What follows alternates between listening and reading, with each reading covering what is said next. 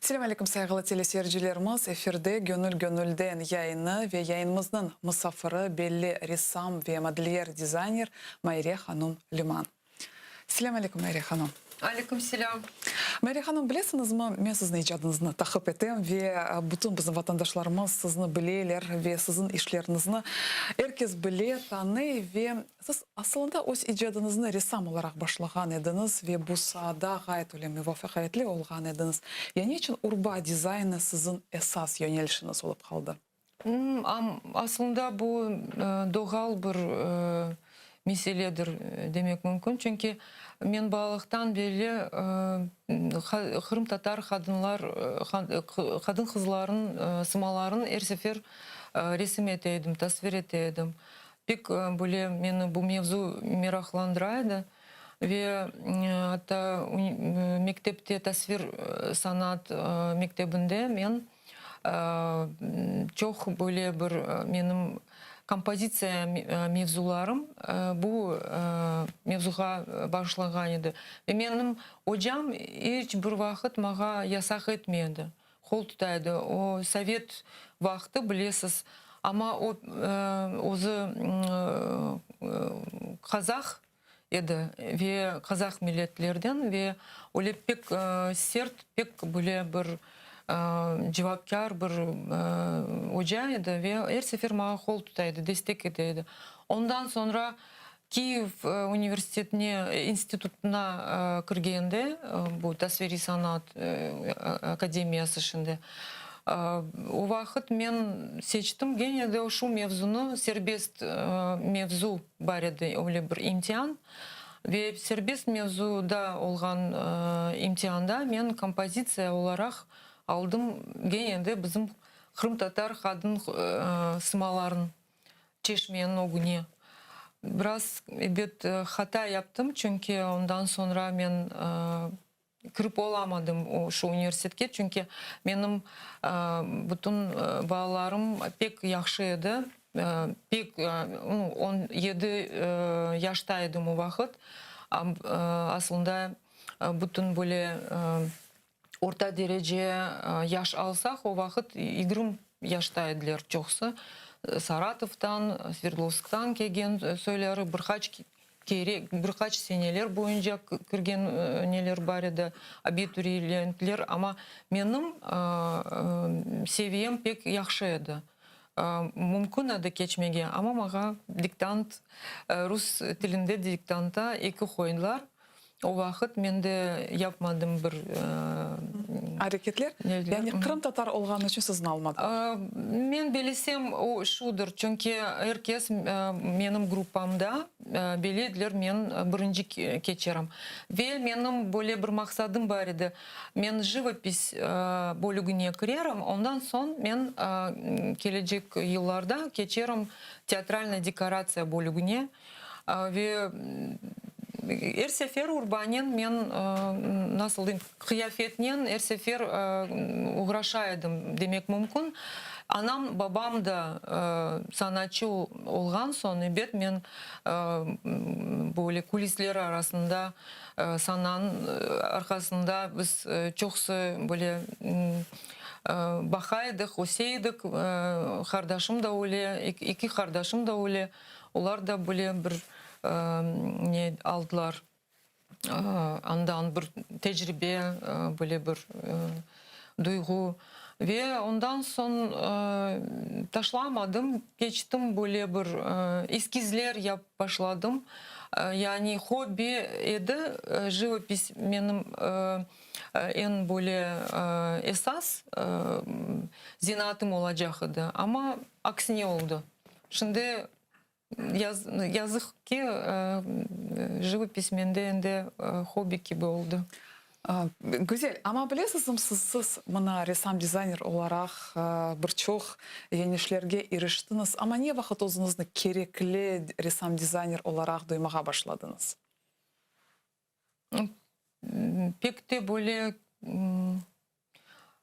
evet var idi öyle bir zaman ama men ne vakit başladım üniversitede okuganda ondan başlap gerekligimi meni pek tanımaydılar ama кереклігімі бірден башладым hissetmеге. Aslında керек olğanım men able duysam, hissetsem, men iki parçaga bölünürüm ama onun işin yaparım sonunca. Onun için 2010 senedir belki 7. senedir böyle en böyle bir nasıl diyeyim başlangıç basamaklar var idi, bu керек olğanım zaman işte. Мария ханым, білесіңіз ме, 2014 senesinden sonra bizim vatandaşlarımız öz Kırım Tatarlığını tırışa edilir urba vastasıyan göstermege, çeşit unsurlarını kayıt etmege mümkün edi futbolkalarını ve ile ahire. Ya bugün nasıl? Bugün daha da ziyade bence. Çünkü bakınız bir insanın psikolojisini alsak, onu baskı etseler, onu horlasalar, onu nasıl diyeyim ruhtan düşürseler, böyle bir ballar bile, çocuklar bile böyle yanaşarlar. Yani aksine başlayırlar bir şeyler, bir hareketler yapmaya. Hem dış kıyafette her sefer o görünüyor. O modada da ayrı bir mevzu var. Moda ilimde var öyle bir ne diyeyim mevzu. İşte o en belli, en ne diyeyim parlak böyle bir yanaşuf. Yani men varım, men böyleyim ve beni ister istemez beni kabul edeceksiniz. Yani Kırım'da alsak mesela Kiev'te de belki, Kiev'te pek böyle aksine olarak değil ama Kırım'da herkes özün belli yapmaya isteğim. Ben Kırım Tatarım ve ben sizden alçak değilim. Ben sizden sizin seviyede, ben de akıllı, benim milletim de pek nasıl diyeyim yüksek seviyede kültürü, tahsili, her bir şey ve ben bir kimseden eksik değilim ve o bu böyle bir yanaşuf pek doğrudur. Aslında o doğal bir yanaşuf bence. Мария ханым, ve siz bilesiniz mi, siz Kırım Tatar nağışına öyle temel koyup popüler ettiniz Kırım Tatar nağışını. Sizin işlerinizde herkes hatırlay. Ya Kırım Tatar uslubine ait giyinmek bu nasıl? Bu pek geniş bir mevzu. Nasıl böyle kısa aytayım ki, en birinciden alayık. Kırım Tatar kadın kıyafeti degende aklımıza ne geliyor? Üç böyle urbanın kısmı. Fes, yen kapak derler ve kuşak. Daha diğer bir kısımları var. Mesela baş örtüleri, ceketler var, ceketlerin çeşitleri. Onlar da hepsi insanın yaşına ait. İşte mesela ceketlerin farklılıkları var, baş örtülerin de. Ama Maraman, Şerbent'in ve Fırlan'dan farklılıkların ve nasıl bir örtü, nasıl bir yaşta kadın ya da kız giyebilir, onu bilmiyor. Onun için ben bu üç tane birinci nasıl diyeyim indikatör gibi bizim urbada, bizim kıyafette bu kısımların ayttım. Onlar üçüsü bir nasıl diyeyim birinci basamakta. Ve onların farkları var. Maramalarının, şerbentilerinin. Yo, ben fesnin, kuşaknin yen kapını ayttım. Ama bu örtülerin ende ikinci basamağa koyam. Onların tanılmasını ben diyeyim. Çünkü afsus ki bizim millet o kadar sürgünlükte olgan son ve çeşit yerlerde Asya'nın türlü көшелерде bir yerde yaşamaydık ve işte bu yıllar boyunca biraz bozuklar başladı, bozma ne diyeyim tarz başlandı peyda olmağa. O da doğal bir şeydir. Pek de suçlamağa da gerek mi, kabatlamağa ama şimdi pek gerek adım adımın onların yerine koymağa. Demek ki bu üç kısım Fes, Yenhap ve Kuşak onu herkes bilir. Yani onlar böyle indikatör gibi ve sürgünlükte Sovet devrinde mesela anamın çağıraydılar tanışlar ya da bilmem tanışları Gülzarap'ta sizde Fes var, Kuşak var ya da bir şey var getirseniz toyga böyle bir Avrupalı biyaz anternin işte böyle mix yapaydılar. Gene de üstüne de fırlantağa da bir ortu giydiler. Fata gibi bir şey. İşte Kırım Tatar böyle bir sımasına yakın bir obraz peyda olaydı. O yüzden ondan sonra o unutulmadı. Ben onu aytmak isteyeyim. Unutulmadı, ve yaşayacak bu bizim indikatorlarımız. Ama başka bütün ananevi milli urbağımızın çeşitlerini gerek ilerleştirmeye, tanıtmağa, onların yerine koymağa. Onların mümkün ve onların yaxşı şimdi kullanırlar böyle zemanevi kostümde çünkü gündelik ya da olsun bir akşamlık bir kıyafette kullanırlar. Onun için bence şimdi pek yaxşı arta bu iş.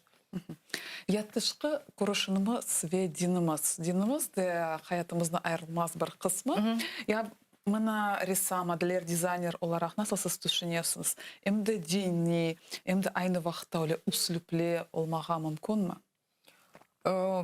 Pek de yaxşı mümkün çünkü bakınız insan güzel olsa böyle bir zemanevi olmasın pek moda o günde en gerekli böyle bir şekiller, siluet olsun, renkler birleştirmesi, kısımlar ya da elementler böyle birleştirmeye mümkün. Ve böyle insanlar özüne celp edeler başka insanların meraklı olarlar. Bence hem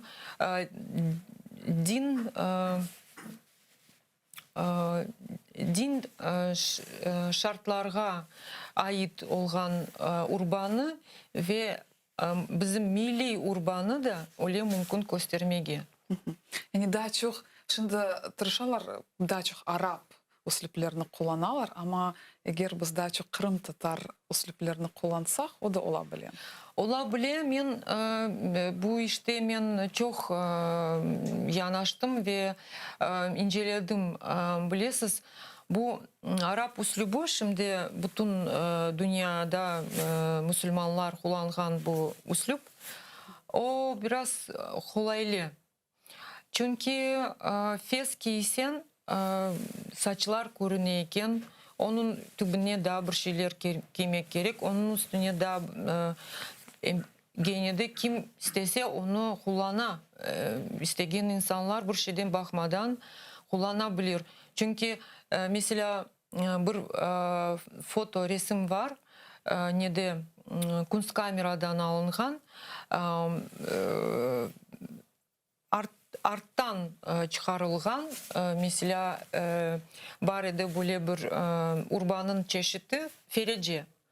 O anter gibi tıklıydı. Onun kolları, yenleri böyle boş değildi, kapalıydı. Tıkılgen anda içine sokmasın eline. Ama o böyle fes üstüne giydiler. Genelde fotografiyada pek yaxşı görünüyor bu kadın Kırım Tatar olğanı. Çünkü onun silueti festten başlana. O arttan çıkarılgan. Tek böyle bütün kıyafetin kapatkan bu Ferece. Ama fes silueti, beli eti bu Kırım Tatar olğanı. Onun için bence Kırım Tatarlığını kullanmak gerek. evet. Tırışkan insanlar var. Biz onların bilemiz. Pek yaxşı gösteriyorlar özlerini. Pek böyle bir numuneler var. Gene de bu istekten bağlı. Elbette ki istekten bağlı daha çok Kırım Tatarlığını teşvikat etsek daha yaxşı olurdu. Arap dünyasını değil daha çok Kırım Tatarlığını göstersek siz aytınız indikatorlar var. Bu da pek mühim. Ve bilirsiniz Mariya Hanım biz daima aytамыз kadınlar hakkında ama erkeklerinin uslubu o nasıl ve erkeklerini dülber kindirmek için nasıl öğretebiliriz? O erkekler için kıyafetlerin eskizlerini ben pek de sevmedim yapmağa evvelden, balılıktan. Her sefer kadın kızlar aytkan edim evvelden. Ama bu da gerek oldu ve o kadar mühim ve pek meraklı bir mevzu.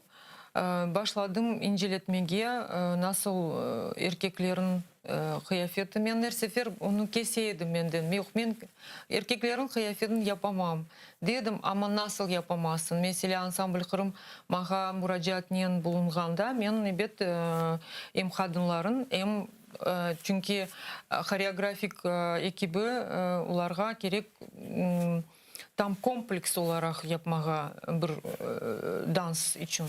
Onun için ben başladım o vaxtlardan böyle meraklanmağa ve çalışmağa bu vaxta. Evet, erkeklerin kıyafeti pek meraklı. Şimdiki zamanda da mümkün kullanmağa. Mesela kolmek ama kolmek süslenmege gerek mi pek çok? Çünkü bizde nechundur Kırım Tatarlar şimdi bililer ne kadar çok süslesen, çok nağışlar yapsan o kadar yaxşı. Yok, o pek de güzel değil. Hem de maksadına göre sen kostümünü giyesin. Mesela sana kostümü var ve gündelik ya da akşamlık ya da kelin Kiev urbası. O hepsi ayrı başka kıyafetlerin çeşitleri. O maksadına göre gerek böyle kostüm elementlerin kurmağa. Ve evet o pek nağışlangan olsa gündelik ne de sen onu giymezsin.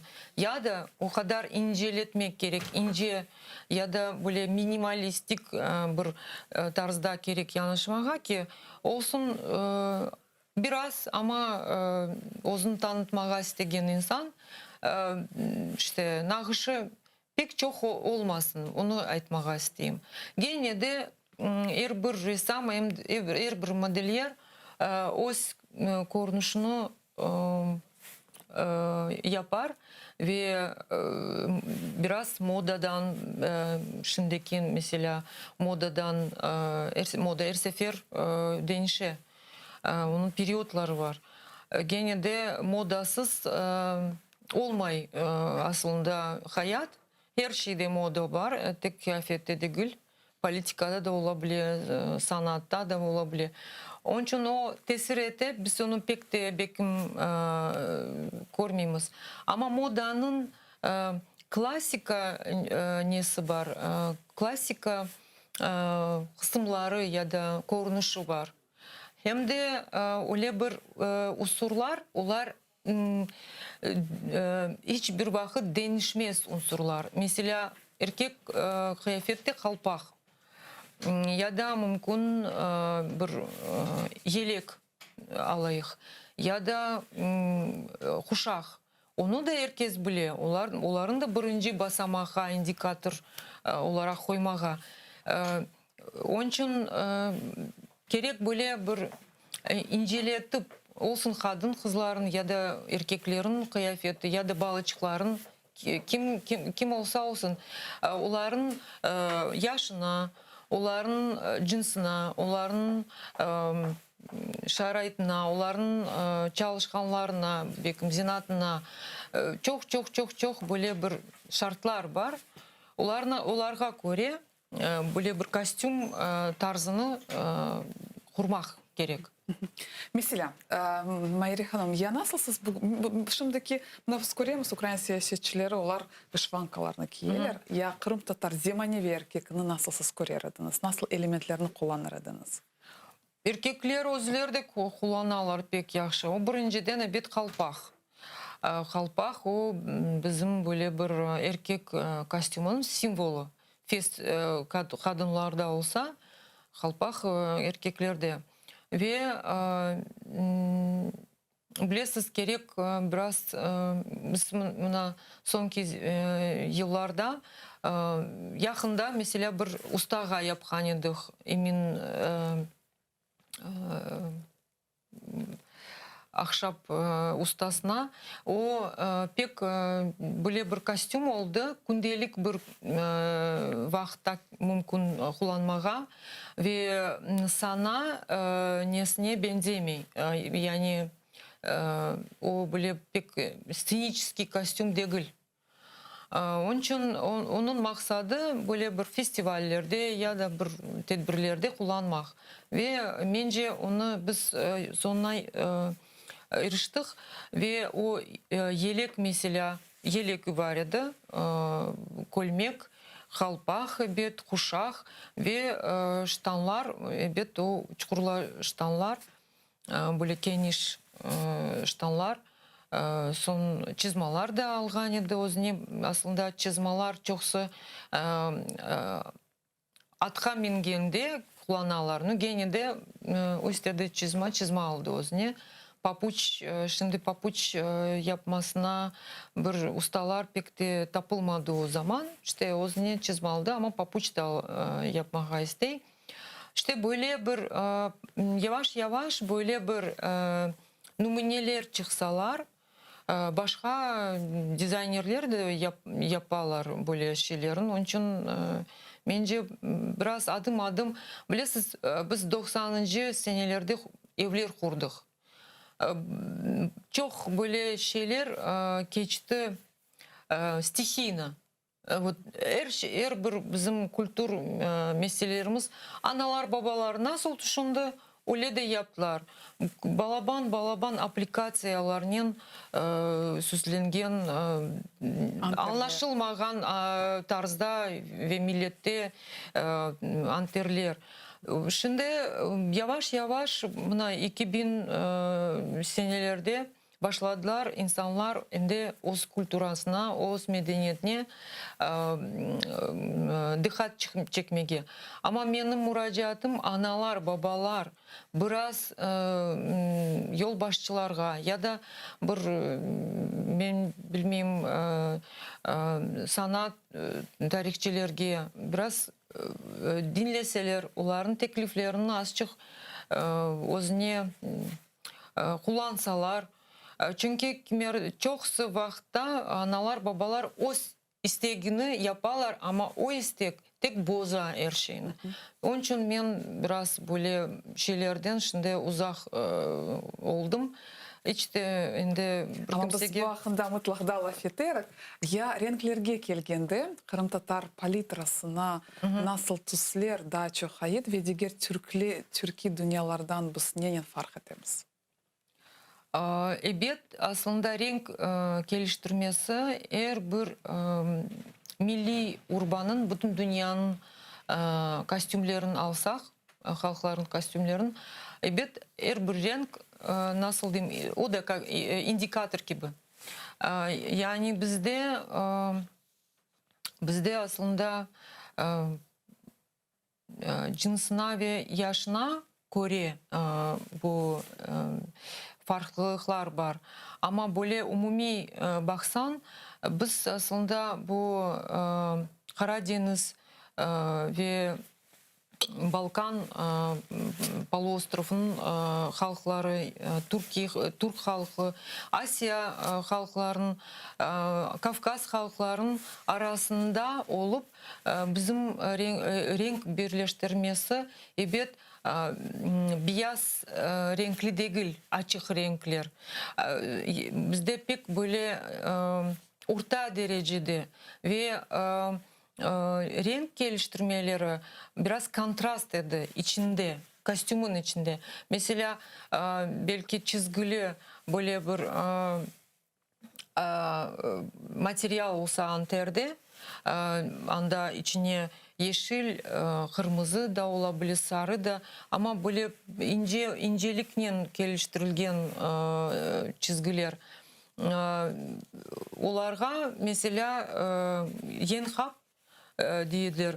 Onların tüsleri ende kontrast şeklinde, kontrast üslupte geliştirdiler renklerin. Mesela kırmızı olsa, kırmızı neler çizgiler çok olsa ona yeşil geliştirdiler. Ya da ceket mesela markalar, ceketlerin çok türlü bir çeşitleri vardı. Hırka, elbade, marka çok türlü ve bu kadınların ceketlerini ben anlatam ve onların da böyle bir tüsleri aslında kadifeden yapıyorlar. No, gene de böyle biraz sdержанный ton. Yani açık tek yaşlarda, genç kızlarda ya da gelin urbada kullanıyorlar. Ondan son biraz neler bu renkler ende böyle basık değil, no gene de öyle pek parlak açık tüslerde değildi. Beyaz tüs bizde gelinlerde kullanmaydı evet. Ama o Ukraynalarda, Ruslarda da kullanmaydılar. O 19. senede Avrupa'dan bizge geldi ve bizler de başladık evet Sovet hükümetinin vaktında onu kullanmağa. Мәри ханым, веда бір мәселе сізден лаф етмеге істейм. Сіз aslında bizim toylarımız bu bizim hayatımızın ayrılmaz bir kısmı ve bizim milletimiz nasıl kıyın vaxtlarını yaşamasa bile toylarga çok emniyet beri ve sizin anterlerini herkes tanı, herkes bile, siz birincilerinden mına bizim gelinlik anterlerimizge onların dizaynını birincilerinden siz yapkan ediniz. Ya bugün mına zaman geçti, ya bugünkü zemanevi gelini nasıl görmege ister ediniz? Şimdi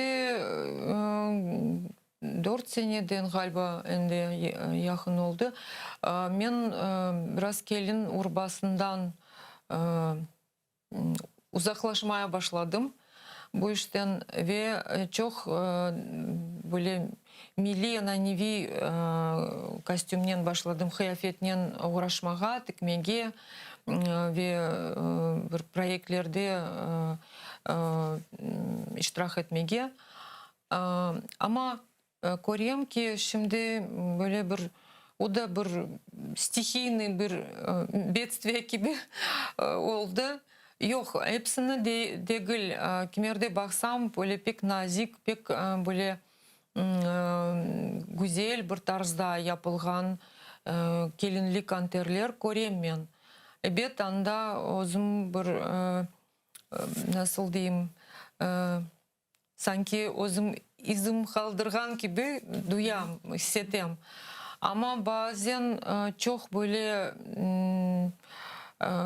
anlaşılmagan bir kıyafetler ola, renklerin birleştirmesi, onun üstüne anlaşılmagan bir örnekler. Yani insanlar nağış yapam deyip ne derler?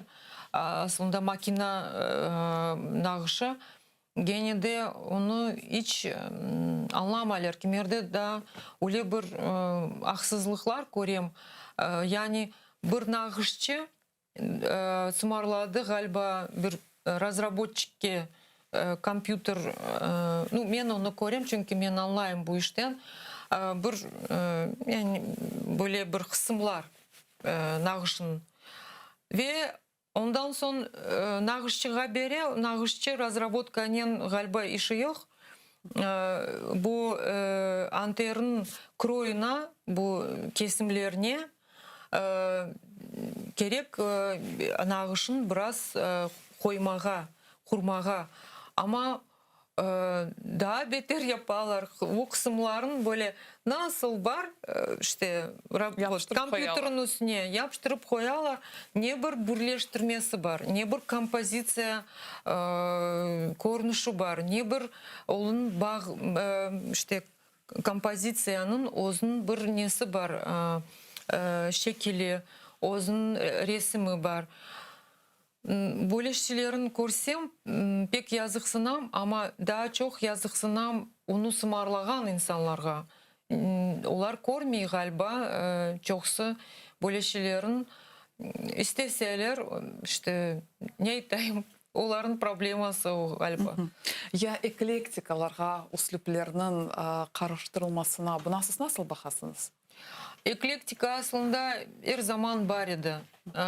Biz eğer böyle 10 yılın içine ya da 50 yılın içine bakmasak, eklektika birbirinden geliştirilmegen tarzlar birleşmesi değil mi?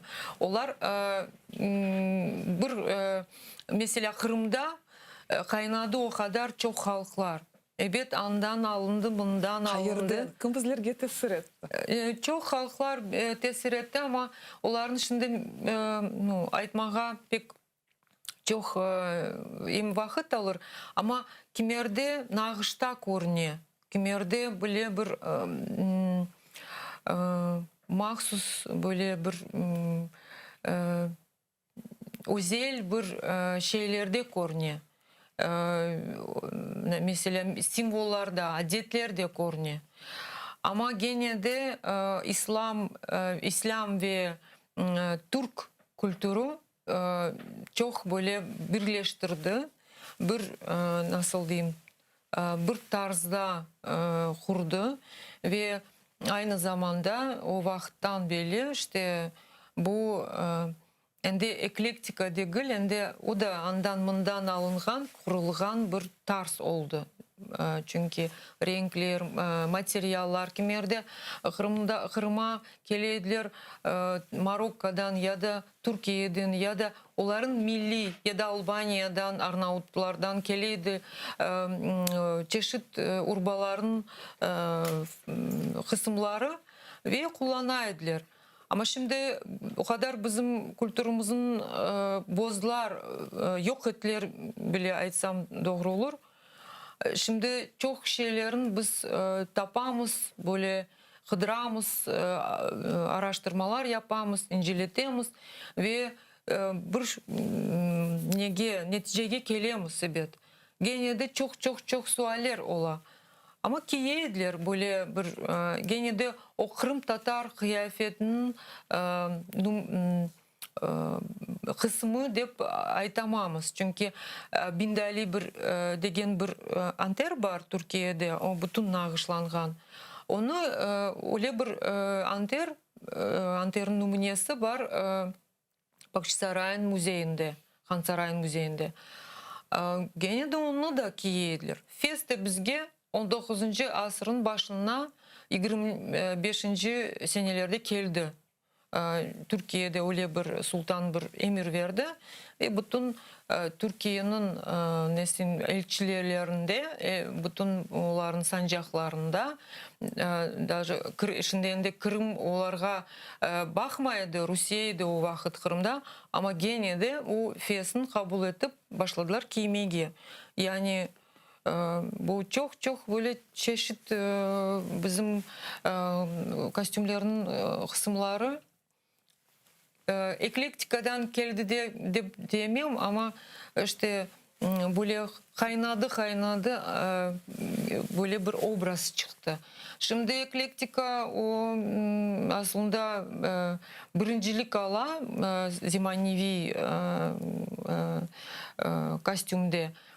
Gene de onun da gerek orta derecede pek böyle dikkatlen almağa ne sen şimdi birleştiresin böyle bir fundament esas bir şeyler var onlar hiç değişmesin mesela fes yengap aytkan gibi kuşak kokusluk ceket onlar değişmez o klasika gibi ama içteki formalar mesela yenlerin forması şekli ya da eteklerin forması onlar belki değişebilir onların forması. Çünkü 19. asırda biz görüyoruz başta böyle bir kroy Kırım Tatar kostümün başka bir kroy nesi var idi, hususiyetleri. Ama 19. asırın sonuna indi Avrupa kostümün tesiri başlandı ve Kmersayta Rus kostümün yok. Avrupa kostümün tesiri başlandı. Bu anterın ve silüeti yok oldu. Başlandı beden gece böyle kesimli etek ve böyle bir yaka stoyka deyilер ona peyda oldu. Мәри ханым, сіз айтып кечтіңіз, бір чоқ миллетлер біздің халқымызға тәсір етті, шының үшін бір чоқ ұнсырларына қайт етмеге мүмкін. Я Қырым татар ве Украин үсліплері арасында, шекиллері арасында бензерлікні қайт етмеге мүмкін, насыл сіз düşünесiniz? Aslında böyle baksak bu renk geliştirmeleri, formlar çok farklı. Ama alsak mesela ayrı erkek kurbanı, onlarda şalvar, bizimki gibi şalvarlar, şaravarı değiller. Şaravarı şalvarlardan aldılar. Çok aslında Rus kostümde ve Ukrayn kostümde çok bizim sözlerimiz var. O herkesge belli. Ama bu şaravarı degen beden giyimi o ne bel giyimi o kırmızı түсте olgan son o biraz başka değişik bizge görünüyor ama onların böyle formalarını alsak evet onlarda daha geniş gene de pek böyle benzerlik var kuşakta var idi kolmekte bu baş giyimleri de işte aslında daha çok bu Zapadный Ukrayna'da olan kostümlerin adlarını böyle inceletsem mesela onlarda Oçkur degen bir kuşak var iken. Oçkur herkeste değil, Zapadный Ukrayna'da var iken. Ve Oçkur o uçkurdan geldi. Uçkur uç kere kur. Yani bu bizim erkek kuşakların uç kere bel üstünden böyle geçirip baylap işte böyle uç bağlar var idi hem tışta hem artka ve onların yapay işte bu kuşağın adı uçkur idi. Türkiye'de de uçkur sözü var. Ondan belki geldi bizge. Ama bakınız uçkur son kokusluk var kadın kızlarda. Bu pullar neler kullanaydılar bilmem inci bir ipler incilerde çok incili ipler karal ve nelerde de barda o onlarda pek mod bu manista degen işte bu kokus işte nesi süslemesi ve onda da benzerlik var. İşte böyle bir az olsa da gene de böyle çok şeyler var aramızda benzerlik. Pek meraklı. Мәри ханым, я зевқның ve zevsizliğinin sınırı ne de saklı? ишимде. Вкус. Да. Где грань между вкусом и безвкусицей? Ну, пек более моим пек зор бір суаль. О, эмде пек ади бір суаль. İnsanda olmalı bu zevk. Çünkü insanda zevk olmasa mesela aslında dış kıyafetinde birden görünüyor. Ama o insan bekim pek yakşı insan. Bekim zevki olmasa ama onun insaniyetliği pek güzel olsa bana göre o daha yakşı. Мәрия ханым, сіз бір чоқ еллар девамында милли урбамызны араштырасыңыз, огренесіңіз. Ве бұл еллар içinde бір чоқ дизайнерлер пейда болған еді. Ве дизайнерлер, Қырым татар дизайнерлер дүниясында не олайыта, ве аслында бұл сен кешаф етем, асына сіз түшінесіңіз. Сөзге çok dizaynerler yok бар, ama олардың adlarını da айта білем. Pek yaxşı kızlar, Nize Emirşahson, Liniye İbrahimova. Bu iki bir şahsiyetler, modacılar pek güzel bir yönelişte giderler. Liniye'nin mesela ben pek sevem onun erkekler urbasını nasıl o tarzını yapa. Ve onlarga muvaffakiyetler dileyim. Nize'de maşallahı var. Gene de onlardan başka çok adlar yok. Ve bilirsiniz bu modacılık, dizaynerlik zinatı yaşına da bağlı. 40 yaşkaca insan daha kreatif, daha güzel, daha progresif baka oge. Ve daha çok olsaydılar, biz biraz daha çok yaşı laf ederdik bu akta ama onlar pek az. Ama ne için siz şimdi aytınız bu dizaynerler hakkında, Nize hakkında aytınız, Liniye İbrahimova hakkında aytınız, ama onların o kadar tenkit ettiler. Bu neden? Bu bence biraz insanlarga gerek biraz kence bakmağa dünyaya. Çünkü çoksa böyle biraz nasıl diyeyim böyle tar bir koridorda gibi giderler ve görmüyorlar bir şey. Şimdi tenkit etmege pek çok şey var. Ve halkımız seviyor bu şeyleri yapmağa. Pek seviyor, evet. Çok böyle tenkit yapmağa yaxşı. Ama tenkidini yapmağa gerek profesyonel insanlar. Çünkü onlar mütehassıslar. Onların pek men dikkat ettim böyle şeylerge. Kimerde meni yoldan da kese bile böyle şeylerden meni alsan. Gene de bu kızlar bizim dizaynerler pek iki dizaynerin aytım. Onlar pek böyle güvenlik giderler. Onlar pek ne diyeyim? Evet, onların ruhlarına, onların faaliyetine böyle negatif tenkitler pek yaramay işte tesir etti.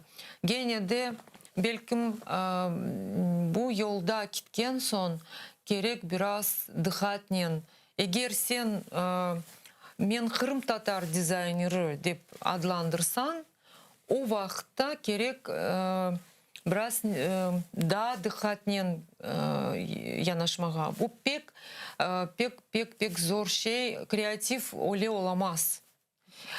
Çok insan bunu anlamay. Çünkü mesela bir kimseye bir yasak koyup olamaz. Zemanevi kostümlerde böyle şey yok aslında. O Kırım Tatar kostüm değil. Kırım Tatar kostüm biz degende o ananevi milli kostüm ya da sanada scenический kostüm olsa ya da kundelik olsa o bütün kuralların mahsus öyle bir maksat koyulgan, mahsus bütün kuralların bütün işte şartların yapmak gerek, kullanmak gerek kostüm kuruluşuna. Ama böyle bir zemanevi bir şey olsa, anda mesela Nize onun ilhamlandırdığı Kırım Tatar kostümü. Ama o tam Kırım Tatar kostümü olmaz, olamaz. Ve kim yerde belki bir üsluplar ya da bir tarzlar kullana, ona da gerek mi o kadar pek ne diyeyim Bizim halkımız doğrusunu aytsam, bizim halkımız öyle bir pek yanaşa, biz bir-birimizge öyle de destek göstermege öğrenmedik. Ama aksine er bir yönelişke, er bir çeşit sahalarda özlerini göstergen insanlarga elbette destek göstermek gerek. Son en yaxşı söyleri özlerini daha gösterir, daha açar. Bekim öyle kesin tenkitler gerek olmay. Çünkü biliyorsunuz şimdi çok şeylerde tenkit şeyler var. Gene de gerekli şeylerde yok. Gerekli şeyler de yok. Mesela bu koreografik kostümlerin yönelişi. Şimdi biraz sende başladı böyle bir doğru yollarga çıkmağa. Şimdi o aplikasyonlar yok. Onlar şimdi kayboldu. Gene de böyle şeylerin gerek. İnsanlar bilirler o doğru. Ama o da çok şeyler anda da doğru değil. Onun için bence gerek biraz okumağa, ilerleşmeye. Çünkü bundan bizler böyle bir balota gibi olacağımız bir batkıda hep birbirimizin böyle basıp biz o gitemiyoruz böyle. Yani daha bir tenkit var. Memlekette bilmem Moskova'ga, Kiyev'ga ya da bilmem Londra'ga ya da Amerika'ga anda okumağa o anda kalır. Biraz geniş düşününüz ve o anda tahsil alsa daha çok ilerleşir.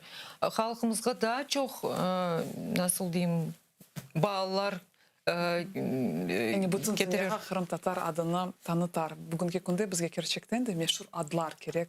Biz Evet. milletimizni er köşede tanıtmak gerek. Evet. Ve böyle sualim de var. Meri Hanım, bana bakınız. Bugün biz sizin milli kıyafetimiz, aslında kıyafet hakkında laf etemiz ve bizim sanatımızı alsak, tasviri sanatımızı alsak, bizim sanatımız unikal. Texnikalar, renkler ve ilahri ayrıca kaldırıcı bir sanatımız var. Yani için biz dünya sanatın kısmı öyle de olup olamadık. No, bakınız böyle bir adımlar kete gene de şimdiki zamanda 14. senede biraz halk böyle perişan oldu. Ne diyeyim biraz bir şubeler neler imkansızlıklar çıktı. Ve bu hafta gene de aytayım biz Asya'da pek yaxşı tahsil algan edik. Kırım'a kelgen son Kırım o biraz küçük bir yer. Ve başladık joymağa biraz bu yüksek seviyeni Asya'dan algan. Mesela bizim halkımızın en belli ustalarımız, icracılarımız Taşkent üniversitelerinin, akademiyaların, konservatoriyaların bitirdi. Duşanbe, Almata, o başkentler. Başkent o Balaban şehir. Onun içerisinde iş, ilim, medeniyet kaynay. Küçük yerde öyle pek zor yapmağa. Bizim yaşlarımız gerek böyle bir yaxşı tahsil almağa. Mesela en güzel böyle bir numune bence bu Alim Kurtmemetov, şimdiki yaş bir müzikacı, müzisyen. Türkiye'de tahsil aldı ve kayıttı Kırım'a ve pek güzel şeyler yapar. Onun göz bakışı, dünya bakışı başka bütün müzisyenlerinin teniştirsen. Bizim tek Enver Ağa İsmailov yüreğinde ülkelerde ve o pek insanın festivallerde özünü korsatеді, başkaların görеді. O pek ileriştirgen bir şeydir, o progresif bir şeydir. Müzikada ne olsa olsun, tasviri sanatta gerek yürüme ketmege, çalışmaga. En çok çalışmaga, sonra dünyanı bakmaga. Nasıl anda şimdi? Çünkü gene de bir batıkta gibi bizler böyle çalışamız, ne temiz ama bir ne diyeyim böyle bir güzel şeyler gene de sağ olsun bizim milletimiz o kadar istidatlı, o kadar akıllı, o kadar işkır bir millet. Gene de talep edip o kadar şeyler oldu bizde mına Kırım'da. Şimdi nağış sanatın ne kadar güzel seviyede oldu. Men ona pek kuanam ve pek ne diyeyim gururlanam işte. O ulgen sanat edi bir vaxtlar. O öyle yatkan bir sanat edi. Ama keneden gayridan canlandırdık. Ya Kırım Tatarlık neden başlamak gerek? Nasıl siz düşünüyorsunuz? Kırım Tatarlıkını nasıl yaşatmak gerekmez? Men aslında belki özüm bir misal olarak bir ne gibi getireyim.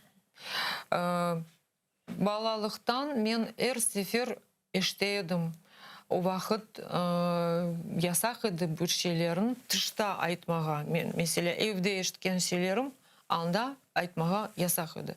Ve men bala olarak onu anlaydım. Ve mağa Kırım Tatar halkına, Kırım Tatar medeniyetine sevgi aşılaydılar. Pek de buna sev deyip aytmaydılar ebet. Ama gene de men göreydim. Nasıl sevinlik ile nasıl bir mutluluk ile yanaşaydılar öz sanatına, öz halkına. O kadarlık yeter. Yani ana babalar ebet başlasalar gene de çok böyle insanların bölüm onlar aşlaylar her şeyini hem dilini hem sanatımızını gene de tarihini. Ama çok insanlarda yoklagan gibi ola. Men buna Ve kendiniz netice çıkarak bugün her bir Kırım Tatarı günde nasıl çağrılıvlar olmak gerek? Birinciden buna men o kadar biraz güvensiz insanım kimerde şüphenen yanaşan bir şeyge. Ama men hiç bir şüphem yok idi bir vakit. Bizlerini 90-cı senelerde biz Kırım'a kaytkanda bizlerini nasıl karşıladılar? O yerli halklar, kelmeşek halklar. Onlar kelmeşek halklar. Biz anda o yerini nesili, biz o yerini tamır halkımız. Öyle değil mi? Ama onlar başladılar bizlerin göstermeye sanki bizler böyle bir aşağı seviyede sanki bizler onların konkurent olup bari de даже yazılarda bir yerde Sovet Ministrliği bir vaxtlar yazgan edi. Kırım Tatar halkı konkurent olamaz işte her bir yerde. Men buna her sefer karşı duraydım. Men hiçbir zaman özümni bir kimsenin aşağı ya da eksik işte duymaydım, hissetmeyedim. Ve her bir bizim Kırım Tatar halkının insanı, balası, yaşlı insanı herkes öyle bir nasıl diyeyim, herkesge gururlanmak gerek, çalışmak gerek. Bir şeyge bakmayıp maksadnen böyle ketmek gerek. Bu denişmeler olar bir vakitler geçer. Ama biz böyle batsak, böyle men diyeyim bizim Kırım Tatar milletimiz biraz bölündü. Biraz da değil çok bölündü. Çok şeylerge bölündü. Din taraftan, politika taraftan, dünya göz bakışına. Her şeyde, sanatta çok bölüngen böyle parçalar oldu. O pek yazık ama hepimiz anlamak gerekmez bu siyaset ve bizge onu nasıl diyeyim, навязали. Onun için bizler öz aklımızdan gerekmiz yanışmağa her şeye ve bir şeyden bakmadan maksatha gerek etmege. Bence böyle bir cevap. Çok sağ olunuz Mariya Hanım. Böyle sağınız böyle meraklı sohbet için biz sizin bütün işlerinizde Allah razı sizge olsun. muvaffakiyetler dileyimiz ve can yürekten minnettarız. Sağ olunuz. Saygılı teleseyircilerimiz, bu güzel noktada yayınımızı yekünleyemiz ve hatırlatam. Yayınımızın masafırı belli ressam ve modelyer dizayner Mariya Hanım Luman olğan edi. Ben ise sizlerden sağlıklaşam. Gelecek yayınlarımızga kadar görüşmek üzere.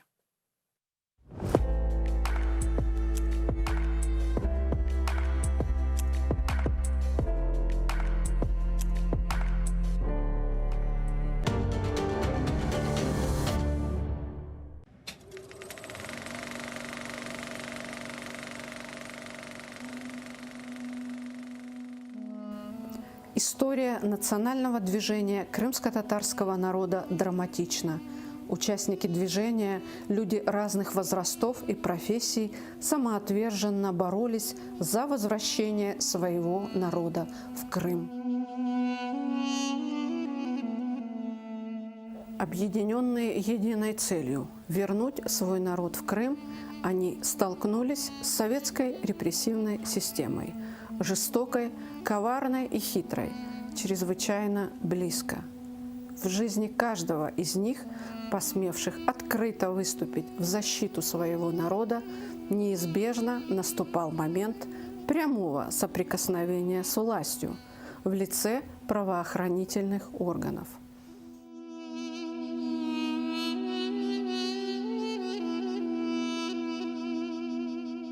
Смотрите выходные в 18:00 в программе «Тарих Седасы» с Гульнарой Бекировой на телеканале АТР.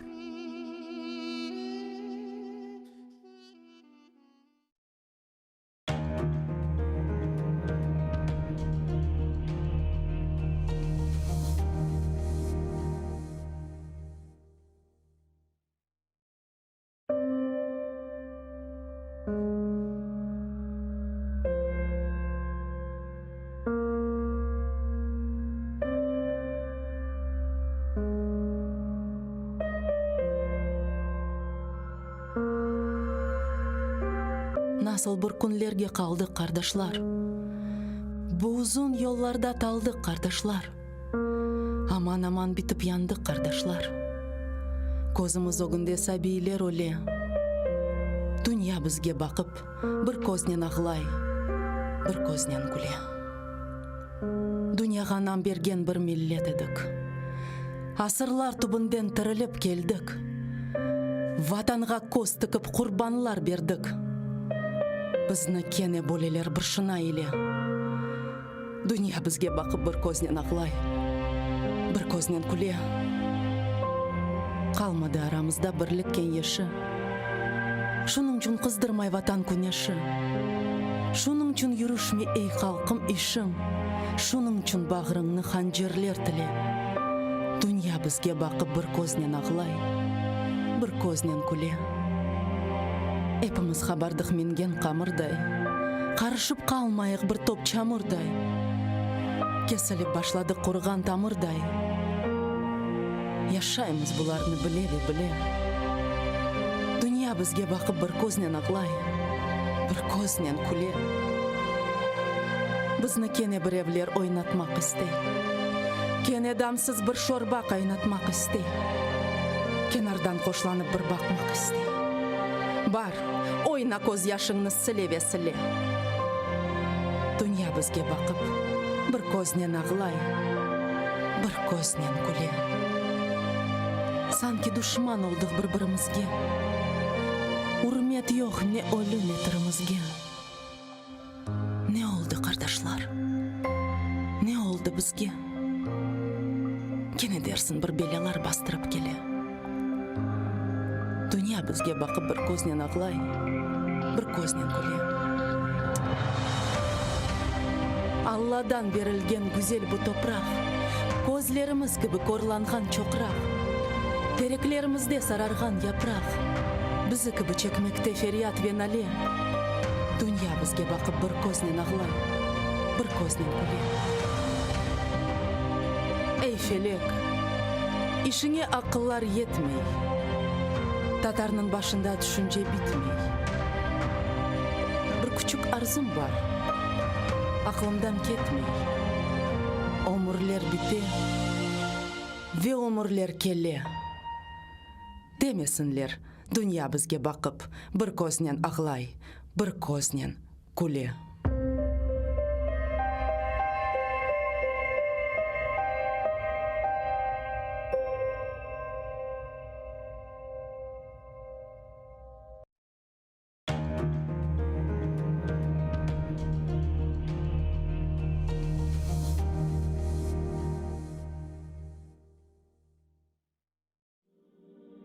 Пророк Мухаммед, да благословит его Аллах и приветствует, сказал: «Каждая умра после предыдущей служит искуплением совершенных между ними грехов.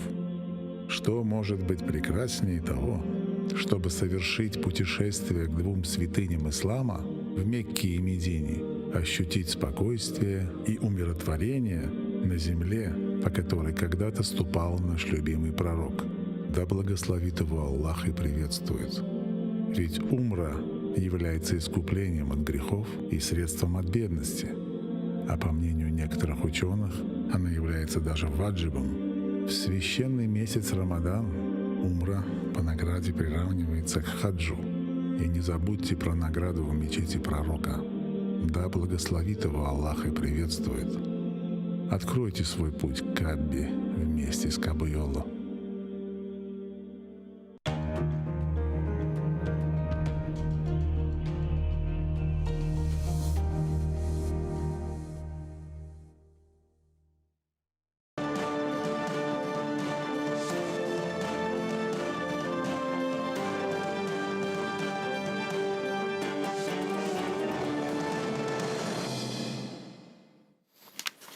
Добрый день. Эфир телеканала АТР продолжает программа «Богунь». Я Роман Спиридонов. И в ближайшие 2 часа мы будем говорить о самых важных и актуальных темах, связанных как с оккупированным Крымом, так и с материковой Украиной и событиями, связанными с этой темой. Но прежде чем мы начнем эфир, я напомню, что у нас есть наш YouTube-канал, на который вы можете подписаться и в удобное для вас время смотреть те программы, которые вы не успели увидеть в эфире. А еще можете поддержать нас, подписавшись на наш Patreon, потому что ваша поддержка для нас очень важна. Я представляю гостя этого часа. Это Денис Матюк, политолог, эксперт аналитической группы «Левиафан». Добрый день. Добрый день.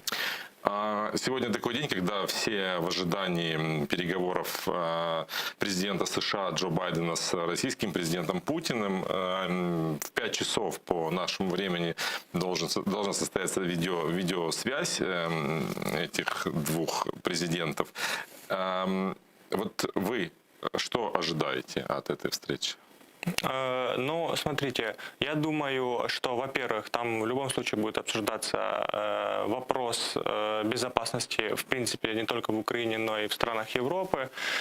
Также, я думаю, будет обсуждаться газовый вопрос, энергонезалежность европейских стран. Но я не думаю, что можем ожидать каких-то прорывных решений или заявлений по поводу этой встречи. В том числе об этом уже еще до начала разговора анонсировал пресс-секретарь президента России, что это будет обычный штатный рабочий разговор, и маловероятно, что он даст какие-то новые прорывы в отношениях и США, и России. Тем не менее, контекст этой встречи очевиден. Об этом уже не одну неделю пишут все СМИ, ссылаясь на данные разведки США и на заявление нашей разведки о том, что Россия концентрирует на наших границах огромные силы. Там, по данным нашего министра обороны, более 95 тысяч военнослужащих Российской Федерации уже сосредоточено, и они могут увеличить этот контингент. Недавно появилась карта, на которой нарисованы направления, по которым Россия будет нападать. И, судя по этой карте, она отмечена почти вся наша страна по периметру и с севера, и с юга, и все направления, которые только возможны. Это обрисовывает глобальное сражение. Я не знаю, можно сравнить только с каким-нибудь сражением Второй мировой, где будут задействованы даже не сотни тысяч, а может быть даже и больше людей и единиц техники. И, скажем так, очень повышены ставки, да, перед этой встречей. Вот эта напряженность, она насколько реальна и насколько реально то, о чем пишут СМИ, о возможном вторжении России, очередном нападении на нашу страну? Ну, я бы хотел бы акцентировать внимание на нескольких важных моментах. Это первое, то, что в принципе вот эти все силы, которые сосредоточены вокруг границы Украины, они плюс-минус там и находились. То есть это силы, которые Россия стягивала еще перед первыми переговорами с Байденом для того, чтобы повышать ставки. Второй момент, тоже немаловажный, это, если не ошибаюсь, впервые с заявлением о том, что Россия наращивает военные силы вокруг нашей границы, вышли разведки других стран, а не, собственно говоря, Россия, как это было раньше, или же наша разведка. Но я бы я, скажем так, не сильно верю в то, что Россия прямо начнет вторжение в начале следующего года, например. Понятно, что можно ожидать разных провокаций и, может быть, разные моменты, но сейчас у России есть другая геополитическая цель – это запуск Северного потока-2, и лично мне кажется маловероятным прямые военные вторжения до момента запуска на полную мощность этого газопровода. Как мы знаем, по оценкам экспертов, по самым затянутым срокам сертификации этого газопровода, на его сертификацию может выйти Россия примерно в мае-июне следующего года. А предпосылки к тому, чтобы это было не быстро, уже есть. Это приостановка Германии сертификации до тех пор, пока Россия не разделит управляющую компанию и компанию, которая владеет газопроводом. Но ведь в Грузии в 2008 году тоже никто не ожидал, и мы не ожидали в 2014, что такое может произойти. И тоже было нелогично, наверное. Но в Грузии в 2008 году, если не ошибаюсь, там же острая фаза началась после попыток Саакашвили силовым путем вернуть под контроль часть территории. И даже сейчас администрация Путина сравнивает попытки, если будущие возможные попытки Украины силовым путем захватить Донбасс с этим 2008 годом в Грузии. И мне кажется, это просто шантаж, повышение ставок, и, скажем так, Россия пытается заставить Запад говорить с ней о тех темах, которые интересны. То есть, в первую очередь, это гарантии того, что Украина не будет интегрирована или не вступит в НАТО ни при каких условиях. И второй момент по поводу 2014 года. Сейчас намного подготовленнее и профессиональнее наша армия. Во-первых, если я не ошибаюсь, по последним подсчетам наши сбройные силы насчитывают примерно 200 тысяч человек. А во-вторых, намного проще устраивать разного рода провокации через анклавы ДНР или ЛНР, или же с территории Беларуси, как было на днях, когда белорусские пограничники обвинили украинских пограничников ИМИ-8 в том, что они якобы нарушили белорусскую границу, залетев на километр вглубь Беларуси, и заявили, что в следующий раз будут на это жестко отвечать. При этом выкладывали какое-то фейковое видео, как наши пограничники якобы расстреливают мигрантов. Да. Да, это все можно назвать играми, провокациями, но вот данные нашей разведки буквально сегодня были опубликованы. Вразрез договоренностям Россия стягивает к линии соприкосновения на отдельных участках дополнительные самоходные артустановки, танки и боевые машины пехоты. Это заявляет Главное управление разведки Минобороны. Вот если процитировать, то Российская Федерация продолжает действовать в недопустимой форме, дестабилизирует ситуацию в районе проведения операции Объединенных сил с целью командование оперативного управления российских оккупационных войск и усиливает свои подразделения возле линии соприкосновения на отдельных направлениях дополнительными 120-миллиметровыми самоходными артиллерийскими установками, танками, боевыми машинами пехоты с нарушением договоренности про отведение тяжелого вооружения. И кроме того, на передовых позициях увеличилось количество снайперских групп. Ведь, да, это можно говорить, что это все повышение ставок и провокация, но это же очень опасная ситуация, которая может в любой момент превратиться из провокации в настоящую войну. Ну, это да, но я бы на это смотрел с точки зрения, в первую очередь, логистики. Зимой это крайне неудобно и логистически, и материально, и с точки зрения морального духа, в принципе, проводить какие-то боевые действия. Мне кажется, кроме техники, которая стоит вокруг нашей границы, нужно еще посмотреть на количество техники, которая стоит на территории неподконтрольной правительству нашему. Намного проще России будет свести туда, в ДНР и ЛНР, автобусами, грубо говоря, каких-то своих военных и начать активные действия там, а не пойти на прямое вторжение, в очередной раз нарушая украинские границы. За этим обязательно последуют экономические, финансовые, политические санкции со стороны всего мира. Ну, кстати, о санкциях. Недавно появилась информация, что в ЕС и США рассматривают санкции, усиление санкций. Это блокировка работы российских банков, чтобы ударить и по экономике России. И одна из этих санкций – это отключение системы финансовых платежей SWIFT. Вот насколько готов мир все-таки не просто об этом говорить, а это применить?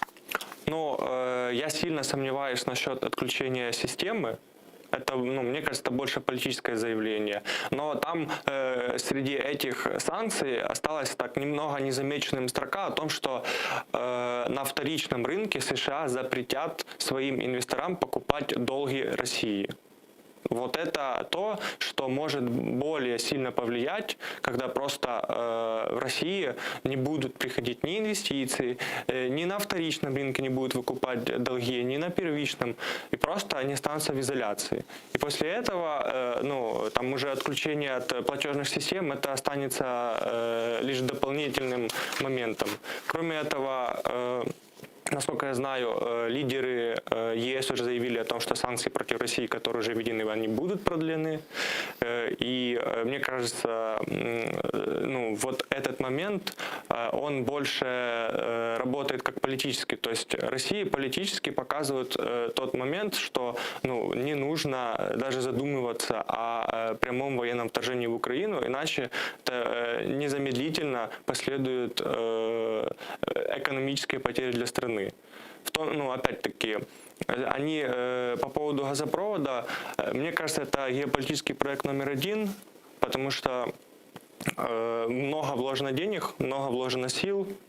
Плюс мы видели недавний шантаж газом Европы, когда цены на спотовых рынках взлетели там до $2000 за 1000 кубометров. И мне кажется, что было бы крайне неразумно проводить такой огромный геополитический реально проект с точки зрения, что когда запустится Северный поток-2, в принципе, Украина как страна-транзитер России будет не нужна. И было бы крайне глупо сейчас срывать процесс сертификации таким прямым военным вторжением. Я уверен просто, что если Россия пойдет на эскалацию, на военные прямые действия, то ни о какой сертификации речи идти не может. По поводу сертификации Северного потока, глава фракции Европейской народной партии в Европарламенте Манфред Вебер считает, что в случае нападения России на Украину правительство Германии должно немедленно свернуть проект Северный поток-2, и новые власти должны четко обозначить свою позицию. Давайте послушаем, что он сказал. Якщо Путін пустить в хід зброю, то газопроводу «Північний потік-2» – кінець. Введення в експлуатацію було б тоді виключено. Цю ціну майбутній уряд Німеччини має чітко позначити. Ну, то есть это в логику вашего мнения вкладывается, да, что России это невыгодно, что ей сейчас интересен Северный поток-2, и, может быть, даже можно и объяснить, конечно, этим интересом такое напряжение сейчас в мире. Но можно ли Россию оценивать с точки зрения логики? Умом Россию не понять, как говорили те же российские классики. А тут я с вами согласен, но мне кажется, что те усилия, которые годами прикладывались к этому проекту, то количество денег, это же не только деньги на постройку этого проекта, это деньги в первую очередь на лоббизм его в странах Европы. И те геополитические преимущества, которые принесет Северный поток-2 России, они, мне кажется, даже в условиях больной головы там, они выглядят более привлекательно, чем сделать прямое вторжение в Украину. Это же не первая история, когда Россия, грубо говоря, пытается завоевать геополитическое влияние, расстраивая свою сетку этих потоков, по которым они поставляют газ. Это и турецкие потоки. Уже по второй нитке турецкого потока Россия поставляет газ в обход Украины в часть стран Европейского Союза. Если раньше, например, страны покупали его или транзитом через Украину, то сейчас об этом же вопрос не стоит. И это там Молдова, Венгрия, вот были переговоры на днях с Боснией и Герцеговиной. То есть эти все страны, так или иначе, когда они покупали газ напрямую у Газпрома, до постройки турецких потоков, они получали его транзитом через Украину. Мы уже начали говорить о переговорах, мы его, скажем так, ожидаем этих результатов, но накануне были заявления, как вы уже говорили, о том, что Песков, пресс-секретарь Путина, заявил, что в Кремле не ждут прорыва в этих переговорах с американским коллегой, потому что отношения между странами не позволяют на это рассчитывать. И есть заявление президента США Джо Байдена, который сообщил, что надеется провести с Владимиром Путиным долгий разговор и отверг красные линии российского президента. Давайте послушаем цитату Джо Байдена. Ми давно знаємо про дії Росії, і я сподіваюся, що ми проведемо довгу дискусію з Путіним. Я не приймаю чиїхось червоних ліній. Очень сложно ждать прорывов от разговоров. Мы имеем такие огромные авгиевы конюшни сейчас в наших двусторонних отношениях, что расчистить их вот так за несколько часов беседы вряд ли возможно. Линия, о которой говорит Джо Байден, это заявление Путина о том, что он никогда не смирится с тем, что Украина может стать членом НАТО, и он даже потребовал, чуть ли не в письменном виде, документ от Североатлантического альянса гарантий, что Украина там не будет. Это может быть темой переговоров?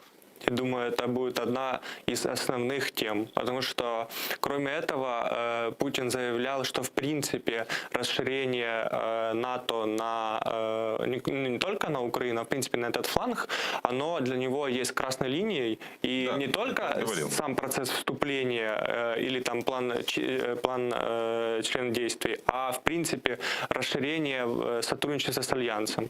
И, кроме этого, нужно учитывать тот момент, что до этих переговоров Джо Байден проводил переговоры с лидерами стран Германии, Франции, по-моему, Нидерландов и Италии. Они уже заявили о том, что они будут пытаться возобновить диалог Украины и России в нормандском формате, и это будет один из вопросов, который будет тоже обсуждаться во время разговора Владимира Путина и Джо Байдена. Да, вот они как раз говорили о том, чтобы скоординировать свое санкционное давление на Россию, и опять же говорили о том, что нужно возобновлять, возрождать нормандский формат. Сейчас с нами на связи Сергей Пархоменко, директор Центра внешнеполитических исследований. Я приветствую вас, Сергей. А какие ваши прогнозы на встречу сегодняшнюю Байдена и Путина? Чего стоит ожидать? Стоит ли ожидать разрядки, которая сейчас вот прям физически ощущается, возникшая вот в воздухе, буквально витает?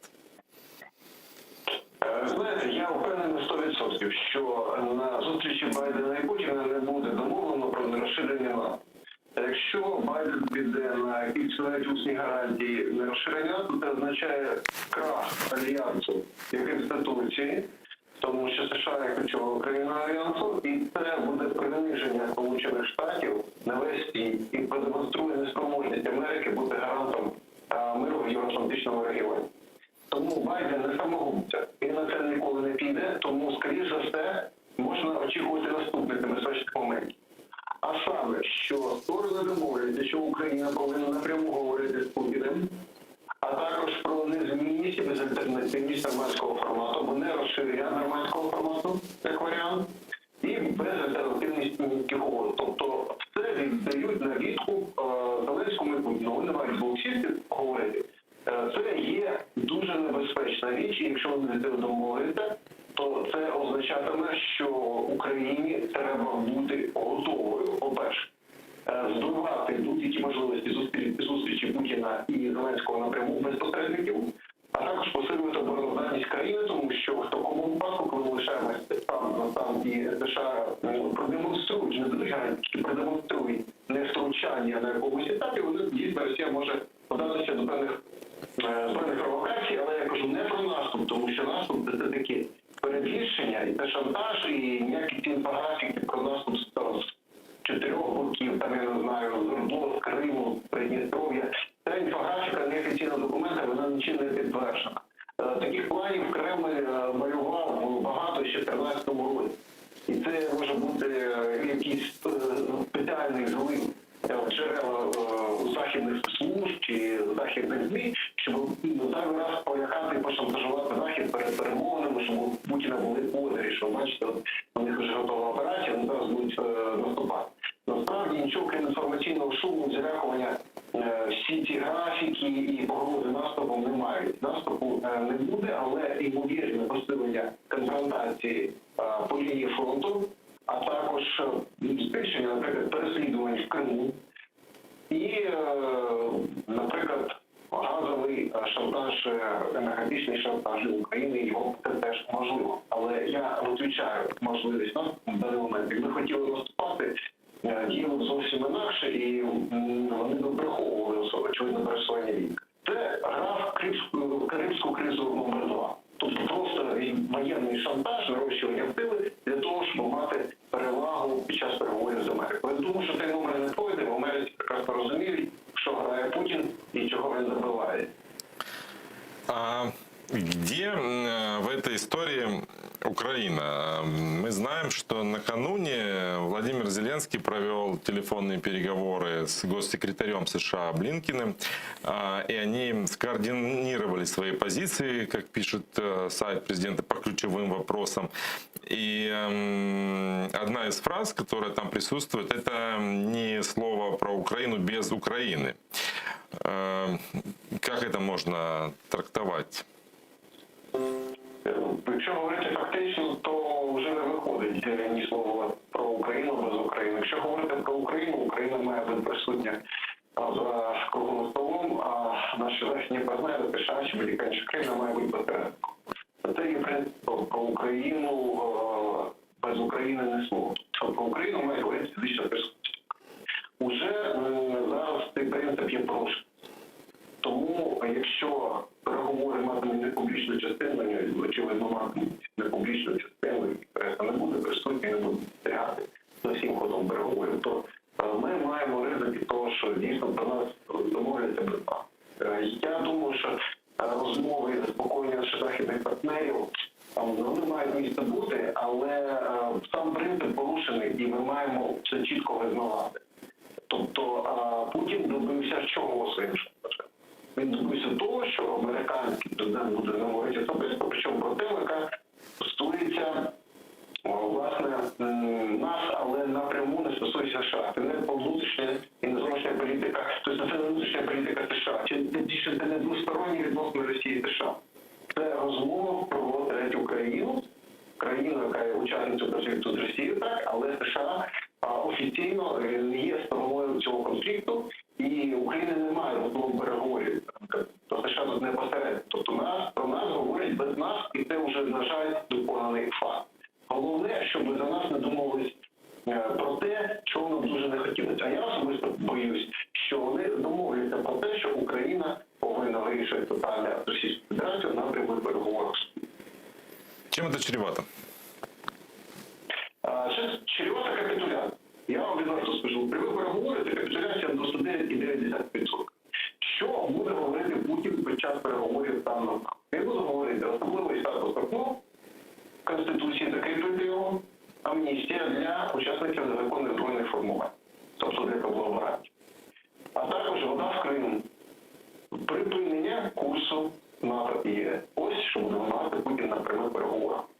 З іншого боку, крім цього моменту, треба враховувати, в яких умовах можуть відбуватися прямі переговори Путін-Зеленський. За нинішніх умов, звичайно, можна буде не допустити, щоб Зеленський пішов на вимоги Путіна і практично переговори тоді нічим не завершить. А якщо в Україні відбудуться певні події, через які Захід зменшить нам підтримку і дипломатичну, і економічну, і воєнну, тобто, можливо, якісь наставницькі дії, наприклад, розкривання політичних репресій, нові корупційні скандали, там, придушення мітингів, це того, що власне Росія би хотіла, хаос на вулицях. І тоді Захід скаже, що поки у вас ситуація не буде нормалізована всередині, ми припиняємо чи призупиняємо допомогу Україні. І тоді Путін, звичайно, буде говорити Зеленський з тої позиції сили, коли Захід дистанціювався від нас, всередині країни є дестабілізація, а Росія погрожує своєю армадою, танками, градами і так далі. Зеленський нічого не зробиш ідеї, домовляється з Путіним, щоб не було гірше. От Путін цього хоче, тобто, щоб Україна посварила загаду, щоб було більше суперечок, конфліктів, і щоб ми все більше і більше демонстрували своє непривабливе обличчя країни, яка не відповідає західним стандартам нормам демократії. Цього хоче Путін, і після цього, коли наша влада, умовно кажучи, влізе якийсь черговий скандал, тут Путін скаже, скопа, це в Захід з вами говорити буде, а я з вами говорити готовий. До цього приїжджайте в Москву, будемо говорити про долю Донбасу, за Крим забудьте, говорити я все одно про Крим з вами не буду, і далі технічно схиляє Зеленського до капітуляції, якщо Захід нас... Тобто, я вважаю, що прямі переговори – це небезпека, але капітуляція можлива в той момент, коли Україна зіпсує свої стосунки черговими якимось скандальними діями осіб, які пов'язані з владою, і це може пришвидшити, якщо в цьому контексті будуть відбуватися, після цього будуть відбуватися переговори з Путіном, тоді точно означає на капітуляцію. Хоча, повторюю, будь-які прямі переговори безпосередньо з Путіним є ризиком, і в кращому випадку вони просто завершаться безрезультатно, і шантаж буде тривати, і обстріли будуть тривати. Ну, а в іншому випадку, якщо влада піде на його умови, то ми можемо отримати такі досить серйозний дзвіночок, що наша влада капітулює. І тоді треба буде вирішувати питання цієї влади. Тому я ще раз застерігаю, хотів би застерігати всіх наших цінностей, будь ласка, не допустіть того, щоб, по-перше, наші сумки Заходу погіршились, а по-друге, не входьте ні в які прямі переговори з Російською Федерацією. Тільки за участі посередників, які там не були нормальська четвірка, чи хай буде Ердоган, чи краще, звичайно, США, але тільки за участь посередників. Спасибо вам большое за то, что были с нами на связи. Сергей Пархоменко, директор Центра внешнеполитических исследований, был с нами на связи. Денис, вы согласны с таким пессимистичной оценкой сегодняшней встречи? Ну, косвенно, наверное, вот в пользу Сергея ситуация, которая происходит сейчас, потому что Байден говорил перед встречей с Путиным, с лидерами европейских стран, с президентом Украины он будет говорить после. то есть как бы уже поставит перед фактом.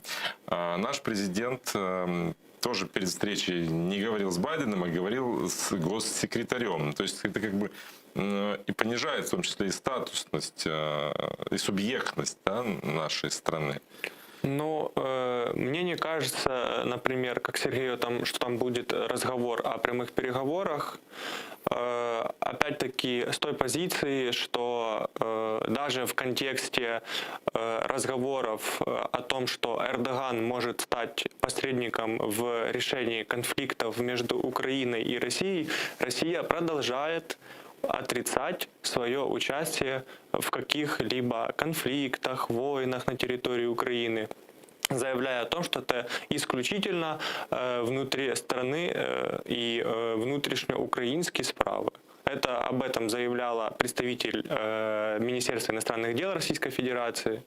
Поэтому мне кажется, что даже если и об таком варианте может идти речь, чисто гипотетически, то сама Россия будет отрицать свое причастие и участие в этих делах.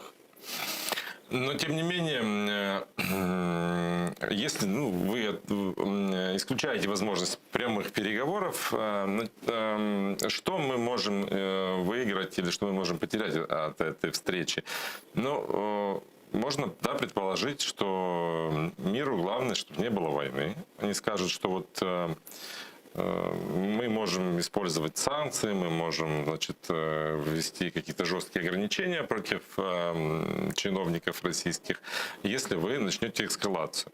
А в Украине вопрос, да, надо решать в нормандском формате и выполнять Минские соглашения. Но Минские соглашения уже, по-моему, они даже там сами понимают, что они не очень-то выполнимы. Ну, на их выполнении все равно настаивает Россия. Да. Но мне кажется, что там в любом, это будет разговор в стиле обмен позициями. И вот Байден просто проинформирует Россию о том, что будет, если Россия все-таки решится на прямой конфликт. Потому что даже по заявлению разведки и международных экспертов, еще, да, Россия наращивает военный контингент, но нет информации о том, отдал ли приказ Путин о том, чтобы это вторжение было.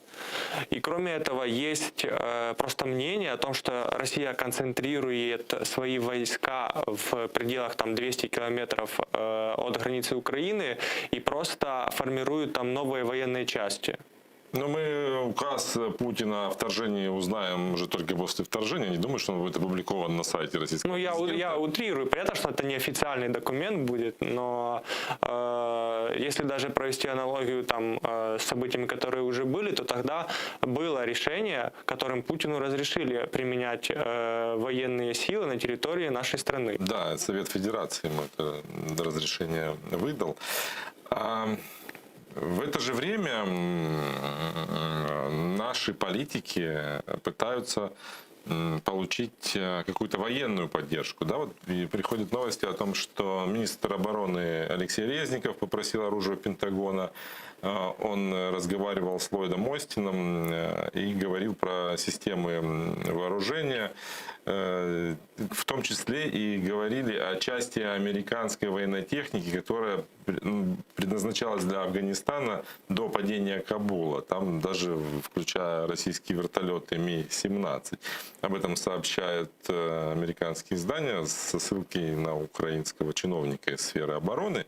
Вот встреча была осенью, в ноябре, и именно об этом шли переговоры. Вот на что мы можем рассчитывать? То есть нам действительно нужна именно такая поддержка, оружие, которое США использовала в Афганистане, даже старое советское. Но мне кажется, что вот такие просьбы, насколько я знаю, там, кроме этой просьбы, там была еще позиция представителей Минобороны США о том, что они изучают потребности Украины в технике и в оружии. Но мне кажется, что вот такие вот просьбы нашего министра о том, что вот можете нам передать, включая старую технику с Афганистана, или в каком она состоянии, мне кажется, это просто с той целью для того, чтобы понять нашу боевую способность. Но очевидно, что если будут какие-то активные действия, то военной техники будет не хватать.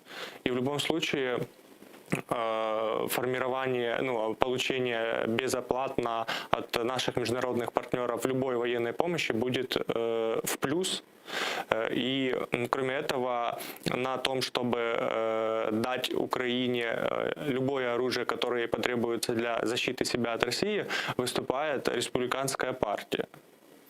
Ну вот лидер республиканцев в Сенате Митч МакКоннелл заявил, что президент США Джо Байден должен предоставлять Украине любое оружие, которое, как они посчитают, нужно. То есть мы в Украине посчитаем нужно, чтобы оградить себя от потенциального российского вторжения. Об этом пишет Bloomberg.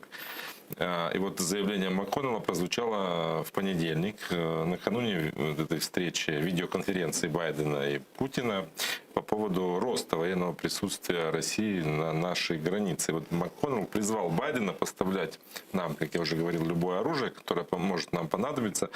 Помимо всего, это речь идет преимущественно о оборонном оружии, конечно же, поставляемого США в прошлом, но в том числе и речь идет и о летальном оружии.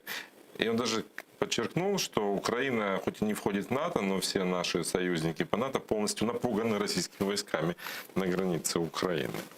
Мне кажется, такие заявления, они полностью оправданы. Никому в мире сейчас не нужна ни эскалация, ни война, никакие любые другие там конфликты, особенно в Европе.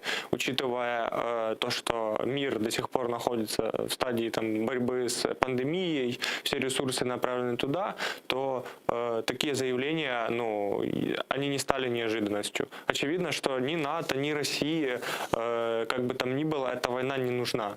Это в любом случае приведет, в частности для России, к огромным человеческим потерям, к огромным финансовым потерям. И даже если... Как сказал президент России, мы все умрем, но вы будете гореть в аду. Но даже если я не ошибаюсь, то учитывая, с 2014 года по вопросам социологов российских, сами россияне стали относиться к идее войны именно с Украиной намного хуже и поддерживать такие действия намного меньше, чем было это ранее. То есть, что ж там спрашивают этих россиян? Я опираюсь на, по-моему, это Центр Левада проводил соцопрос. И в 2014 году, и вот недавно. Да нет, думать-то, конечно, они могут, просто кто их спросит. Я о том, что воевать-то не Путин пойдет, воевать-то людей посылают. А там мало желающих? Но мне кажется, это число поубавилось с 2014 года. Когда туда отправили несколько тысяч, десятков тысяч в цинковых ящичках, то мне кажется, что люди уже не так сильно горят этой идеей и, в принципе, относятся к этому не так восторженно, как это было в начале этих событий. Может быть, не хотелось бы проверять, конечно. Еще одна интересная новость. Бывший советник президента США по национальной безопасности Джон Болтон считает, что для сдерживания российской агрессии США и другие члены НАТО должны разместить в Украине свои войска на ротационной основе. Об этом он заявил в интервью «Радио Свобода», заявив, что нам нужно убедиться, что цена будет настолько высокой, что Путин и его советники сочтут это, агрессию имеется в виду, неприемлемым. Я думаю, что этот способ сдержать военные действия, которые кажутся столь неизбежны. Что вы думаете о таком варианте? Мне кажется, что размещение военных даже на ротационной основе, оно может привести, наоборот, к противоположному. То есть это еще больше разозлит Россию. И что? И они пойдут на эскалацию, в том числе на Донбассе. Понятно, что тут же присутствие военных НАТО, оно более как сдерживающий фактор. Понятно, что эти группы там не будут там, грубо говоря, там на передке, там они не будут воевать ни с кем. Это чисто вот политический момент, что вот они тут присутствуют, и это должно, по мнению чиновников в Соединенных Штатах, сдерживать Россию. Ну, вам не кажется, что позиция, вот не дай бог разозлить Россию, это проигрышная позиция? Но тут Потому позиция... что, ну, вот уже отхватили часть страны, уже тут насилуют возвращенный позиция не в том, чтобы не разозлить. Позиция не в том, чтобы не разозлить Россию, а я имею в виду, что это может вызвать противоположную реакцию той, которую ожидают чиновники, которые предлагают такую идею. Какую реакцию это может вызвать? Что может произойти? Ну, там сложно спрогнозировать, конечно, действия российского президента, но мне кажется, что размещение военных НАТО в Украине, мне лично для меня эта идея, она интересна и с точки зрения, в том числе политической, но мы же уже слышали не раз заявления российских лидеров о том, что любое расширение, там, в том числе военное сотрудничество с Украиной, между Украиной и НАТО, оно неприемлемо и будет иметь жесткие последствия со стороны России. Понятно, что это могут быть непрямые... Это какие? Вот... Ну, например, эскалация на фронте. Например, когда там Россия наращивает свою боевую, свои части регулярные на территории Донецка и Луганска, там они технику туда поставляют. Но они так это делают. Ну, да, сейчас так не стреляют, как стреляли. Но война же все равно идет. А вам не кажется, что присутствие натовских войск это гарантия того, что Россия не будет делать такие провокации, которые она делает сейчас, что в случае вторжения и каких-то вооруженных столкновений, в которых будут задействованы войска НАТО, это Третья мировая война? Но, это будет стабилизирующим фактором. Я не исключаю вариант, что это все-таки может быть стабилизирующим фактором. Но опять-таки размещение военных на ротационной основе, это не значит, что Альянс будет воевать с Россией. То есть это исключительно, скажем так, имиджевый момент, что Альянс, стурбованный тем, что Россия наращивает свои силы и поддерживает Украину в ее территориальной целостности.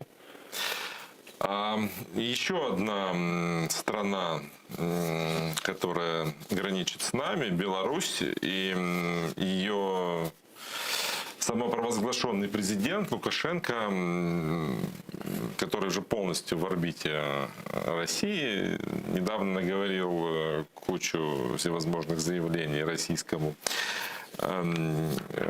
не будем называть его журналистом Киселеву, пропагандисту Киселеву. И там он заявлял неоднократно, что в случае, если на Россию нападут, мы, конечно же, будем с нашими братьями, с нашими друзьями в России и будем вместе стоять плечом к плечу. А Россия вообще не собирается ни на кого нападать. Вот давайте послушаем, что сказал Лукашенко. Нужен же повод для того, чтобы молотить Россию. Вот они и повесили этот ярлык. Хотя никто в России не собирается нападать на Украину. Россия прекрасно видит, что творится в Украине. И то, что там творится, и что планируют натовцы и американцы, неприемлемо не только для России, но и для нас. Потому что здесь мы рядом. Еще многое изменится за этот месяц. Вы еще многое увидите. Мы увидим вот эту развязку от Черного до Балтийского моря. К чему придем. Какие-то развязки, я думаю, очень большие будут и после Нового года. А с нами на связи Игорь Макар, белорусский оппозиционер, экс-сотрудник антитеррористического спецподразделения «Алмаз». Он сейчас в Литве, если я не ошибаюсь. Здравствуйте, Игорь. Да, здравствуйте, коллеги. Вот мы сейчас слушали заявление Лукашенко, правда, не СМИ, да, российскому, а на совещании с своими силовиками, и он там фактически угрожал, что мы еще увидим, что произойдет, посмотрим, что вот к чему это все приведет. Как вы думаете, что он имел в виду? Ну, вы знаете, я хочу сказать то, что Лукашенко — это человек, который белое называет черным, а черное называет белым. Все его высказывания в последнее время наводит даже ужас не то что на Украину, да, а на все мировое сообщество. Я помню тот недалекий 2006 год, когда я, будучи работником в составе, значит, команды Александра Козулина, разговаривал лично с министром внутренних дел, тогда был Владимир Наумов, который мне сказал фразу, на которую я не обратил внимания, но сейчас я ее понимаю как никогда. Он сказал: Игорь, значит, никогда никто на Беларусь не покажет пальцем, и даже более того, не сделает никакие действия, потому что у нас под боком ядерная держава. И сейчас Лукашенко попал в такой капкан, да, что выбраться с него он может только с помощью своего российского коллеги, это с помощью Владимира Путина, потому что, совершив столько преступлений против народа, против человечности, да, против белорусского общества, Лукашенко понимает, что ему придется за это отвечать. И только лишь с поддержкой Путина, да, он сможет избежать той вот участи, да, которая его ждет в новой Беларуси. Поэтому то, что Лукашенко заявляет, он это будет заявлять. И я скажу даже больше, он это будет делать, потому что силовой блок, он попал в такую кабалу государственную, да, то есть с которой сделали такой как бы орган, такой мести, наверное, народу, да, то есть те, которые имеют гражданскую позицию. И убеждаю вас всех, что весь силовой блок и, в частности, армия, если, не дай бог, дойдет дело до того, что Лукашенко станет на сторону там, Российской Федерации, да, и будет там вести какие-то действия или какую-то, не дай бог, войну, то люди будут выполнять приказы, потому что альтернативы нет. Что может, как Беларусь может быть задействована в этом конфликте? Я думаю, что первое, что сделает Лукашенко, да, это разрешит ставить всяческие базы там, для противовоздушных ПВО, давать свои полигоны, там, значит, размещать российские войска на базах, военных частях там, белорусских армий, да, и белорусских подразделений. Плюс я думаю, что та граница, да, которая там вроде бы там порядка 900 километров, да, то есть она будет задействована именно для, то есть в российских интересах. Поэтому как бы самое главное это то, что Лукашенко будет делать все то, что скажет ему Путин. Это без всяких проблем. Готов ли на самом деле он это делать?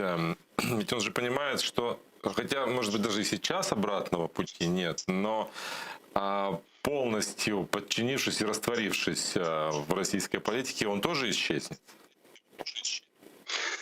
Понимаете, вот чтобы понять то, что Лукашенко зависим именно от Путина, да, то есть вот на протяжении вот этого там, 27 лет, да, которые он находится якобы у власти, да, то есть он сам себя назначил, да, и сам якобы находится на посту президента.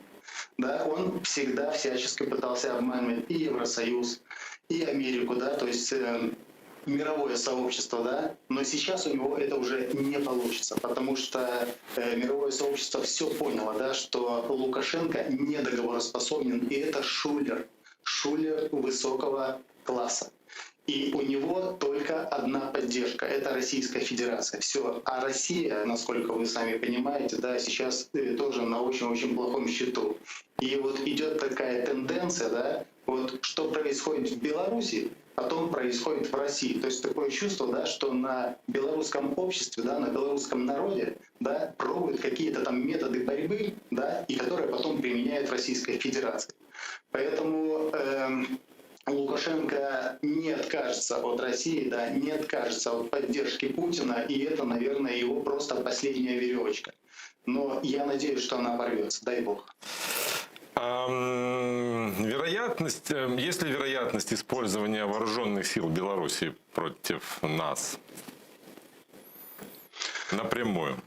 Мое мнение, если к этому придет, и это, наверное, будет просьбой российского коллеги, то Лукашенко на это пойдет, потому что у него все зависит, повторюсь, от поддержки России.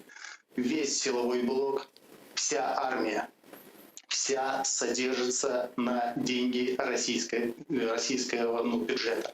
Да, и это никому не секрет. Я даже когда еще работал в Алмазе, да, мы все это понимали, потому что силовой блок получает обеспечение только за российские деньги. То есть только вот за те энергоресурсы, да, которые даются там по минимальным ценам, да, те, которые Лукашенко даже умудрялся продавать в Европейский Союз, да, и это то, что рухнуть не может. Потому что Лукашенко, как никто другой, понимает, как только он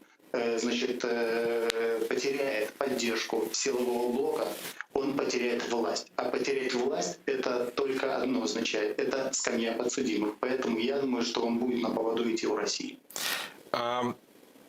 Хочется вашу профессиональную оценку узнать. Вот белорусская армия — это что? Насколько она может нам угрожать?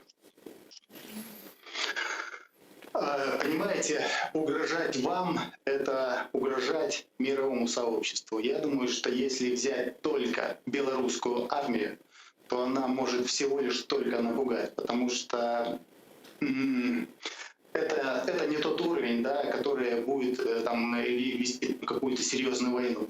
Когда будет выступать Россия, и Беларусь будет создавать вот такую вот как оболочку, да, то есть какое-то там количество, да, вот это да, но отдельно белорусская армия, я не думаю, что вам какую-то угрозу предоставит. Это вообще невозможно, и по финансам это вести войну в теперешнем государстве, как Беларусь, которая просто обесточена, обескровлена, это невозможно. Спасибо вам большое за то, что подключились к нашему разговору. Игорь Макар, белорусский оппозиционер, экс-сотрудник антитеррористического спецподразделения «Алмаз» был с нами на связи. Денис, что вы думаете по поводу участия Беларуси во всей этой истории? Насколько искренен Лукашенко в своей поддержке России? Да, он в капкане, ему некуда деться, но готов ли он действовать, а не только говорить? Ну, я бы вот эти заявления связывал больше не с готовностью действовать его, а с тем, чтобы показать свою любовь и преданность Владимиру Путину. То есть это просто сигнал, в том числе России, что вот мы навсегда с вами. И взамен вот таких лестных заявлений Беларусь получает от России ряд экономических и политических преференций. Вот и все. Это, например, цена на газ $128 за 1000 кубов на следующий год. Это, например, загруженность белорусских нефтеперерабатывающих заводов на 100% российской нефтью. Вот это чисто я бы расценивал как экономический момент и получение Лукашенком взамен этих заявлений каких-то экономически дружеских шагов со стороны России. Ну ведь не только одними заявлениями готова довольствоваться Россия, мне кажется. Ведь, как говорил Игорь, Россия может использовать территорию Беларуси для того, чтобы угрожать нам еще и с границы этой республики. Ну, в этом я даже не сомневаюсь. То есть я полностью согласен с тем, что Россия в любом случае будет использовать территорию Беларуси для размещения и своих военных, и военных баз, и для того, чтобы, скажем так, контролировать и тот участок, который на границе у нас есть с Беларусью. В этом нет сомнений. Как нам устраивать тогда отношения с Минском? Да, есть официальное заявление о непризнании выборов, о непризнании Лукашенко президентом. Да, есть поддержка мирового сообщества, которое там готово вводить санкции против Лукашенко. В то же время мы очень сейчас зависимы от энергоресурсов, которые Беларусь там могла бы нам поставлять или поставляла, но потом перестала. Вот как нам из этой ситуации выходить? Но мне кажется, что в текущей ситуации маловероятно какие-то прямые переговоры там между Украиной и Беларусью. И тут момент не только то, что там не признанная мировым сообществом власть, а то, что, в принципе, мне кажется, что теперь главным, и что в России и в Беларуси будет один и тот же человек, это Путин. И Лукашенко, маловероятно, без его соглашения и без его окей будет какие-то действия по отношению к Украине делать. И в том числе поставки чего-либо, в принципе. Благодарю вас. Благодарю за то, что пришли к нам в студию. Наше время в эфире подошло к концу. Денис Матюк, политолог, эксперт аналитической группы «Левиафан», был гостем этого часа. Мы продолжим буквально через 5 минут после короткого перерыва. Я напоминаю, что у нас есть наш YouTube-канал, телеканал АТР, на котором все наши эфиры, все выпуски новостей, все программы нашего телеканала. И вы их можете в удобное для вас время посмотреть, если вы это не смогли сделать в прямом эфире. И мы всегда рассчитываем на вашу поддержку. Мы ее ценим, и она нам всегда нужна. И помочь вы нам всегда можете, подписавшись на наш Patreon. Увидимся через несколько минут. Спасибо, что доверяете.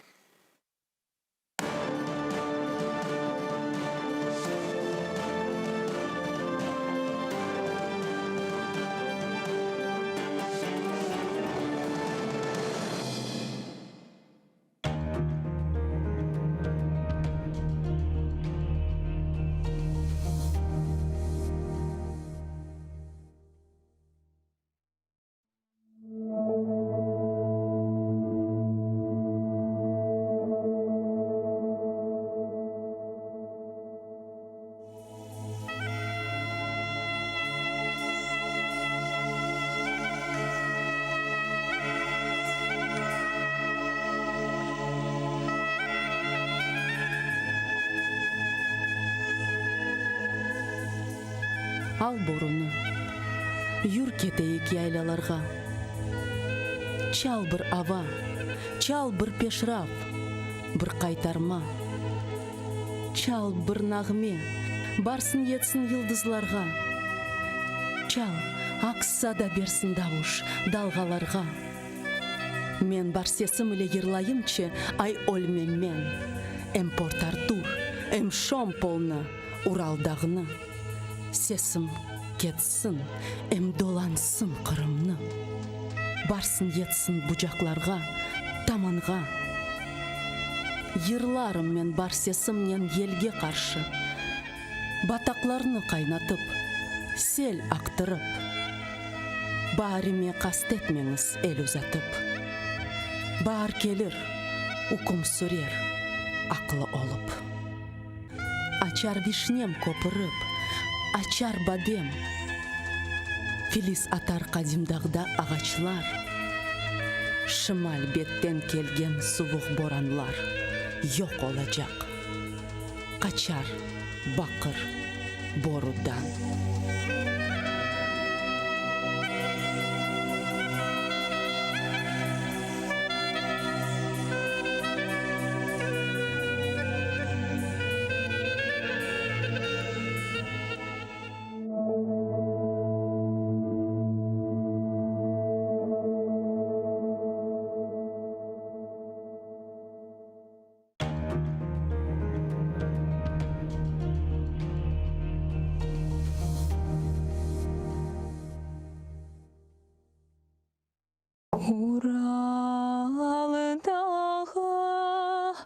Уралдағы yoxdur da ep yağı. Uralдағы yoxdur da ep yağı. Şuxarımdan taş toprağı, yüreğim yağı. Şuxarımdan taş toprağı, yüreğim yağı. Yansın da yansın, Ural'da yansın, yansın da kul olsun. Yansın da yansın, Ural'da yansın. Yansın da kul olsun. Biz naharımdan çıkargana, gözlerim kör olsun. Biz naharımdan çıkargana, gözlerim kör olsun.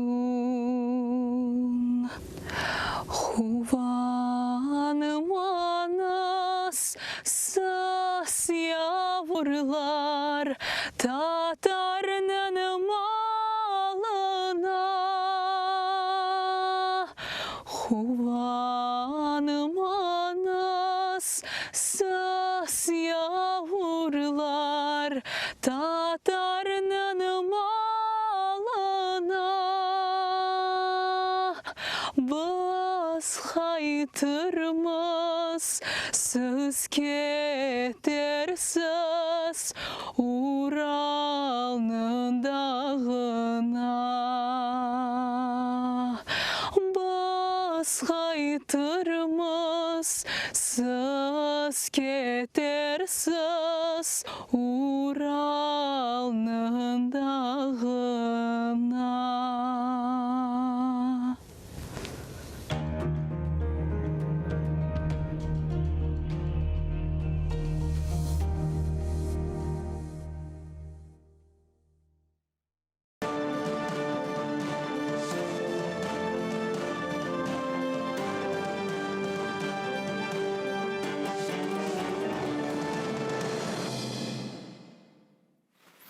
А мы продолжаем наш эфир на телеканале АТР. Это программа «Бугунь». Я Роман Спиридонов. И в ближайший час мы будем говорить о самых важных и актуальных новостях оккупированного Крыма, материковой Украины и о событиях в мире, которые связаны с темой деоккупации нашего полуострова и оккупированных территорий нашей страны на Донбассе.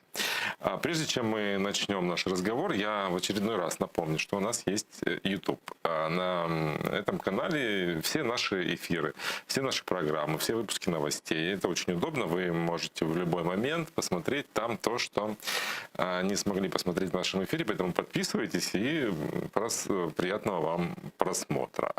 И всегда мы ждем вашу поддержку, вашу помощь. И если у вас есть такое желание, вы можете это сделать, подписавшись на наш Patreon. Мы ценим вашу помощь, вашу поддержку, она для нас очень важна. А я представляю гостя этого часа, это Артем Бронжуков, политолог, заместитель директора аналитического центра «Политика». Добрый вечер. Добрый вечер. Сегодня главная тема дня, политическая тема, это предстоящая встреча, виртуальная встреча, телефонный видеозвонок, скажем так, двух президентов США и России, Байдена и Путина. И вот в ожидании того, о чем они могут договориться, мы хотим и поговорить, да, чтобы как бы понять, к чему приведет эта встреча, и как это изменится, и как это отразится, точнее, на нынешней геополитической обстановке, с эскалацией, которая возникла на наших границах, наращиванием российского воинского контингента, возможной вероятной агрессии, возможным новым ударом, новым вторжением в нашу страну со стороны России. Вот давайте поговорим о чем может быть эта встреча. Ну, прежде чем мы будем прогнозировать, я проговорю позиции, которые уже заявили стороны. В Кремле, вот, например, заявили, что не ждут от переговоров никакого прорыва, потому что отношения этих стран не позволяют на это рассчитывать. А Джо Байден сообщил, что он надеется провести с Владимиром Путиным долгий разговор и отверг красные линии российского президента. Об этих красных линиях мы тоже поговорим. Давайте послушаем, что об этом говорили пресс-секретарь Путина Песков и, собственно, президент США Джо Байден. Очень сложно ждать прорывов от разговоров. Мы имеем такие огромные Авгиевы конюшни сейчас в наших двусторонних отношениях, что расчистить их вот так за несколько часов беседы вряд ли возможно. Ми давно знаємо про дії Росії, і я сподіваюся, що ми проведемо довгу дискусію з Путіним. Я не приймаю чиїхось червоних ліній. Давайте попробуем предположить, что станет темой их разговора. Ну, насправді вже Білий дім анонсував позицію щодо України, і Байден заявить про суцільну підтримку суверенітету України, територіальної цілісності. Окремо він наголосить на тому, що сьогодні нарощування військового контингенту на кордоні з Україною з боку Росії – це також є прямою ескалацією військового конфлікту, який вже існує. Тому позиція Сполучених Штатів, вона очерчена і теми зрозумілі цілком. Водночас, коли ми говоримо про саму зустріч, вона буде стосуватися не тільки українського питання, хоча воно і буде в контексті, в топі, і воно буде важливим. Це варто зазначати. А коли ми вже говоримо про і намагаємось прогнозувати певні результати, то мені здається, тут треба дослухатись і все ж таки до офіційного речника Кремля. Зараз ситуація в світі дещо нагадує таку холодну війну, де є чітка поляризація основних гравців. Так, це Сполучені Штати, це Китай, і, звісно, що Європейський Союз і Росія. І всі ці суб'єкти намагаються грати в якусь свою гру. І сьогодні Байдену, окрім того, щоб домовитись по Україні, дуже важливо досягти компромісу з Путіним саме в питаннях можливої кооперації Москви та Пекіна. Тому я думаю, що це також буде тема, яка обов'язково підійматиметься між президентами країн. А зачем проводить переговоры для того, чтобы заявить то, что и так уже заявлено, что США поддерживает наш суверенитет, Дипломатія... что нужно эскалацию снижать, напряженность? В будь-якому разі повинен бути діалог, бо коли немає діалогу, так дипломатія не працює. Це ж в будь-якому разі шахи, які переставляються політичними гравцями для досягнення своїх цілей. Так, можливо, тут не буде досягнуто якогось проривного результату, але в будь-якому разі кожен з лідерів своїх країн, вони десь зрозуміють повістку, десь зрозуміють настрій, десь зрозуміють, як далеко, якщо говорити про Байдена, як далеко Путін готовий заходити в своїх цих агресивних діях. Путін також буде намагатись зрозуміти, які цілі, які плани Байдена і як він намагається його обіграти. Це така шахова дуель, яка дає для кожного з них своє розуміння поточної ситуації. А ми на цій досці шахматної яка фігура? Сьогодні складно про це говорити, але переговори про Україну будуть проходити без нас, і це насправді великий негатив, тому що, наскільки я розумію, консультації з Зеленським Байден не проводив напередодні цих переговорів. Да. І це однозначно мінус для України. Встреча Байдена, вернее не встреча, а консультации Байден провел с представителями европейских стран. Это Италия, Британия, Франция. С ними он провел консультации. Там они обговорили ситуацию как раз на границе Украины, обговорили общую стурбованность, как говорят, и обеспокоенность, и напряжение они обсуждали, которое возникло из-за деэскалации этого конфликта. Говорили о дипломатии, которую нужно использовать, но при этом Украина в этом диалоге не участвовала. Вот странно почему. Почему Зеленский разговаривал с госсекретарем Блинкеном, а не участвовал в разговоре с этими представителями этих стран? Це насправді говорить про те, як нас сприймають у світі. Коли ми говоримо, що українське питання, воно там наріжне для всіх країн, то насправді ні. І є дуже велика кількість питань, які вирішуються без нас. І це не дуже правильний, не дуже позитивний сигнал для Зеленського, який багато надій покладає на те, що саме адміністрація Байдена має врегулювати питання з Путіним. Вже очевидно, що насправді ні. І вирішення швидкого цього питання не буде. Красные линии, да, давайте вернемся к ним. Это те линии, о которых говорил Путин. Он сказал, что он сам будет их устанавливать. И одна из этих линий – это неучастие Украины в Североатлантическом альянсе. В России чуть ли не впервые потребовали бумажку с подтверждением, с обещаниями не брать Украину в НАТО. Как на это может отреагировать Альянс? Ну, як сьогодні ми бачимо, що Альянс навіть не дуже окреслює нам чіткі перспективи щодо вступу, тому що вони розуміють, що цей крок дійсно може стати таким поштовхом для чергової ескалації, чергової агресії з боку Російської Федерації.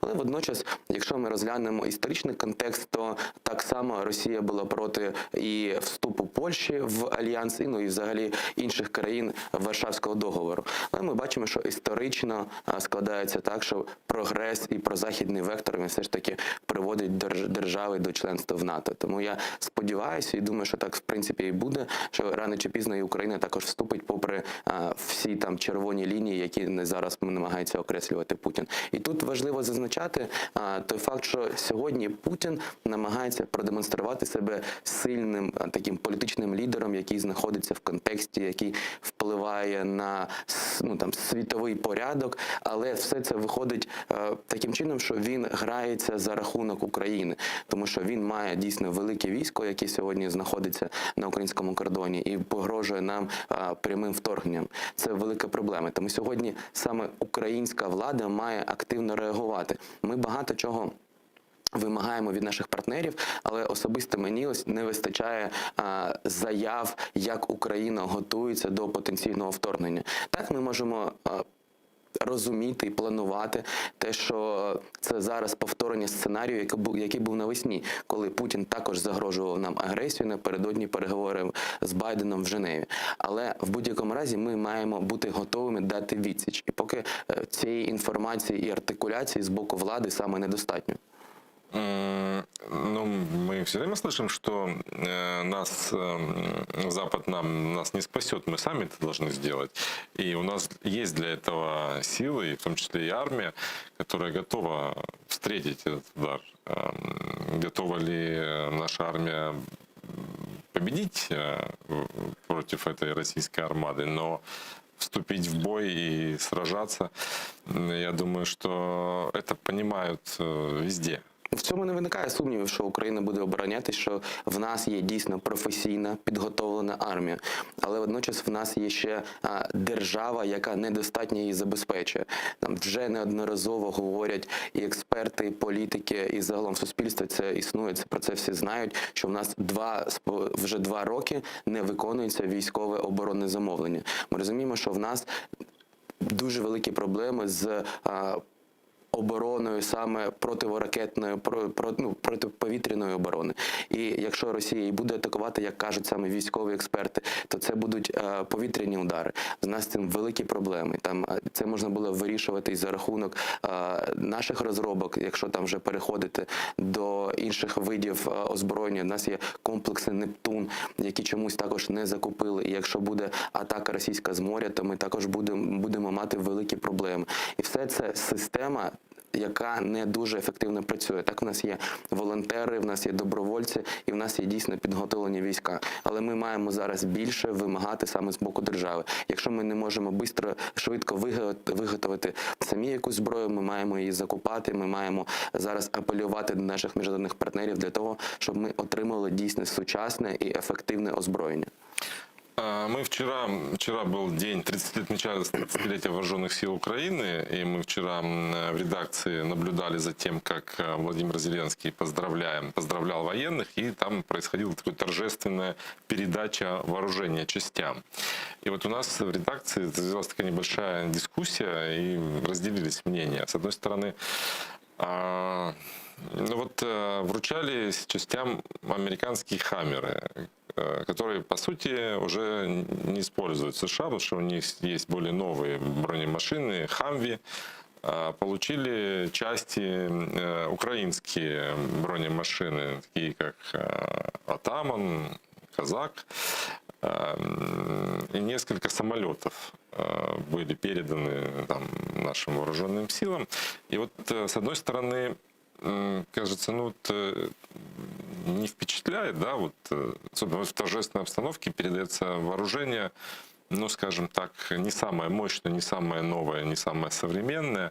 С другой стороны, вот, ну, нужно же, мнения звучали такие, что нужно же показать, продемонстрировать, чтобы мы видели, что мы ценим наши вооруженные силы, что у нас есть еще и свои разработки, связанные вот как раз с нашими бронемашинами. И вот такое двоякое впечатление сложилось. И, собственно, ну, вы уже сказали, да, что недостаточно обеспечения, невыполнения оборонных заказов. И вот с одной стороны мы демонстрируем, что мы поддерживаем армию, да, с другой стороны мы не выполняем оборонзаказ.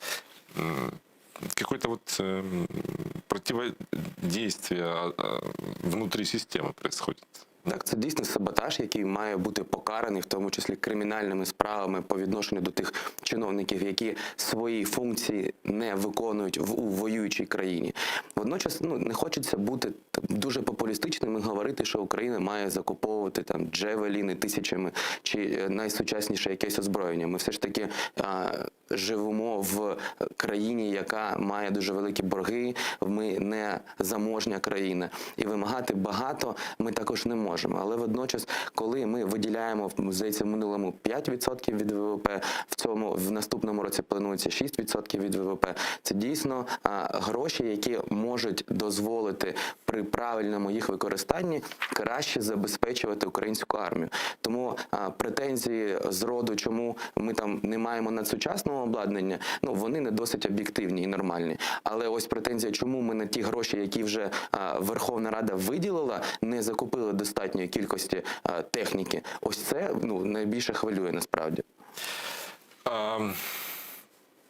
Возвращаясь к эскалации конфликта, к наращиванию сил и предстоящим переговорам, вот США заявили, что надеются на то, что в отношениях с Украиной Россия выберет дипломатический путь, а не конфронтацию и агрессию. Об этом заявил госсекретарь США Антони Блинкен во время виртуальной глобальной конференции Reuters Next. Об этом сообщает «Голос Америки». Вот, отвечая на вопрос о том, что должны сделать Россия и Украина для выхода из этого кризиса, Блинкен выделил два, как он подчеркнул, важных момента. Во-первых, Россия должна отвести силы, и сосредоточенные на границе с Украиной, чтобы снизить саму напряженность. Во-вторых, России и Украине нужно четко подтвердить, что они по-прежнему привержены выполнению обязательств, прописанных в Минских соглашениях. Давайте послушаем цитату.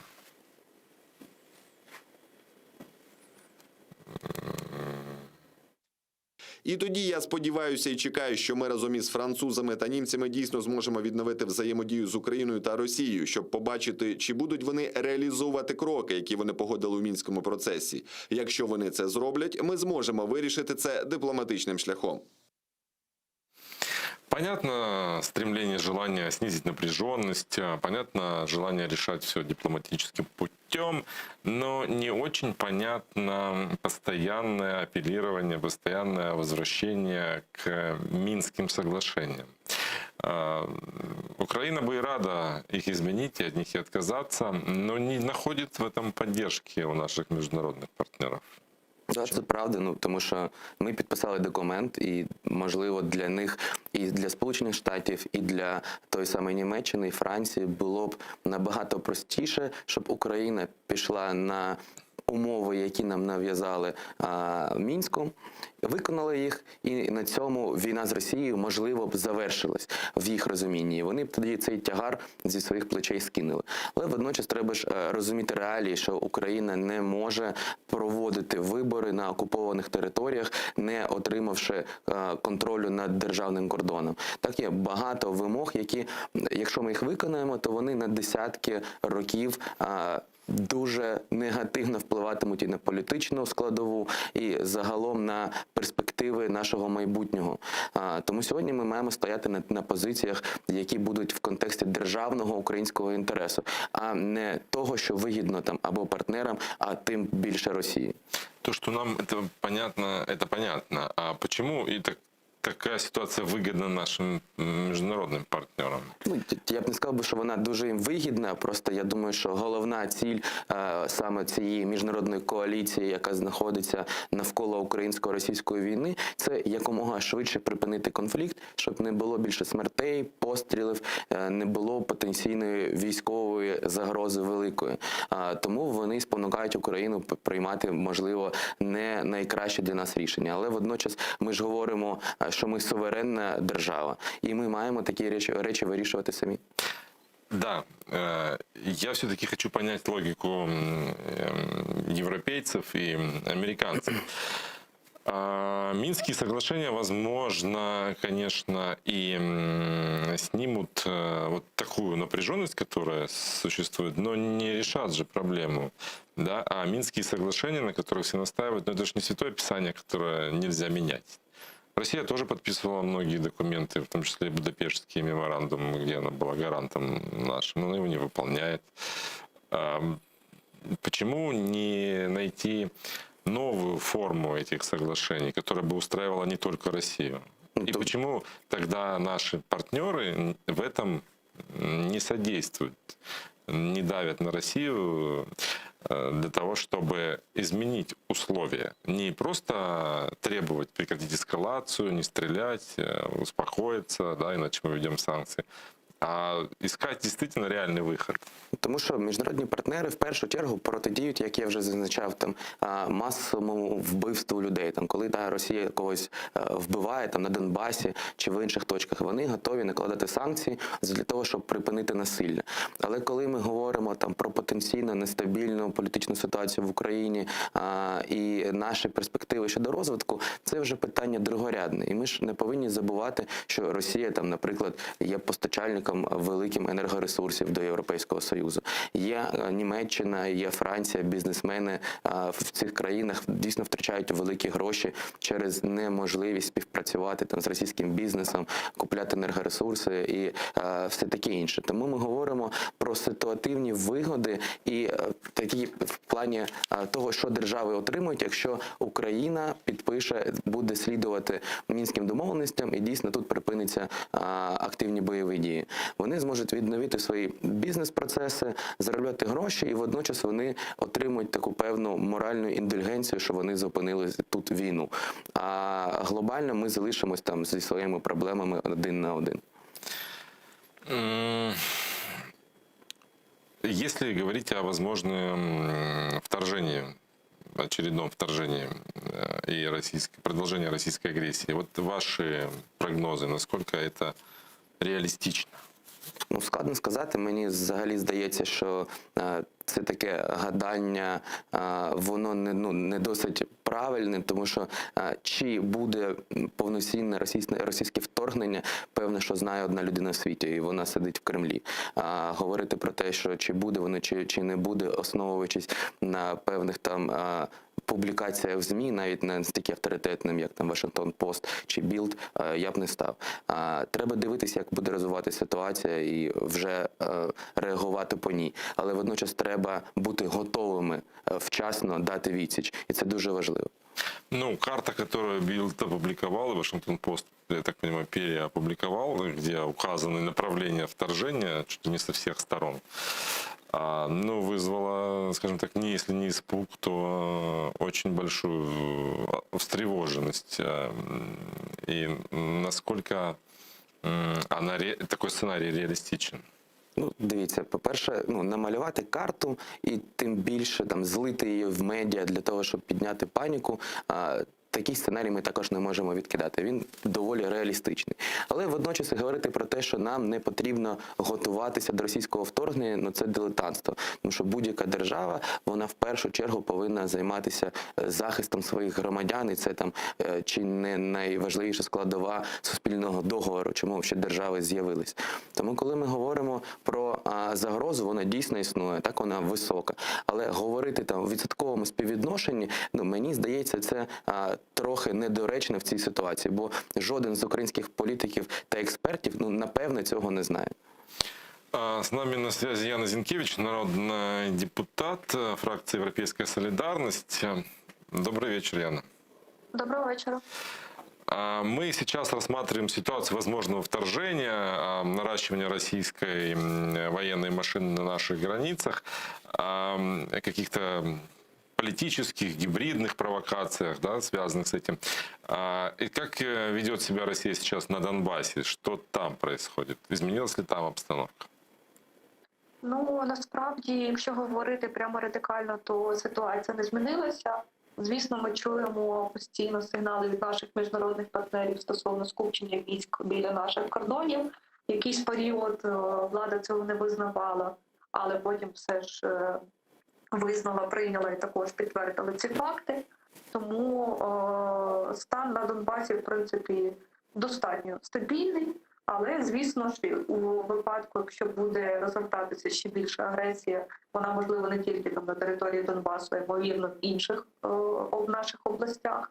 Тому Збройні сили, звісно, в підвищеній готовності.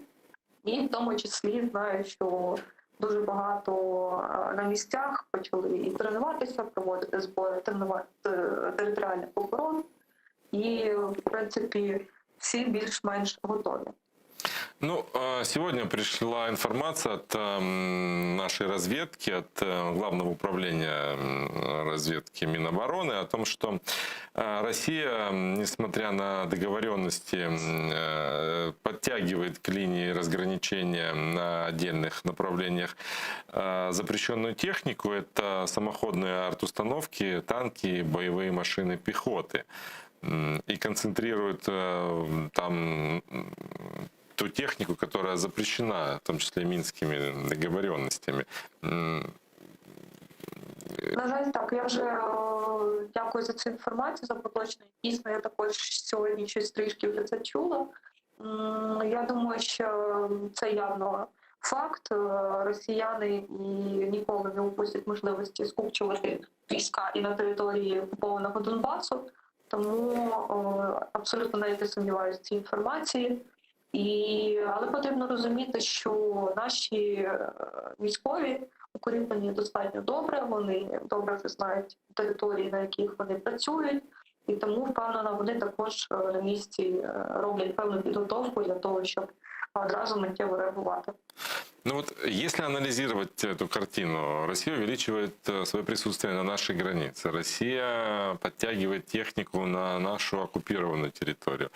Непризнанный президент Белоруссии говорит, что он поддержит Россию в случае нападения на Россию. То есть это еще фронт увеличивается. И вот ситуация шаг за шагом накаляется. И вероятность, как вы сами ощущаете, оцениваете вероятность, скажем так, очередной агрессии, вторжения Росії? Ну, я, мабуть, через те, що я ветеранка і також брала участь в бойових діях, все ж схильна до ідеї, що вони готуються до збільшення військової агресії.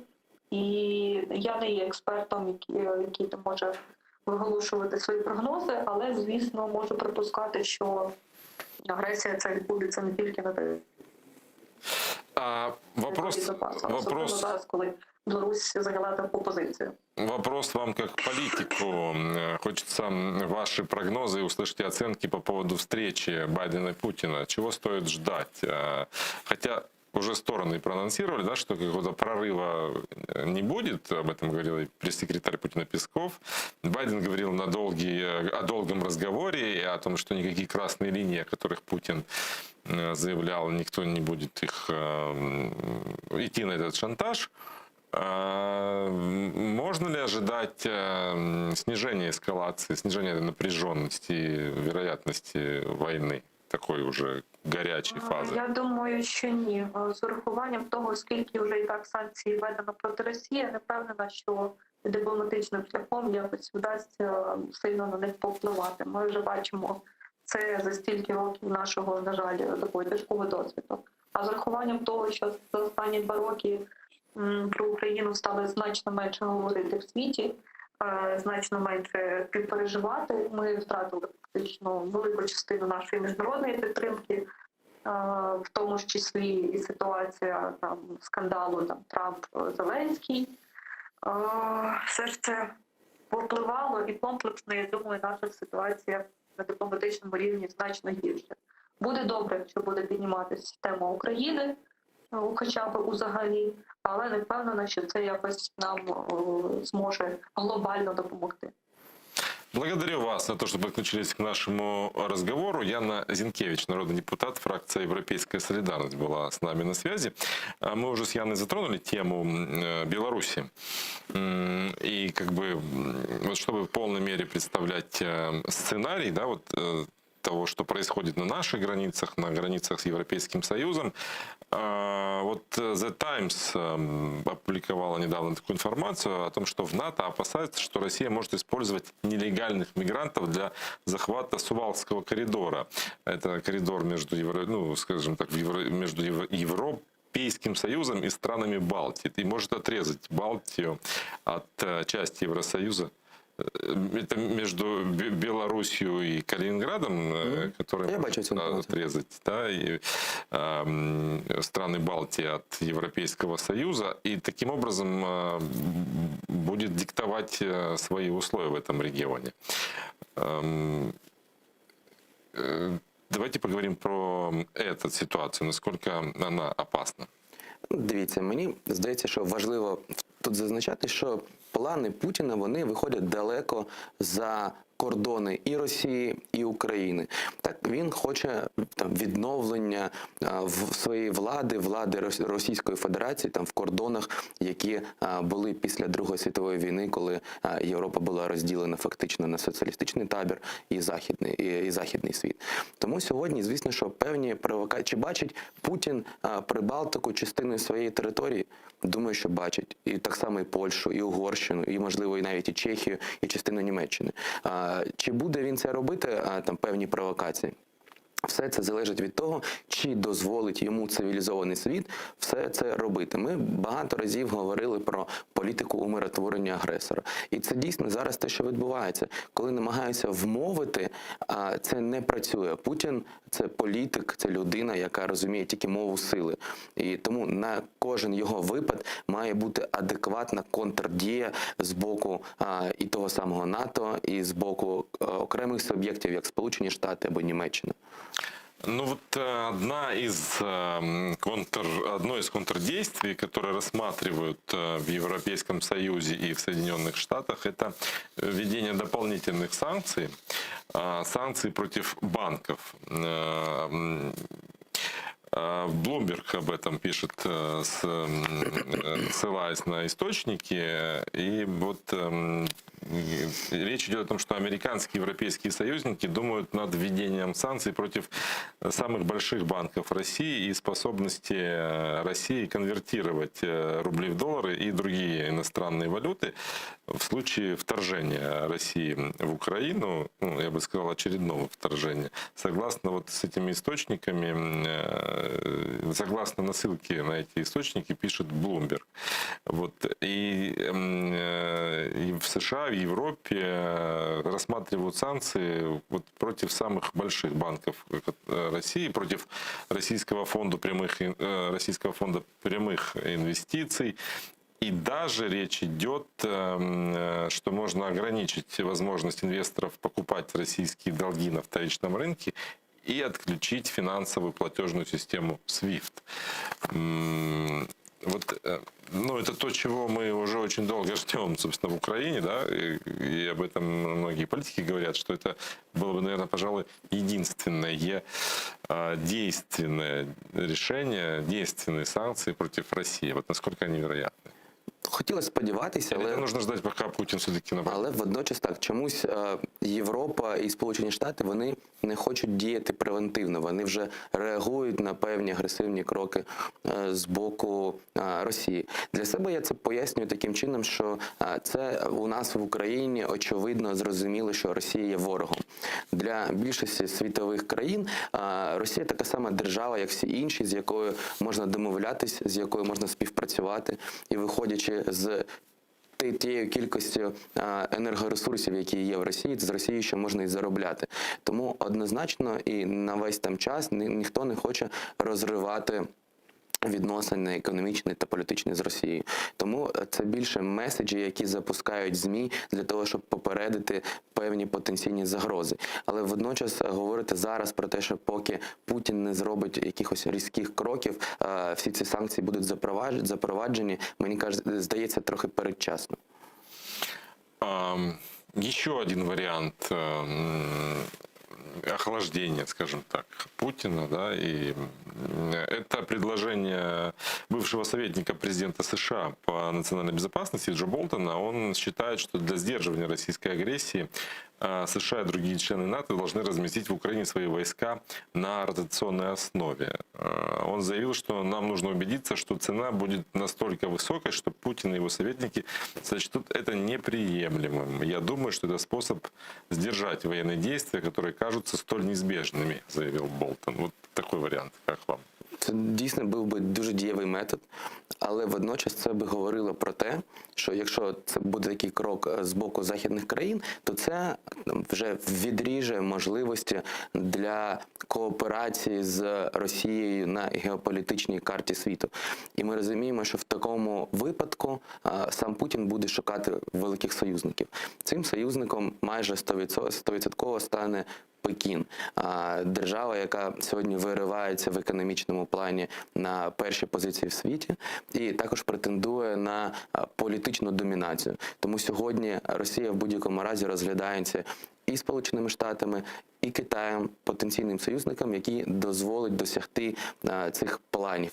Для Сполучених Штатів це збереження своєї ролі головної держави в країні, в світі, вибачте, а для Китаю досягнення цієї мети. Тому я думаю, що так однозначно і не готові діяти західні країни в плані стримування потенційно російської агресії щодо України. То есть это не то, чтобы недальновидность европейцев, да, их какое-то терпение, связанное с какими-то угрозами и попытками их ограничить в политике действиями России.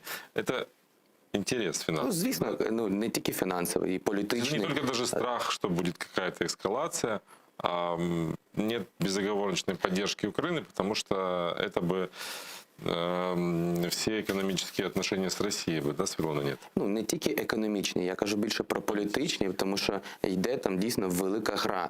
І якщо запитають, чи важлива Україна для Сполучених Штатів, так, дійсно важлива. Але чи важливо Сполученим Штатам залишитися першою економічною, політичною гравцем в світі? Я думаю, що це питання для самих американців куди більш важливіше. Тому сьогодні йдуть торги, сьогодні йде там пошук компромісів для того, щоб задовільнити всі сторони. А це зробити досить складно, тому і процес настільки затягнутий. А вот вероятность, вернее, реалистичность того, что у нас могут присутствовать войска НАТО на ротационной основе, вообще существует? Ви маєте на увазі, чи є там політична воля з боку Північно-Атлантичного альянсу? С той стороны, с нашей стороны, позволяют ли нам это наши законы? Якщо я не помиляюсь, здається, згідно з останніх соціологічних опитувань, більше половини українського суспільства дійсно бачить Україну в складі НАТО. Тому з цим не має виникнути питань. Так є дійсно частина населення, яка орієнтується на Росію, але з ними потрібно інформаційно працювати. Це не досить гарно і добре виходить в української держави, але при правильному підході, і якщо отримати зелене світло там з боку НАТО, це можна було б зробити. Що стосується законодавчої бази, це також легко змінюється, бо у нас є там монобільшість, у нас є депутати навіть опозиційні, але водночас їх там вектор політичної дискусії, він налаштований на Захід, тому там зібрати конституційну більшість в такому важливому питанні, я думаю, не стало б дуже великою проблемою для українського політичного складової. Але водночас, коли ми говоримо про можливі ротації там або членство України в НАТО, або там військову кооперацію, потрібно говорити про бажання з боку самого альянсу. Сьогодні ми не бачимо рішучих кроків по цьому відношенню саме з їхньої сторони, а не з нашої. Ну, Если все-таки еще говорить о нашей позиции, с одной стороны быть членом НАТО, а с другой стороны разместить на своей территории чьи-то воинские части, нет ли в этом хоть какой-то угрози суверенітету? Ну, дивіться, Польща розмістила американські військові комплекси. Там періодично також дислокуються американські війська, війська НАТО.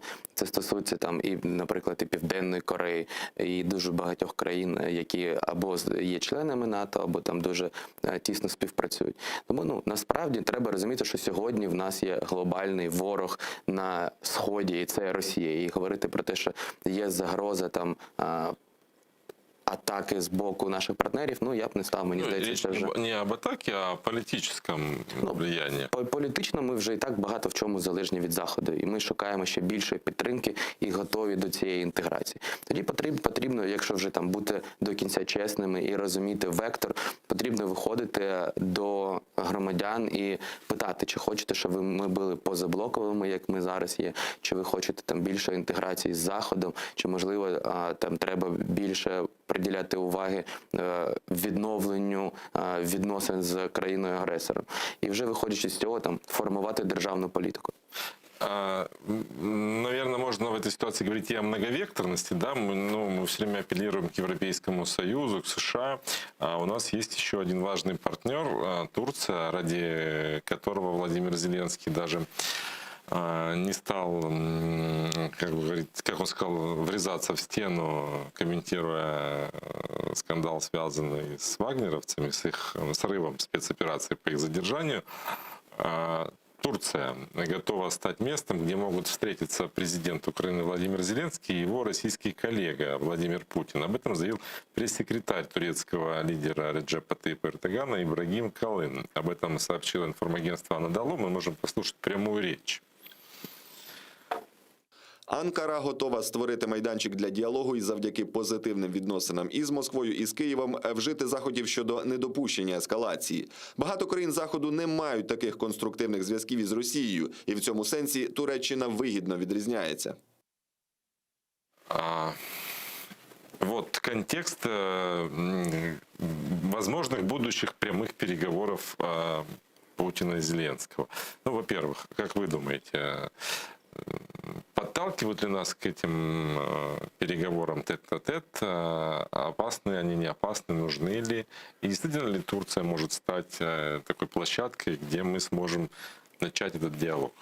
Мені здається, що варто говорити про те, що дійсно, якщо ми хочемо вийти з цієї ситуації, знайти шляхи, які б дозволили припинити війну, то Україна має, і Зеленський має зустрічатися з Путіним. Але водночас для цього треба розуміти, що ми робимо з Кримом, що ми робимо з Донбасом і яка в нас позиція. Тому що коли ми зустрічаємося і не маємо чіткої концепції, в Путіна вона точно є. І є велика загроза в тому, що десь можна натрапити на нові мінські домовленості, які потім буде дуже складно виконувати. Водночас, коли ми говоримо, чи може стати майданчиком Туреччини, звісно, може. І таким чином Ердоган дійсно підіймає там свої ставки політичні. Він є регіональним лідером, і якщо там порівнювати з Європейським Союзом чи з Сполученими Штатами, то Туреччина дійсно там держава не має стільки ваги, але це партнер, з яким ми маємо співпрацювати, тому що в нас, наприклад, є і оборонні контракти, ми закупаємо байрактари. Це безпілотники, які допомагають українським військовим захищатися від російської агресії. Це великий позитив. І ми бачимо, що Ердоган сам зацікавлений в тому, аби брати участь в цьому процесі. Тому чому б нам не використати цього партнера і дійти до певних там домовленостей щодо того, як діяти разом в контексті російської агресії. Ми розуміємо, там, що Туреччина також час від часу має проблеми політичні з Російською Федерацією. Є там ряд моментів, та сама нещодавна війна в Нагорному Карабасі – це ще одне підтвердження тому, що між Росією і Туреччиною є певні конфлікти. Тому сьогодні українська влада має шукати всі можливі майданчики, всіх можливих союзників в цьому протистоянні з Росією. С нами на связи Илья Куса, эксперт по вопросам международной политики. Добрый вечер, Илья. Добрый вечер. Мы уже начали обсуждать возможности Турции для посредничества в конфликте, в войне, да, Украины с Россией. Вот как вы оцениваете такие перспективы? Ранее Эрдоган заявлял, что он готов стать посредником. В Москве заявляли, что не нуждаются в этих услугах. Тем не менее, вот как заявил пресс-секретарь Эрдогана Ибрагим Калын, Турция все-таки готова стать местом встречи, где могут встретиться Зеленский и Путин. Можно ли это расценивать как возможность, такое окно возможностей все-таки для того, что вот тупик, в котором мы оказались, имеет выход? Я склоняюсь к тому, что нет. То есть, безусловно, посредничество Турции может помочь, так сказать, освежить переговоры, там, создать новый формат, возможно, вместо минских или даже нормандских. Но есть две проблемы с этим. Во-первых, непонятно, что, собственно, сама Турция готова привнести в переговорный процесс. У Турции за последнее время не было никаких инициатив, направленных на урегулирование конфликта Украины и России. Тем более речь же идет об оккупированном Донбассе, а не о Крыме, где у них есть интересы.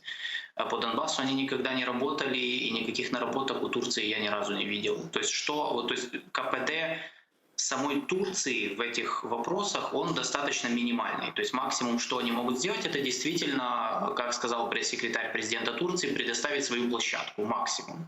И вторая проблема состоит в том, что Турцию не воспримут не только в России, но и европейские партнеры Украины, потому что у Турции есть непростые отношения как с Москвой, так и с Европейским Союзом и даже Соединенными Штатами. А если сторона конфликта отказывается от такого посредничества, ну, соответственно, вся эта инициатива, она не имеет, ну, она нивелирована, потому что, ну, мы же не будем проводить переговоры Украина-Турция и все, и ждать, пока Россия согласится. Это будет похоже на то, что мы пытаемся сделать с Соединенными Штатами, когда их приглашаем, они не хотят, а мы продолжаем приглашать, Россия выступает против, но мы продолжаем верить в то, что когда-нибудь это произойдет. То есть я не вижу каких-то серьезных перспектив в посредничестве Турции, да банально из-за того, что от смены посредника не произойдет смена позиции Украины и России по конфликту. То есть в этом же проблема. Проблема не в посредниках, а в том, что у нас с Россией нам не о чем говорить. У нас диаметрально противоположное восприятие конфликта и его урегулирования. Давайте поговорим о главном сегодняшнем политическом событии. Встреча, виртуальная встреча, вернее, видеозвонок, который должен состояться буквально через 15 минут по нашему времени между Байденом и Путиным. Вот у кого больше козырей перед этой встречей?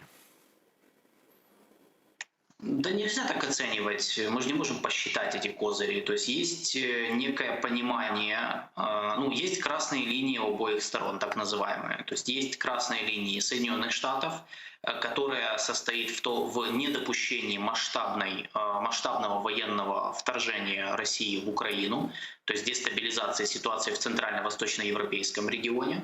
И есть красная линия России, которую они неоднократно озвучивали, это недопущение расширения НАТО на восток и вступления в НАТО Украины. Это стартовые позиции, с которыми они сейчас будут собираться на виртуальные онлайн-переговоры. Есть общее, скажем так, есть понимание того, чем могут играть Соединенные Штаты и Россия. То есть есть то, где пересекаются их интересы, где нет. Безусловно, например, в вопросах Украины, да, интересы Соединенных Штатов и России абсолютно разные, они вообще не пересекаются, и им, как мне кажется, будет очень трудно найти общий язык. То есть максимум, на что они могут рассчитывать и на что, собственно, будет направлены переговоры, как мне кажется, это на поиск взаимного признания красных линий вот этих. То есть не на поиск дружбы или какого-то там пакта об Украине, как у нас сейчас пугают, что Байден что-то там кого-то сдаст, Россия захватит, а скорее будет речь идти о том, чтобы взаимно признать вот эти, то есть взаимно понять и принять красные линии друг друга. Ну, не значит ли, я прошу прощения, перебью, не значит ли вот с ваших слов, что принять красные линии Путина — это принять его требование не включать Украину в состав НАТО. Да, конечно, но в каком-то смысле, да. Байден с этим согласится? Может согласиться, тем более, ну послушайте, давайте называть вещи своими именами. Нам с весны этого года буквально прямым текстом так и сказали. В общем-то, нам уже неоднократно намекали на то, что Украина не вступит в НАТО в ближайшее время. То есть в ближайшие 5-7 лет этот вопрос закрыт точно, потому что как минимум в Европе, а как максимум в Соединенных Штатах нет уверенности насчет вот именно предоставления членства. И Россия максимум на что может рассчитывать, это вот на то, что давайте, мол, вот на это время закроем этот вопрос.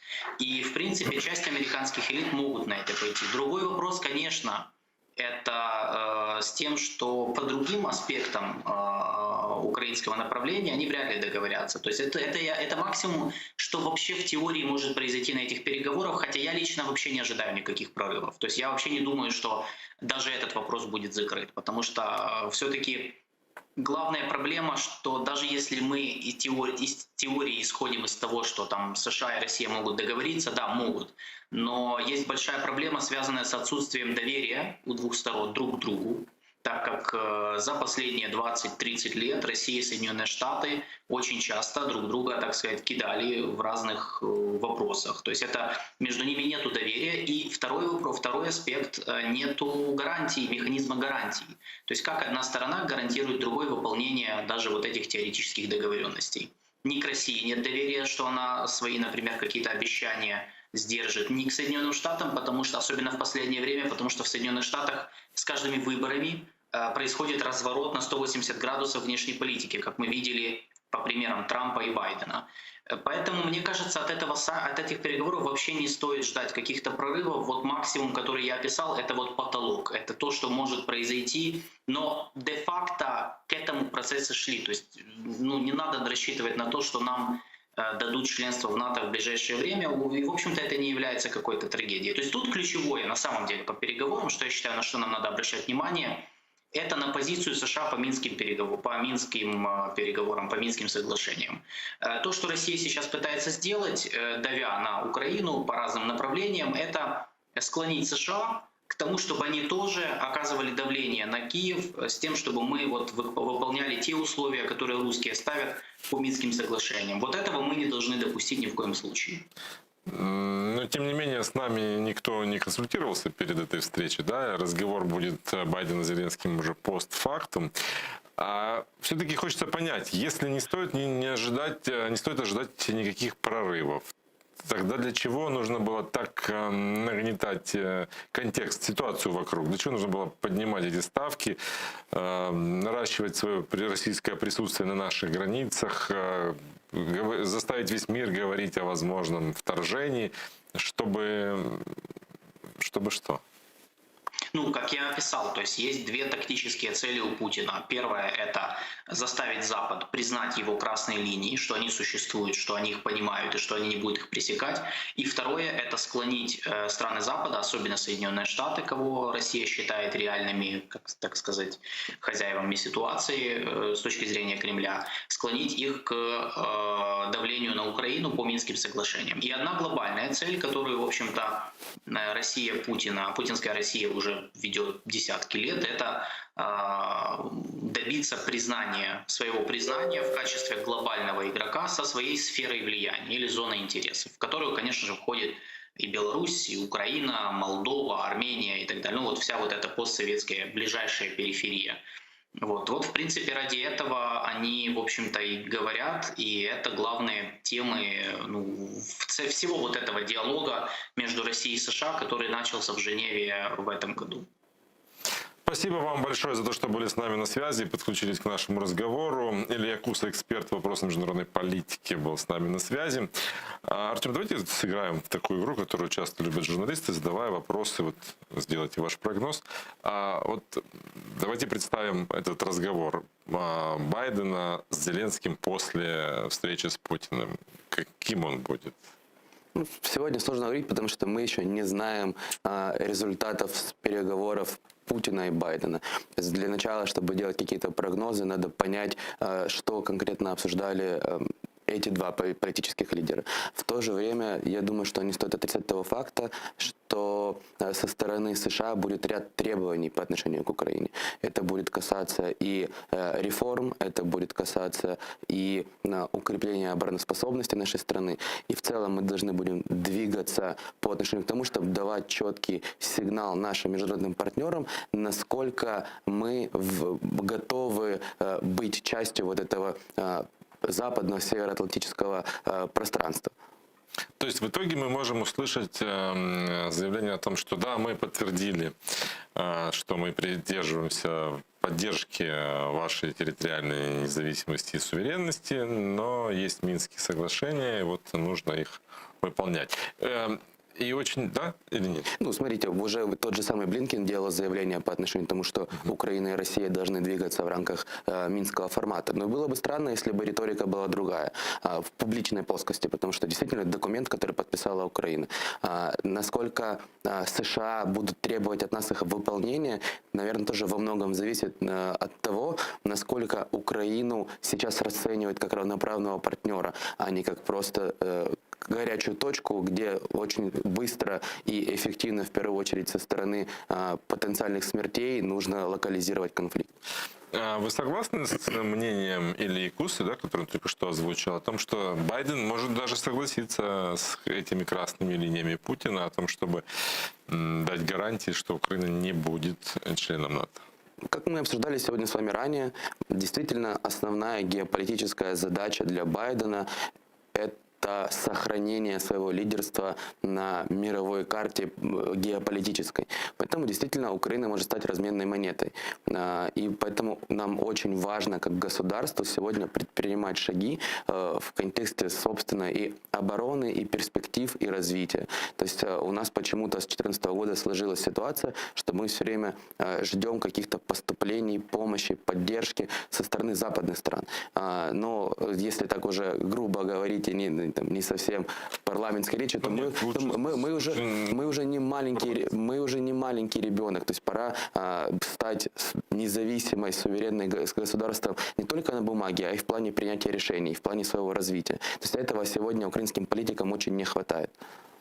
Спасибо за ваше мнение, спасибо за то, что пришли к нам в студию. Артем Бранжунков, политолог, заместитель директора аналитического центра «Политика», был с нами на связи. Наше время в эфире подошло к концу. Прежде чем передать бразды правления в этой студии Гульсум Халиловой, я напомню, что у нас есть наш YouTube-канал, где вы всегда сможете пересмотреть наши передачи в удобное для вас время и призвать вас смотреть нас и поддерживать.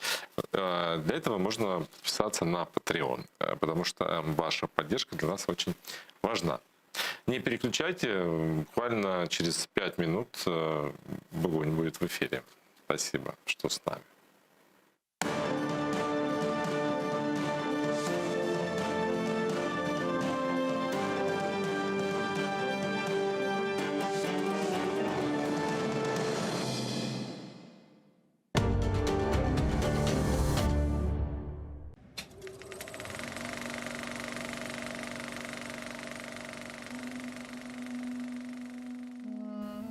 История национального движения крымско-татарского народа драматична.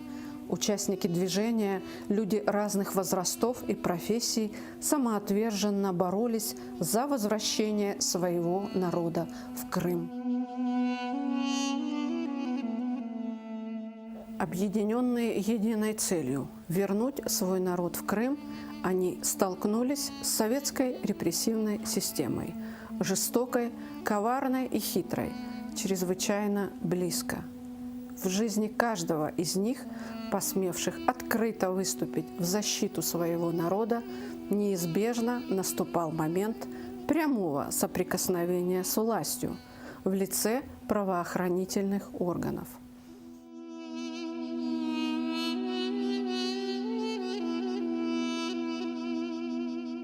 Смотрите выходные в 18:00 в программе «Тарих Седасы» с Гульнарой Бекировой на телеканале АТР.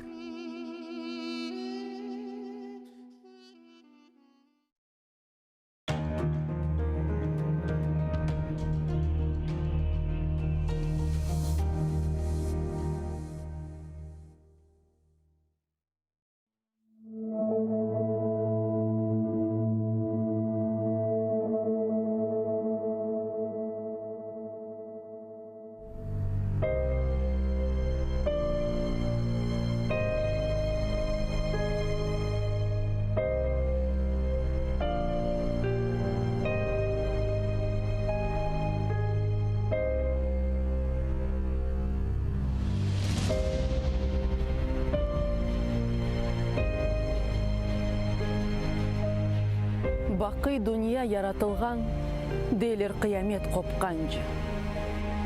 Қалқымыз чоқрақлар, Венеде өзен қошылып олған. Ама біз деңізні yok etmek istегенлерге бір илян. Миллетім бар олыр, Раббіміз яратқан дүния тұрғанжы.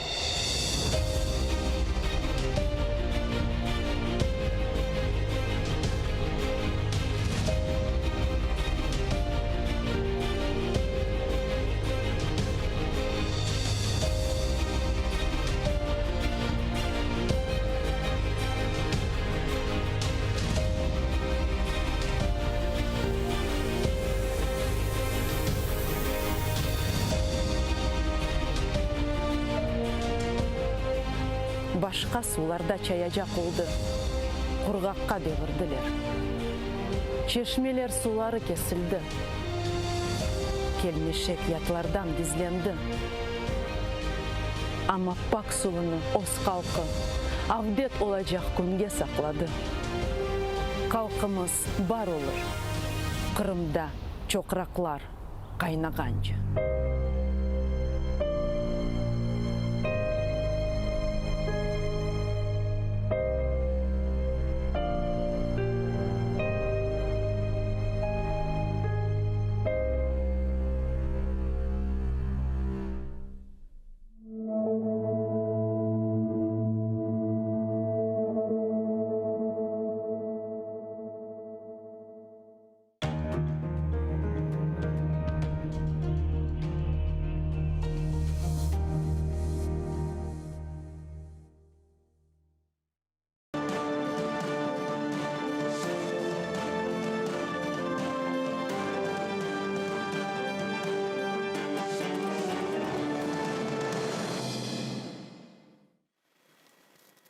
Ассаляму алейкум, хайрлах шамлар. Витаю в эфире телеканала АТР. Вы смотрите информационно-аналитическую программу «Бугунь». В студии для вас работаю я, Гульсум Халилова. И следующие 4 часа в этой студии с гостями мы продолжим обсуждать основные новости, которые появились в украинской информационной повестке дня и которые непосредственно касаются временно оккупированных территорий и восстановления территориальной целостности Украины.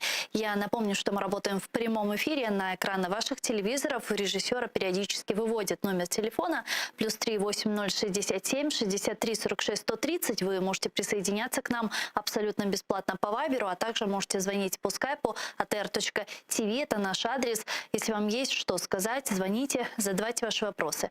Нам важен ваш голос.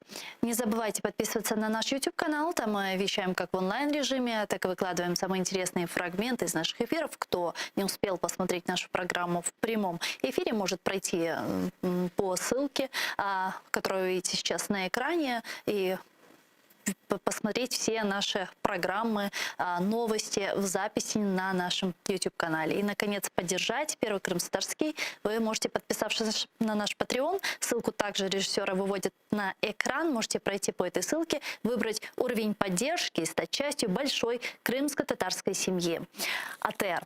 Я же рада представить гостя нашей студии. Это Олександр Курбан, ментор в Центру протидії інформаційним агресіям АМПМ.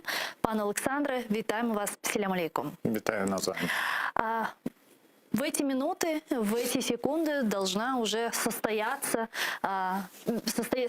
переговоры между президентами США Джозефом Байденом и президентом России Владимиром Путиным по видеоконференции. В Кремле заявили совсем недавно о том, что по московскому времени 18:00 будет по защищенной связи проходить такие переговоры, и предметом таких переговоров в частности будет безопасность и то, что происходит вокруг границ с Украиной. Давайте послушаем Пескова.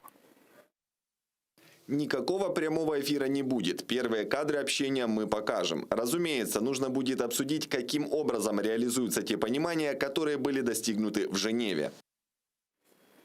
Я напомню, что ранее президент США Джозеф Байден сказал, что надеется провести с Путиным долгий разговор и отверг какие-либо красные линии российского президента. Ми давно знаємо про дії Росії, і я сподіваюся, що ми проведемо довгу дискусію з Путіним. Я не приймаю чиїхось червоних ліній. Тем временем в Кремле заявили, что не ждут прорывов от сегодняшних переговоров президента России Путина с американским его коллегой. И на данный момент отношения между странами не позволяют на это рассчитывать, говорят у Путина. Очень сложно ждать прорывов от разговоров. Мы имеем такие огромные авгиевы конюшни сейчас в наших двусторонних отношениях, что расчистить их вот так за несколько часов беседы вряд ли возможно. В Министерстве иностранных дел Украины также прокомментировали переговоры Байдена и Путина. И министр иностранных дел Украины Дмитрий Кулеба сказал, что Украина также не ожидает существенных прорывов. Проривів я не очікував би. Я думаю, що кожна сторона заявить своє максималістське бачення логіки подальших дій, а потім уже працюватимуть різні команди над тим, як далі розвиватиметься ситуація. Пане Александре, а какие ваши в целом ожидания от сегодняшних переговоров Байден-Путин? Потому что многие уже мировые СМИ назвали эту встречу, эти переговоры какими-то судьбоносными для Украины. А как вы считаете, действительно ли вот эти переговоры могут стать этапными и судьбоносными в истории нашей страны?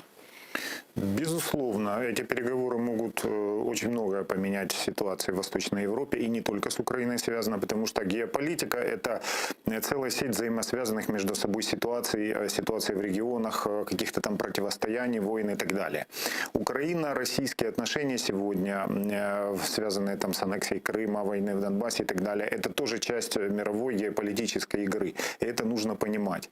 И сегодняшняя встреча Байдена и Путина онлайн, это будет, скажем так, попытка развязать один из узлов этой большой геополитической игры. Но без решения, без понимания по остальным вопросам, по остальным участкам, решение проблемы в российско-украинской войны невозможно. О чем будут сегодня говорить? Ну, безусловно, мы все живем уже несколько месяцев, да, фактически с конца прошлого года, с декабря прошлого года, в состоянии постоянно повышающегося градуса опасности широкомасштабного российского вторжения. Мы ждали его зимой этого года, мы ждали его весной.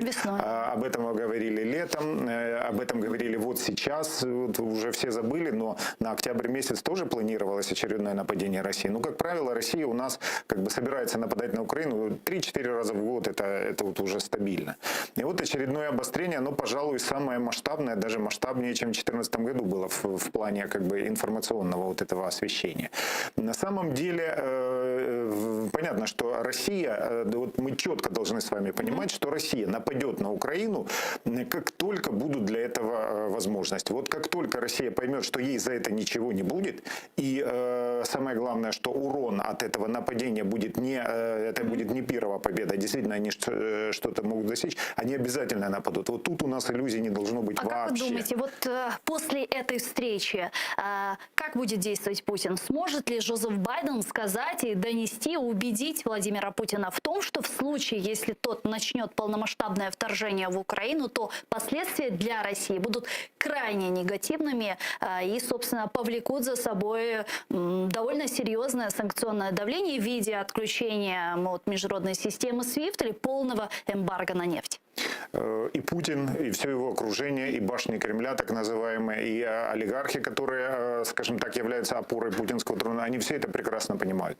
Они прекрасно понимают, что большая война с масштабными потерями, с фронтами, там, южным, западным, восточным фронтом на границе с Украиной, это конец, я бы так сказал, конец геополитического проекта «Россия». То есть Россия после этого перестанет существовать, последствия этой войны будут такие. И поэтому о широкомасштабной войне, ну вот все люди, которые понимают, что такое военная математика, сколько должно быть сил со стороны России, чтобы они могли, скажем так, вот получить преимущество в соотношении с украинской армией, последствия и так далее. То есть все те, кто разбирается в этих вопросах, прекрасно понимают, что широкомасштабного наступления не будет ни в январе, ни в феврале. Россия не может себе этого позволить. Сейчас, вот, допустим, элементарно по математике можем доказать. Ну, вот, кстати, да, почему сейчас она не может может себе этого позволить. Почему она себе это смогла позволить в 2008 году, почему она смогла себе это позволить в 2014 году, оккупировать Крым, начать прямую военную агрессию на Донбассе. Ее ведь тогда это не остановило. Что сейчас может остановить Россию? Давайте будем говорить, что реальная широкомасштабная война в классическом понимании была только в 2008 году с Грузией.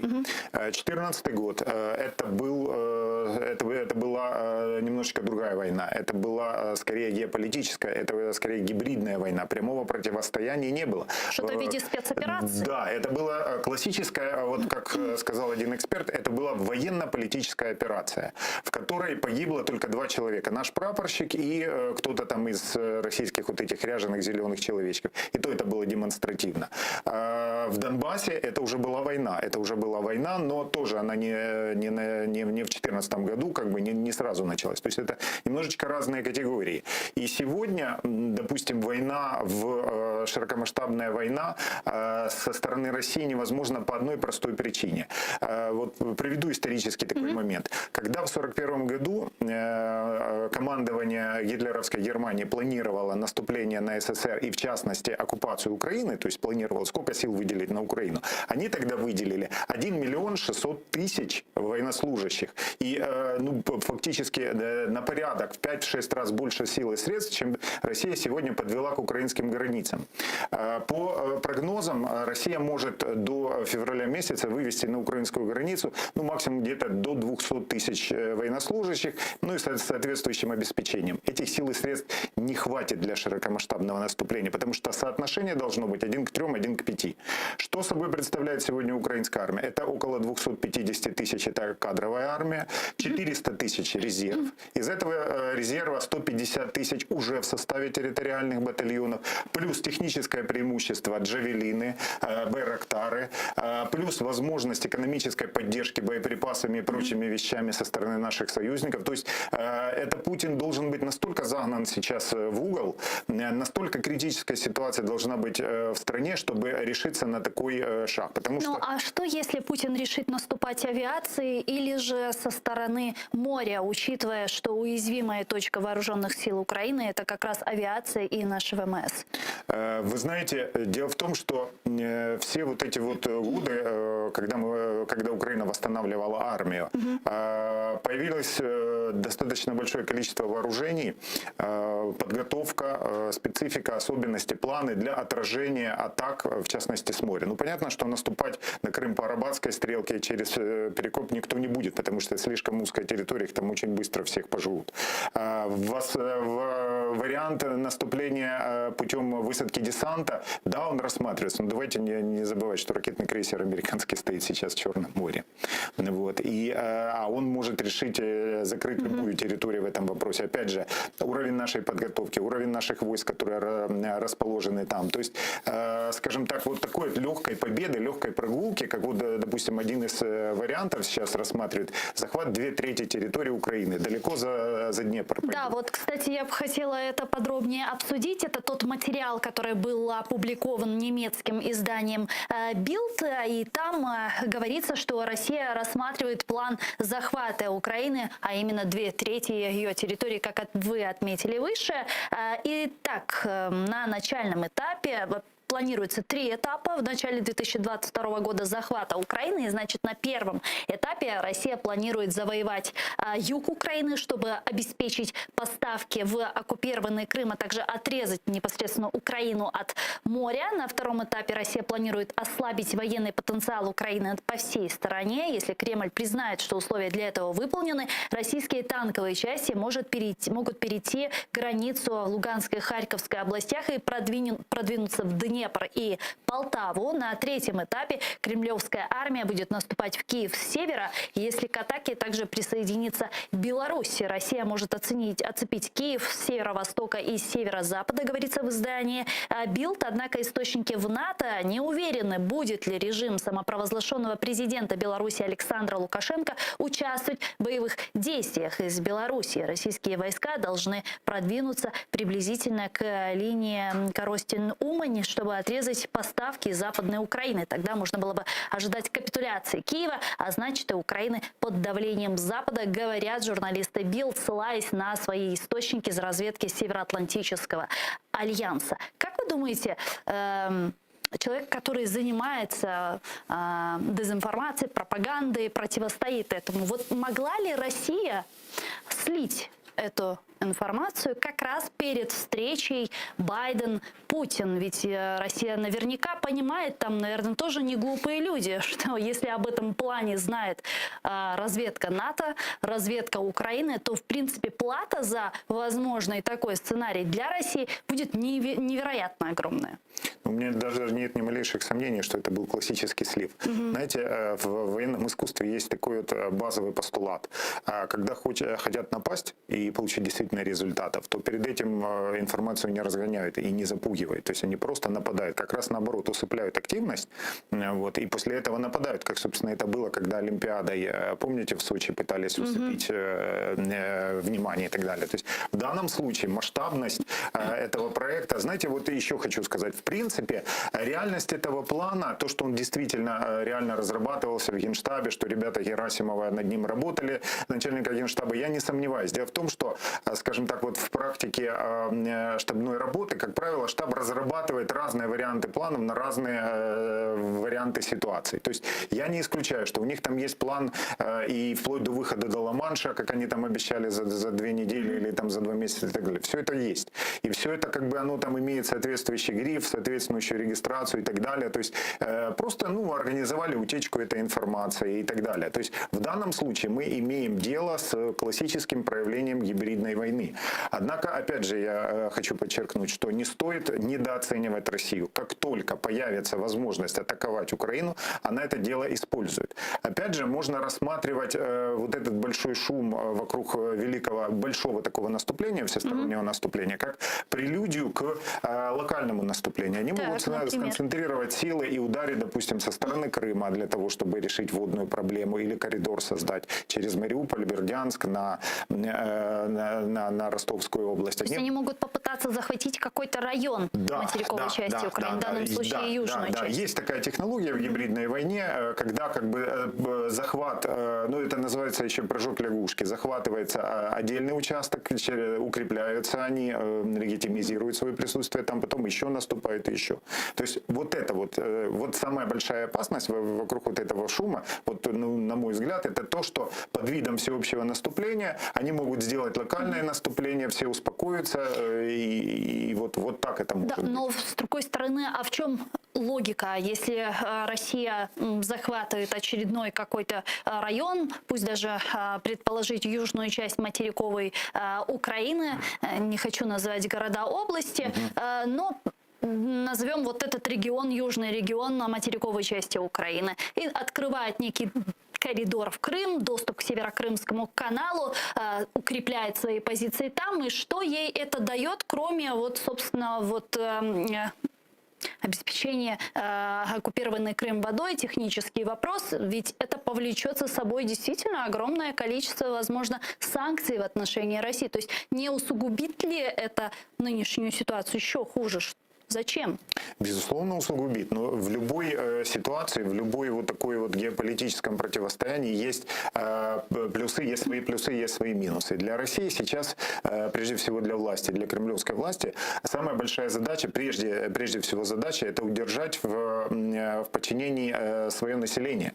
Населению не нравится экономическая ситуация. Отдельные автономные области бунтуют. Вот недавно, особо об этом никто не говорил, но ОДКБ, в рамках ОДКБ проводили военные учения на территории России. И главная задача, они отрабатывали прием подавления протеста в национальных окраинах России. Так. Это ж не на пустом месте делается. То есть для них сейчас очень важно удержать власть.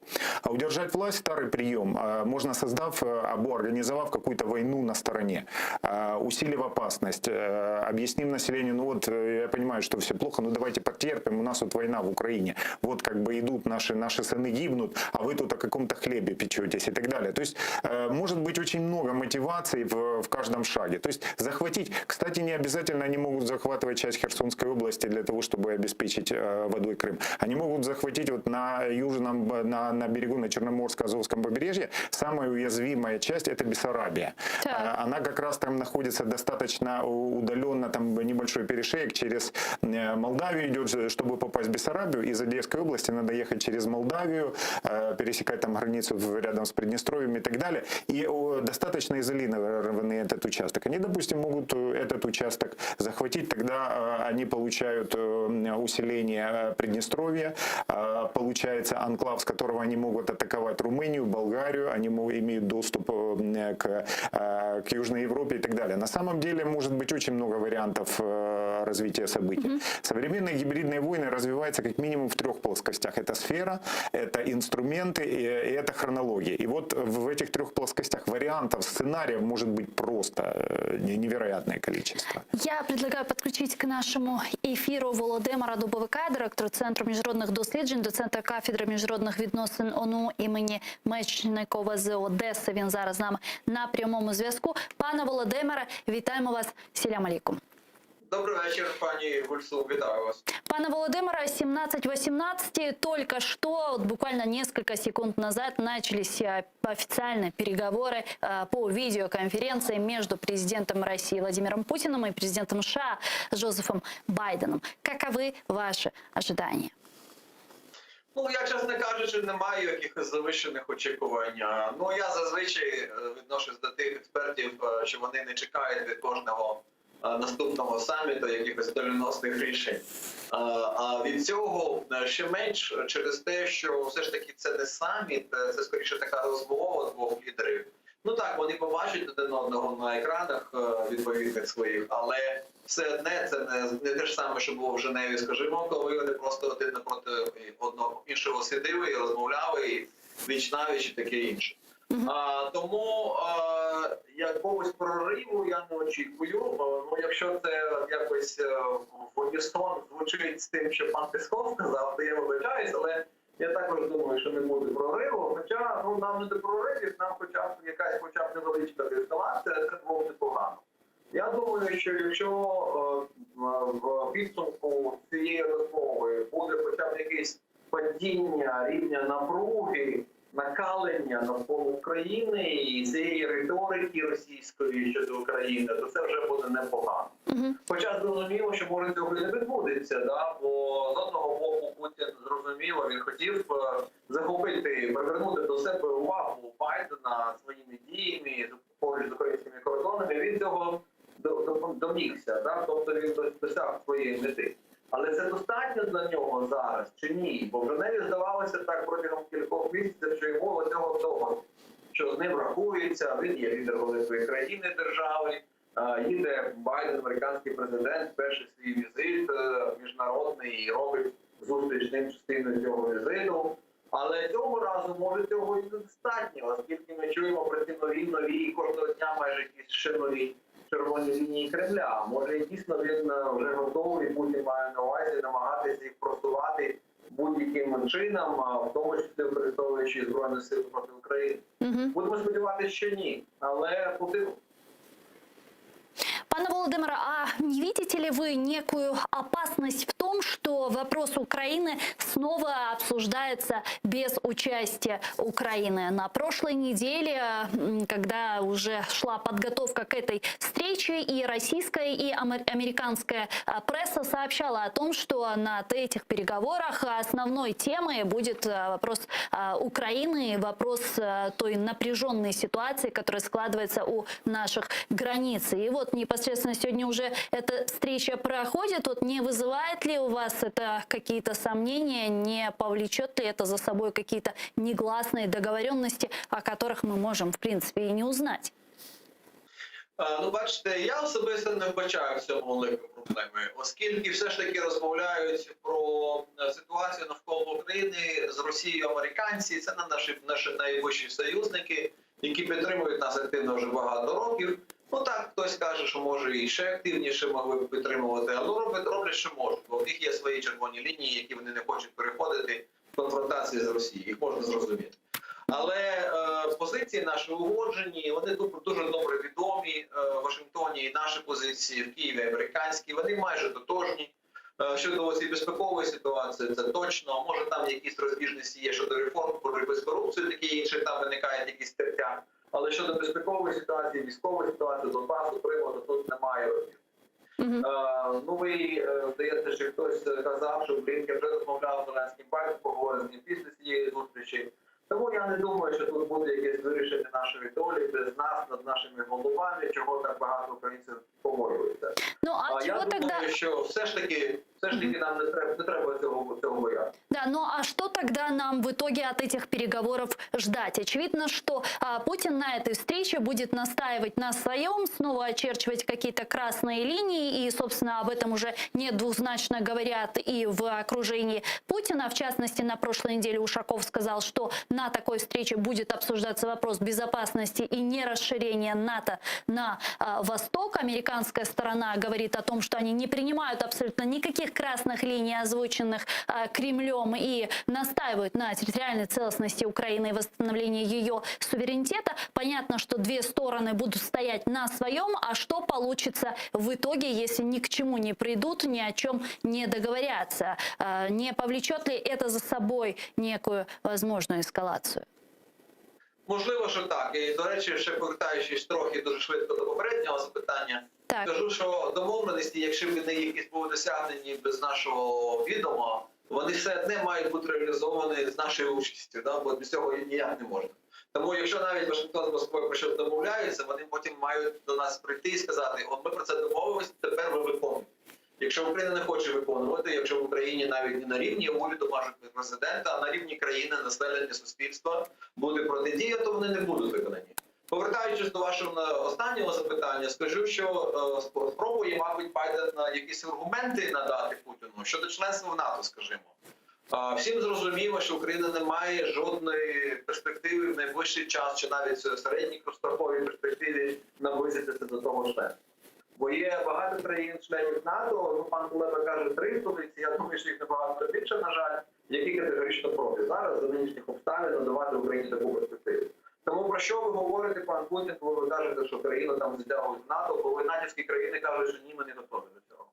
По-друге, якщо ви хочете підписати такий договір, то давайте умовно уявимо собі, що його підписано про нейтралітет України. Але які гарантії дійсно можуть бути надані, що вони будуть більш дієвими, ніж той же самий Будапештський меморандум 94-го року. Тому якщо просто через здоровий глузд намагатися розмовляти з Москвою, то, мабуть, вони це почують, я не знаю.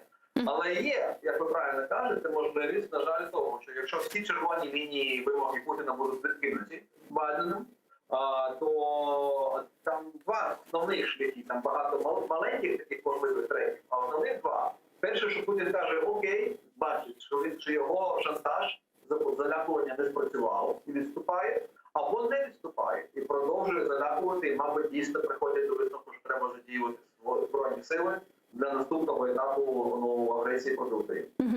И, пане Володимире, вот еще такой вопрос. Соединенные Штаты Америки, как известно, согласовали уже свои позиции с европейскими странами, с Европейским Союзом, с большой пятеркой, что в случае, если Россия начнет полномасштабное вторжение в Украину, то Соединенные Штаты и Европейский Союз наложат серьезные санкции на Россию.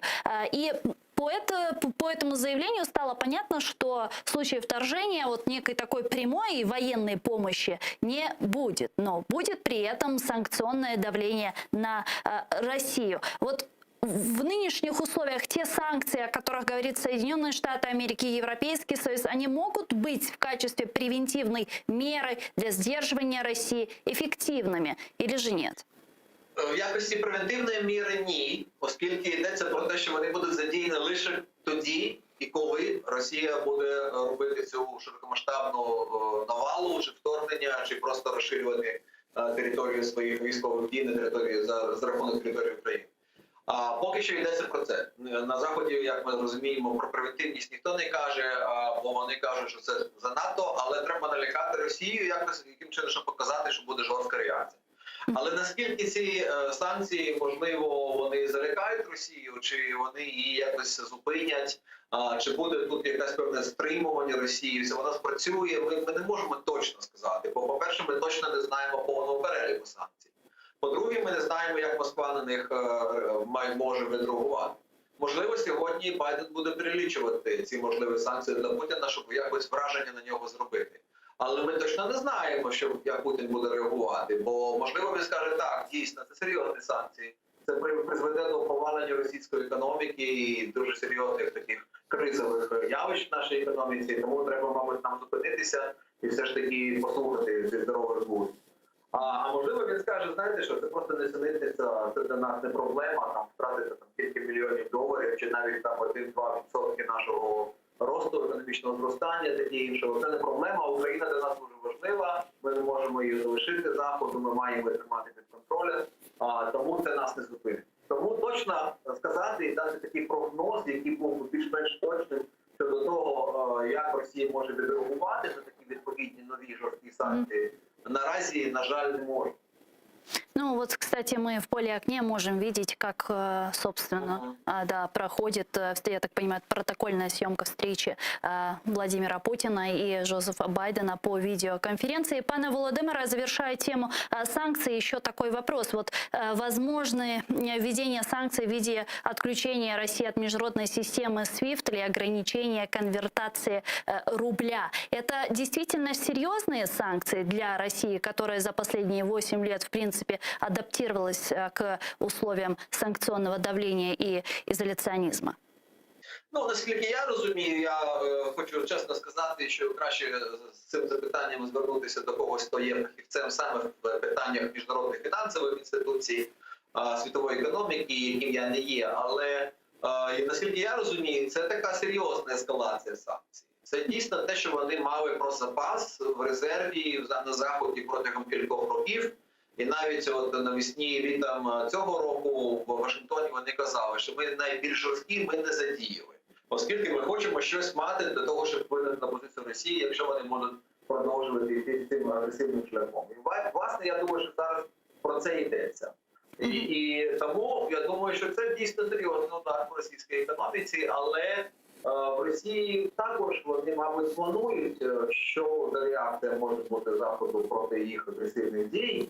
І тому вони також роблять свій такий баланс між собою на різні такі чаші важелів. Вони кладуть можливі вигоди від дестабілізації України і захоплення можливо України з одного боку, а з іншого дію цих санкцій. Але як я вже сказав, напевно сказати, до якого висновку вони можуть прийти в Москві, точно не можуть. Дякую вам дуже, пане Володимире. Чухсагуну, що нашли время і підключились к нам в ефір. Володимир Дубовик був з нами на прямому зв'язку, директор Центру міжнародних досліджень, доцент кафедри міжнародних відносин ООН імені Мечникова з Одеси був з нами на прямому зв'язку. Пане Олександре, а насколько, на ваш взгляд, вот те санкции, озвученные нашими западными партнерами, они могут быть важнейшим фактором сдерживания агрессии Российской Федерации, которая, в принципе, уже на протяжении 8 лет находится в условиях санкционного давления, можно сказать, даже к этому санкционному давлению адаптировалась? Или же наоборот, вот этими санкциями озвученными открыли, скажем так, последний шлагбаум? Ну, вы знаете, я думаю, что это, как бы, можно сказать, одна из ключевых красных линий, которые США и Запад проводят Путину, показывая, что далее идти нельзя. Почему? В основе любой войны, 90% случаев лежат экономические вопросы. И в основе вот этого вот обострения очередного и угрозы широкомасштабного российского вторжения лежит, опять же таки, прежде всего экономический вопрос. Я более чем уверен, что в случае, допустим, последующей после встречи Байдена и Путина, встречи с Путина там, или какие-то переговоры с Зеленским, с украинской стороной и так далее, будет озвучен еще один вопрос. Как условие прекращения эскалации напряжения, это газотранспортная система Украины. Потому что для России сейчас очень важно остаться на газовом рынке Европы сейчас. С одной стороны арабские компании, с другой стороны Соединенные Штаты с сжиженным газом пытаются вот эти 33% газового рынка Европы, который держит Россия, выбить из них. Норвегия сейчас подтянулась и так далее. По сути разве дела, для СВО также Европейского Союза не выгодно было бы и неправильно было бы, в принципе, диверсифицировать потоки энергетические на своем рынке, а не просто быть зависимыми от России? Ну, естественно, 33%, знаете, вот в бизнесе, так можно считать, это блокирующий пакет, но не контрольный пакет. Так. То есть Россия с помощью вот этих 33%, давайте вспомним, конец лета, начало осени, они устроили обвал европейского газового рынка по ценам и так далее. То есть это была целенаправленная атака России, когда они поняли, что их отодвигают, оттирают с этого рынка. И, соответственно, все, что сейчас происходит, это Россия пытается спасти свою, скажем так, свою долю газового рынка Европы. Почему? Потому что, с другой стороны, скажем так, потери этого рынка, Россия на 60% бюджет России формируется на основе поступления от продажи нефти и газа. То есть сейчас вот эта вот потеря европейского рынка для России это катастрофа. И поэтому Россия бьется сейчас не сколько за проход в Крым, не сколько за вступление Украины в НАТО. Вот предыдущий эксперт, он четко сказал, что это сейчас не на часе. Это все прекрасно понимают, что прям завтра нас не возьмут в НАТО. И нет угрозы для России сейчас в этом плане. То есть это все ориентировано на Запад, на Европейский Союз? Естественно. В данном случае мы выступаем, Украина выступает, как нам это не печально признавать, как поле боя. Поле боя, противостояние между, скажем так, вот западными интересами, между интересами Европы, Америки и интересами России. Давайте не забывать, еще есть такой фактор, как Китай, который пока стоит немножечко осторонь этой большой драки, но он готов в любой момент, увидев, где он может оторвать себе кусочек, туда войти.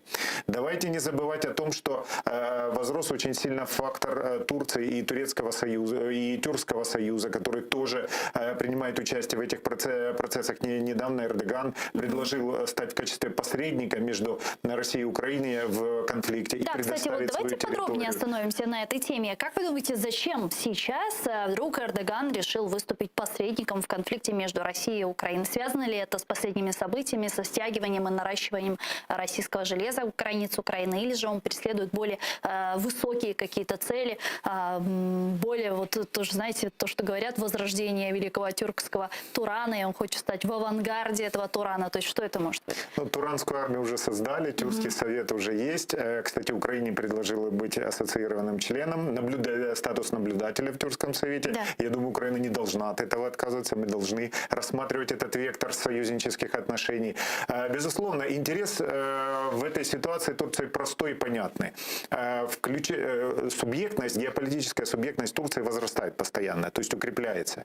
И сейчас, если Турция еще станет посредником в этих вопросах, отберет эти лавры у Лукашенко, потому что мы давно уже должны из Минска уезжать. Лукашенко уже не нейтральная часть, это уже фактически субъект Российской Федерации. Нам нужно менять локацию. В свое время Назарбаев предлагал к нему перебраться и так далее. Я считаю, что в настоящем моменте Турция это самый наиболее такой вариант будет. И Эрдогану это очень выгодно, потому что это поднимет его ставки, поднимет его статус, усилит, скажем так, позиции его геополитического центра, который сейчас Турция формирует на основе тюркских народов. А Турция сможет сохранить нейтралитет? Да, безусловно, безусловно. Турция, с одной стороны, мы понимаем, что Турция имеет взаимоотношения с Россией, торгово-экономические взаимоотношения с Россией. При этом Турция имеет военно-технические взаимоотношения с Украиной, поставляет Украине байрактары, то есть мы их покупаем и при этом применяем уже на востоке Украины в отношении российских оккупационных сил. То есть вот эти все факторы позволят ли России в этой посреднической роли все же сохранить нейтралитет? Позволят, потому что Эрдоган держит руку на винтиле Южного потока. Так. А это достаточно серьезный канал поставки российского газа в Европу. Россия не может себе сейчас позволить, скажем так, в жесткий конфликт вступать с Эрдоганом. Давайте вспомним. Несколько лет назад турецкие ВВС сбили российский самолет. Да. Где реакция? Нет. Ну да, ну пошумели, ну там поговорили. А реальных-то действий не было. То есть у Эрдогана сегодня очень сильная позиция. Он может себе очень многое позволить и в отношении Карлова, Европы. помните, когда застрелили, тоже, в принципе, жесткой реакции не было. То есть он может может себе очень многое позволить и в отношении России, и в отношении Европы. Он много себе позволяет в отношении Америки. То есть это достаточно серьезный геополитический центр, который сейчас на подъеме. И если сейчас Эрдоган потянет на себя вот эту вот ситуацию арбитра, он от этого очень много выиграет. И поэтому он сейчас прилагает серьезные усилия в этом вопросе. С одной Россия стороны. может на это пойти? Потому что сразу после заявления Эрдогана в Ашхабаде о возможном его посредничестве между Украиной и Россией сразу последовала реакция Пескова, Министерства иностранных дел России, Захаровой, который сказал, что такое сообщение и такое предложение в принципе неприемлемо. То есть они сразу отвергли, даже не рассматривали это. Понятно, что они понимают, если сейчас площадка переговоров уйдет из Минска, они потеряют определенный контроль. То есть тут как бы амбиции определенные, тут возможность собирать, концентрировать какую-то там разведывательную информацию и так далее. Там очень много моментов. Но прежде всего это имидж. То есть если сейчас все эти процессы передвинутся в сторону Турции, это будет достаточно серьезный сдвиг. И в перспективе, если Турция будет наращивать свои усилия в этом направлении, то я не исключаю, что Турция выйдет на топовые позиции стратегических Украины, ну не стратегических, но союзников Украины. И, возможно, сейчас уже по многим вопросам Турция ведет себя как адвокат Украины. Вот в частности по крымско-татарскому вопросу, по освобождению и так далее. И это очень серьезный фактор. Россия понимает это. И поэтому они будут применять технологию геополитического сдерживания. Они будут каким-то образом там экономическими способами давить и так далее, и так далее. То есть это игра.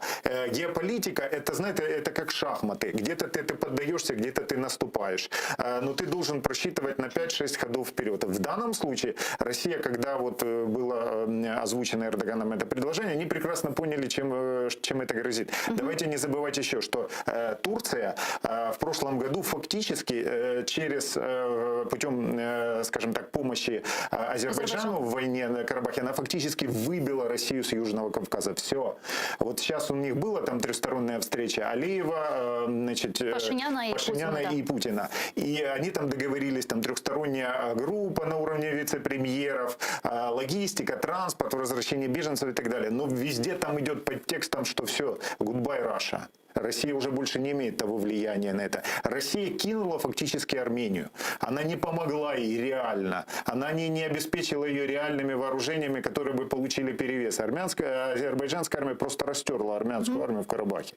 Благодаря помощи Турции. И в этом это тоже очень серьезный фактор. Ну, то же самое, в принципе, и по поводу Соединенных Штатов Америки тоже можно сказать. Потому что если Соединенные Штаты Америки сейчас проявят слабость, отступят назад, а в особенности мы видим, как в последние несколько лет Соединенные Штаты Америки показала свою возможную такую недееспособность в отстаивании позиций своих союзников. Это Вьетнам при Трампе и Афганистан при Байдене. И вот сейчас в случае, если с Украиной Соединенные Штаты Америки отступят назад, это имиджевая потеря, это разъединение трансатлантического сотрудничества и, собственно, Китай, то, о чем мы с вами говорили, потому что многие эксперты говорят о том, что в случае, если Соединенные Штаты Америки сейчас оставят Украину в этой конфронтации с Россией, то Китай может напасть на следующий же день на Тайвань.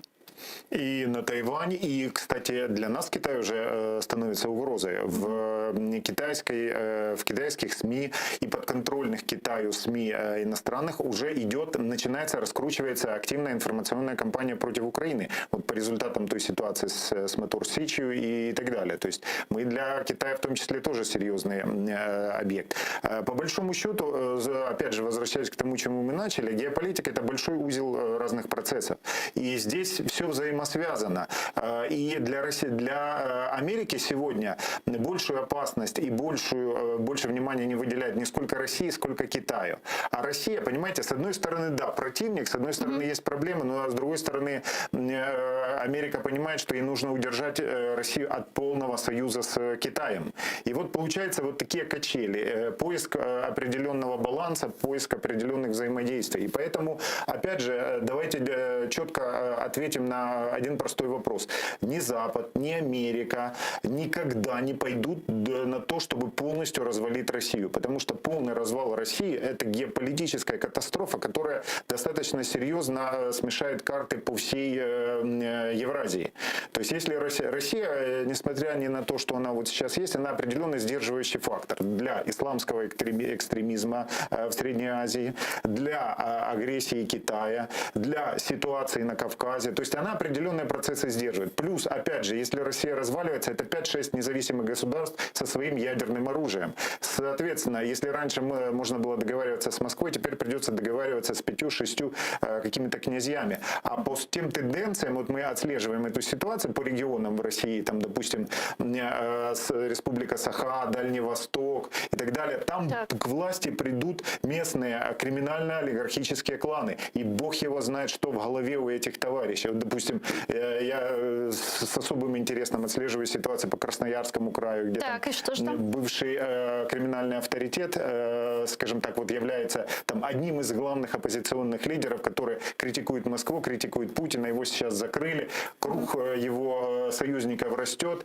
недовольство растет. Давайте вспомним губернатора Уса и ситуацию в Владивостоке, во Владивостоке и в этом крае, как народ, сколько они там буквально пару месяцев бузили и так далее. То есть ситуация очень сложная. И поэтому Запад прекрасно понимает, что Россию надо держать на голодном пайке, чтобы она была зависима, вот как во времена Ельцина. Вот это самый идеальный вариант был. Когда Россия постоянно получала материальную помощь от Запада и так далее, и она не проявляла внешней агрессии. То есть задача Запада создать в середине России такие проблемы, чтобы она занималась своими проблемами и не лезла никуда больше. И не лезла в союз с Китаем и так далее. Вот понимаете, в чем сложность этой ситуации. С одной стороны, Россию надо поставить на место, но с другой стороны, не допустить развала. Опять же, полный развал, как бы нам этого не хотелось, России, он не выгоден в том числе для Украины. Вот представьте, сейчас разваливается Россия. Какое количество голодных беженцев попрет в сторону Украины? Мы не сдержим их, у нас границы завалятся буквально. В 90-х годах, когда не было вот такой вот жуткой ситуации, но экономика России лежала в развалинах, я просто из Мариуполя, я помню эту ситуацию. Постоянно из Таганрога, из Ростовской области к нам ездили за одеждой, за колбасой, за другими продуктами питания и так далее.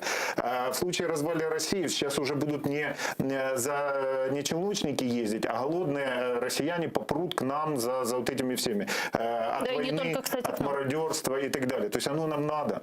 Вот поэтому сейчас и очень важно вот этот баланс держать, но баланс таким образом, чтобы Россия с востока была слабая, Россия погруженная в свои внутренние проблемы и которая не лезет к соседям. Вот в чем главная задача. И с нами сейчас на прямой связи Игорь Лапин, народный депутат Украины 8-го созыва, участник российско-украинской войны. Я предлагаю его вместе поприветствовать. Пане Ігорю, вітаємо вас. Салям алейкум. Бажаю здоровья. Да.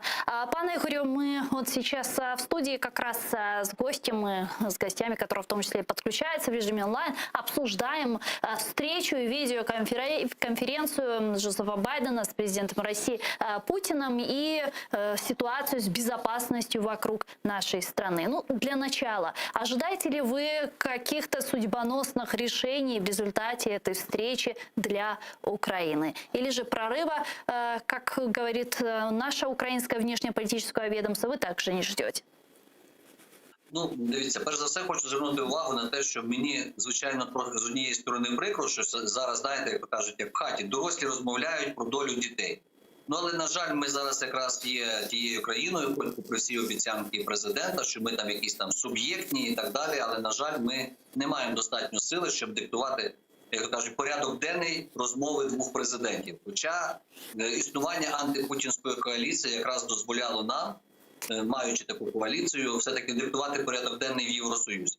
На сьогоднішній день зустріч Путіна і Байдена для мене може бути все-таки знаковою в контексті, чи будуть озвучені головні меседжі, які будуть доводити Путіну, що далі рухатись не можна. Тому що, попри всі негаразди, які, можливо, там будуть очікувати Росію внаслідок економічних санкцій, я можу сказати, що, скажімо так, всі санкції, які були на протязі цих 8 років, за рахунок ціни на газ за останніх декілька місяців фактично Путін нічого не втратив. Він вже все, що загубив, він вже економічно все повернув. Тому дійсно є питання можливості тиску на Путіна за рахунок чого.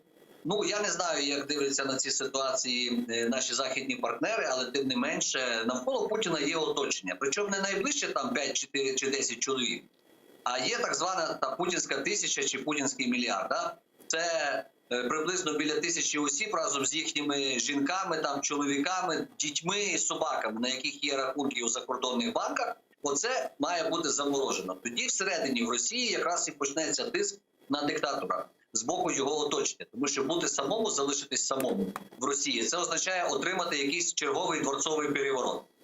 І коли диктатори в Росії завжди закінчували погано.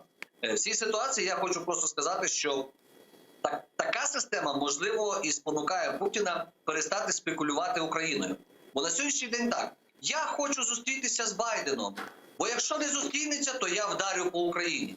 Бах, зустрівся. Зараз знову. Я хочу зустрітися з Байденом, бо якщо не зустрінеться, я там вдарю по Україні. Чи що Путін починає спекулювати Україною для досягнення своїх цілей? Північний потік-2 чи інші речі, які він на сьогоднішній день робить, він все робить за рахунок спекуляцій, що він вдарить по Україні.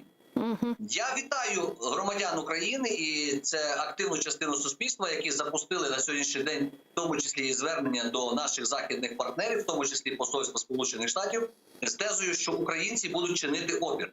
Тобто, якщо відбудеться так звана здача України Путіну за рахунок якихось інших плюшок, які, можливо, потрібні для Заходу, українці не здадуться. І це має бути головним сигналом, бо в тому числі це сигнал для наших американських друзів, які сьогодні всередині, в американському інстеблішменті, скажімо так, ведуть боротьбу проти агентів впливу Росії. Тобто там теж є політики, які кажуть, що треба умиротворяти Путіна, а давайте ми скажемо, що ми не візьмемо Україну до НАТО, а давайте ми не будемо Україні давати зброю, бо а в Афганістані отак вийшло, а отут може бути так само і так далі. Ми хочемо сказати, що ми 8-й рік протистоїмо одній з найбільших армій світу. Ми до сьогоднішнього дня не здалися і здаватися не будемо. Оце головні меседжі, які повинні врахувати наші західні партнери в переговорах з Путіним. Якщо вони це врахують, вони тоді зрозуміють, що Україна це дійсно є суб'єкт. А якщо будуть йти якісь домовленості, особливо що стосується таких базових принципів, закладених в статуті ООН, будь-які обмеження мають покладатися на країну-агресора, а не на країну-жертву. Тому постійне відкидання нас до Мінських угод, які вже Путіним 1500 разів були зірвані, тому що першим пунктом є припинення вогню. Вогню не припинили, отже, Мінські угоди давно зірвані з боку Російської Федерації. І всі ситуації намагання зобов'язати Україну впровадити формулу Штайнмаєра чи ще якісь речі в своєму законодавстві, я вважаю, виглядають як зрадою національних інтересів України. Пане Игорю, насколько я знаю, вот вы упомянули выше флешмоб, украинцы будут сопротивляться. Насколько я знаю, вы также являетесь участником этой акции. Вот можете рассказать, пожалуйста, немного подробнее, что она из себя представляет и как кто, каким образом может принять в ней участие? Ну, дивіться, справа в тому, що це ми знали, що має бути зустріч з Байденом. Для того, щоб дати можливість нашим західним партнерам, в тому числі оточенню Байдена, зрозуміти, що не треба нас списувати, навіть якщо якийсь, можливо, десь Зеленський шукає мир в очах Путіна, то треба ще зважати і на громадянське суспільство, яке розуміє, що політико-дипломатичним шляхом в світі жоден конфлікт, де взяла участь Росія, не вирішився.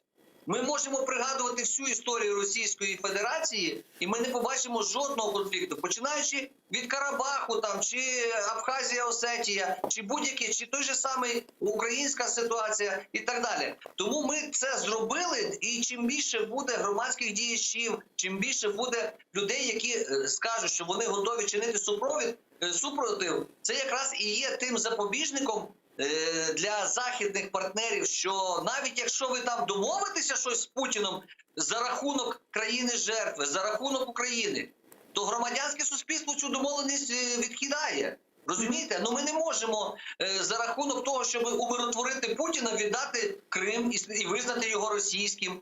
Я дуже добре пам'ятаю, коли в 15-му році організовувалась так звана блокада Криму. Там були представники дуже багатьох політичних сил, але всі вони були єдині в одному.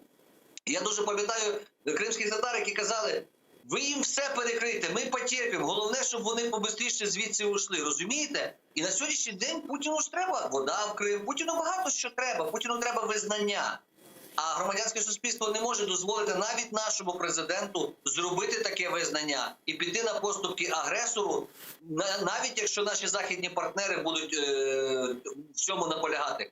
Так, звичайно, важко оставатися в боротьбі з Путіном одним. Але я дуже добре пам'ятаю армію 14-го року, і я бачу сьогоднішню армію, і я бачу сьогоднішні настрої суспільства. І оцей, в тому числі, і флешмоб, коли ми сказали, що ніякі домовленості з Путіним, якщо вони будуть перетнуть у ці так звані наші червоні лінії, нашу національну гордість і безпеку, вони не будуть виконуватися. Буде несприйняття громадян України. Ми готові воювати за свою державу. Це саме головний посил цієї акції, цього флешмобу. І саме характерно, що і в амбасаді Сполучених Штатів, і ми знаємо, що дуже багато дипломатів це замітили. І це дуже добре, це є дуже позитивно. Можливо, це підсилить тих, скажімо так, вашингтонських, там, американських ястребів, які готові боронити демократію проти російських окупантів. Дякую вам дуже, пане Ігорю. Чухсагун, що наше время і підключились к нам в ефір. Ігор Лапін, народний депутат України 8-го скликання, учасник російсько-української війни, був з нами на прямому зв'язку. Пане Олександре, от з моменту той інформації, яка почала публиковаться, стягивание российского железа к границам Украины, начиная от главнокомандующего Украины, заканчивая Министерством обороны, Генштабом, все в унисон говорят о том, что в случае полномасштабного вторжения Украина готова дать достойный отпор и защитить территориальную целостность Украины. Это так? Мы действительно готовы? Безусловно. Я уже в самом начале вам приводил математику, которая убеждает нас в том, что против широкомасштабного наступления, в принципе, мы можем выстоять и нанести достаточно серьезный урон. Опять же таки, по расчетам, при нынешних раскладах Россия может в случае широкомасштабного наступления использованием всех своих возможных сил и средств, а у них, на секундочку, армия сейчас всего составляет 900 тысяч, там ФСБ 150, Росгвардия 340, но это не те силы, которые могут атаковать. Так вот, если даже Россия соберет все с Дальнего Востока, подтянет, с Средней Азии, с Кавказа, оставить открытыми те части, это абсолютно нереально.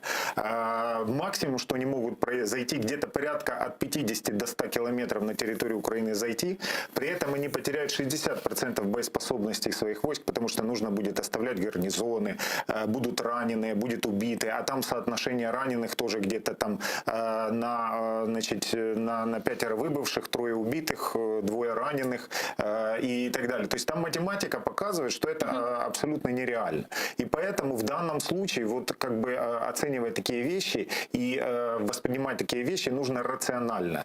И, соответственно, украинская сторона, соответственно, скажем так, вот структуры, силовые структуры, там Министерство обороны, Служба безопасности Украины, МВД и так далее, Офис президента и так далее, они озвучивают реальную ситуацию. То есть опасность существует, Россия может, скажем так, вот позволить себе сделать такой шаг, но есть определенные сдерживающие факторы. То есть в данном случае, вот что важно для украинского общества, отказаться от истерики, отказаться от панических настроений, просто готовиться. Вот в украинском языке есть хорошая классная фраза, что «зберегай спокій, змащуй кулемета». Вот это то, что нам сейчас нужно, ни больше, ни меньше. То есть...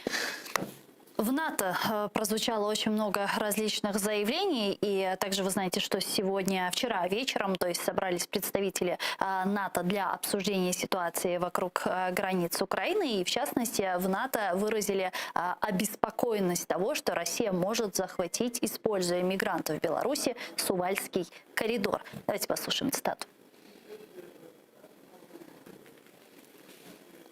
Так, я так понимаю, у нас нет цитаты The Times, информационное издание, которое сообщало про заявление НАТО, или же все же есть? Есть, да, давайте послушаем.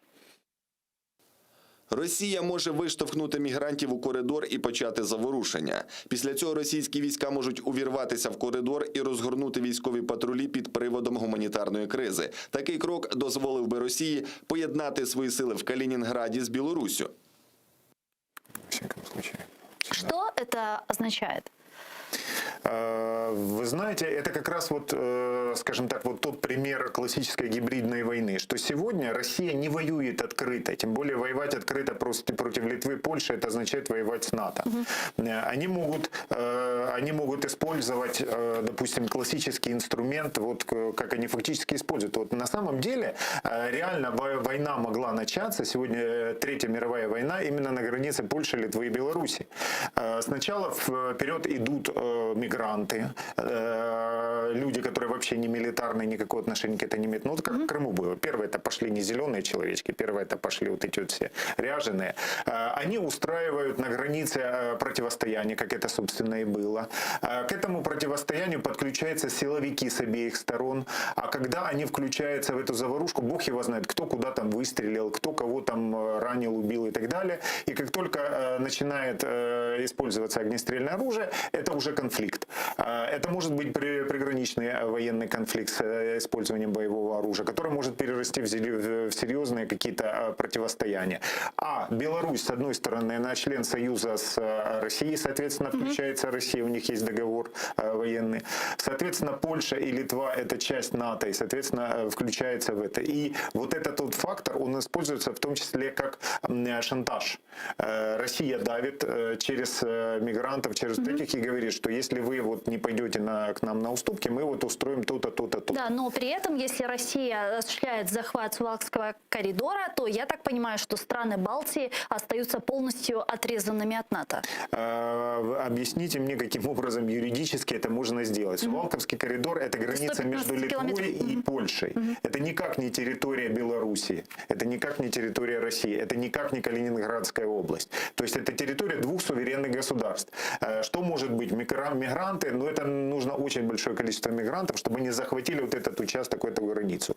Официальными военными подразделениями ни России, ни Беларуси это сделать нельзя, потому что это война.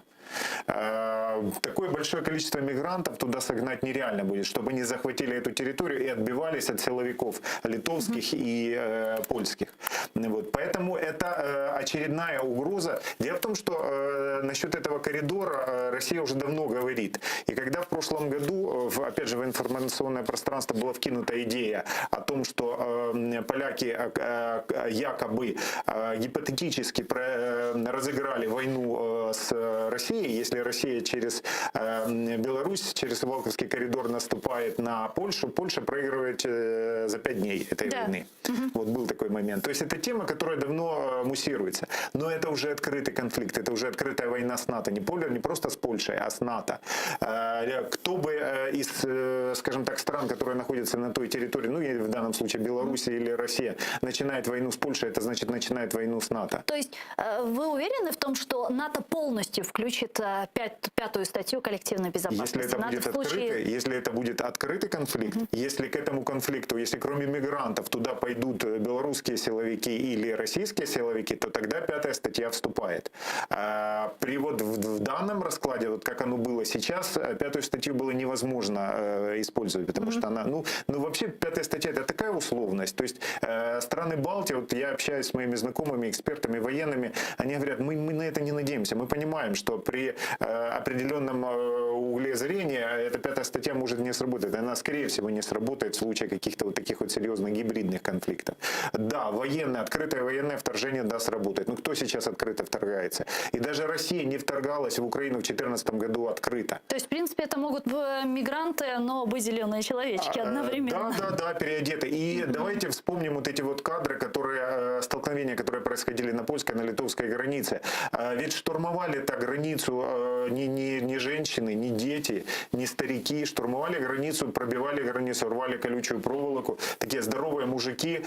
Причем как бы там четко было видно, что у них есть опыт, подготовка, участие в такого рода мероприятиях. То есть они знают, что, как, они соответствующим образом экипированы, одеты, они закрывают там органы дыхания, глаза. То есть там, скажем так, люди, которые знают, как себя в таких случаях вести. То есть это если не переодетые ССОшники, там российские, допустим, или белорусские, ну как минимум это представители террористических организаций, там Хизбалла и так далее, которые в таких вещах поднаторели. Хизбалла и многие террористические арабские движения, они имеют боевой опыт, и такими же операциями они осуществляют атаку территории Израиля, потому что там почти аналогичная ситуация. И точно многие процессы происходят. То есть вот подтянули сюда опытных товарищей, и они начали вот это вот движение. Но слава богу, что у литовцев и у поляков хватило выдержки не стрелять по тем, кто границу прорывал, и останавливать их такими способами. Потому что стрельба, любая стрельба со стороны, скажем так, вот европейских стран на этой территории, она бы повлекла ответную стрельбу и, соответственно, бы закрутился в приграничный конфликт с использованием вооружения. Давайте вспомним, сейчас Китай с Индией на южной границе, на северной границе Индии, там за целый ряд спорных территорий в противостоянии идут. Они не используют огнестрельное вооружение. Они как средневековые рыцари, палки, утыканные гвоздями, какие-то щиты, что-то. Они просто физически дерутся. Потому что прекрасно понимают, как только прозвучит выстрел, это, соответственно, уже война. Вот то же самое сейчас происходит в Европе, в странах Балтии, в Польше. То же самое может быть вот для нас сейчас. Самая большая опасность, если вот эта вот мигрантская волна пойдет на границу Беларуси и Украины, начнет там прорываться. Вот мы не сможем так сейчас вот закрыть абсолютно всю границу. Там больше тысячи километров. Да. Ну, вот. Давайте подробнее остановимся тогда на Беларуси и обсудим еще немного действия и заявления самопровозглашенного президента Александра Лукашенко, который сказал, что Россия не собирается нападать на Украину, а все заявления об этом якобы используются в качестве повода, чтобы молотить Россию. Давайте послушаем его.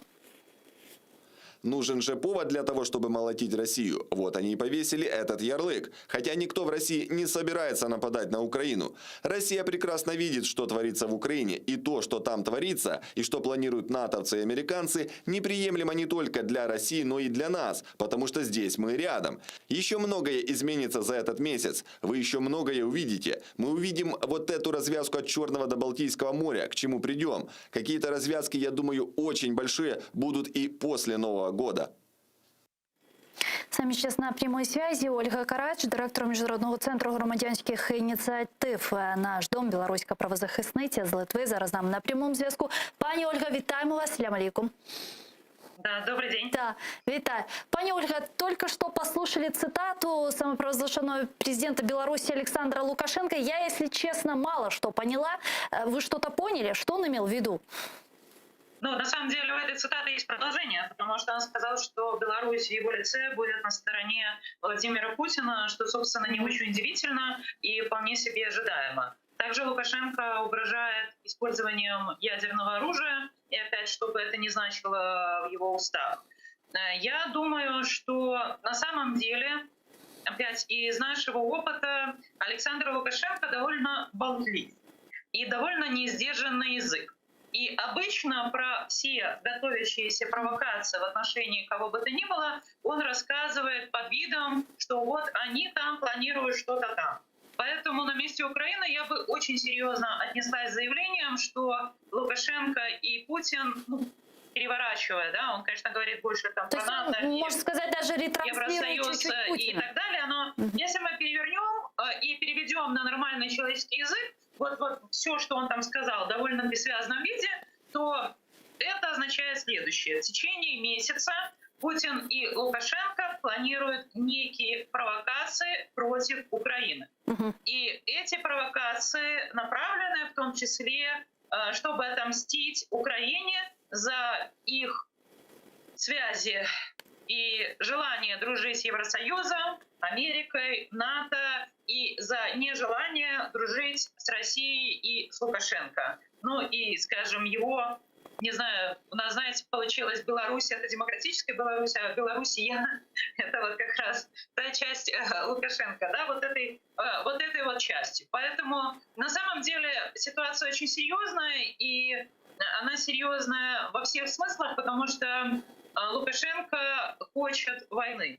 Это заметно. Для него жизни людей не значит ничего, и я думаю, что он последние 1,5-2 года жил под таким прессингом, прессингом. Знаете, когда человек больше всего чего-то боится, в какой-то момент он начинает даже делать все, чтобы это случилось. Ну и то, что Украину пугает войной уже в течение этого года, я хочу напомнить, что уже в мае, да, в конце апреля, в начале мая стягивались войска со стороны России и Беларуси к украинской границе. Владимир Жириновский говорил о возможной войне с Украиной и так далее, и так далее. То есть на самом деле я бы не считала это просто бредом, но очень внимательно посмотрела бы, что готовят два обезумевших диктатора в своем желании отомстить свободному миру и свободным людям, которые не хотят быть вместе с ними. Ну, вот это еще теза мне интересна Александра Лукашенко. Он говорит, что вы еще многое увидите. Мы увидим вот эту развязку от Черного до Балтийского моря. Вот какую развязку мы можем увидеть в морях? Что он имеет в виду?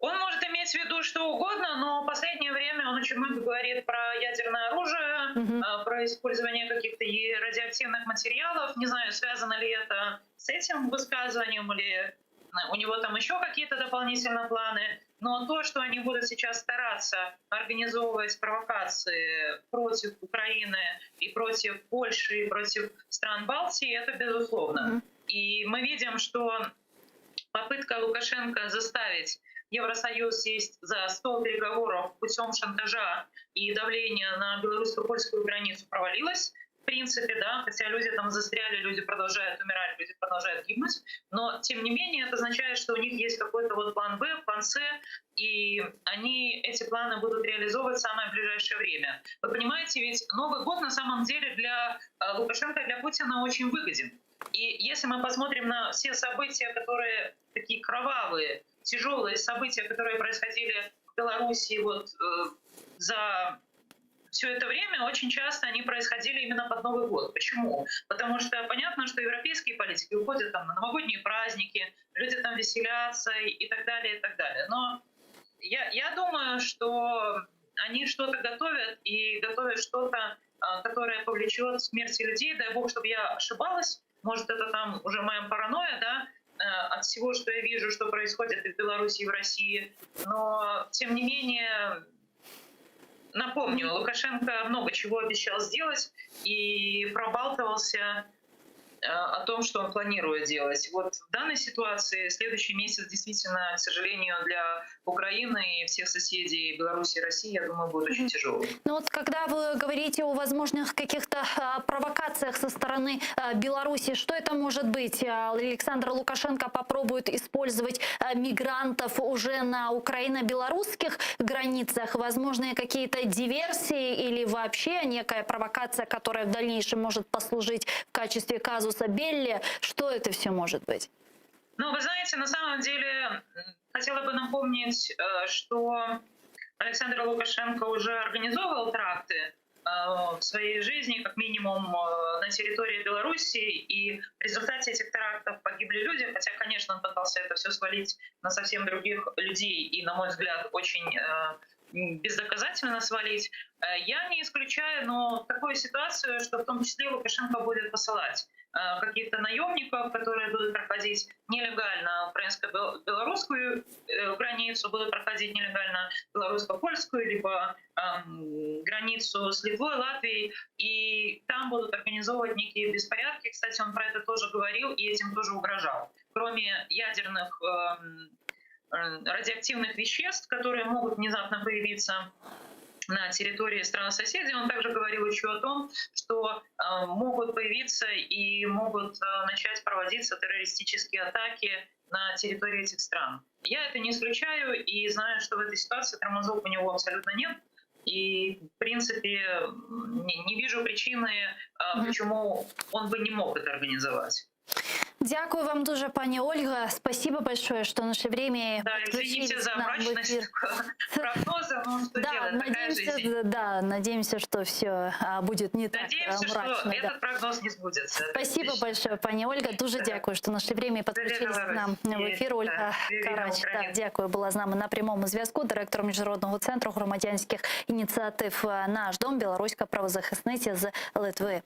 Пане Олександре, Александр Лукашенко, то заявление, которое мы с вами услышали, действительно ли, на ваш взгляд, как говорит пани Ольга, также он просто ретранслирует некие мысли Владимира Путина? Вот то, что не может сказать Путин в открытую, говорит, в принципе, Александр Лукашенко. Ну, абсолютно с этим соглашусь. И мы это уже давно наблюдаем, и неоднократно такие вещи были.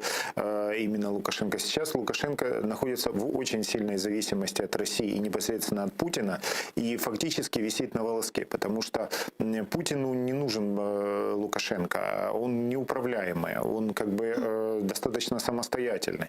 И поэтому сейчас его будут максимально, скажем так, в негатив окунать для Запада, таким образом, чтобы у него не было вообще никакого политического будущего. А потом просто либо будет переворот, коих было уже немало достаточно, либо инициирует Россия, поддержит демократические выборы в Беларуси, на которых выиграет пророссийский кремлевский кандидат, которые, кстати, сейчас очень многие сидят в тюрьме, потому что вот из тех, кто реально были кандидатами на должность президента Беларуси вот на последних выборах, ну, там практически все были это кремлевские кандидаты. Да, но ведь с другой стороны, поддержка демократических выборов, объявление о проведении демократических выборов означает победу протеста, правильно? А может ли Путин принять и предоставить такую возможность победы протеста? Разве это для него приемлемо? В Беларуси сейчас не может быть демократических выборов. Да. По той причине, во-первых, оппозиции нет или она сидит, вот в том числе очень многие мои знакомые, журналисты, известные общественные деятели Беларуси сейчас тупо сидят. Их посадили, кого-то по криминальным каким-то статьям, кого-то еще за вот эти вот в прошлом году. То есть сейчас, если вот прямо сейчас объявить демократические выборы, опять победит кандидат, либо тот же самый Лукашенко, либо представитель Кремля, потому что нет сейчас условий для проведения истинно демократических открытых выборов, потому что в сознании большинства белорусов сейчас нет свободы. Они запуганы, они забиты вот этими вот нарративами, месседжами тоталитарной культуры, тоталитарными принципами и так далее. Они не смогут сейчас сделать демократического выбора. И поэтому сейчас любые открытые демократические якобы выборы, это просто будет инсценированная российской стороной политическая операция по смещению режима Лукашенко и по постановке на его место более управляемого политика Беларуси. А есть такая фигура? Я же говорю, что это вот Бабарыка, который сейчас якобы сидит, но фактически, ну вы меня извините, возглавлял банк, который был в составе Газпрома местного. Да. Ну о чем вы тут говорите? Практически все те, кто были, скажем так, их бы просто не допустили до выборов, им бы не дали зарегистрироваться, им бы не дали вообще как-то раскрутиться и вообще как бы появиться. То есть там потенциальную оппозицию уничтожают просто на корню. Вот только кто-то поднимает голову, сразу ему прилетает. Либо криминальная статья, либо политическая статья и так далее. То есть на самом деле это достаточно страшная страна. В 2015 году я там был на конференции, и мне показывали, я общался с местными, в том числе с оппозиционерами, и мне показывали вот этот знаменитый Минский расстрельный замок, где сидят заключенные, где осуществляют приговоры вот эти смертные и так далее. То есть ситуация там очень страшная. Люди по улице ходят и как бы боятся иной раз взгляд поднять. Там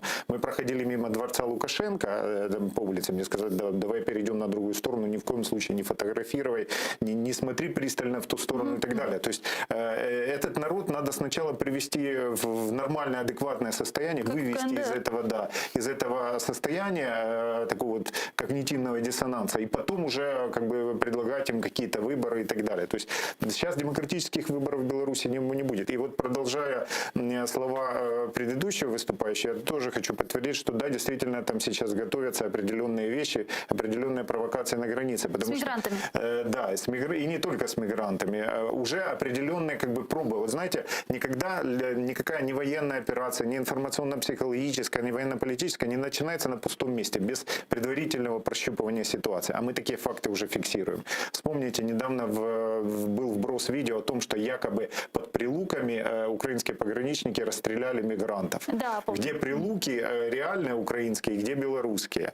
Потом неоднократно вкидывалась информация о том, что какие-то группы, вооруженные группы находятся в Чернобыльской зоне. И там наши заходили, искали, в результате никого не находили.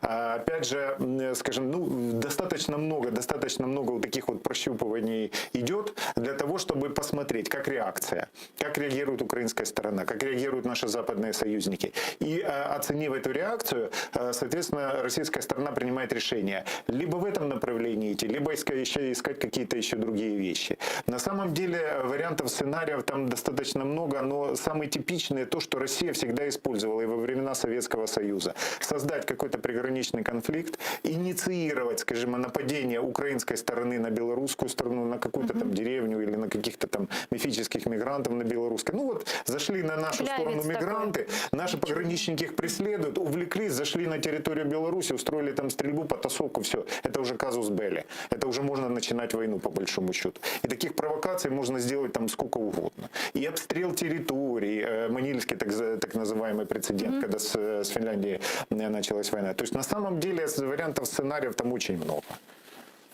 И возвращаясь к теме мигрантов, правильно ли понимаю, что вот эта вот политика России с Александром Лукашенко, затеянная для дестабилизации Европейского Союза, используя мигрантов, она провалилась сейчас? Или же есть у них еще какие-то шансы? Ну, нельзя сказать, чтобы она полностью провалилась. То есть определенное психологическое влияние. Понимаете, в каждой вот такой вот операции, военно-политической или политической операции, или информационно-психологической операции, как правило, множество целей. Какие-то цели все равно достигаются. Ну, во-первых, Россия опять напомнила о том, что она один из ключевых игроков европейской геополитики, о том, что они могут вот такие вещи организовывать, о том, что есть такая опасность и так далее. То есть Россия постоянно повышает уровень своей статусности, точнее его подтягивает. Падает ее авторитет, она его постоянно подтягивает. То есть постоянно показывает, что мы здесь, что у нас есть возможность, что мы будем атаковать и так далее. То есть и опять же, давайте не забывать, что большинство действий, большая часть действий, агрессивных действий России, которые она осуществляет, ну вот в частности в этом году, это опять же таки связано с газовой темой. Наступаем, пугаем, устраиваем теракты и так далее, чтобы Европа пошла на определенные сделки, чтобы Европа пошла на определенные соглашения и так далее. И в некоторых регионах мы это видим. Вот мои коллеги в Латвии, ну вот коротко расскажу, проводят исследования и работают с общинами, которые находятся на востоке страны, Латгалия, так называемая территория. Да. И там есть вот такая концепция, Россия ее продвигает, так называемая Латгальская народная республика, так называемая ННР. И вот там уже сейчас такие настроения. Да давайте, может, мы уступим, да давайте бог с ним, они там сильнее, зачем нам это что-то надо? Наподобие латвийского Донбасса какого-то, да. Это вот Латгалия, такая территория, где очень много русскоязычного населения, которое смотрит российское телевидение, где Россия очень влиятельна. Это как Нарва в Эстонии.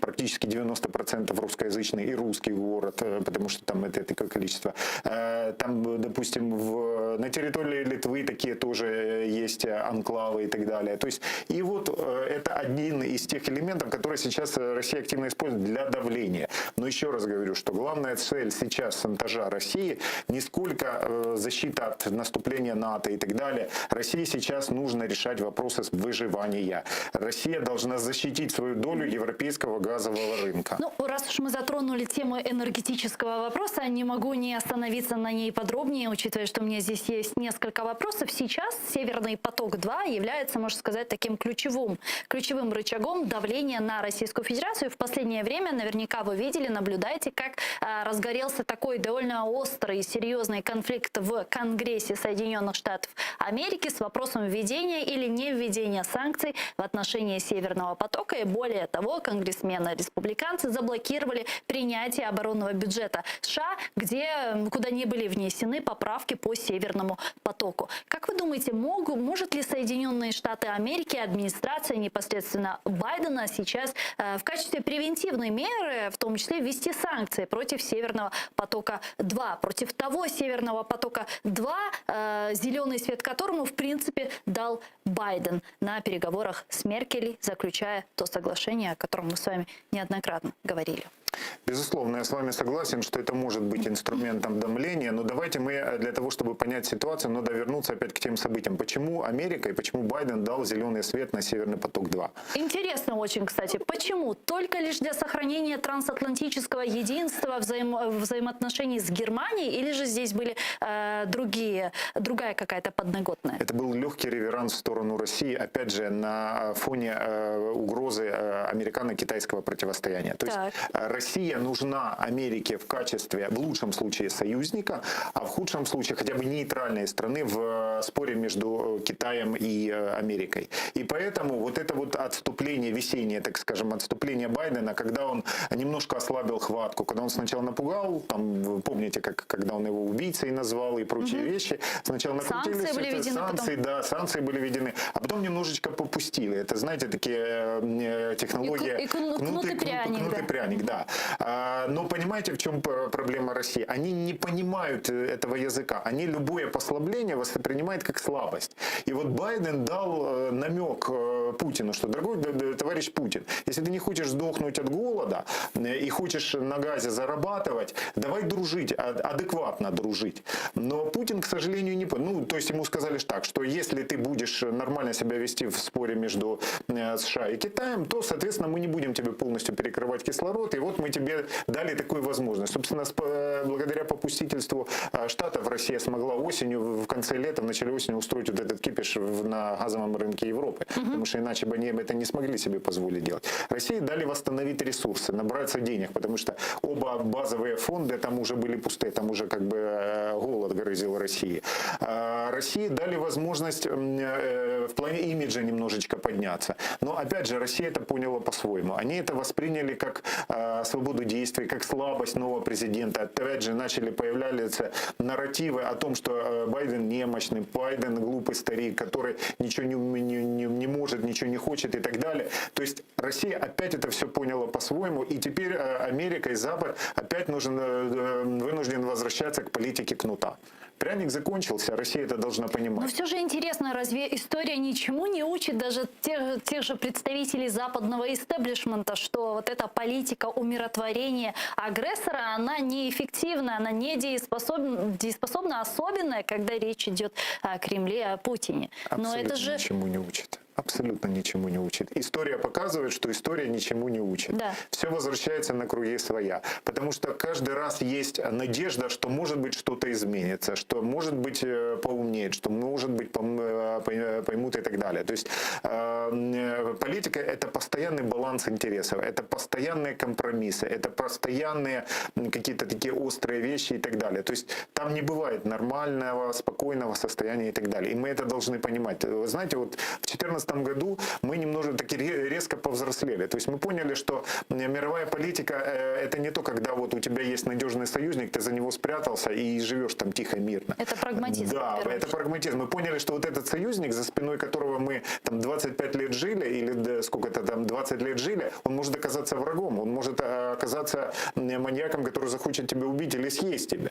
Вот. И поэтому вот чем раньше мы последние уже вот эти вот крохи вот это вот такого романтизма у нас уйдут, когда последние розовые очки у нас разобьются, вот тогда мы начнем, действительно мы станем субъектным участником геополитических процессов. Пока у нас еще существуют розовые очки. Пока еще мы видим в Европе там какого-то стратегического союзника, который будет за нас стоять. Не будет за нас стоять Европа. И американские солдаты за нас не будут на Донбассе, в Крыму воевать, на севере Украины не будут. То есть нет постоянных союзников, есть постоянные интересы. И нам нужно уметь держать баланс этих интересов, раскладывать, как говорится, яйца по разным корзинам. И сейчас, вот, допустим, большая ошибка в том, что мы вкладываемся полностью в западный вектор, в американский вектор союзников.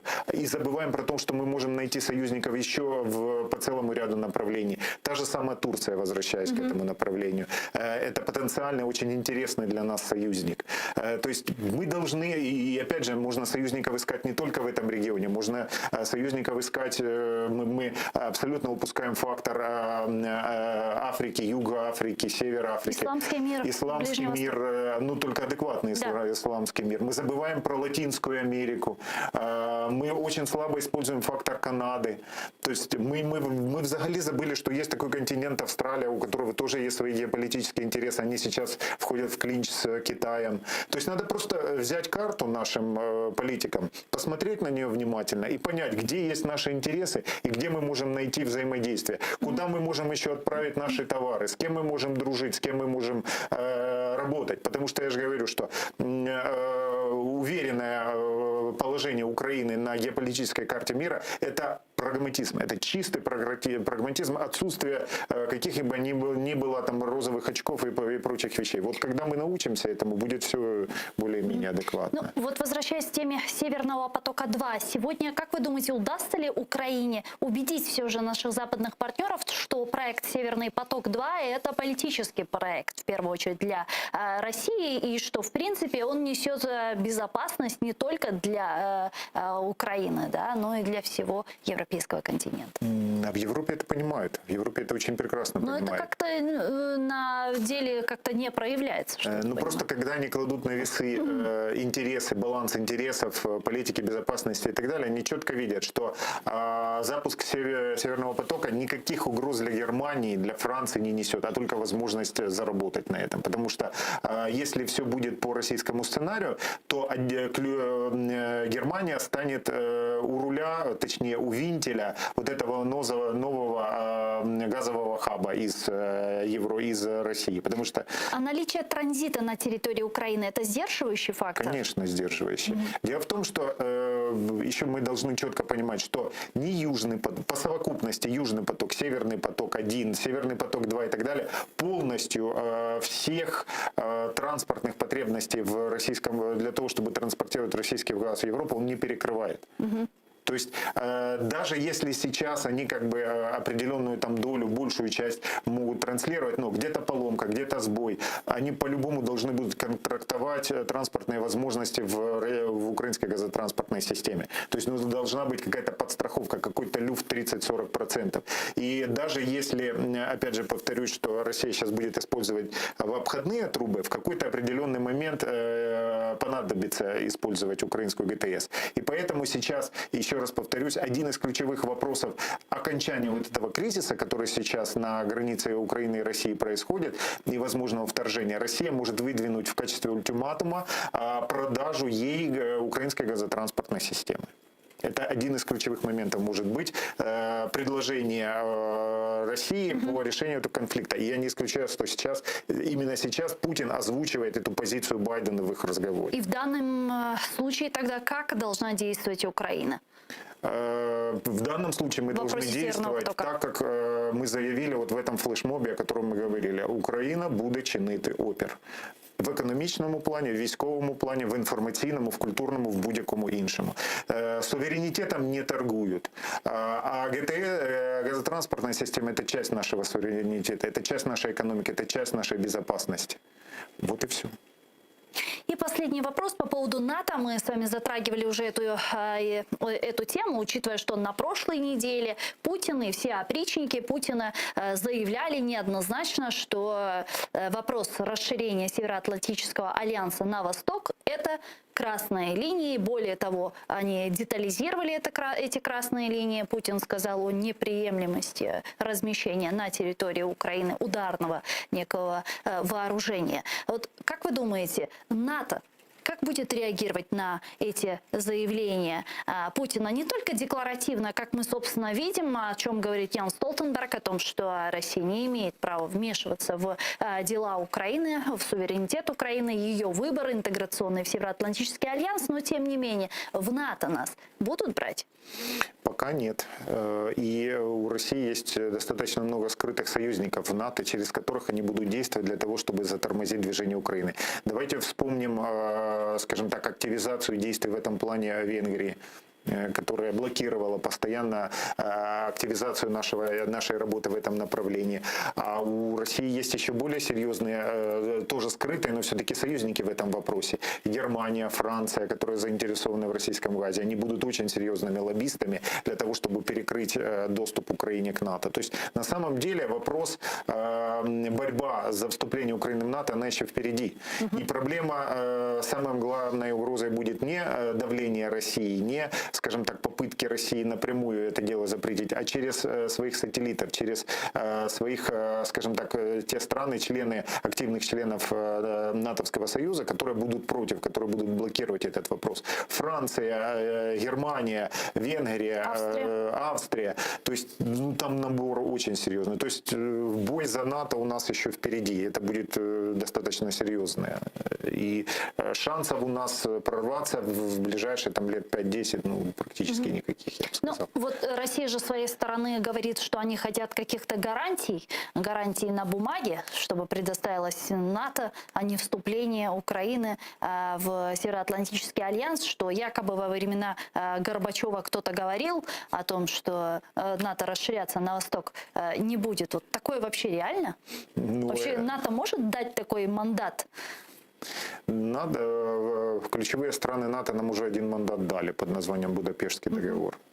То есть на самом деле вот такие вот бумаги, с одной стороны, они очень дорого стоят, но с другой стороны, они ничего не стоят. То есть если они идут вразрез с ключевыми интересами основных игроков, геополитических игроков, то та же Великобритания, та же Франция, та же Германия, та же Соединенные Штаты, они всегда найдут обходные пути, и Россия тоже великолепно умеет это делать. Они найдут аргументы, они найдут юридические лазейки, чтобы не выполнять этот договор. То есть, скажем так, смысла никакого нет. России сейчас эти гарантии нужны скорее в информационном плане, скорее в имиджевом плане, нежели в реальные угрозы. Россия прекрасно понимает, что страны НАТО и НАТО не собирается нападать на Россию. Они 100 лет не снилась эта Россия, у них своих проблем хватает, у них сейчас китайская угроза на подходе. То есть это чисто информационная составляющая, это чисто имиджевые аспекты, которые нужны для России. Для России сейчас важнее экономический фактор, их присутствие на газовом рынке Европы, потому что 33% рынка, газового рынка Европы, это очень много. Это очень много. Это основные поступления в бюджет России. Дякую вам дуже, пане Олександре. Чухсагнули, що приїхали к нам в студію і ответили на наші вопроси. Олександр Корбан, ментор Центру протидії інформаційним агресіям АМПМ, був гостем нашей студии. Я с вами не прощаюсь. Мы сейчас прерываемся буквально на 5-6 минут. А после вернемся в эту студию и продолжим информационно-аналитическую программу «Бугунь». Не переключайтесь, оставайтесь первым крымско-татарским. Коршкевич.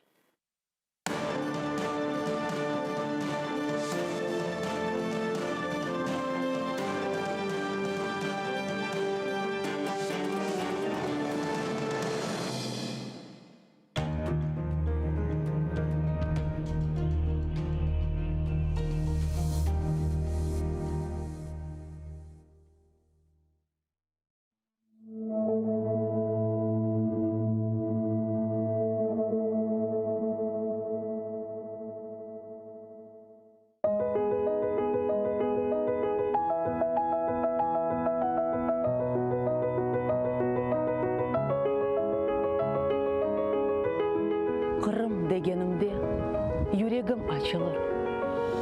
Yağmur olup buluttan güller saçılır. Dağ, çöller, denizden tebessüm yayılır. Kalbimnin melgemiz, ey ana vatan.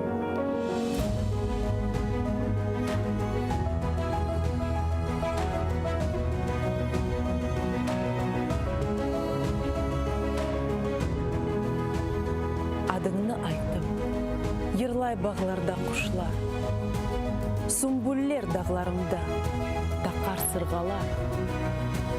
Deniznin tılsımı, ruhumnu sıyla, gönlümün tacısın, ey ana vatan.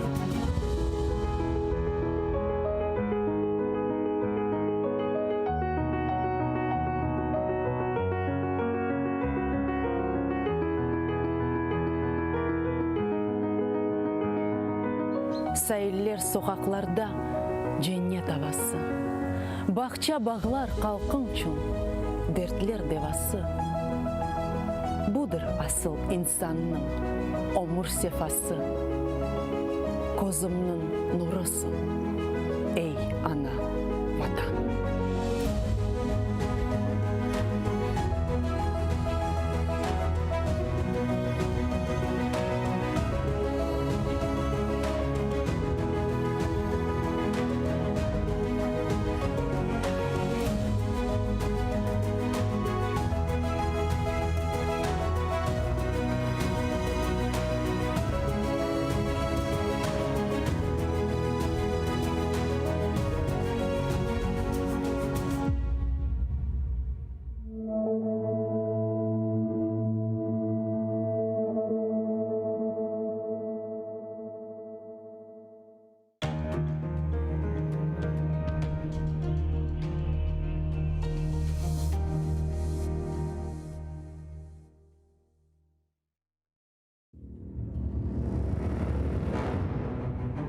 Хаджи Герай Қырым ханлығыны тізгенде 29 yaşında еді. Тахминен 350 ел девамында Қырым ханлығы девлет оларақ үкім сүрді. Исмаил Гаспринский Терджиман газетіні 28 yaşında нешір етіп башлады. Номан Челебиджихан Қырым татар милли құрылтайны 33 yaşında тізді.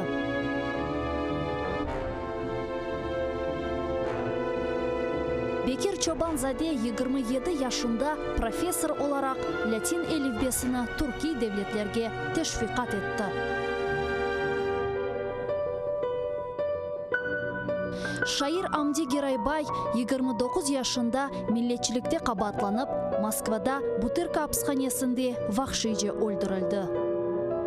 Ahmetxan Sultan birinci kere qaramanlıqni 23 yaşında kazandı. 25 yaşında ise 2 defa qaraman oldu. Musa Mahmud 1978 senesi hakimiyetke karşı isyan etip ozunu yaktı. Milli meşal oldu. Ayşe Setmuratova 27 yaşında adalet kureşine kırıştı ve bütün ömrünü Kırım Tatar milli hareketine bağışladı. Genç ve yaşlar, fedakarlık ve kahramanlık için kureş meydanı açıktır.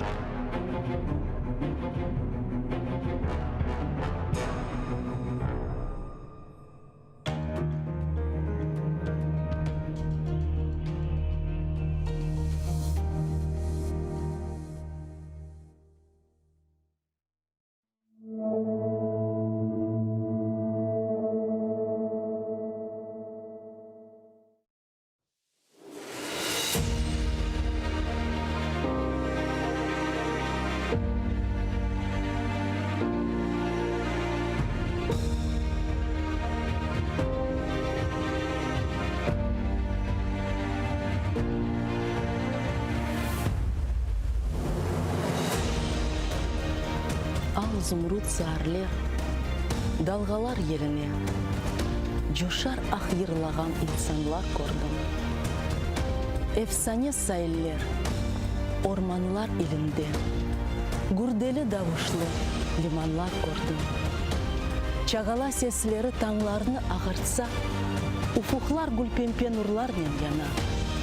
Мавымсы тоғайлар, бақчалар бағларда, лейлеклер турналар. Сесленіп қона.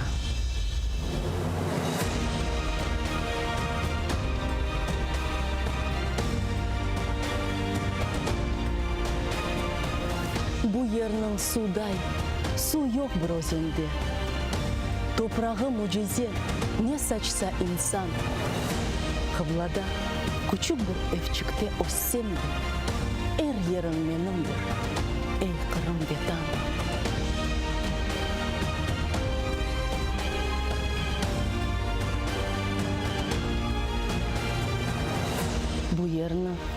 Бұ ерде анадан doğғанға ұнытмақ мүмкін мі? Бұ ерде әр айн бабамның қабырыны яғмырлар яғғанда, бешігім башында ағылаған анам. Темелің ташым ем, жанымсың, тенімсің.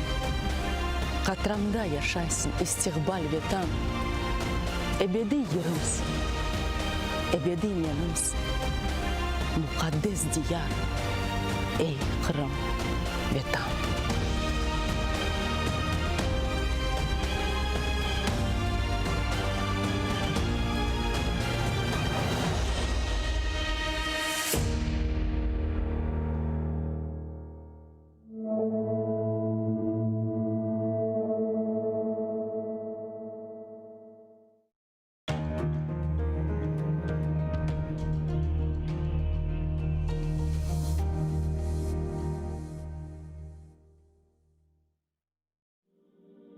Пророк Мухаммед, да благословит его Аллах и приветствует, сказал: «Каждая умра после предыдущей служит искуплением совершенных между ними грехов. Что может быть прекраснее того, чтобы совершить путешествие к двум святыням ислама в Мекке и Медине, ощутить спокойствие и умиротворение на земле, по которой когда-то ступал наш любимый пророк. Да благословит его Аллах и приветствует. Ведь умра является искуплением от грехов и средством от бедности. А по мнению некоторых ученых, она является даже ваджибом. В священный месяц Рамадан умра по награде приравнивается к хаджу. И не забудьте про награду в мечети пророка. Да благословит его Аллах и приветствует. Откройте свой путь к Каббе вместе с Кабайоло.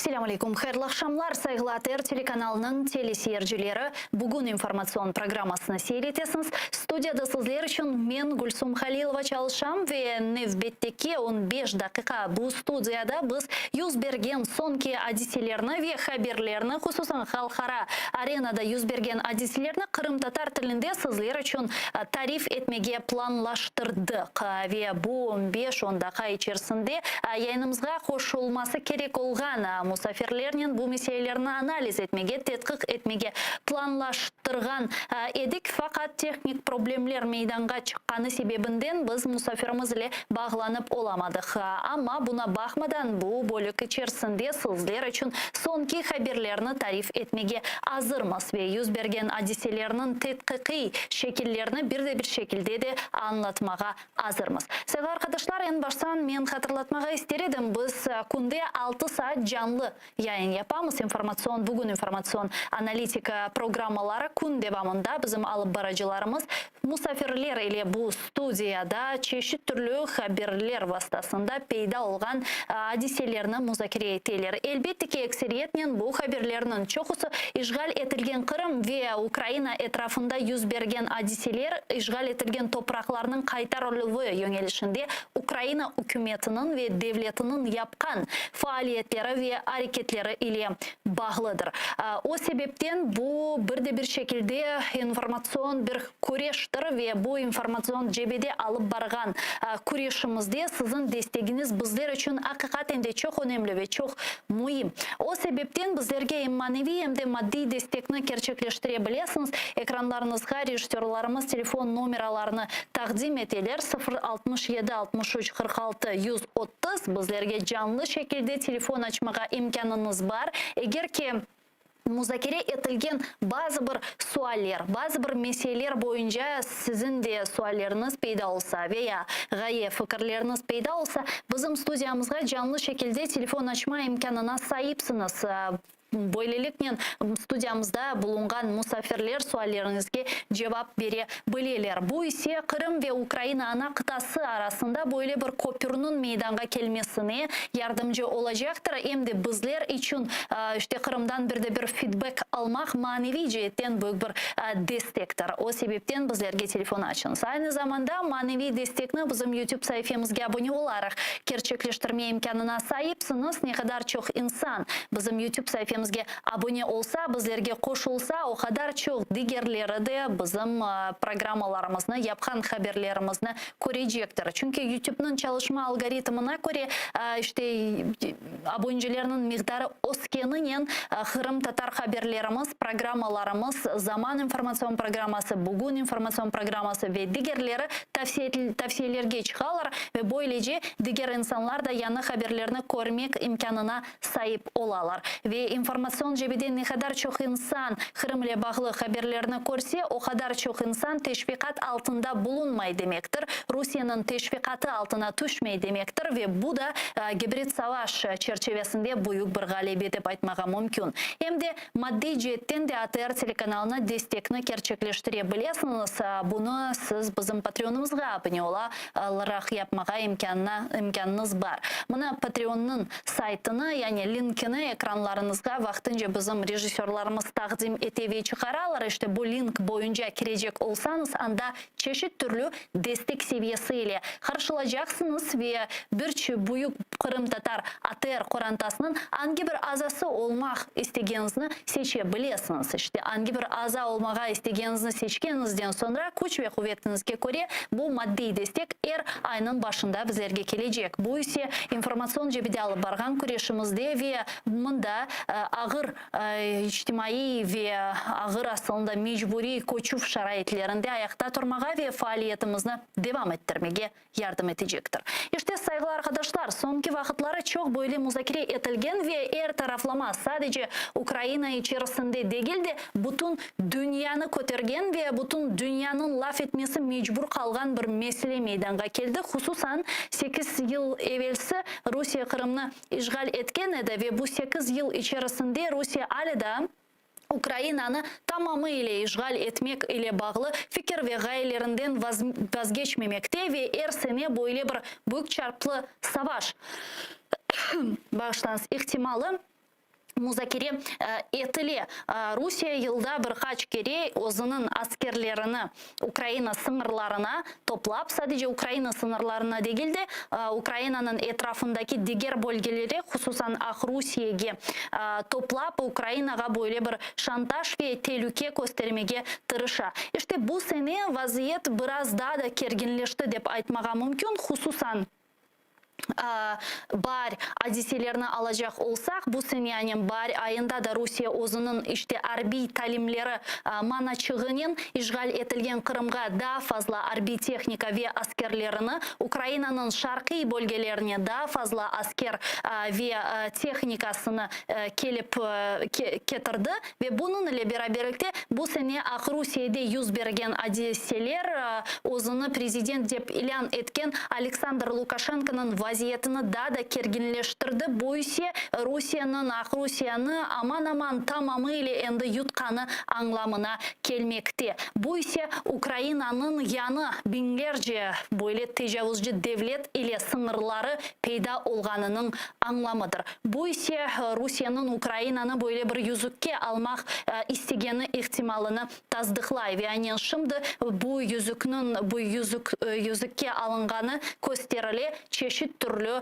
şarkı, çeşit türlü garbi informasyon vasıtalarında. Ukrayna'nın istifakdaşları sonki ay içerisinde Rusya'nın büyük çarpıcı savaş başlatması ihtimalini müzakere ettiler. Hususan bu hafta aman bir ay evvelsi Washington Post büyük böyle bir makale yazdı ve bu makalede degenine göre Rusya Ukrayna'nın sınırlarına daha fazla asker yığmağa başlay. Sonra bu demek Washington Post politika Bloomberg ve da birçok diğer Amerikan ve bizim Garbi ittifakdaşlarımızın haber vasıtaları aydınlatkan sonra artık Avrupa Birliği'nin ve Amerika Birleşken Devletleri'nin siyasetçileri de bu vaziyetini takip etmeye başladılar ve hakikaten de onların istihbaratları böyle bir tehlike şimdi meydana gelgeni hakkında aytmağa başladı. Ve endi Ukrayna istihbaratı da Şarkı ve özünün Garbi ittifakdaşlarının Şarkı bölgede Rusya'nın asker yığğanı malumatını tasdikladı. Ukrayna prezidenti Vladimir Zelenski'nin aytkanına göre Ukrayna sınırında aman 100 binge yakın Rus askerleri mevcuttur. Sonra bu malumat biraz değişmeye başladı. Ukrayna Müdafaa Naziri Alexey Reznikov'un aytkanına göre şimdi Ukrayna istihbaratının malumatlarına esaslanacak olsak Ukrayna sınırlarında 94 bin Rus askeri mevcuttur. Bununla beraberlikte çeşit türlü harbi teknikada sınırlarda var ve birçok harbi tetkikatçılarının, siyasetşinaslarının aytkanına göre bu böyle Rusya'nın Ukrayna'nı tamamıyla zapt etmek için yeterlice askeri değildir. Yani bu yeterli olmayan bir miktar hakkında aytalar. Ve fakat gene de bu meselelerinin bu şekilde kütlevi şekilde kotarılması, tehlikelerinin kütlevi şekilde müzakere edilmesi sadece Ukrayna tarafından değil de kiminde 8 yıldan beri bu ihtimalini, bu tehlikeni göz önünde tutarlar ama Garbi ittifakdaşlar tarafından bu meselelerinin böyle büyük şekilde, kütlevi şekilde көтеріліп музакире етілмесі аққатенде бұйық бойле бір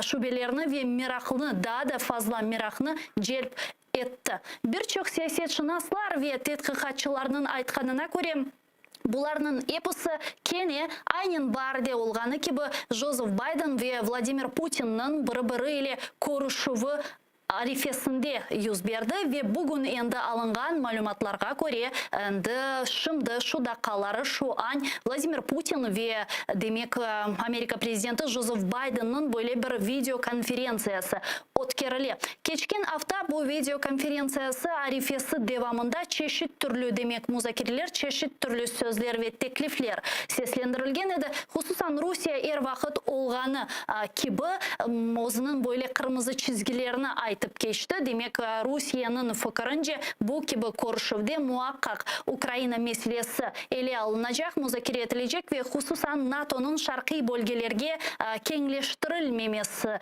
үшін кифайет, яғни гарантия талап етежеклер. Жозеф Байден ве Байденның мемориеті тезден бұна бойле бір жевап оларақ ичбір қырмызы чизгелеріні қабыл етмегенлеріні, Украина территориаль бүтінлігіні ве истикляліні, Украинаның мұстақиллігіні дестек еткенлеріні да бір кере айтып кечтілер. Ве фақат кенеде бүгінкі көрішувлерден не беклемеген мүмкін деген суалны бережек олсақ, бір чоқылары, демек Украина президенті, Украина тышышлері назерліге, ғарби біздің иттифақдашларымыз әмде Русия мирақлысы шундаки бұл көрішувден ижбір бойле бір глобаль денішмелер беклемек керек олмағаныны айталар. Яғни бұл меселеде не үшіндір үш тараф шымды бойле бір фүкірні, бір ғайыны ве бір беклентіні деп айтмаға мүмкін сеслендіре. Яғни бойле бір глобаль денішмелер олмай жағы.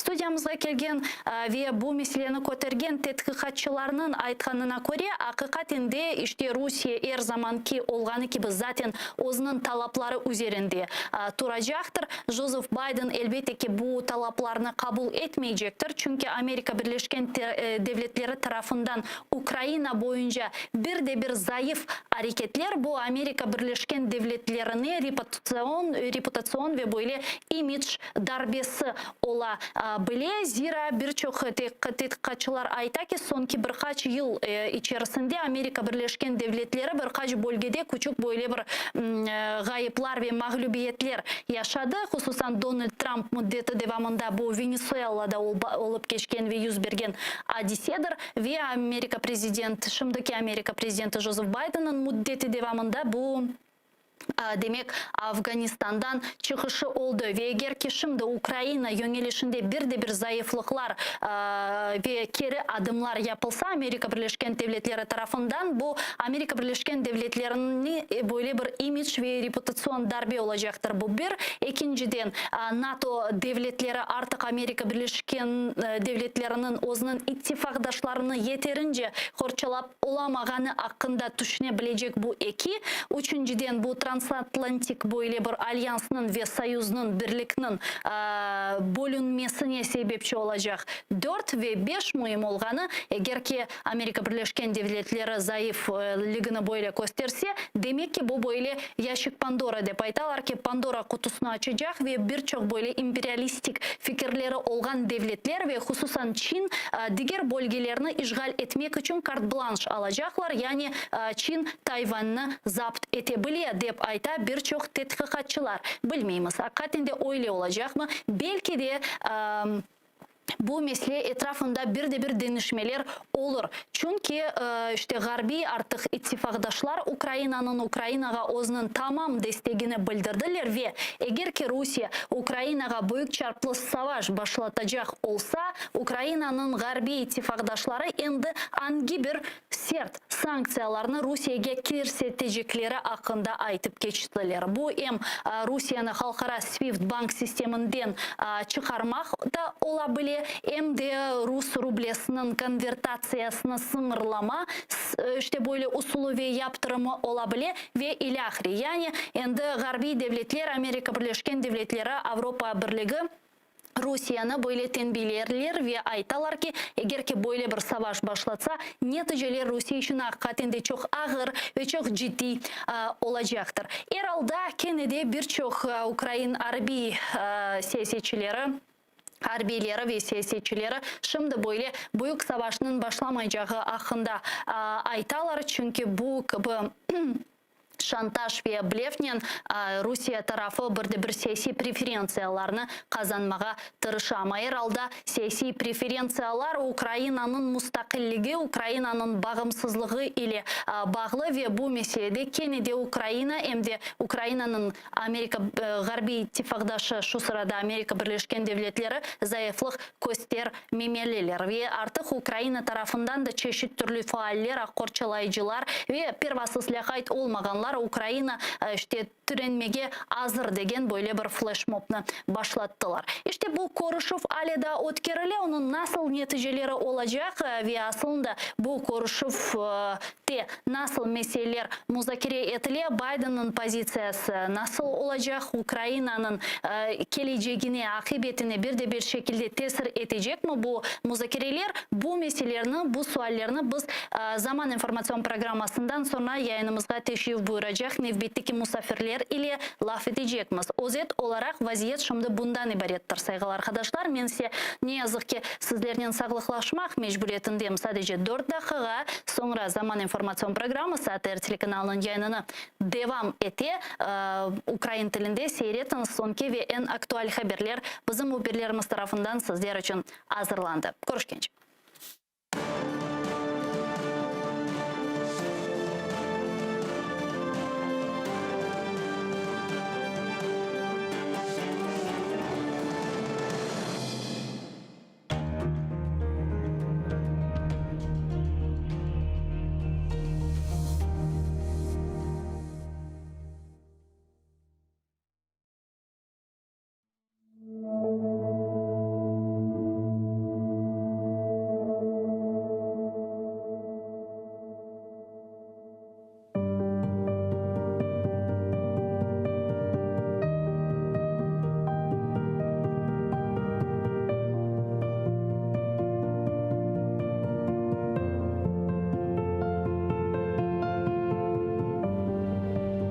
Kırım Tatarım, bu büyük bir gururumdur. Kırım Tatarım, katıram ecdadımdan miras olgan gayret. Kırım Tatarım, ah cesur kalkım, korgensin sen nice bela ve felaket. Kordun icret, akaretler ama yıkılmay. Baş egmey, erşege karşı turdum. Namusuna iftiralar töktüler. Lakin temiz ve paktır Kırım Tatar adım. Kırım Tatarım, yüreğim güneştir. Bulut örtse bile sevem halkımızını. Korku bilmez, saf gönüllü, cesaretlisiz. Men temenna etem o günümüzde. Sorar ise menden biri, sen kimsin? Söyle halkın tertip nizam ve adetini. Aytırım. Bu büyük bir gururumdur. Şükür. Kırım Tatardır milletim.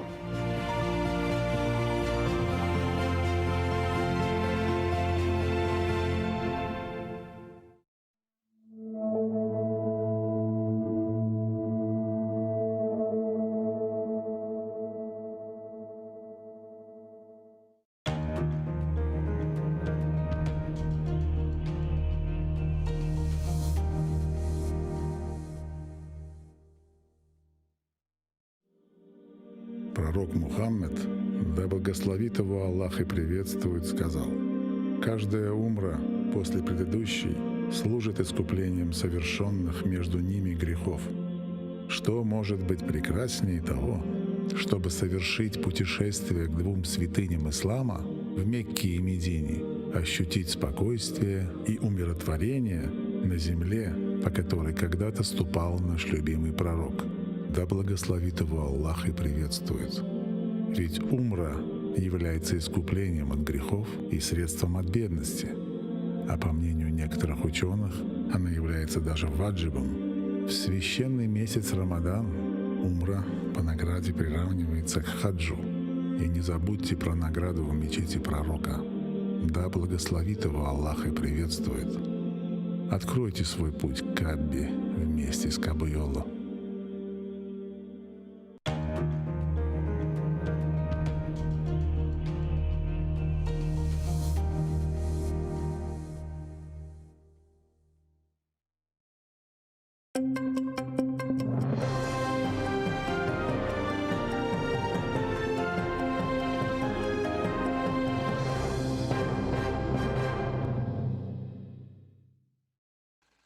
Байден і Путін розпочали перемовини в онлайн-форматі. Очікується, що ключовою темою обговорення президентів США та Росії буде Україна. Перед відеоконференцією з Москвою Джо Байден обговорив скупчення російських військ біля кордону з Україною з лідерами Італії, Німеччини, Франції та Великої Британії. Також президент України Володимир Зеленський мав телефонну розмову з державним секретарем Сполучених Штатів Ентоні Блінкеном. Вони узгодили позиції з ключових питань, а глава держави наголосив на безальтернативності процесу мирного врегулювання. Володимир Зеленський також подякував за потужну підтримку з боку Сполучених Штатів. Крім того, домовлено провести телефонну розмову Володимира Зеленського та Джозефа Байдена після переговорів між президентами Сполучених Штатів та Росії.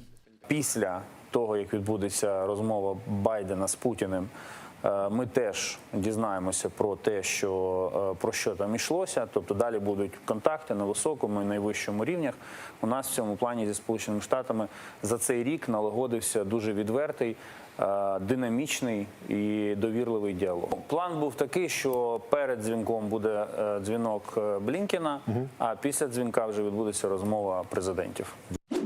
Російські окупанти уперше за 2 дні застосували артилерію. В українському війську втрат немає. У штабі Об'єднаних сил нарахували 5 ворожих обстрілів. По оборонцях Попасної та Шумів окупанти били 82-мм мінометами. А неподалік Майорська, Катеринівки та Пісків, що на околиці окупованого Донецька, ворог провокував з гранатометів, кулеметів великого калібру та стрілецької зброї.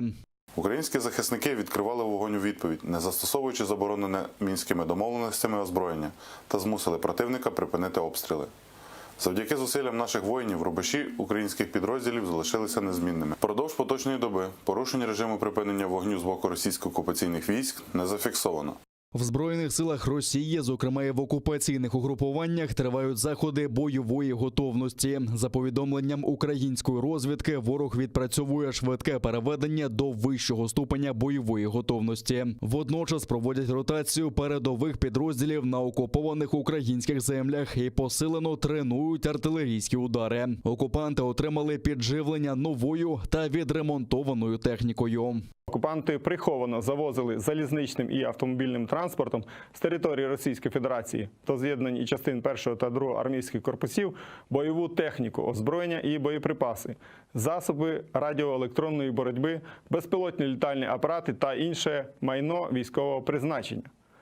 До підрозділів противника доставлено понад 3000 тонн пального, запаси мастил і технічних рідин для експлуатації техніки і озброєння у зимових умовах. Повернено чергову партію бойових машин, відновлених та модернізованих на російських ремонтних підприємствах. Ще 8655 нових пацієнтів з ковідом виявили на материковій частині України. Водночас майже 23 тисячі українців одужали, а 467 людей хворобу подолати не змогли. Третина регіонів України вже вийшла з червоної зони карантину. Серед них Донеччина, Дніпропетровщина, Івано-Франківщина, Луганщина, Львівщина, Одещина, Рівненщина, Херсонщина та Київ. Проте це аж ніяк не означає, що в цих регіонах суттєво послабляться карантинні обмеження. Навпаки, вчора вступили в дію нові правила, згідно з якими відвідувати громадські заклади у жовтому рівні епіднебезпеки зможуть лише ті, хто отримав щонайменше одну дозу щеплення проти COVID-19.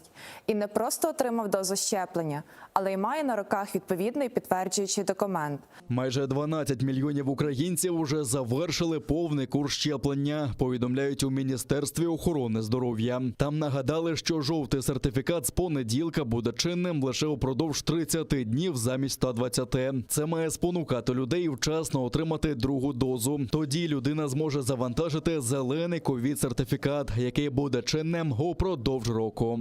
На сьогодні в Україні вже згенеровано більше 11 мільйонів ковід-сертифікатів по вакцинації, 330 тисяч по одужанню, а також понад 2200 по ПЛР-тестах у режимі бета-тестування. В МОЗі наголошують, що вакцинація – це єдиний ефективний спосіб захистити себе від коронавірусу. В Україні за попередні 3 місяці 94% госпіталізованих людей з COVID-19 не вакциновані. 96,5% померлих від ускладнень коронавірусної хвороби не вакциновані. Перехворілим на коронавірусну хворобу вакцинуватися можна. Якщо ви захворіли на коронавірусну хворобу і після хвороби пройшло 28 днів, вакцинуйтеся. Якщо ви отримали першу дозу від коронавірусної хвороби і захворіли на ковід, зачекайте 28 днів та отримайте свою другу дозу. Окупаційна влада Криму звітує про зниження захворюваності ковідом. Утім, навіть за їх сумнівними підрахунками, напередодні виявлено ще 550 нових випадків. 30 кримчан померли від ускладнень. 85 класів кримських шкіл переведено на дистанційне навчання через COVID-19. Поклонську дозволено затримати у справі про державну зраду. Так вирішив Київський апеляційний суд. За даними суду, колишня окупаційна прокурорка Криму підозрюється у діях, спрямованих на повалення конституційного ладу, посяганні на територіальну цілісність України, створенні злочинної організації та, звісно, державній зраді. Саму ж Наталю Поклонську рішенням Владіміра Путіна відправили на заслання в якості посла Росії в африканській острівній державі Кабо-Верде. Постановлено нову ухвалу, якою задоволене клопотання прокурора Офісу Генерального прокурора про надання дозволу на затримання підозрюваної громадянки П з метою її приводу для участі в розгляді клопотання про обрання запобіжного заходу у вигляді тримання під вартою. Як відомо, Наталія Поклонська після окупації Криму перейшла на бік загарбника. В Україні проти неї порушено низку кримінальних справ, зокрема і за державну зраду і причетність до незаконної заборони меджлісу кримсько-татарського народу. Вона розшукується МВС України. Под экстремистской деятельностью понимается насильственное изменение. Військова форма, печатки та вибухівка. У Міністерстві реінтеграції тимчасово окупованих територій назвали перелік товарів, які заборонено перевозити з окупованого Криму на материкову частину України. Також оголосили обмеження по вартості, вазі та кількості. Зокрема, визначено, що до переліку особистих речей, дозволених до переміщення через адміністративну межу, відносяться товари, що мають ознаки вжитку, а також інші товари, які переміщуються як особисті речі у багажі. Під забороною будь-яка зброя, товари військового призначення, наркотики, мисливські товари, небезпечні випромінювальні пристрої, промислове устаткування, будматеріали, запчастини для вантажівок, військова форма, а також печатки, штампи та бланки суворої звітності. Сумарна фактура не має перевищувати 10 тисяч гривень та важити не більше 75 кілограмів на одну людину. Водночас з материкової частини України до окупованого Криму обмежень на перевезення не встановлювали. Також наказом унормовано порядок перевезення готівкових коштів фізичними особами через адміністративну межу. Так, фізична особа може переміщувати через адміністративну межу готівкові кошти у сумі, що не перевищує 100 тисяч гривень або еквівалентній сумі, в тому числі в іноземній валюті, за крос-курсом, визначеним Національним банком України на день перетинання адміністративної межі. Якщо ж сума перевищуватиме 100 тисяч гривень, особа муситиме надати підтверджувальний документ про походження коштів. Недобудовану Кримську АЕС зрівняють з землею. Окупаційний голова Криму Сергій Аксьонов заявляє, що за знесення взялися такі собі інвестори. У Щолкіному, що в Ленінському районі півострова, працює будівельна техніка. Помалу демонтують будівлю реакторного відділення недобудованої АЕС. Хто ці так звані інвестори, наразі невідомо. Також таємниця, що з'явиться на місці закинутої будівлі. Окупаційні урядовці планують закінчити знесення усіх об'єктів на території упродовж року до 31 грудня 2022-го. Зведення Кримської АЕС почалося у 1975 році, і на момент зупинки будівництва рівень її готовності склав 85%. 1986 року сталася аварія на Чорнобильській АЕС. Після цього екологи та жителі півострова розпочали кампанію протесту проти будівництва потенційно небезпечного об'єкту. Невдовзі радянський уряд призупинив будівництво, а 1989 року було ухвалено остаточне рішення відмовитися від запуску станції.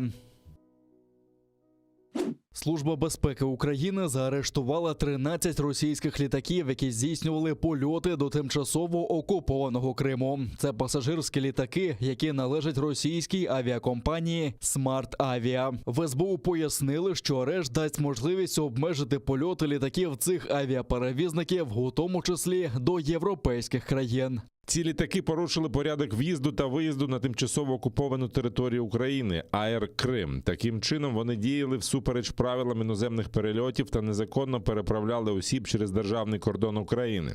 За цими даними, арешт накладено в рамках кримінального провадження, відкритого за 4 статтями Кримінального кодексу України: держзрада, незаконне переправлення осіб через державний кордон України, порушення порядку в'їзду на тимчасово окуповану територію України, порушення правил міжнародних польотів. Загалом українські суди заочно заарештували 249 літаків російських авіакомпаній за польоти до закритого Києвом аеропорту Сімферополь в окупованому Криму. Наразі відомо, що 37 російських авіакомпаній здійснюють незаконні перевезення до тимчасово окупованого Криму. Гонконгський активіст Натан Лоу закликав мешканців свого автономного регіону бойкотувати парламентські вибори. Вони заплановані на 19 грудня. На його думку, так можна висловити незгоду із новими виборчими правилами на острові. По суті, у Гонконгу ніхто не вірить у вибори. Люди відчувають, що це просто показ, що це шоу. Ніхто серйозно не ставиться до результатів. У березні компартія, що править у Китаї, внесла зміни до виборчого права колишньої британської колонії. Вона скоротила кількість законодавців, яких обирають безпосередньо, та збільшила кількість тих, кого затверджують у Пекіні. Ми не повинні забезпечувати легітимність цим виборам, не повинні тішити себе ілюзією, що ми маємо вибори. Це просто вибір Пекіна. Втім, за словами Лоу, не все так погано, оскільки в очах людей навіть на материковому Китаї компартія усе більше втрачає вплив. Думаю, нам не варто недооцінювати рішучість людей, а також переоцінювати життєздатність такої величезної тоталітарної системи. У Китаї проявляються багато проблем. Суспільство, що старіє, ізоляція на міжнародному рівні, застаріла промисловість. Це може підірвати економічну стабільність компартії. Саме цим вона виправдовує своє правління. Сам Натан Лоу був змушений тікати з Гонконгу у 2020 році. Тоді там ухвалили закон про нацбезпеку, який дозволяє заарештовувати буквально будь-кого за розмитими звинуваченнями у тероризмі, сепаратизмі чи зв'язках з іноземними силами. Наразі він проживає у Великій Британії, де йому надали політичний притулок. США оголосили дипломатичний бойкот майбутніх Олімпійських ігор у Пекіні. Адміністрація Байдена не посилатиме дипломатичних чи офіційних представників на зимові Олімпіаду і Паралімпіаду 2022 року в Пекіні, враховуючи геноцид у КНР, що триває, і злочини проти людяності в Сіньцзяні, а також інші порушення прав людини. Американський уряд обіцяє повну підтримку олімпійській команді спортсменів від Сполучених Штатів.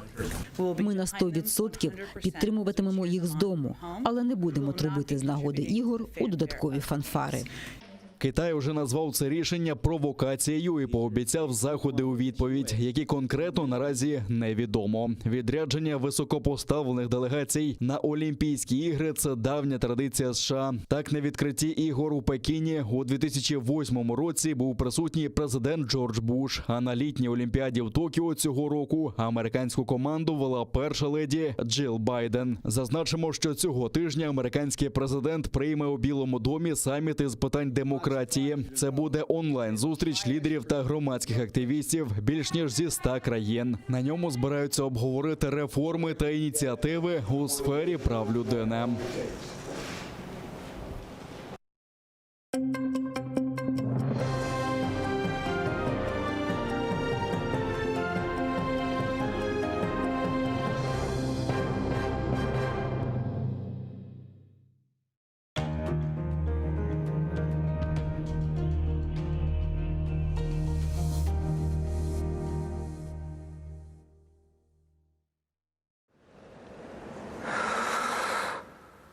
Эшетесіңіз ма? Мен ақтау ұмыттыңыз ма?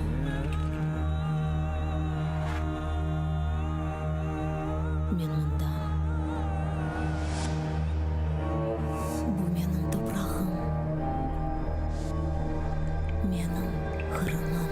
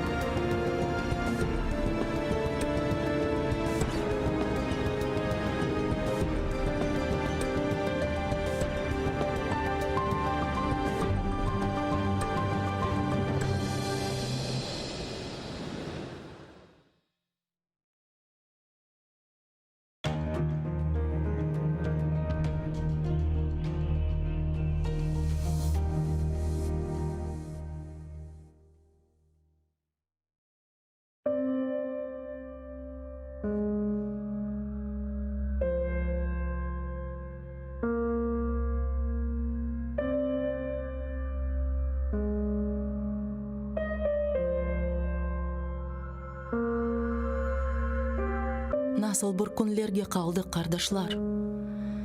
Bu uzun yollarda taldık kardeşler. Aman aman bitip yandık kardeşler. Kozumuz o günde sabiler öyle. Dünya bizge bakıp bir koznen ağlay, bir koznen güle. Dünyaga nam bergen bir millet edik. Asırlar tubundan tirilip geldik. Vatanға koz tıkıp kurbanlar berdik. Bizni kene boleler bir şına ile. Dünya bizge bakıp bir koznen ağlay, bir koznen güle. Kalmadı aramızda birlik kenyeşi. Şunun için kızdırmay vatan güneşi. Şunun için yürüşme ey halkım işim. Şunun için bağrımны hancerler tile. Dünya bizge bakıp bir koznen ağlay, bir koznen güle. Hepimiz habardık mengen qamırday. Qarışıp qalmayıq bir top çamurday. Kesilip başladık qurğan tamırday. Yaşayımız bularını bile. Dünya bizge bakıp bir koznen ağlay, bir koznen güle. Bizni kene birevler oynatmak istey. Kene damsız bir şorba qaynatmak istey. Kenardan qoşlanıp bir bakmak istey. Бар, ойна көз яшыңны сілеве сіле. Дүния бізге бақып, бір көзінен ағылай, бір көзінен күле. Санки душман олдық бір-бірімізге. Урмет жоқ не өлі, не тірімізге. Не олды, қардашлар? Не олды бізге? Кене дерсін бір белелар бастырып келе. Dünya bizge bakıp bir koznen ağlay, bir koznen güle. Алладан берілген güzel bu toprak, көзлеріміз gibi ko'rlangan çoqraq, tereklerimizde sarargan yaprak, bizi gibi çekmekte feryat ve nale. Dünya bizge bakıp bir көзінен ağlay, bir көзінен күле. Ey felek, işine akıllar yetmey, Tatarның başında düşünce bitmey. Bir küçük arzum var, aklımdan ketmey. Ömürler bite ve ömürler kele. Demesinler, dünya bizge bakıp bir көзінен ağlay, bir көзінен күле.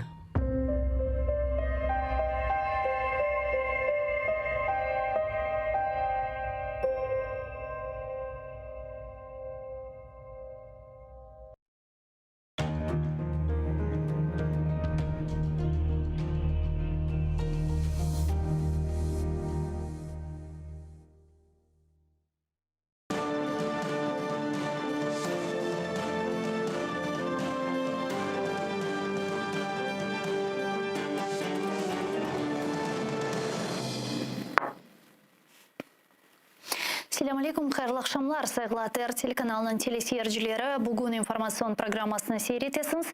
Studiyada sizler için men Gülsüm Halilova çalışam ve növbetdeki 35 daha bu studiyada yayınımızga Skype ya da Viber vasıtasıyla koşulacak musafirlerimizle biz işgal etilgen Kırım'da yüz bergen repressiyalar dalgası hakkında laf etmeye devam etemiz. Ama en baştan men hatırlatmaga ister edim ki biz canlı yayında çalışmaktamız. Günde 6 saat canlı yayın yapamız. Bugün informasyon programması sizler için çalışa ve bu programalar çerçevesinde biz işgal etilgen Kırım'da yüz bergen sonki ve aktual meselelerini Ukrayna etrafında olgan ve yüz bergen hadiselerini ve aynı zamanda halkara arenada olup geçken Ukrayna ile bağlı Kırım kaytarılığı yönelişinde yapılgan hareketler ile bağlı hadiselerini laf etemiz. Yayınımızga koşulgan siyasetçiler, Kırım Tatar ve Ukrayna siyasetçileri, siyasetçinaslar, tekkatçılar ve analitiklerinin, arbiylerinin hususan sonki vaxtları diğer yayınlarımızda da aytkanımız gibi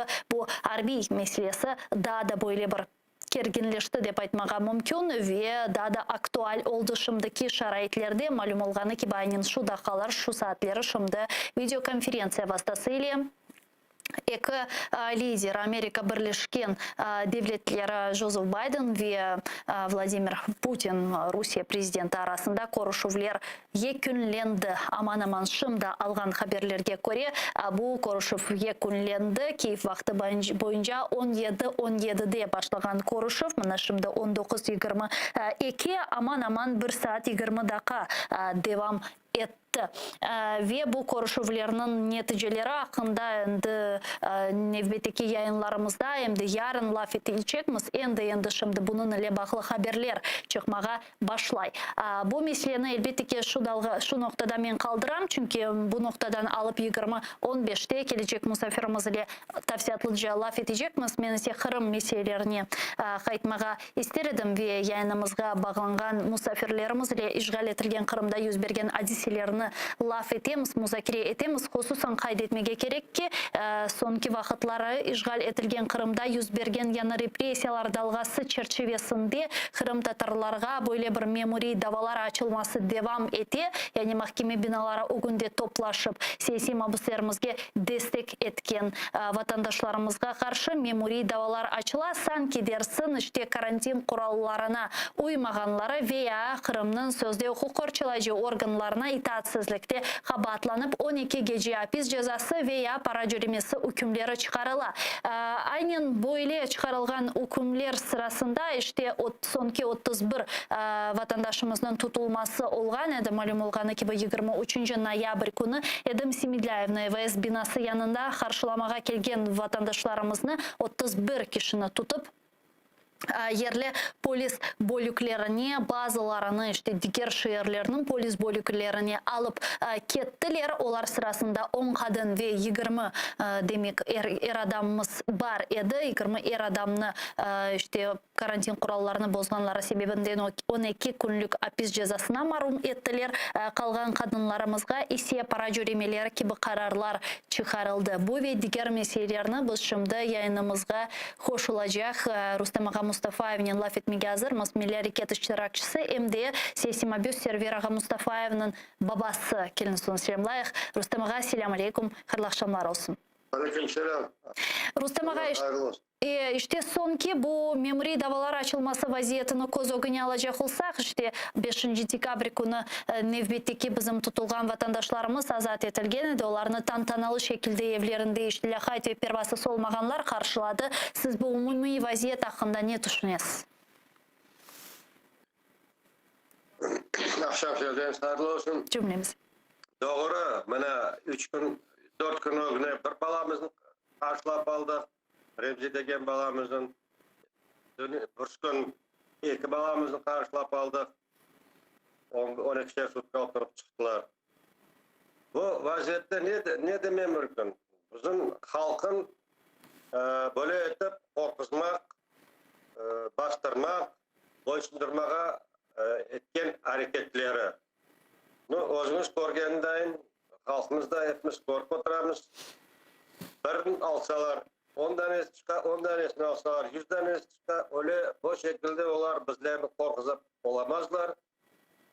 Bizim halk endi bu şeyge 300 yıldan beri görüp kelgen, Rusçasına aytkanda zakalyonный bu şeyde. Menimcesine bu usuldan geçse, evet balalarımızga kıyın, ağalar, kıymaylar. Manasınca haber geldi, bugün çıkacak balaların bir tanesini sınıfçık çıkarmaylar.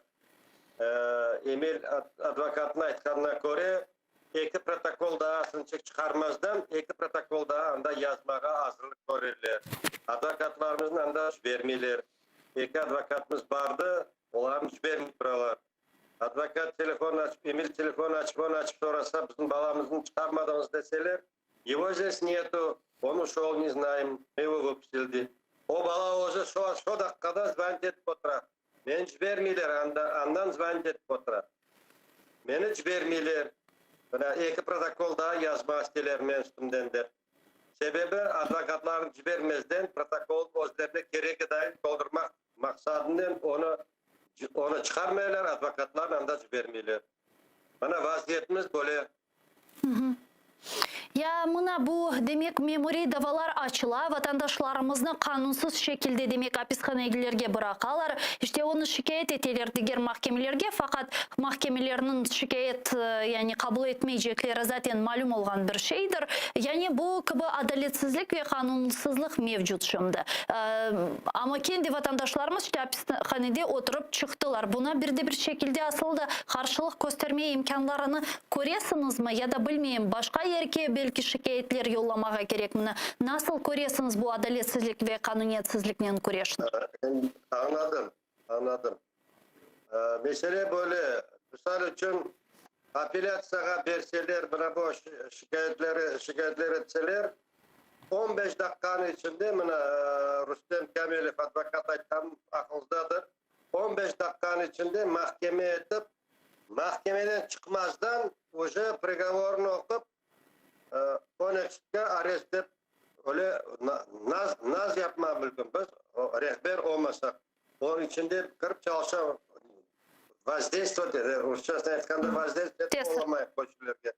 No menimcesine usulümüzün bizge de değiştirmek gerek. Çünkü çok halkımız yardımga her vakit kol tutsalar, para meselesi olsun, başka meselelerden olsun ama mahkemelerge barganda, çıkkanda mına böyle misal için Edem Smidlayev'in karşılamaya barganda menimcesine binlerden adam kelmek gerek ya da binlerden. Binlerden kelgen olsa menimcesine böyle bir tanesini almaz ediler. Çokluk olsa şaşmalar ediler menimcesine. Birinciden, ikinciden böyle çokluk içinde böyle hapsızlıklar yapmazlar deyip aklıma gelir. Menimcesine böyle. Yani doğru mu anlayayım? Eğer ki bugün Kırım'da hapishanelerde tutulgan vatandaşlarımızın mahkeme davaları bakılganı vakit veya bu gibi kanunsuzluk ve adaletsizlik hareketleri yapılganı vakit halkının büyük miktarı çıkacak olsaydı olsun 1000 kişi, 2000 kişi bu işgalcilerin verebilecek kararlarına tesir edebilir. Yani böyle fikir mi? Şay dep sayam. Men özüm şahsi tek özüm doğru bana bir adam herkesin aklında böyle fikir var. Çokluk olmak gerekmez. Çokluktan fayda çıkkanda o akacaktan başa durmaz. Çok adam belli men barmasam misal için aytam. Men cemaatimi sıklap aytmayım. Herkesin korandası var. Yaşayışı hastalığı var, bir şey var degenden herkesin bir demesi var. Ama 44 senesine baksak, bana o asfalta baksak, birisini saymadılar. Bala çağa kurt demediler. Hepsini bir daim korup hepsini yüklep jiberdiler. Ahvalımız oğazık barmaz, Allah bardırmasın. Aklıma da getirmeyeyim öyle şey. Bana böyle mahkemelerge çokluk olmak gerekmez. 1000 doğru, 5000, 10.000, 20.000. Evvelkiden mitinglerge toplaşkanımızdan 18 Mayıs'ta toplaşkandan çıkmak gerek. Ahmet'in polmuştu blokert etmek gerek. Benim cesine şey. Ya sizin fikrinizce bunların olması için yani ne olması gerek?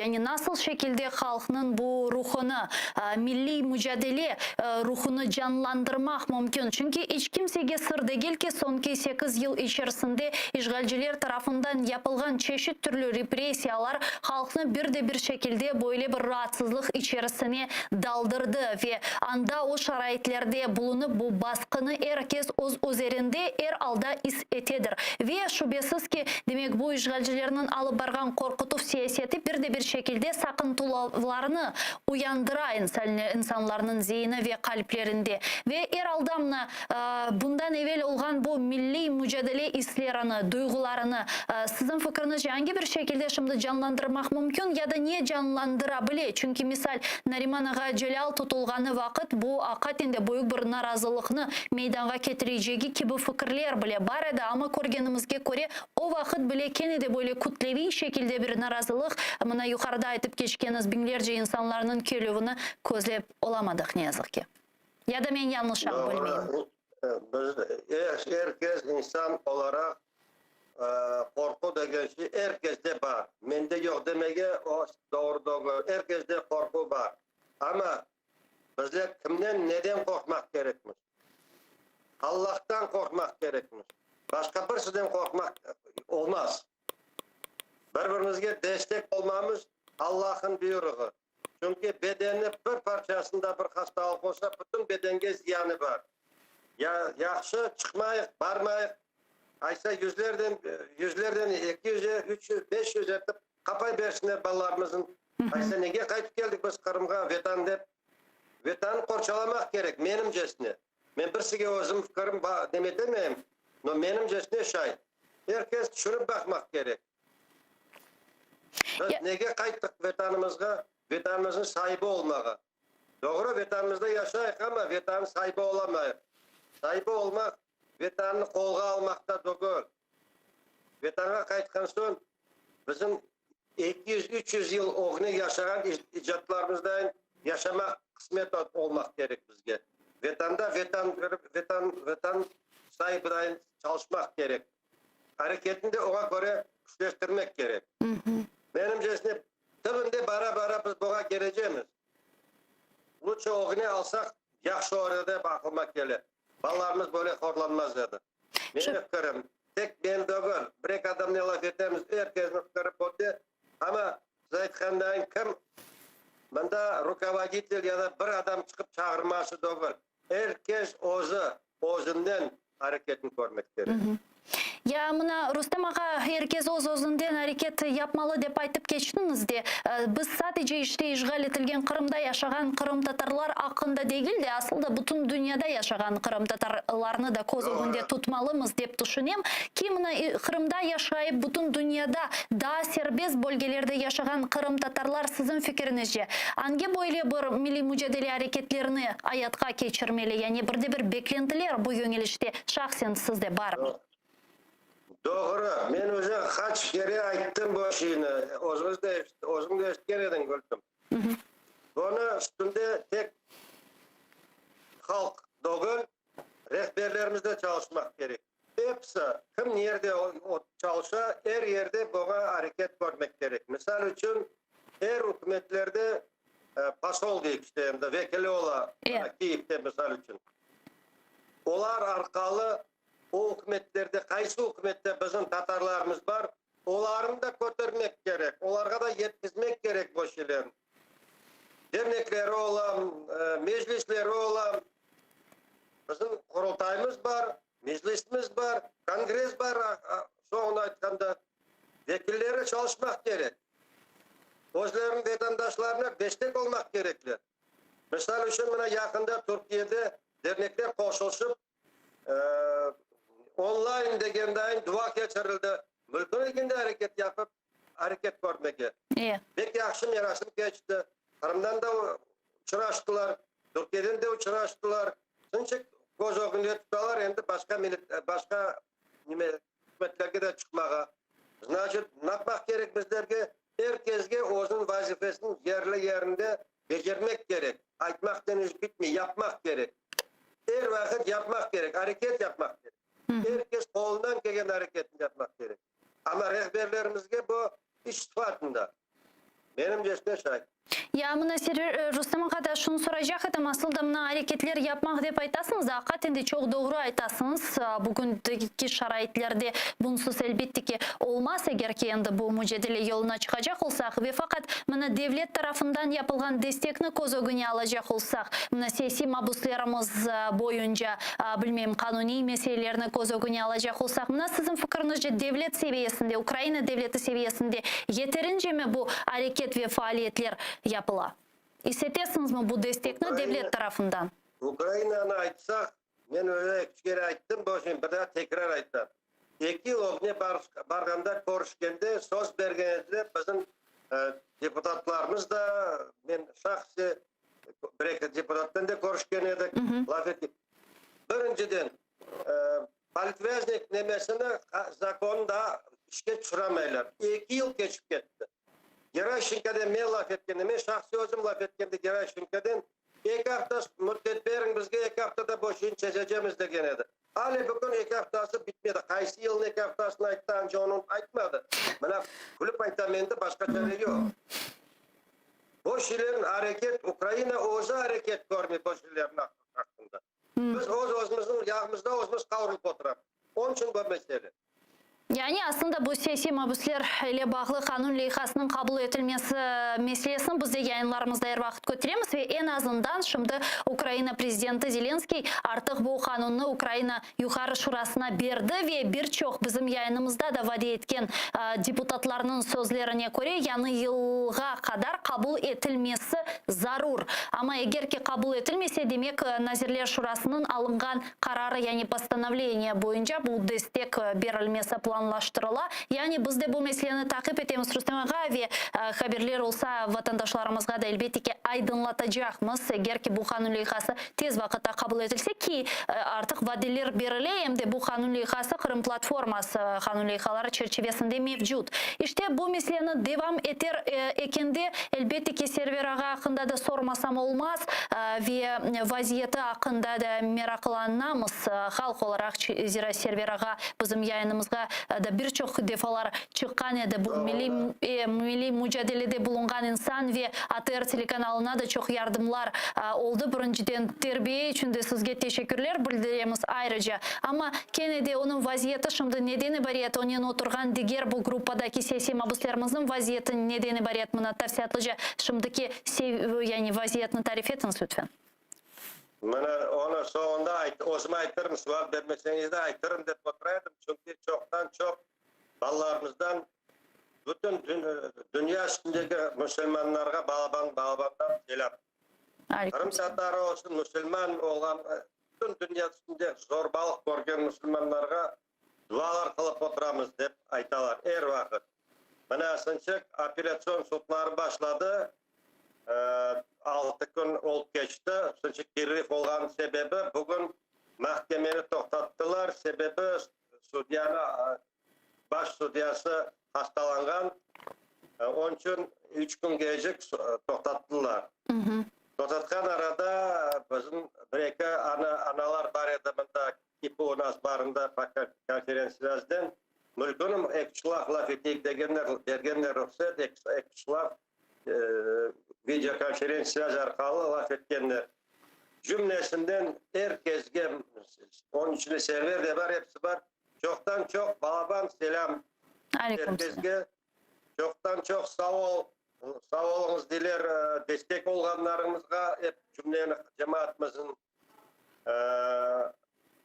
ular unutulmagan, ular bilip oturalar, her vakit tasdiqlaylar özleri de herkesge sağlık, selametlik, birlik. Birlikin anca ciddi birlikin tiriler, ciddi birlikin tiriler. Ana böyle mesele. Çok sağ olunuz Rüstem ağa. Bizle bağlanıp sorularımızga cevap bergeniz için büyük teşekkürler. Cümlenizge müfah. Cümlemizge sağ olunuz. Rüstem Mustafaev bizle canlı bağdaydı. Sesi Mabüs Server Mustafaev'nin babası ve Milli Hareket iştirakçımız. Muharirlerimden mana kaydetkenine göre siz şimdi bizle canlı bağda Milli Meclis azası ve Kırım Tatar Resurs Merkezi'nin yolbaşçısı Eskender Gabariyev var. Aynen siyasi mabuslar meselesi boyunca onlar geçken hafta çeşit türlü halkara ziyaretlerini gerçekleştirdiler.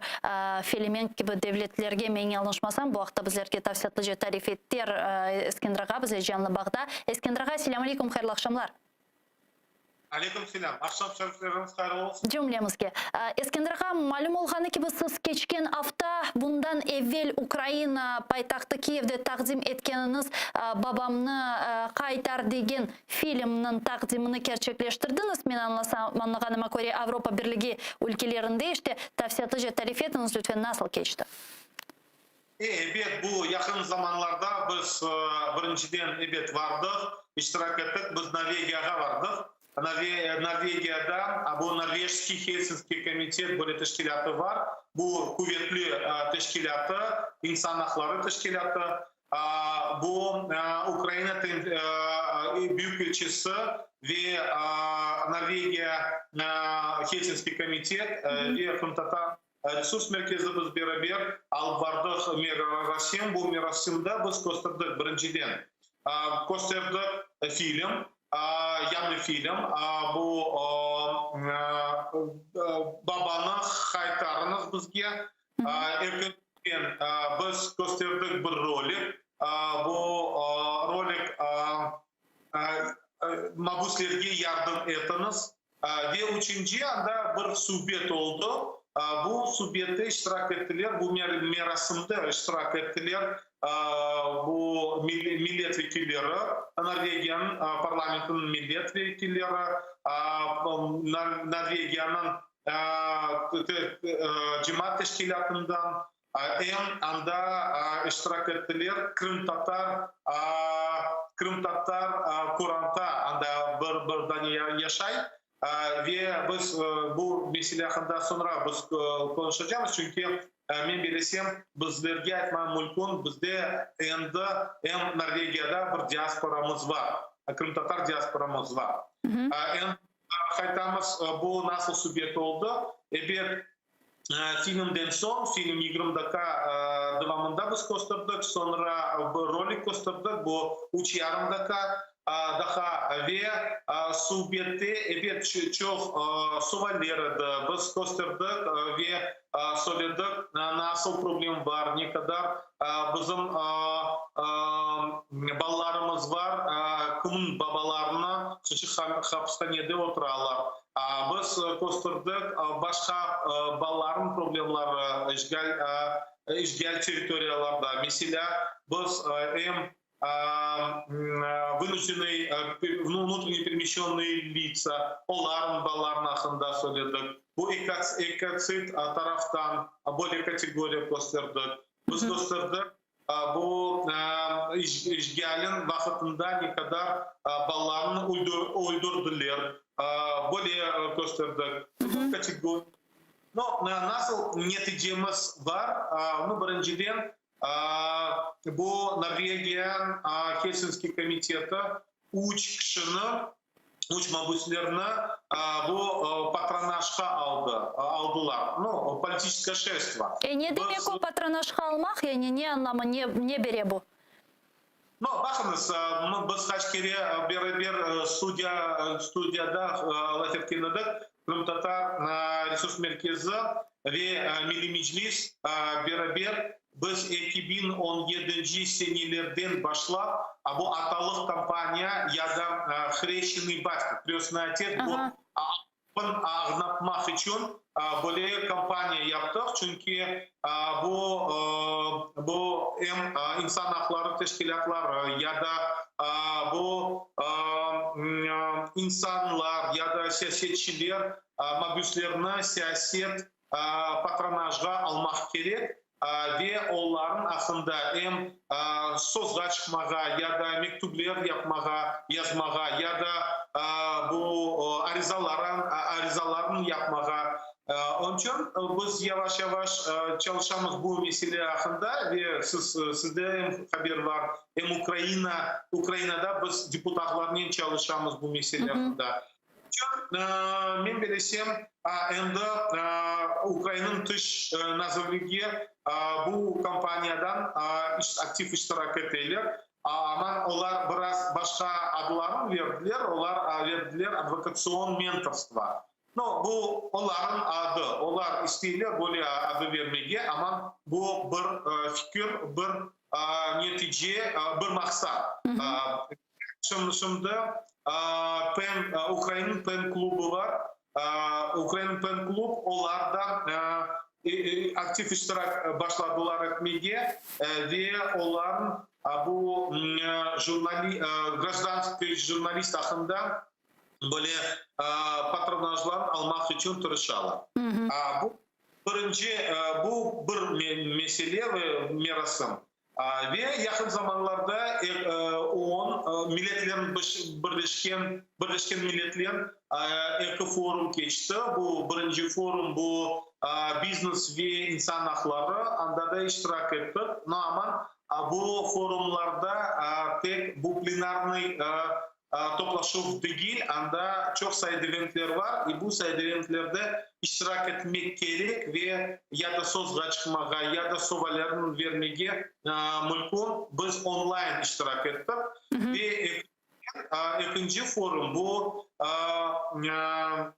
insan hakları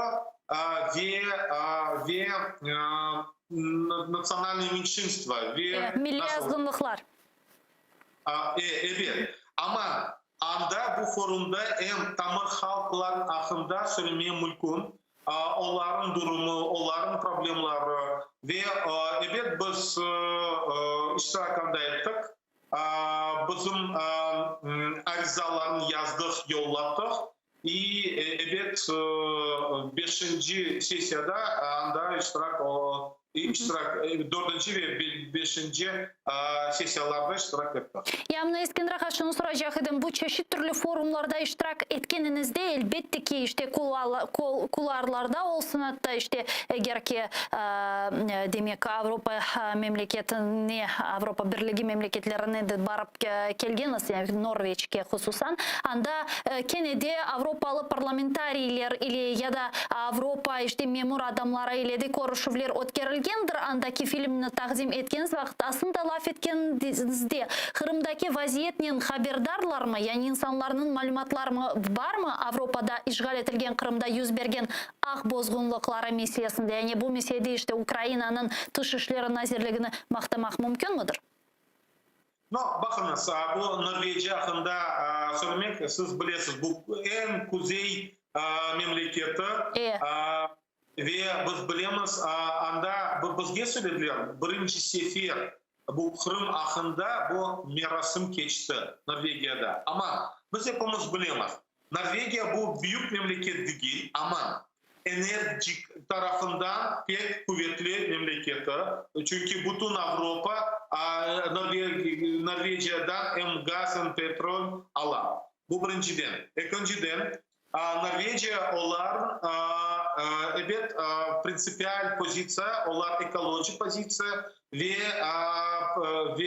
onlar bu возобновляемая energetika hakkında çok çalışıyorlar. Üçüncüden bütün üçüncü dünyada en самая bogатая страна мира Norvegiya. Onun için bizlerge Ukrayna'ya ne gerek? Bu gerek evet olsun investisiyalar ve ilahı. Dördüncüden Norvegiya insan hakları tarafından pek tırışa çünkü bütün Skandinav ve Baltik memleketler onlar bu Helsinki degen şey pek очень к этому очень серьезно относятся. Он biz gösterdik, biz ayttık, biz anladık.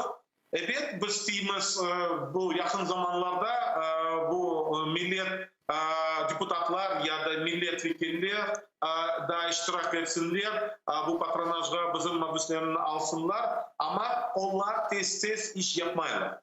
Onlar bizge öyle ayttılar. Evet, pek doğru, biz pek güzel film, biz baktık, biz biraz ağladık. Bu çünkü bu film bakanda evet ağlamayı istiyorsun. Ama onlar ayttılar, evet bizde bir her şey yavaş yavaş yapmaya gerek. Но это связано опять же с ментальностью скандинавских народов и балтийских народов. И поэтому вот здесь самое главное, что мы продемонстрировали, мы рассказали, мы ознакомили, и, соответственно, мы ожидаем фидбэк, и, то есть обратную связь, и bu yanvar ayında bu Oslo Center temsilcilerini gelecekler ve Norveç'in Helsinki komitetin olan temsilciler Kiev'e gelecekler. Biz sonra bizde ikinci günlerde bizde çok görüşmeler oldu.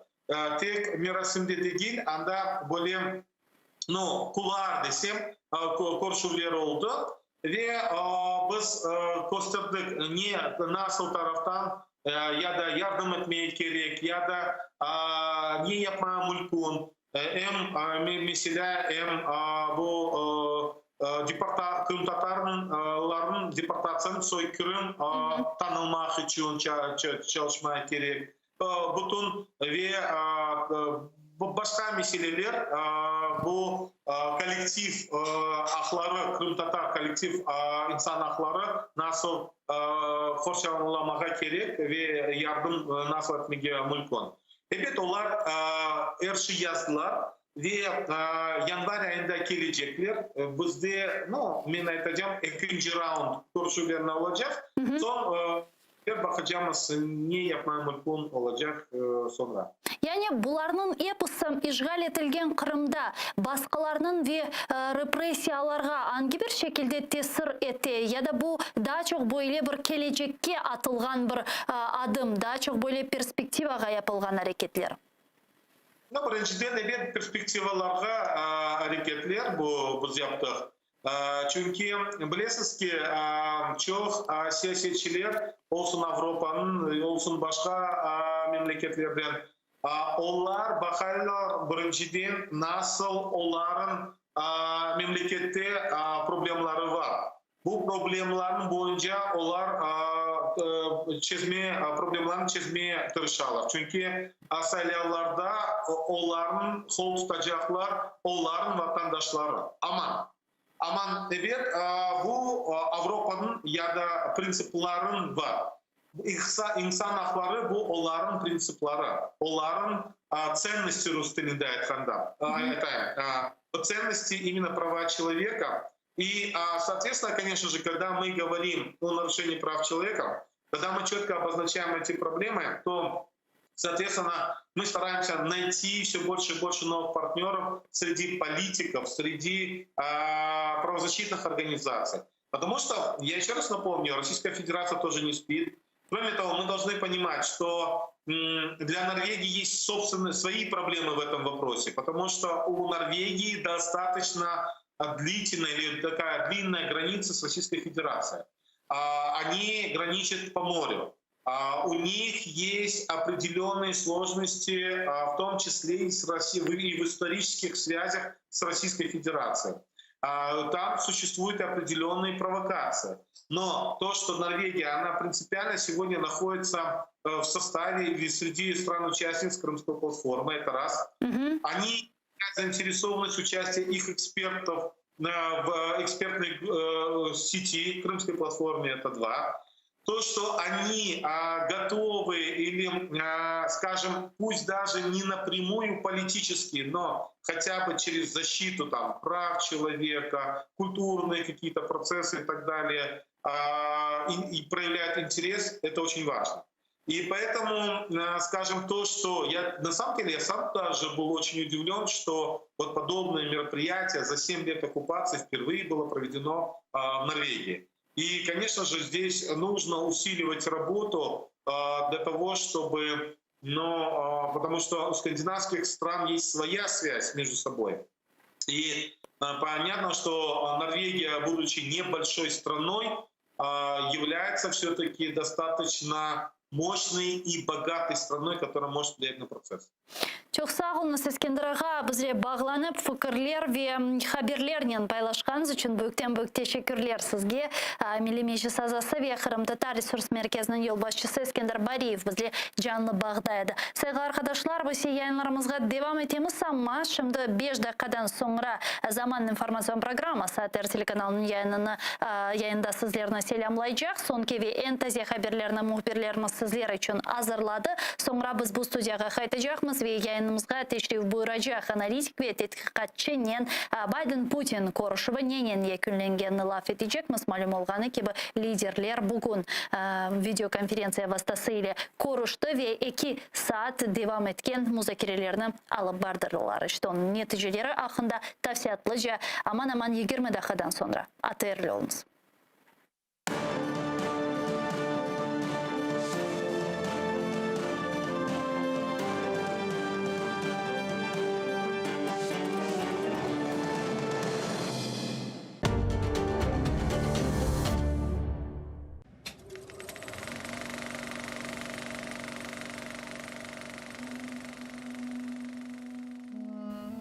История национального движения крымско-татарского народа драматична.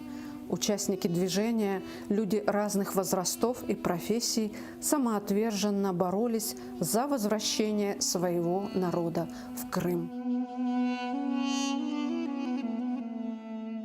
Объединенные единой целью – вернуть свой народ в Крым, они столкнулись с советской репрессивной системой, жестокой, коварной и хитрой, чрезвычайно близко. В жизни каждого из них, посмевших открыто выступить в защиту своего народа, неизбежно наступал момент прямого соприкосновения с властью в лице правоохранительных органов.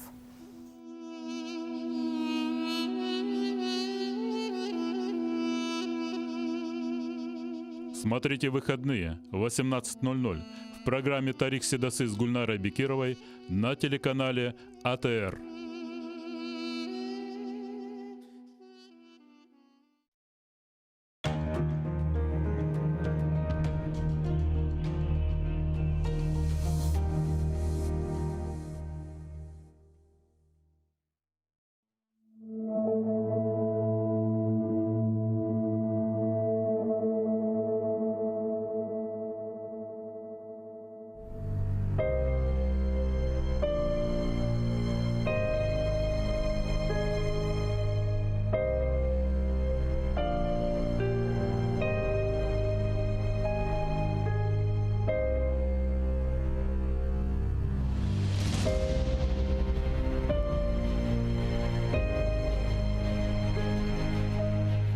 Бақый дүния яратылған Дейлер қиямет қопқанжы. Қалқымыз чоқырақлар Венеде өзен қошылып олған. Ама біз деңізні yok etmek istегенлерге бір илян. Миллетім бар олыр. Раббіміз яратқан дүния тұрғанжы.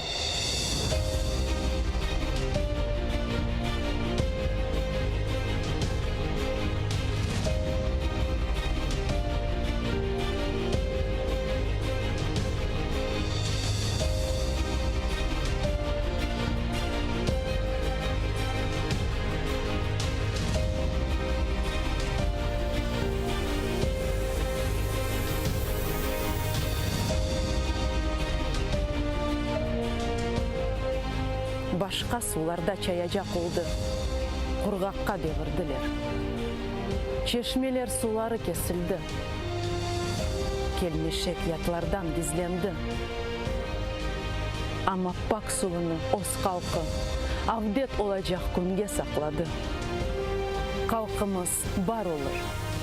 Қырымда чоқырақлар қайнағанжы.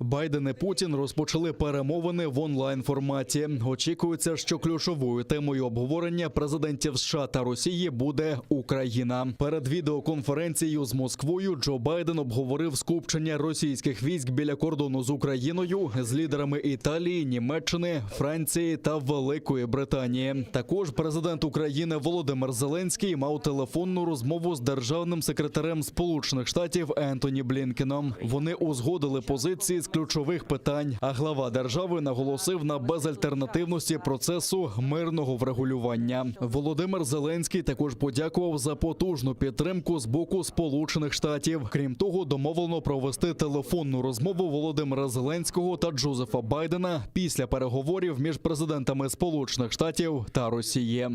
Після того, як відбудеться розмова Байдена з Путіним, ми теж дізнаємося про те, про що там йшлося. Тобто далі будуть контакти на високому і найвищому рівнях. У нас в цьому плані зі Сполученими Штатами за цей рік налагодився дуже відвертий, динамічний і довірливий діалог. План був такий, що перед дзвінком буде дзвінок Блінкена, а після дзвінка вже відбудеться розмова президентів.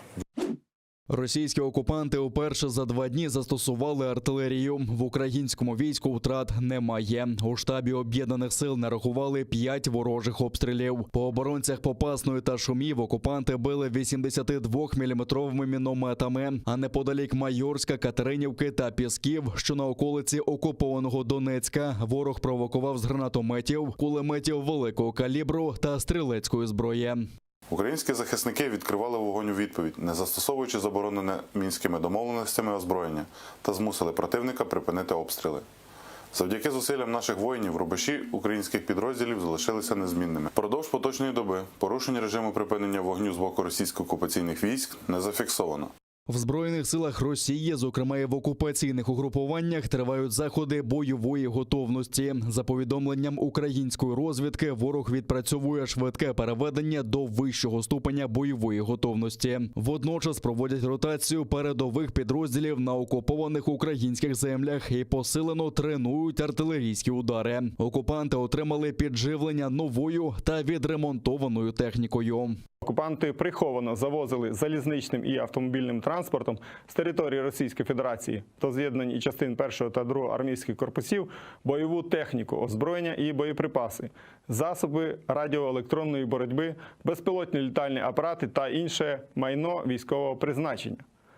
До підрозділів противника доставлено понад 3 тисячі тонн пального, запаси мастил і технічних рідин для експлуатації техніки і озброєння у зимових умовах. Повернено чергову партію бойових машин, відновлених та модернізованих на російських ремонтних підприємствах.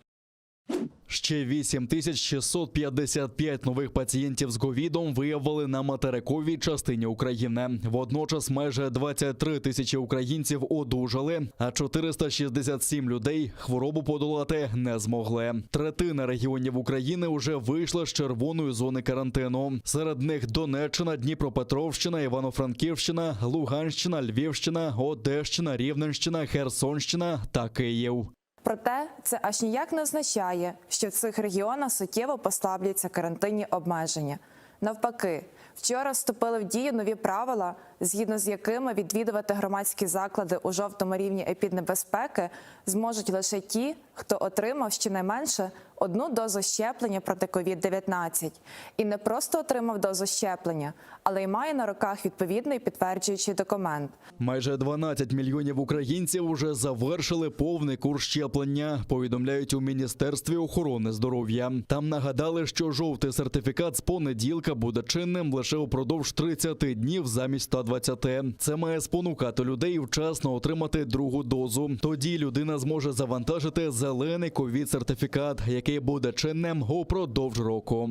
На сьогодні в Україні вже згенеровано більше 11 мільйонів ковід-сертифікатів по вакцинації, 330 тисяч по одужанню, а також понад 2200 по ПЛР-тестах у режимі бета-тестування. В МОЗі наголошують, що вакцинація – це єдиний ефективний спосіб захистити себе від коронавірусу. В Україні за попередні 3 місяці 94% госпіталізованих людей з COVID-19 не вакциновані. 96,5% померлих від ускладнень коронавірусної хвороби не вакциновані. Перехворілим на коронавірусну хворобу вакцинуватися можна. Якщо ви захворіли на коронавірусну хворобу і після хвороби пройшло 28 днів, вакцинуйтеся. Якщо ви отримали першу дозу від коронавірусної хвороби і захворіли на ковід, зачекайте 28 днів та отримайте свою другу дозу. Окупаційна влада Криму звітує про зниження захворюваності ковідом. Утім, навіть за їх сумнівними підрахунками, напередодні виявлено ще 550 нових випадків. 30 кримчан померли від ускладнень. 85 класів кримських шкіл переведено на дистанційне навчання через COVID-19.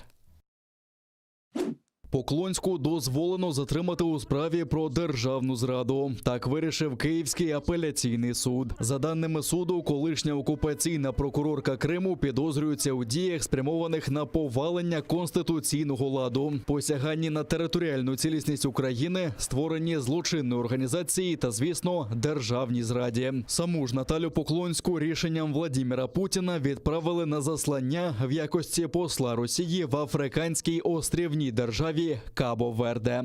Постановлено нову ухвалу, якою задоволене клопотання прокурора Офісу Генерального прокурора про надання дозволу на затримання підозрюваної громадянки П з метою її приводу для участі в розгляді клопотання про обрання запобіжного заходу у вигляді тримання під вартою. Як відомо, Наталія Поклонська після окупації Криму перейшла на бік загарбника. В Україні проти неї порушено низку кримінальних справ, зокрема і за державну зраду і причетність до незаконної заборони меджлісу кримсько-татарського народу. Вона розшукується МВС України. Под экстремистской деятельностью понимается насильственное изменение.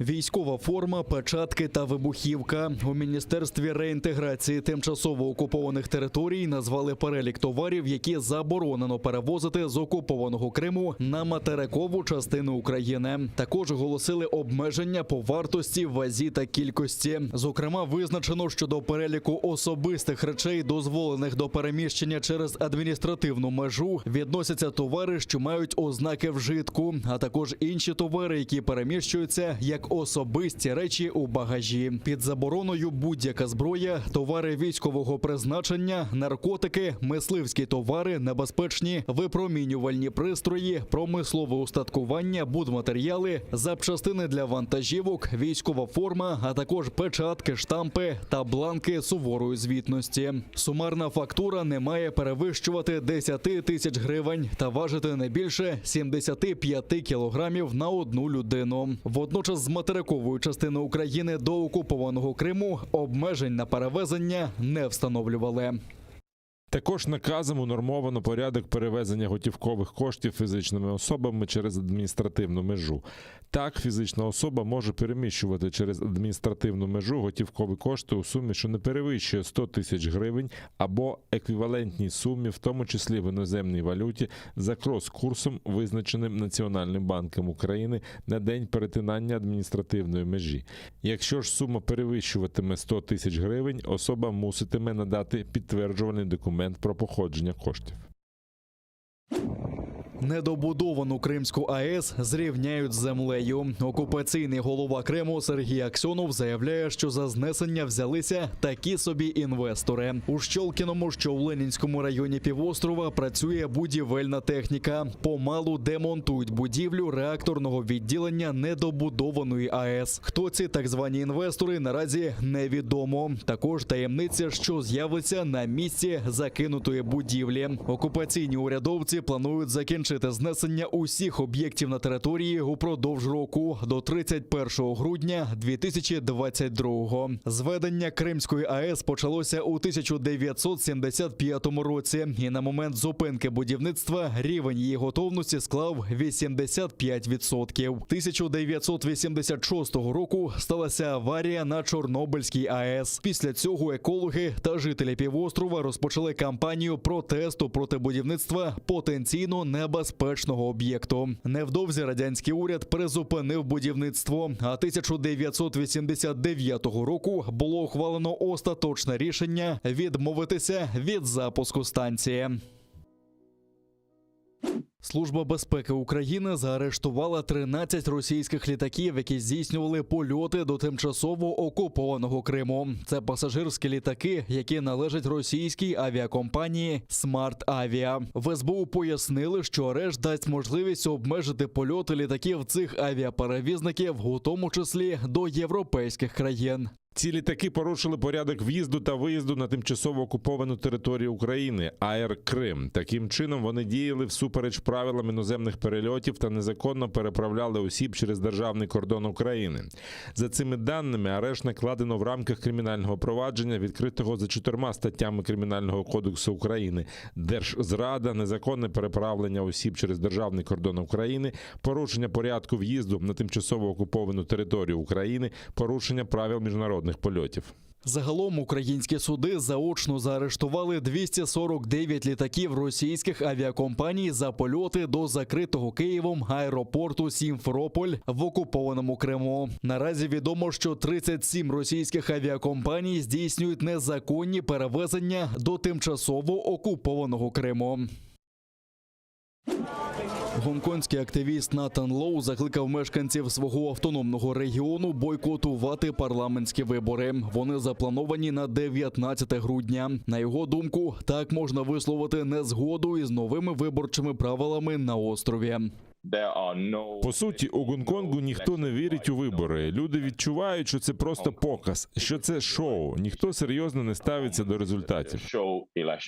У березні компартія, що править у Китаї, внесла зміни до виборчого права колишньої британської колонії. Вона скоротила кількість законодавців, яких обирають безпосередньо, та збільшила кількість тих, кого затверджують у Пекіні. Ми не повинні забезпечувати легітимність цим виборам, не повинні тішити себе ілюзією, що ми маємо вибори. Це просто вибір Пекіна. Втім, за словами Лоу, не все так погано, оскільки в очах людей навіть на материковому Китаї компартія усе більше втрачає вплив.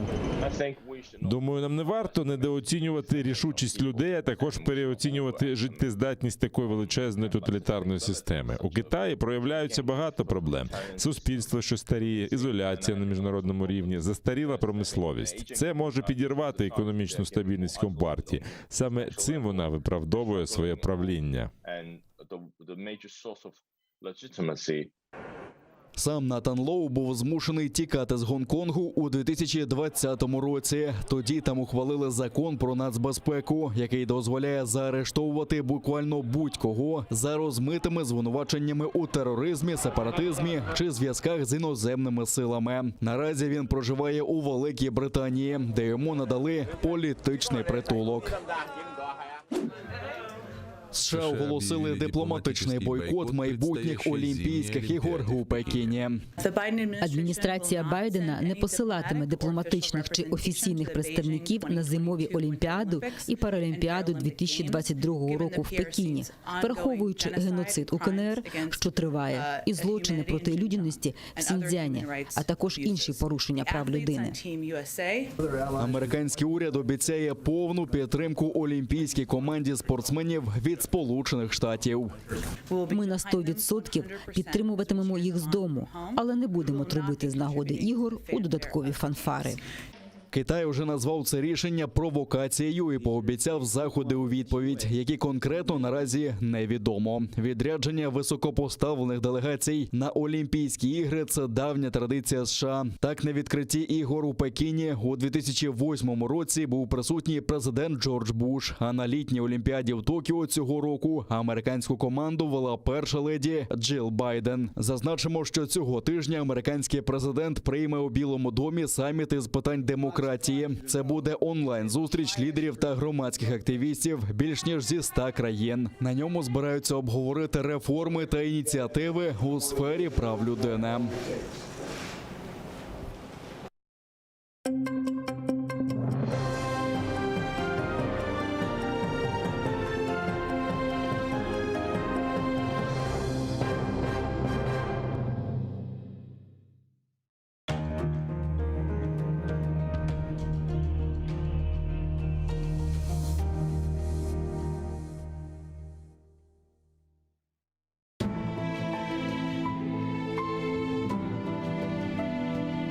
Меня зовут Нияра.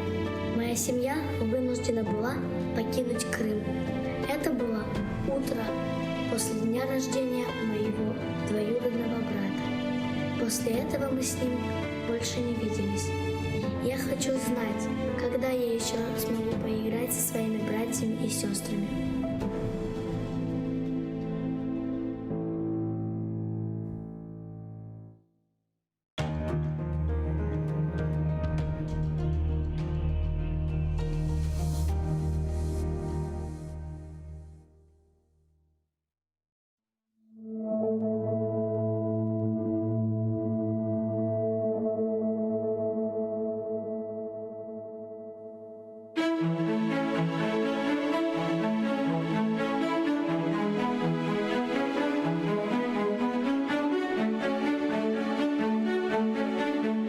Әдей бір чөл чечегіні қоқлап бақсан, онда да назик бір із дуярсың сен, диққатыңа қаршылық. Жүрегіңні аңлап олсан, en яман деп белеген кішіңде де, илле бардыр, аз олса да, яқшылық.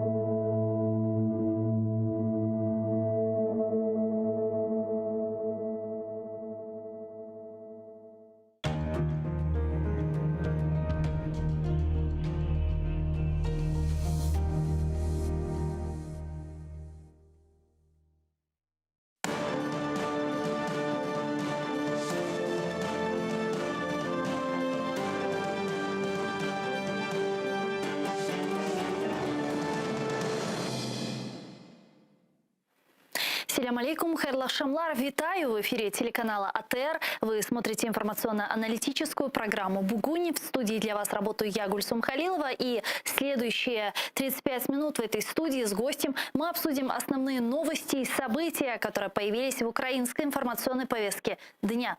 Я напомню, что мы работаем в прямом эфире на экраны ваших телевизоров. Режиссеры периодически выводят номер телефона, так что вы можете звонить к нам абсолютно бесплатно по Вайберу. +3 8067 63 46 130, а также можете присоединяться по скайпу atr.tv, это наш адрес. Звоните, задавайте ваши вопросы. Нам важен ваш голос. Не забывайте подписываться на наш YouTube-канал, там мы вещаем как в онлайн-режиме, так выкладываем самые интересные фрагменты из наших эфиров, выкладываем практически все наши программы в записи. И, наконец, поддержать Первый крымско-татарский вы можете, подписавшись на наш Patreon. Ссылку вы видите сейчас на вашем экране, можете пройти по этой ссылке, выбрать уровень поддержки и стать частью большой крымско-татарской семьи АТР. Это будет помогать нам продолжать работать на непростом информационном фронте. Я же рада представить гостя нашей студии Олександр Краєв, експерт Ради зовнішньої політики «Українська призма». Вітаю вас, пане Олександре. Селям алейкум. Алейкум ассалям. Добрый вечер. Пане Олександре, ну что ж, начнем с топовых новостей. Буквально полчаса назад закончились переговоры по видеоконференции между двумя лидерами США Джозефом Байденом и лидером России Владимиром Путиным. Встреча и переговоры длились чуть больше 2 часов. Вообще 2 часа для такого уровня переговоров это много, мало, достаточно? Можно в течение 2 часов обсудить те вопросы, которые были на повестке дня, и в частности вопрос безопасности вокруг Украины? Вообще тут интересная ситуация. Эти переговоры, хотя и объявлялось, что это просто разговор сам в себе, это самодостаточная встреча, на самом деле это действительно были подготовительные переговоры. Кремль очень долгое время, последние, если не ошибаюсь, 2 месяца, заявлял, что у них есть договоренность с Байденом на встречу. Что-то вроде Женевы номер 2. Хотя Белый дом это отрицал, но так или иначе очевидно, что к этому шло. Ну, скажем, к началу февраля, к середине февраля следующего года. Поэтому эти переговоры сейчас по телефону, они резонировали с тем телефонным звонком Байдена в апреле, когда опять-таки у нас было напряжение на границе, и который результировал в Женеву номер 1. Фактически эти переговоры должны были стать тоже такой площадкой для начала переговоров про саммит. И то, что они проходили 2 часа, показывает, что это не были просто переговоры для дальнейшей встречи. Это действительно обсуждались какие-то ключевые тезисы, обсуждались какие-то ключевые позиции. То есть этого достаточно для того, чтобы выложить свою повестку дня, как каждая из сторон смотрит на проблему, б, показать, кто чем может угрожать, ну то есть все-таки помериться мускулами, и в, договориться о следующей встрече, когда, собственно, предыдущие планы и угрозы наконец-то найдут воплощение в каком-то документе. Если предположить, что сегодня все же про 2 часа, естественно, мы понимаем, что поднимались все же важные вопросы, то, на ваш взгляд, какие основные вопросы сегодня были предметом переговоров? К чему готовились, возможно, на некой встрече тет-а-тет? Первый, конечно, и главный вопрос – это Украина. То, о чем постоянно говорил Белый дом, и то, что так или иначе было центровой, осевой проблемой всего разговора. К Украине, конечно, подвязываются и иные тематики, скажем, Северный поток-2. Потому что буквально минут 20 назад появилась информация, что санкции против Северного потока-2, а точнее полная его остановка, несмотря на позицию Германии, это был один из ключевых тезисов позиции Байдена. Ну вот, кстати, есть сообщение Белого дома, там рассказали про итоги переговоров президента США Байдена с российским коллегой Владимиром Путиным. Как сообщает пресс-служба Джозефа Байдена, Байден выразил глубокую обеспокоенность эскалации возле границ Украины. Ну, в принципе, ожидаем. Да, достаточно базисный тезис, потому что главный вопрос о том, чем будем угрожать, что такое пакет, как они их называют, адовых санкций, и когда они будут имплементированы, это действительно не будут называть. Ну, мы не будем раскрывать все карты, то есть чего ждать, в какой момент. Что скажет Кремль? Кремль, очевидно, скажет то, что он готовил на эту встречу. На эту встречу, как ни странно, они готовили вопрос взаимооткрытия дипломатических миссий. Например? Ну, Москва видит проблему в том, что в США уменьшили дипломатический корпус Российской Федерации, то там, не ошибаюсь, 12 человек. Соответственно, посольство США уже и визы не выдают, консульский отдел закрыт, они нанимают местные кадры. Да и с НАТО проблема еще. То же самое. Да, то есть Россия последние 2 недели раскручивала эту тему. И Песков, и Захарова выступали с темой того, что американцы не хотят говорить, они не хотят открывать посольство. А как же можно без посольства? То есть тема Украины для них была, ну так, показно не важна. Поэтому россияне вспомнят об этом, конечно, за про Украину не вспомнят, но так или иначе, мне кажется, план был именно такой, как мы с вами обсудили. То есть общие позиции сторон, общие угрозы, на какие красные линии мы опять-таки можем выйти, и когда будет следующая нормальная встреча. Ну, давайте попробуем определить понимание красных линий и со стороны России, и со стороны Соединенных Штатов Америки. На прошлой неделе уже звучало несколько тезисов по этому поводу. В частности,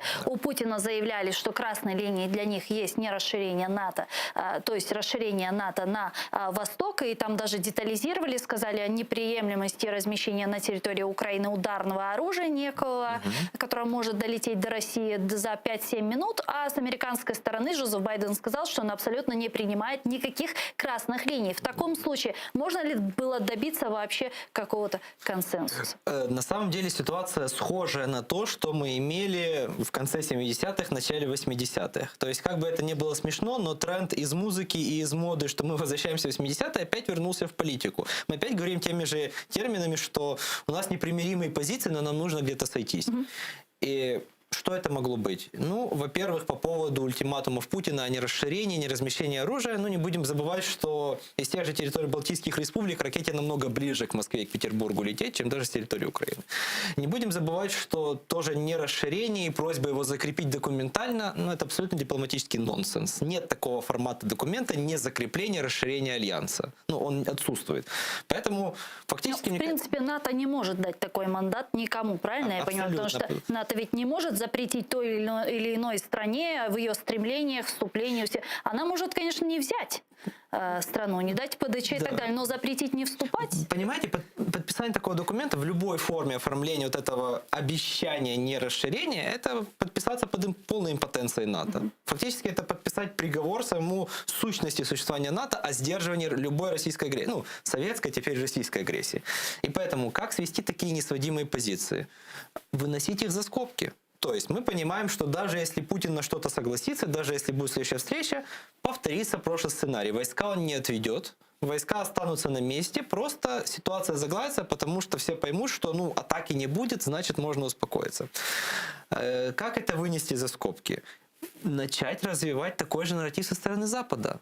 То есть это то, что, кстати, мы увидели и сейчас. Вы заметили, как Запад активно реагировал? Чего не было ни в апреле, ни при прошлых накоплениях вообще войск. Интересно то, что даже до реакции украинского генштаба, разведки Украины, новость о том, что Россия стягивает свои войска к границам Украины, мы получили как раз из Запада. И западные средства массовой информации начали расшаривать эту информацию, потом ее подхватили представители западного истеблишмента, и только потом уже разведка Украины стала говорить о том, что да, наши данные сходятся с разведкой США и Европейского Союза. И здесь все же возникает тогда вопрос, может здесь некая возможная игра Запада также идет?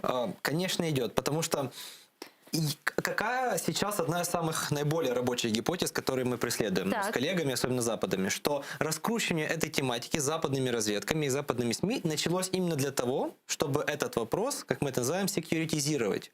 То есть создать из него проблему безопасности не только Украины, но и Запада. И фактически такие действия Путина ведут действительно к тому, что Запад наконец-то начинает рассматривать это как вопрос своей безопасности. Почему именно сейчас? Этот же вопрос уже на протяжении 8 лет стоит перед Западом. Почему именно сейчас вдруг начали так активно об этом говорить и педалировать этот вопрос? Потому что мы уже подошли просто к точке невозврата. Вот где этот Рубикон Мне кажется, Рубикон был тогда, когда Россия начала параллельно с проблематикой Украины действовать более широким фронтом. То есть, как мы помним, начали накапливаться войска на границе. Тут опять начался Карабахский конфликт. Тут опять началась социальная нестабильность Грузии. Запуск ракеты противоспутникового назначения. Остановка Ямал-Европа, Северного потока-1, Южного потока. Россияне месяц назад опять поднимали проблему с Курилами. То есть Запад понял, что Россия опять стала играть на 15 шахматных досках одновременно. И он просто не успевает реагировать. И если он останется на тех же позициях, что раньше, что ну вот тут мы обеспокоены, тут очень обеспокоены, тут слегка обеспокоены, они не смогут решить все задачи сразу. Ну, скажем так, условия дошли до того, что любое другое реагирование Запада грозило еще большими проблемами. Ну, в данном случае, если предположить, что Россия действительно планирует осуществить некое полномасштабное вторжение в Украину и осуществить этот план Блицкрига, о котором писало, кстати, немецкое издание Bild, вы наверняка читали и видели. Какая будет реакция Североатлантического альянса и на какую реакцию со стороны Соединенных Штатов Америки мы можем рассчитывать? Они пойдут до конца в помощи Украине в ее конфронтации с Россией или же на каком-то этапе все же попытаются найти диалог, договориться с Россией, чтобы потом усилить и сконцентрировать полное свое внимание и усилия, в том числе на противостоянии с Китаем? Ну, смотрите, я сразу разрушу основную фабулу. Данной группировкой в данных условиях Россия не способна на полномасштабное вторжение в Украину. Просто физически сейчас у нее нет на это сил для того, чтобы поддерживать такое состояние дел хотя бы определенное время до занятия ключевых стратегических точек. Почему? Общая протяженность нашей границы, если считать от Беларуси, условно говоря, и до Одессы, то есть то, что публиковал Bild, это около 5500 километров. И фактически действовать на фронте протяженностью 5500 километров – это отдельное стратегическое искусство, которое, насколько мои данные верны, последние 6 лет на командно-штабных учениях и на учениях Запад-2020 не отрабатывались. То есть, в принципе, российский генштаб документально и стратегически не готов к ведению полномасштабной фронтальной войны. Кроме того, 175 тысяч человек на 5500 километров фронта. Неужто они будут идти разрывушками по 400 метров на одного бойца? И учитываем, что 175 тысяч – это и радистов, и связистов, и врачей, и шоферов, то есть очень большой небоевой состав. На что действительно способны русские? На точечные ударные прорывы, на крупные города, обстрелы городов, занятия ключевых районов на линии размежевания на востоке Украины. То есть это может быть эскалация в основном на востоке или же в других районах также? Очень может быть похожая эскалация, скажем, на Черноморском побережье. То есть попытка точечных прорывов из Крыма или штурм морского десанта, который русские отрабатывают последние несколько лет на своих учениях в Черном море. Но фактически это не полномасштабная операция, это крупная провокация. И именно потому, вот возвращаясь к вашему вопросу, как будет Запад реагировать, именно потому реагирование сейчас информационно очень жесткое, но практически на сдержанном уровне. Потому что они понимают, что информационно они должны раскачать ситуацию максимально, чтобы секьюритизировать эту проблему, но реагировать поступательно. То есть максимально усиливать Украину, чтобы понять, что от такого типа вторжения она сможет. А в каком случае Россия может осуществить некое локальное вторжение в Украину, локальную какую-то эскалацию? В каком случае это реально? Знаете, вот это интересный вопрос, потому что Россия создала для себя очень удобные условия, когда она находится в ситуации игры с плюсовой суммой. То есть сейчас максимально накалились дебаты между Западом и Россией, между Киевом и Россией, между Киевом и Западом даже. То есть мы не можем говорить ни про что другое, кроме вторжения русских. И поэтому Москва контролирует информационное поле, контролирует этот небольшой хаос, который она создала.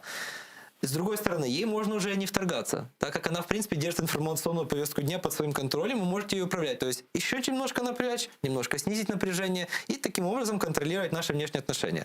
С другой стороны, так как это точечное вторжение, она может предпринять ее в любой момент, когда ей покажется, что Украина отклонилась от нужного для нее курса. Так, кстати, интересно, чего пытается добиться Путин сейчас? Вот эта информационная атака и нынешняя гибридной такой атакой, стягиванием войск, не стягиванием, наращиванием, переговорами, добился переговоров с Байденом. А вот что дальше? И вот тут как раз самая интересная штука в российской стратегии, которую пока что западные коллеги не могут раскусить. Ему любое развитие сценария сейчас хорошо. Почему? Потому что идет середина отопительного сезона, вопрос с Северным потоком не решен. Он тянет время, соответственно, ухудшается социоэкономическая ситуация в Европе, соответственно, европейцам нужно как-то решать вопросы, он настраивает Европу против Америки. Вот по поводу Северного потока, извините, Александр, я вас перебила, просто появилась срочная новость. Комитет Палаты представителей США исключил из оборонного бюджета санкции против Северного потока-2, из документа также убрали ограничения по госдолгу России. Это интересный шаг, и скорее его действительно можно воспринимать как воспринимать этот шаг? Это примерно то же самое, как мы воспринимали, помните, после встречи Байден-Путин в Женеве, когда последовала потом встреча Меркель-Байден, и Байден фактически дал зеленый свет Северному потоку-2. Сейчас прошли переговоры Байден-Путин в формате видеоконференции. Мы получаем новость о том, что из оборонного бюджета США сняли санкции против Северного потока. Значит, это та уступка, на которую был готов пойти Байден в вопросах, которые задавал ему Путин. Но так быстро? Мне кажется, это часть еще плановой работы, потому что как большие государства, которые стоят на пороге конфронтации, идут на переговоры, они уже перед переговорами делают какие-то латентные уступки. Потому что, по сути, хотя бюджетный процесс по оборонному бюджету уже был закрыт, они все-таки это провели. Что показывает нам, что таким же образом они это могут вернуть назад.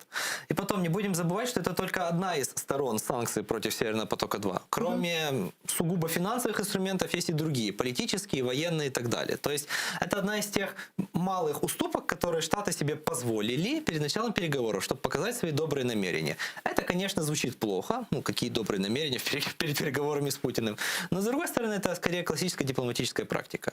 Поэтому действительно результаты будем видеть уже завтра утром. Ну а какие угрозы представляет собой это решение Соединенных Штатов Америки? Наверняка у них есть какое-то стратегическое видение относительно того, что будет происходить после запуска Северного потока-2 и что будет происходить в особенности после 2024 года, когда у Украины заканчивается контракт с Россией о транзите газа через Украину. Смотрите, во-первых, встает проблема энергетической независимости Украины. То есть откуда ее спонсировать, как ее строить. Они там, конечно, говорили про $1 миллиард инвестиций, но для до 40 миллионной страны, для которой это нужно наверстать буквально за год, это не вариант. Так а мы теряем больше по транзиту, чем 1 миллиард. Это главная угроза. Они ее видят, они ее понимают. И сейчас просто встал вопрос, что нужно как можно дольше отстрочить этот момент, когда этот вопрос станет ребром. Вторая большая угроза о том, что в России, ну, как они сами говорят, снимет тормоза по поводу любых агрессивных действий против Украины. То есть как это видят европейцы, как это видят американцы, что отсутствие необходимости в украинской ГТС снимет очень многие экономические предосторожности, которые имела Россия по поводу как прямого вторжения, так и более широкой эскалации в Украине. И поэтому, что это может значить? Попытка решить вопрос минских договоренностей силовым путем. Это не означает там полномасштабное вторжение и танки, которые катятся через всю левобережную Украину, но это означает постоянное повышение градуса напряжения, изматывание украинских вооруженных сил, изматывание украинского населения, то есть разогревание политической нестабильности и так далее, пока Украина не будет готова выполнять Минские соглашения русским сценарием. При этом вот мы сейчас обсуждаем возможное полномасштабное вторжение России в Украину, говорим о существовании неких сдерживающих факторов России. И вот Ветренко, глава НАК «Нафтогаз» Украины, говорила о том, что неоднократно, что как раз транзит газа через Украину являются в том числе и вот этим сдерживающим фактором агрессивных действий России и возможного ее блицкрига. Таким образом, если Соединенные Штаты Америки дают зеленый свет Северному потоку-2, позволяют завершению ее и сертификации, эксплуатации, так не дают ли они карт-бланш Путину осуществить тот план, о котором писал Билд? А вот тут мы подходим к самому интересному. Американцы просто так не пошли бы на такие уступки, не имея каких-либо в их глазах гарантий, что Путин этот сценарий не будет использовать в ближайшее время. То есть мы должны понимать, что это не может быть односторонняя уступка. Какие это могут быть гарантии? У нас уже были гарантии в виде Будапештского меморандума, который подписали американцы. Американцы тоже уже... Для них Будапештский меморандум, если честно, это очень больная тема, это фактически психологическая стигма для американских дипломатов, потому что для них это... Да, это незакрытая проблема, это один из больших провалов для дипломатии во время после Холодной войны. Поэтому, что можно сказать по этой ситуации? Если американцы пошли на такие предварительные уступки, соответственно, русские со своей стороны тоже сделали. Но не будем забывать, русские об этом никогда не объявляют. В отличие от американцев, где у них открытая подотчетная государственная машина, которую, если даже она не подотчетная, журналисты ее раскроют, и тогда будет хуже. В России это так не работает. Вы сами видите, что сказал Путин, то является истиной в последней инстанции. Поэтому... что это может быть, как вы думаете, вот с российской стороны, на какие уступки, на какие компромиссные действия может пойти Путин? Во-первых, это действительно... или какое-то джентльменское соглашение, но скорее даже чем-то закрепленное о невторжении и прекращении вот этого накопления сил, средств и всего остального. Это первый вариант. Второй вариант – это заморозка вопроса Минских соглашений. То есть очевидно, что мы не можем прийти к какому-то усредненному пониманию Минских соглашений. У нас один сценарий их воплощения нормальный. У русских, так как они это видят, соответственно, американцы поддерживают нас, они понимают, что если россияне будут продавливать вариант Минских соглашений свой, это приведет к конфликту, так или иначе. Я знаю, что вы очень активно изучаете американский политикум, можно сказать, даже вы являетесь американистом, да, в этом вопросе. И все же мне интересно, а какое реальное видение американцев Минских соглашений? Понятно, что каждая сторона ее интерпретирует по-своему. Как ее интерпретируют американцы? Американцы ее видят в украинском варианте. Почему это им выгодно? Они видят, что сначала воплощение блока безопасности, то есть украинский контроль над границей, выведение незаконных формирований, их разоружение, а потом уже выборы и так далее. Почему они видят это именно так? И если посмотреть на то, что заявляют сенаторы, особенно комитета по разведке и комитета по иностранным делам, они уже проходили этот сценарий. Они его проходили в Афганистане, они его проходили на Ближнем Востоке, они его проходили в Африке. Они понимают, что без обеспечения hard power, без обеспечения полноценной военной безопасности нельзя говорить ни о демократии, ни о выборах, ни о чем другом. И опять-таки у них есть, над ними нависает Афганистан, над ними нависает очень много других подобных случаев, в которых у них были проблемы с безопасностью, и они пытались на них наслоить демократию. Они не могут себе позволить повторить эту ошибку. И буквально последние дебаты в Конгрессе по вопросам Украины, раз 20 звучало, мы не можем себе позволить повторить эту ошибку. То есть правильно ли понимаю, слабость Соединенных Штатов Америки по вопросу Украины может очень плохо отразиться в принципе на имидже Соединенных Штатов Америки и повлечет за собой огромное количество последствий. Каких? Во-первых, что это будет означать? Байден сейчас, уже последний год, пропагандирует США как лидер демократического мира, который объединяет вокруг себя повестку о правах человека, демократизации, реформах и так далее. Мы имеем Украину, европейскую страну, в которую Штаты вкладывают миллиарды на реформирование, на все что угодно, и своего политического имиджа в том числе очень много вкладывают. Проваливается этот гигантский проект. Проваливаются, соответственно, и многие другие проекты Штатов, как в регионе, так и глобально. Соответственно, это ставит под вопрос их главный нарратив противостояния с Китаем. Потому что противостояние с Китаем в умах американцев – это противостояние демократии и автократической клептократии. Соответственно, если мы проигрываем идейно как центр демократии, тогда все страны Африки, Южной Америки, Океании, в принципе, страны, которые развиваются, понимают, что американская модель не работает. Мы что, хотим, чтобы было как в Украине? Уж извините за такую цитату, но в исполнении китайцев это будет звучать именно так. А значит, американцы глобально могут проиграть эту системную борьбу с Пекином. В таком случае мы понимаем, что сейчас для Соединенных Штатов Америки, для Европейского Союза нужно принимать некие превентивные меры для сдерживания агрессии Российской Федерации. Совсем недавно мы знаем, что американцы четко уже согласовали со своими западными партнерами, а именно с большой пятеркой, если не ошибаюсь, Европейского Союза, что в случае, если Россия начнет полномасштабное вторжение в Украину, то будут применены очень жесткие санкции, в том числе и допустили возможность отключения России от международной финансовой системы SWIFT. Как вы думаете, эти санкции, которые были озвучены ими, они достаточны для удерживания агрессии России, которая, в принципе, за последние 8 лет адаптировалась к санкционному давлению, как-то научилась жить в таких условиях давления и изоляционизма? Или же нет? Определяющее слово здесь «как-то». То есть, действительно, россияне очень умело создают себе ауру того, что вроде бы ничего не меняется. Хотя абсолютно экономические показатели, а тем более показатели социально-экономического развития показывают нам немножко другие результаты. На самом деле, что может для русских значить отключение SWIFT и иные санкции? Центробанк России проводил тестирование, и в этом году, несколько лет до этого, как они могут функционировать без глобальной экономической системы, электронных платежей SWIFT и всего остального. Они эти тестирования вынуждены были закончить буквально через неделю, так как, в принципе, система дала абсолютный сбой.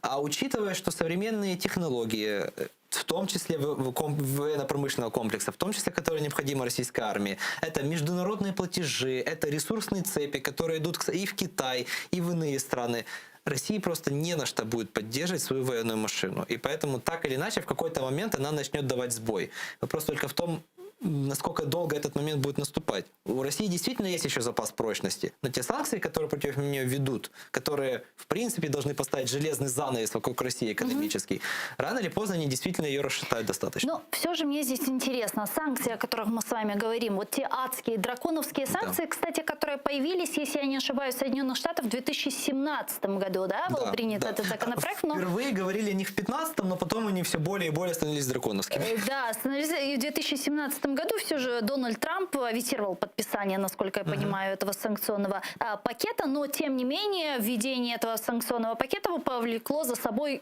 очень серьезный экономический удар для России, мы это понимаем, видели, слышали, но интересно в данном случае, как и когда они будут принимать это давление. Это будет как превентивная мера или уже постфактум нападения России в Украину, а если постфактум, то какой толк от этого? Мы вот видели эти санкции после событий 2014 года. Ну, сейчас действительно не 2014 год. В 2014 году россияне сыграли на неготовности к такому хаосу. То есть Запад был не готов реагировать на это. Сейчас действительно 2021 год, если говорить про эти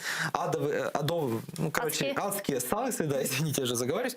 Можно украинскую. Мы как Данте с Вергилием опускаемся все ниже и ниже на другие круги ада. То есть сейчас это абсолютно адские санкции. Это даже не уровня 2017 года. И они будут действительно применены после начала вторжения в Украину. Потому что превентивные меры, как мы видим, уже применяются. Это и обмен разведданными, это и присутствие американских военных здесь, на территории Украины, и в Черном море, это усиление фланга НАТО, это условный ленд-лиз Украине, когда она начинает поставлять просто все возможное вооружение, которое мы можем принять, в том числе есть, кстати, разговоры о поставке Украины современных антибатарейных систем. И систем... Так, а что это такое?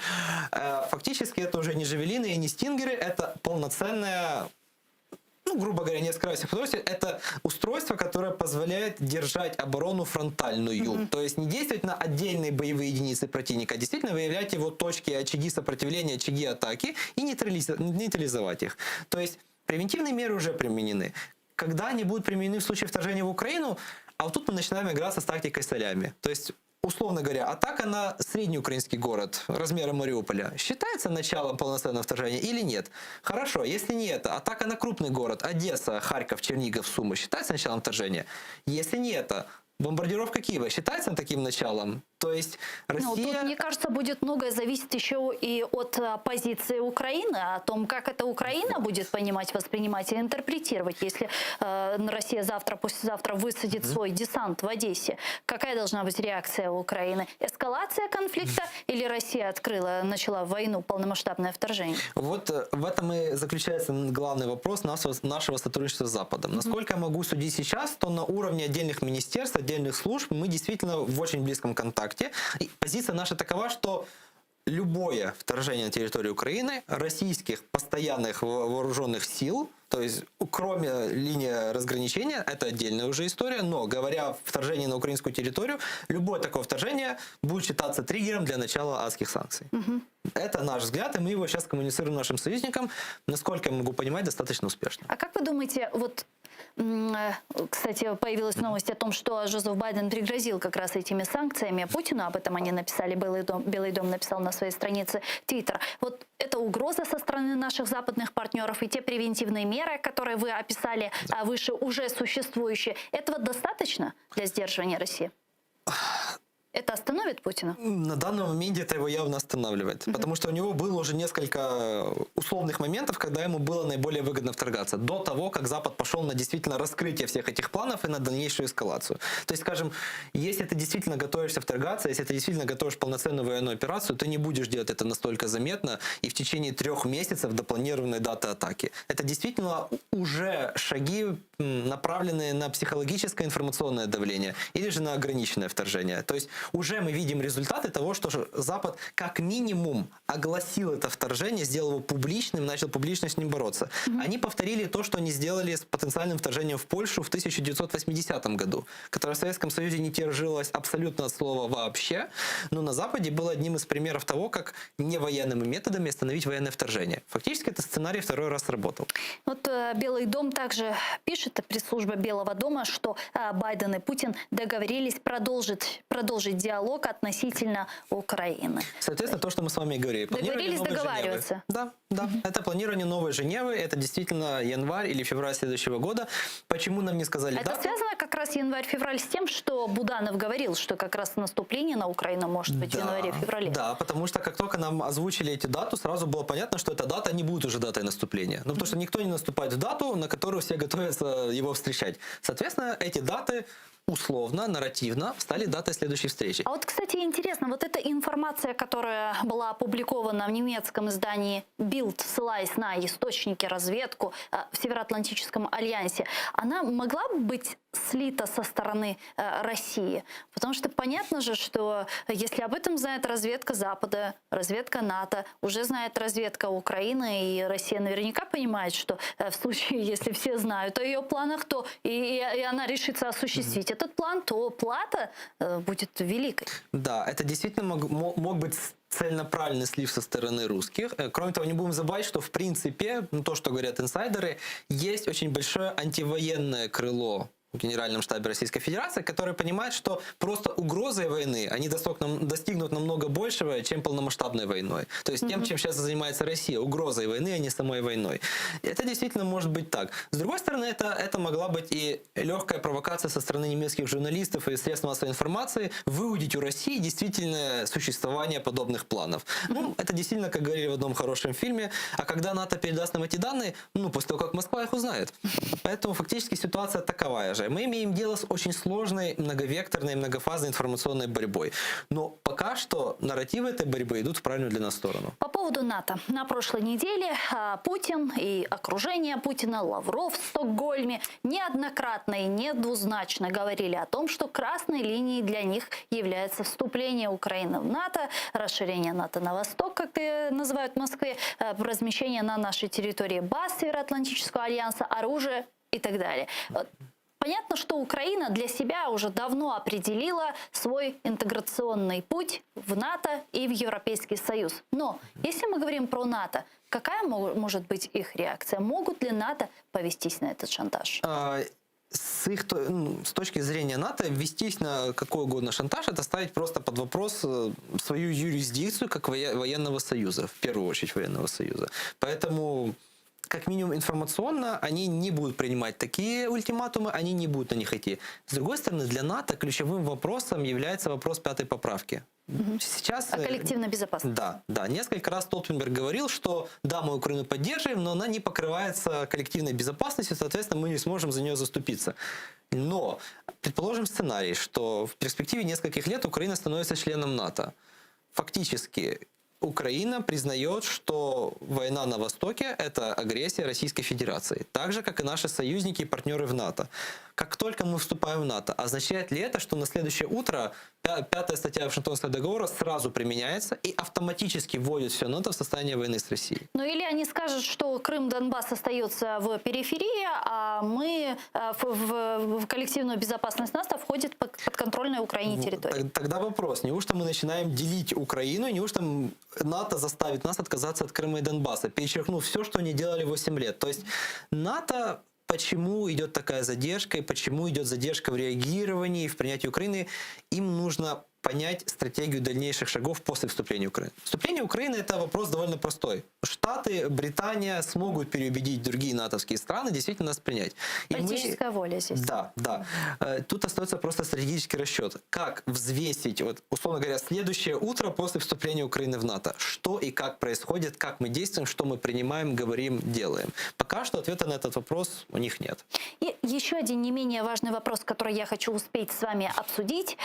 Реджеп Таyyip Эрдоган, президент Турции, буквально неделю назад и буквально несколько дней назад помощник президента Турции Эрдогана сказал, что Турция и Эрдоган готов выступить посредником в конфликте между Россией и Украиной. Конфликтом там называют войну между Украиной и Россией. И все же интересно, почему сейчас? Что это даст Эрдогану и почему вдруг Эрдоган решил взять на себя эту роль? Попытаться взять. Почему именно сейчас? Нормандский формат торпедируется Россией и не работает. Минские соглашения, опять все говорят, как по-разному их понимают. И всем понятно, что это идет уже в никуда. Так или иначе, Турция просто выступает как всегда, она выступает таким себе хулиганом НАТО. Она позволяет себе то, что другие страны НАТО себе не позволяют. Как она это делала в Сирии, как она это делала, сбивая российские самолеты, как она это делала в Нагорном Карабахе.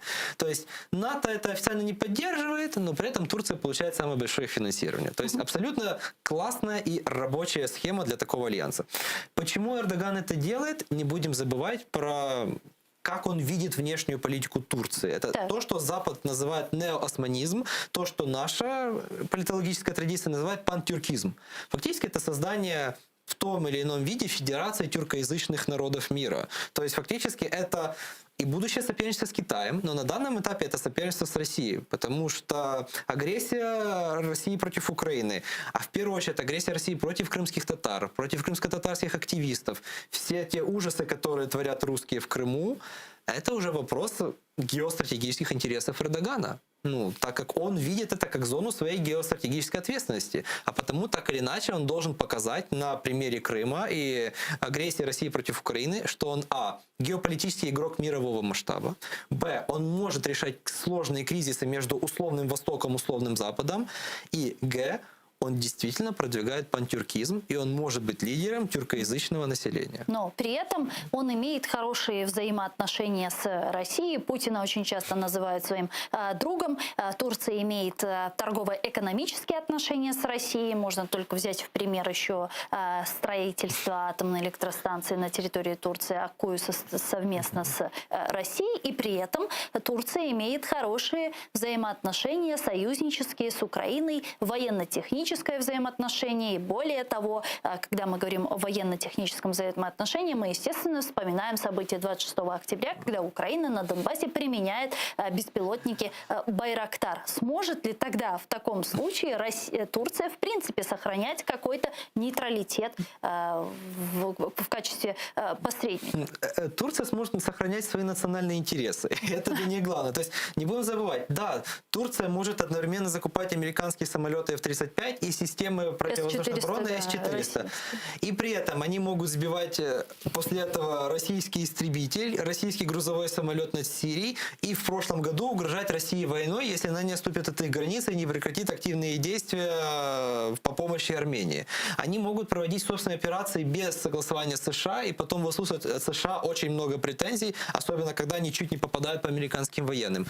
Турция одна из немногих стран сейчас, которые могут играть в реаль-политик, которые могут максимально цинично, максимально отступая от всех правил, вести многостороннюю деятельность. И именно этот аспект внешней политики Турции меня, в принципе, и привлекает в том плане, что они могут стать нашими посредниками. Почему я сказал нашими, это не оговорка. Действительно, в этом случае я скорее надеюсь на то, что это не будут нашими посредниками. Дякую вам дуже, пане Олександре. Чухсаган, что приехали к нам в студию и ответили на наши вопросы. Олександр Краєв, експерт Ради зовнішньої політики «Українська призма», был гостем нашей студии. А я, к сожалению, с вами вынуждена попрощаться, но вы оставайтесь первым крымско-татарским. Буквально через 5 минут эфир телеканала продолжает информационная программа «Заман» на крымско-татарском языке, а после в этой студии вас поприветствует мой коллега Айдер Муждабаев в программе «Прайм». Муждабаев, не пропустите. Хорошего вечера.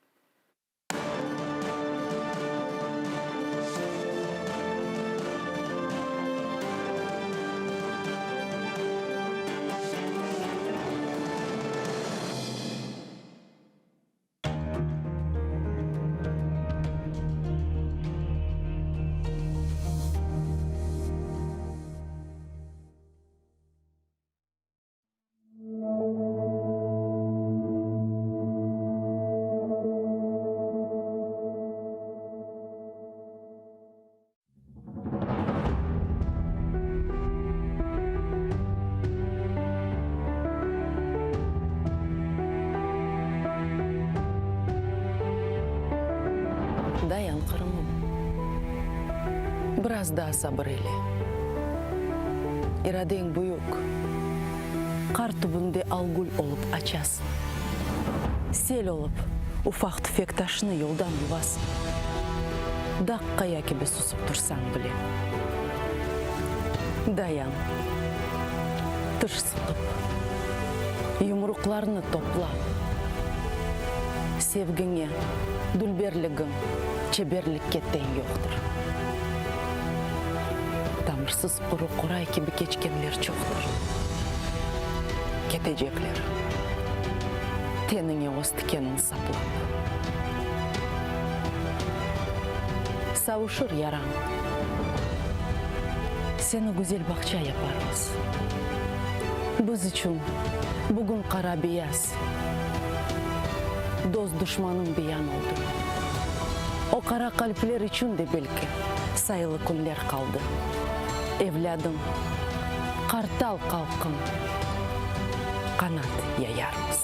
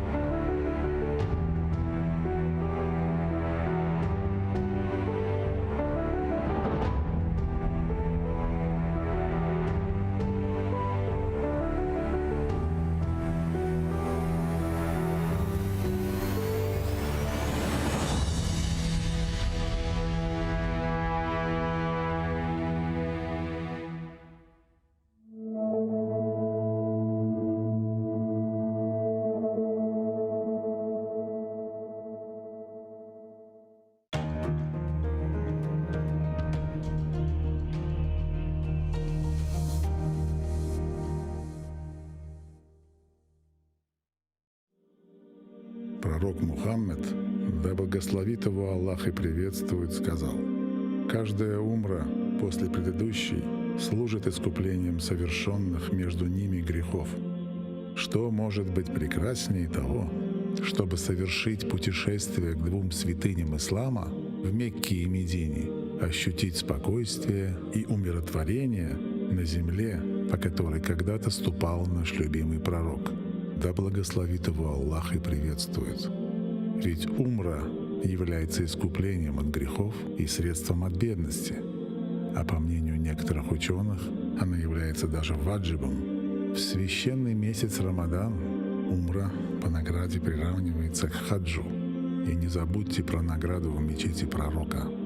Да благословит его Аллах и приветствует. Откройте свой путь к Каббе вместе с Кабайоло.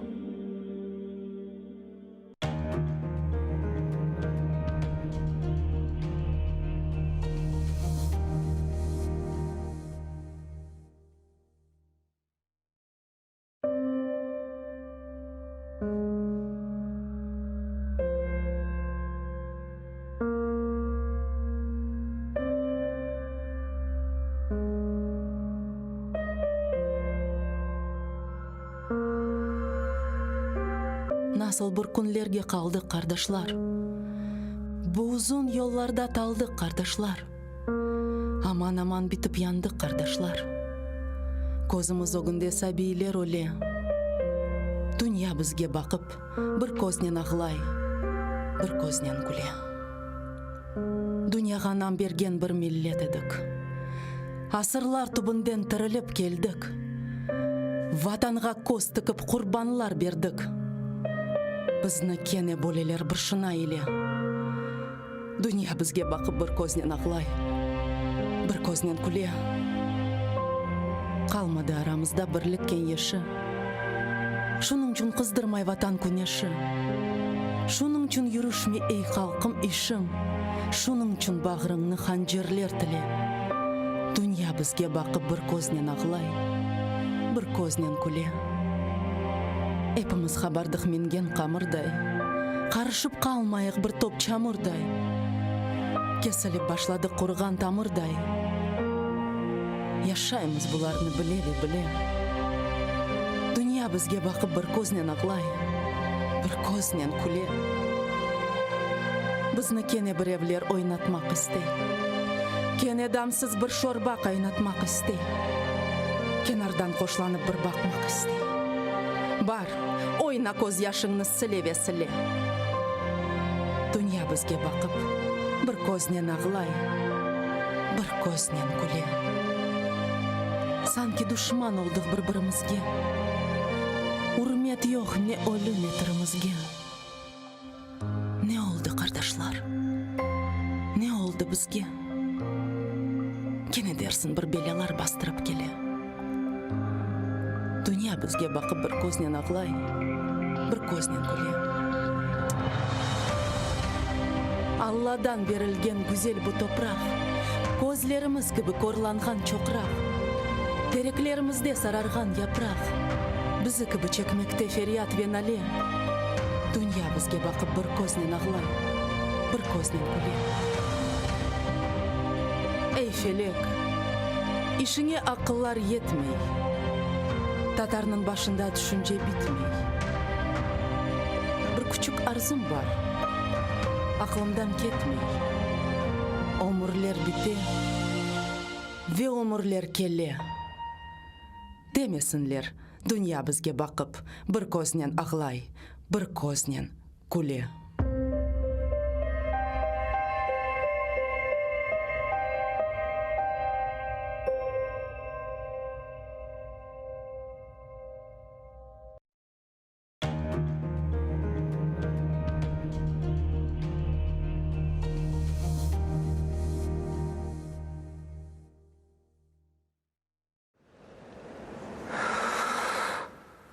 Eşitesiniz mi? Meni unuttunuz mu?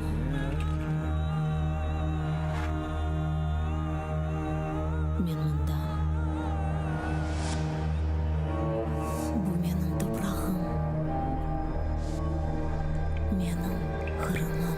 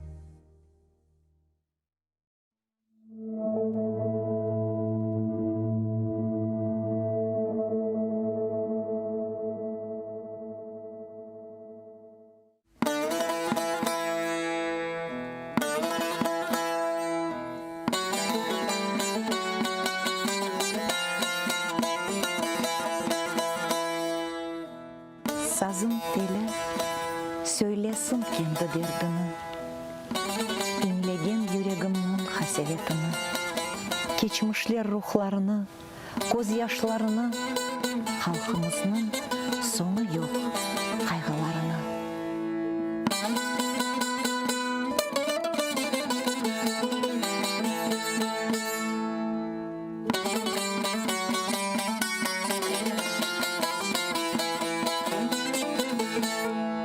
Sazın teli söylesin kendi derdini, Hansaray etrafını, çeşmelerini, bağ bahçesin, toğ başaklı ken çöllerini, dağdan esken şifalı, salkın elini.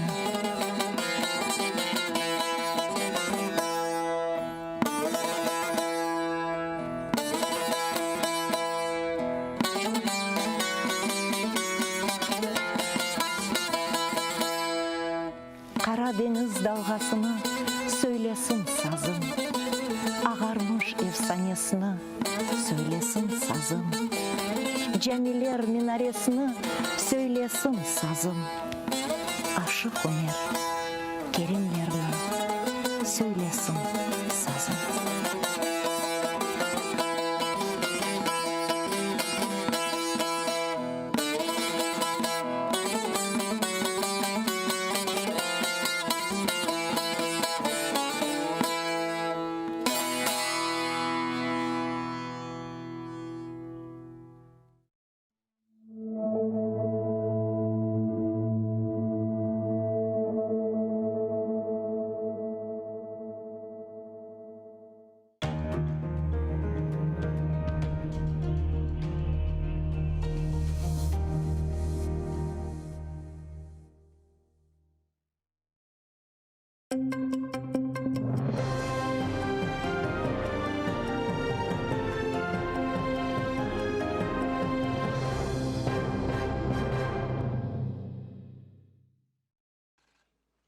Байден ве Путин онлайн шекілінде Курушев кечірмекте сас меселе Украина этрafında olğan tecavüzdür. Moskva ile videokonferensiya başlatmazdan evvel Joe Biden, Italiya, Almanya, Frankistan ve Buyuk Britaniya liderlerinin Ukraina sınırları yanında Rusiya harbileri sayısı arttırılğanını muzakere etti. Bunun beraber Ukraina prezidenti Volodymyr Zelenskiy Amerika devlet katibi Antony Blinken ile telefon muzakeresini geçirdi. Ular esas meseleler boyunca pozitsiyasını uygunlaştırdılar. Ukraina prezidenti bu tecavüz barışık şekilde çözülmek gerek olğanını bildirdi. Zelenskiy Amerika Birleşken Devletlerine göstergen destek için minnetdarlık bildirdi. Biden Putin'den muzakere geçirgen son Vladimir Zelenskiy ile laf etmeli. Після того, як відбудеться розмова Байдена з Путіним, ми теж дізнаємося про те, про що там йшлося. Тобто далі будуть контакти на високому і найвищому рівнях. У нас в цьому плані зі Сполученими Штатами за цей рік налагодився дуже відвертий, динамічний і довірливий діалог. План був такий, що перед дзвінком буде дзвінок Блінкена, а після дзвінка вже відбудеться розмова президентів. Rus işgalcileri cebede eki keri artilleriya tertibatlarını kullangan. Ukrayna harbileri arasında gayıplar yok. Birleşken Kuvvetler Operatsiyası ştabında 5 düşman ucuma kaydetilgenini haber ettiler. Popasnaya ve Shumay kasabalarını imay etkenler 82 kalibrlı mayınlarının ucum etilgen. İşgal etilgen Donetsk şehrine yakın olgan Mayorskaya, Katerinovka ve Peski civarında turgan Ukrayna harbileri pozitsiyaları granata atıcı ve kurşun atıcı tertibatlarının ateşke tutulgan. Українські захисники відкривали вогонь у відповідь, не застосовуючи заборонене мінськими домовленостями озброєння, та змусили противника припинити обстріли. Завдяки зусиллям наших воїнів рубежі українських підрозділів залишилися незмінними. Впродовж поточної доби порушень режиму припинення вогню з боку російсько-окупаційних військ не зафіксовано. Rusiyanın harbileri bu sırada Ukrayna'nın işgal etilgen territoriyalarında yerleşken bölükleri harbi talimler geçirmekte. Ukrayna istihbaratının malumatına göre düşman güçleri tez şekilde hazırlıkka ketiriliv talimlerini geçirmekte. Bunun beraber işgal etilgen territoriyalarda olğan bölüklerinin rotatsiyası geçirili ve harbiler artilleriya atışuları boyunca talimler geçirmekte. Ukrayna territoriyasına yangi Rusiya harbi texnikası ve tamirlengen texnika geçirilmekte. Окупанти приховано завозили залізничним і автомобільним транспортом з території Російської Федерації до з'єднань і частин 1 та 2 армійських корпусів бойову техніку, озброєння і боєприпаси, засоби радіоелектронної боротьби, безпілотні літальні апарати та інше майно військового призначення. До підрозділів противника доставлено понад 3000 тонн пального, запаси мастил і технічних рідин для експлуатації техніки і озброєння у зимових умовах. Повернено чергову партію бойових машин, відновлених та модернізованих на російських ремонтних підприємствах. Ukrayna kıtasında keçken kundevamanda koronavirus hastalığı 8655 insanda tasdiqlandı. 23.000 evvel hastalangan kışı tüzelgen. 467 insan hastalıqni yengip olamagan. Ukrayna regionlarının 3'te biri karantinnin kırmızı zonasından sarı zonaga geçirilgen. Ular arasında Donetsk, Dnipropetrovsk, Ivano-Frankivsk, Lugansk, Lvov, Odessa, Rovno, Kherson vilayetleri ve Kyiv şehri. Проте це аж ніяк не означає, що в цих регіонах суттєво послабляться карантинні обмеження. Навпаки, вчора вступили в дію нові правила, згідно з якими відвідувати громадські заклади у жовтому рівні епіднебезпеки зможуть лише ті, хто отримав щонайменше одну дозу щеплення проти COVID-19. І не просто отримав дозу щеплення, але й має на руках відповідний підтверджуючий документ. Ukrayna sağlık nazirliginde 12 milyon Ukraynalı aşılanuvunun tolu kursundan keçkenini haber ettiler. Bunun beraber sarı sertifikat bazar ertesinden başlap evvel olğan 100 gram kundegilde 30 kun devamında kuchu olacak dediler. Bu insanların vaksinanın ikinci dozasının aşılanmasını tezleştirebilir. O vakit aşılangan insan yeşil COVID sertifikatını alabilir. Onun bir yıl devamında kuchu olacaktır. На сьогодні в Україні вже згенеровано більше 11 мільйонів ковід-сертифікатів по вакцинації, 330 тисяч по одужанню, а також понад 2200 по ПЛР-тестах у режимі бета-тестування. Sağlık nazirliginde aytganlarına göre aşılanuv koronavirustan qorchalanuvның ekeni semereli usuludur. В Україні за попередні 3 місяці 94% госпіталізованих людей з COVID-19 не вакциновані.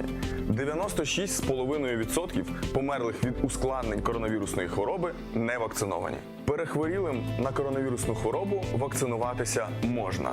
Якщо ви захворіли на коронавірусну хворобу і після хвороби пройшло 28 днів, вакцинуйтеся. Якщо ви отримали першу дозу від коронавірусної хвороби і захворіли на ковід, зачекайте 28 днів та отримайте свою другу дозу. Ишгалжилер акимиеті Қырымда коронавирус хасталары эксілгенні хабер еті. Кечкен күндевамында чин вирусу 550 инсанда қайд етілген. 30 кіші хасталық ағырлашмасын нәтижесінде вефат еткен. Қырым мектеплерінде 85 сынып дистанцион оқуға кечірілген. Поклонская девлет хайнлигі давасы бойынша тұтыла біле. Бойле қарарына Киевнің апелляцион махкемесі таздықлады. Ишғал етілген Қырымнан сабық баш прокуроры, Украинаның анаяса құрымы иқтырылмасы, Украина топрақ бұтынлігіне қаст етуде. Қанусыз жинайы тешкілят құрғанында ве девлет хайнлігінде қабатлана. Наталья Поклонскаяның Русия девлет думасында депутатлық мұддетті біткен сон Русия президенті Владимир Путин оны Африка янында олған Кабо-Верде адасына елші оларақ йолламақ ферманына шығарды. Постановлено нову ухвалу, якою задоволене клопотання прокурора Офісу Генерального прокурора про надання дозволу на затримання підозрюваної громадянки П з метою її приводу для участі в розгляді клопотання про обрання запобіжного заходу у вигляді тримання під вартою. Наталья Поклонская Қырым Русия тарафындан ишғал етілген сон ишғалжилерінен ишбірлік башлады. Украина қытасында оңа низбеттен бір sıra жинай давалар башлатылды. Бұнен берабер онан межилис ясақ етіліп экстремистік тешкілят оларақ танылмасына алақасы бар. Украин полициясы тарафындан қыдырылмақты. Экстремистской деятельности. Под экстремистской деятельностью понимается... Арби Урба, Мур ве Патлайджилар. Ишғал етілген территориялар реинтеграциясы мәселелері бойынша назірлікте ишғал етілген Қырымдан Украина қытасына алып шықмаға мүмкін олған шейлер жеделін ачықладылар. Бұнен берабер ташылған юклерінің ағырлығы, фияты ве сайыса қында малюматтар қаттылар. Шақси шейлер жеделіне құлланывы көрінген Урба ве дигер шейлер қырсетілген Силя, Арби маллар, Афьон, Авжы маллары, телекелі радиация ве санайы тертібатлар, құруджилық мальземелері, Карабалары үшін едек парчалары, Арби Урба, Мур, штамп ве эсабат бланклары ташылмасы ясақтыр. Ташылған малларының фияты 10 000 гривнадан зияде олмамалы. Бір инсан есе мемури сыңырдан ең чоқ 75 килограмм юк кечіре біле. Бұл вақыт есе Украина қытасындан ишғал етілген Қырымға ташыла білген шейлер жедвелі ве колемі белгіленмей. Також наказом унормовано порядок перевезення готівкових коштів фізичними особами через адміністративну межу. Так, фізична особа може переміщувати через адміністративну межу готівкові кошти у сумі, що не перевищує 100 тисяч гривень або еквівалентній сумі, в тому числі в іноземній валюті, за крос-курсом, визначеним Національним банком України на день перетинання адміністративної межі. Якщо ж сума перевищуватиме 100 тисяч гривень, особа муситиме надати підтверджувальний документ про походження коштів. Қырымда құрылышы бітмеген атом электростанциясына ерінен бір япажақлар. Қырымнан ишғалчылер юлбашысы Сергей Аксенов хабер еткеніне көре оны насылдар ятырымжылар бозмақта. Еді құйы районында ерлешкен Шоукина шайырында құружылық техникасы чалышы башлады. Станцияның реакторы бөлігіні бозы башладылар. Бұл ятырымжылар кім олғаны да белі дегел. Биналар бозылған сон бұл ерде не құрылажағы да белі дегел. Ишғалчылер станция бұтынлей кележек сенінің сонына қадар бозылып бітірілежегіні хабер еті. Қырым атом станциясының құрылышы 1975 сенесі башлатылған еді. Құружылығы тоқтатылғаны вақыт 85%-ға азыр еді. 1986 сенесі Чернобыль атом станциясында қаза болған еді. Бұндан сон эколог ве Қырым сакенлері құружылыққа қаршы наразылықлар башлатты. Біраздан Советлер үкіметі құружылықны тоқтатты. 1989 сенесі станцияны ішке түшірмек ғайесінден вазгечтілері. Украина телекөслік қызметі ишғал етілген Қырымға ұшшылар епқан 12 Русия ұчағыны апсетмек қарарыны шығарды. Бұл Русияның смарт авиа шіркетіне айт ұчақлардыр. Телекөслік қызметінде хабер еткенлеріне көре апыс етіліп қарары бұл ұчақларынан ұчышларына сыңырлай біле. Бұл сырада Авропа девлетлеріне. Ці літаки порушили порядок в'їзду та виїзду на тимчасово окуповану територію України – АЕР Крим. Таким чином вони діяли всупереч правилам іноземних перельотів та незаконно переправляли осіб через державний кордон України. За цими даними, арешт накладено в рамках кримінального провадження, відкритого за 4 статтями Кримінального кодексу України: держзрада, незаконне переправлення осіб через державний кордон України, порушення порядку в'їзду на тимчасово окуповану територію України, порушення правил міжнародних польотів. Umumen alganda Ukrayn mahkemeleri Rusiya aviashirketlerine ait olgan 249 uçakni hapis etmek kararını çıkardı. Çünkü bu uçaklar Kiyev tarafından kapatılgan Kırım hava limanlarına konmağa devam etti. Şimdilik belli olganına göre 37 Rusiya aviashirketi işgal etilgen Kırım'a ve Kırım'dan uçuşlar yapmakta. Гонконг faali Nathan Low region sakinlerini parlament saylavlarında iştirak etmekten vazgeçmege çağıra. Ular dekabrının 19'ında geçirilmeli. Onun fikrine göre böyle şekilde yangi saylav kanunlarına karşılık bildirmek mümkündür. По суті, у Гонконгу ніхто не вірить у вибори. Люди відчувають, що це просто показ, що це шоу. Ніхто серйозно не ставиться до результатів. Март айында Қытайда hukmdorlik etken kommunistik fırqасы Британияның сабық колониясы olgan regionda saylavlar keçirilіп, қайделеріне деңішмелер көрсетті. Сайланған депутатларының сайысы eksiltildi, ama Пекин tarafından tasdiqlanған депутатлар sayısını arttırdılar. Ми не повинні забезпечувати легітимність цим виборам, не повинні тішити себе ілюзією, що ми маємо вибори. Це просто вибір Пекіна. Лоу кайдеткеніне көре Эршей о қадар фенады кел, чүнки коммунистик фырқасы Қытайның ана топырақларында біле өз тесіріні жоймақта. Думаю, нам не варто недооцінювати рішучість людей, а також переоцінювати життєздатність такої величезної тоталітарної системи. У Китаї проявляються багато проблем. Суспільство, що старіє, ізоляція на міжнародному рівні, застаріла промисловість. Це може підірвати економічну стабільність Компартії. Саме цим вона виправдовує своє правління. Натан Лоу 2020 senesi Гонконгны терк etmege mecbur oldu. O vaqt anda Milli Teleközlük kanunu kabul etilgen edi. Ona göre hakimiyetke qolaysız olganlarını terrorizm, separatizm ya da çetel devletke çalışa dep tuta bileler. Şimdi o Buyuk Britaniyada yaşay. Ona anda siyasi sığanak berdiler.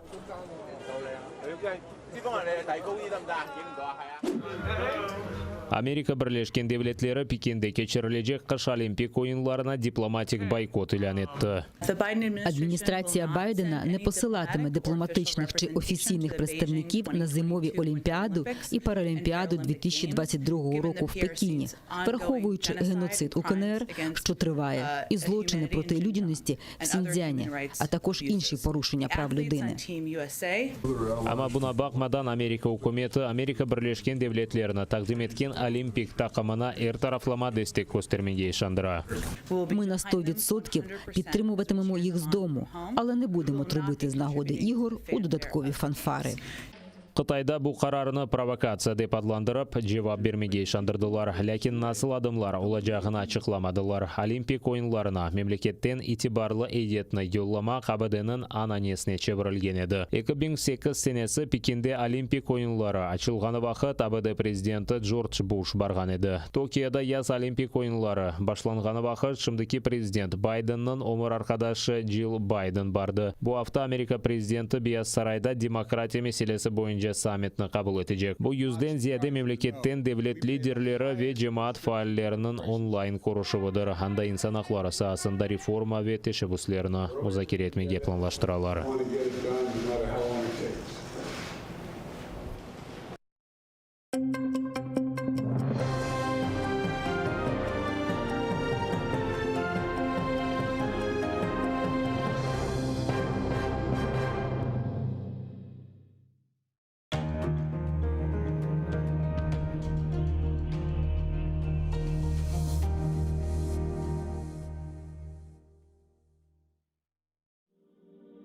Пророк Мухаммед, да благословит его Аллах и приветствует, сказал: «Каждая умра после предыдущей служит искуплением совершенных между ними грехов. Что может быть прекраснее того, чтобы совершить путешествие к двум святыням ислама в Мекке и Медине, ощутить спокойствие и умиротворение на земле, по которой когда-то ступал наш любимый пророк. Да благословит его Аллах и приветствует. Ведь умра является искуплением от грехов и средством от бедности. А по мнению некоторых ученых, она является даже ваджибом. В священный месяц Рамадан умра по награде приравнивается к хаджу. И не забудьте про награду в мечети пророка. Да благословит его Аллах и приветствует. Откройте свой путь к Каббе вместе с Кабайолло.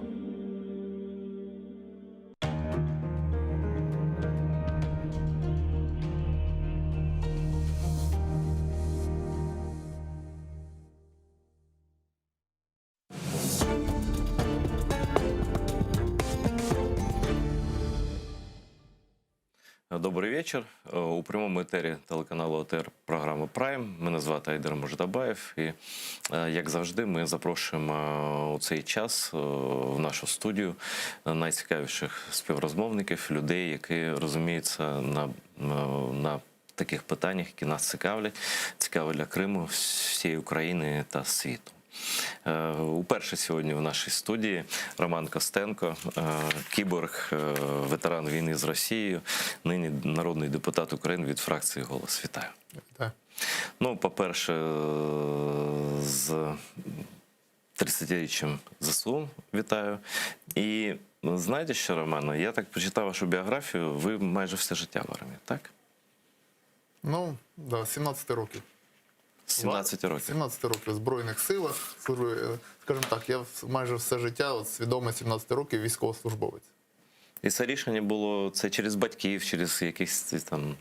Це рішення було з дитинства, мене скільки я себе пам'ятаю, я вже не в одному інтерв'ю казав, що я навіть в школу в формі ходив, от мені подобалось. Я виріс там ріс на військових фільмах, для мене там військові книжки були штурмових військ.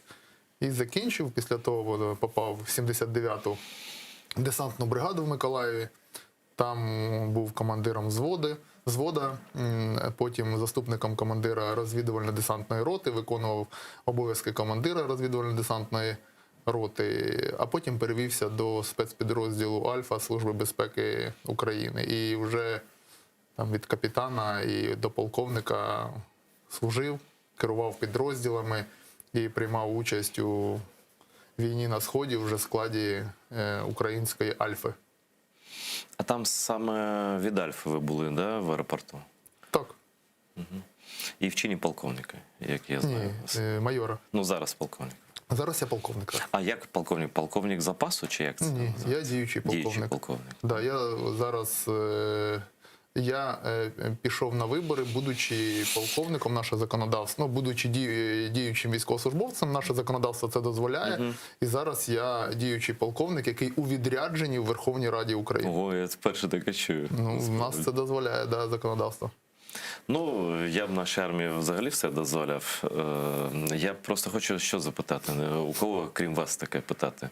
Ось коли насправді для вас створилася сучасна українська армія? Бо 30 років все-таки дуже довгий, дуже умовний термін. Да?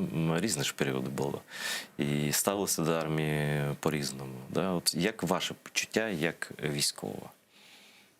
Ну, ви кажете, по-різному ставилися. Я хочу сказати, що до 2014 року, от моя служба почалась з 2001-го, і я можу сказати, по 2014 рік я був або в Збройних силах, або дотичний дуже близько, тому що ми, як військові, були дуже дотичні, навіть коли я був в Службі безпеки України, до Збройних сил.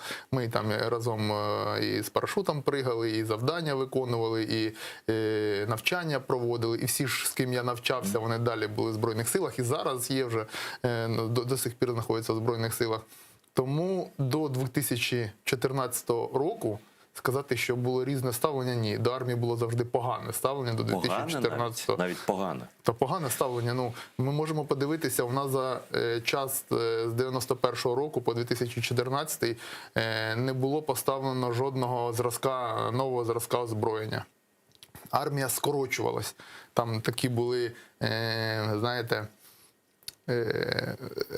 робили нові реформи в армії, коли говорили, що армія повинна бути маленька і високопрофесійна. Високопрофесійна я згоден, але для України, в якої така велика територія і населення, коли вони тоді говорили про 60 тисяч армії, і це було зроблено, я думаю, для того, щоб Україна на випадок чого не могла захиститися. Тому що яка б армія не була високопрофесійна, ми побачили це, коли почалась війна проти Російської Федерації, нам потрібна все-таки армія, в якої яка може поставити солдата через кожні 10, 20, 15 метрів згідно просто уставу. довжина кордону.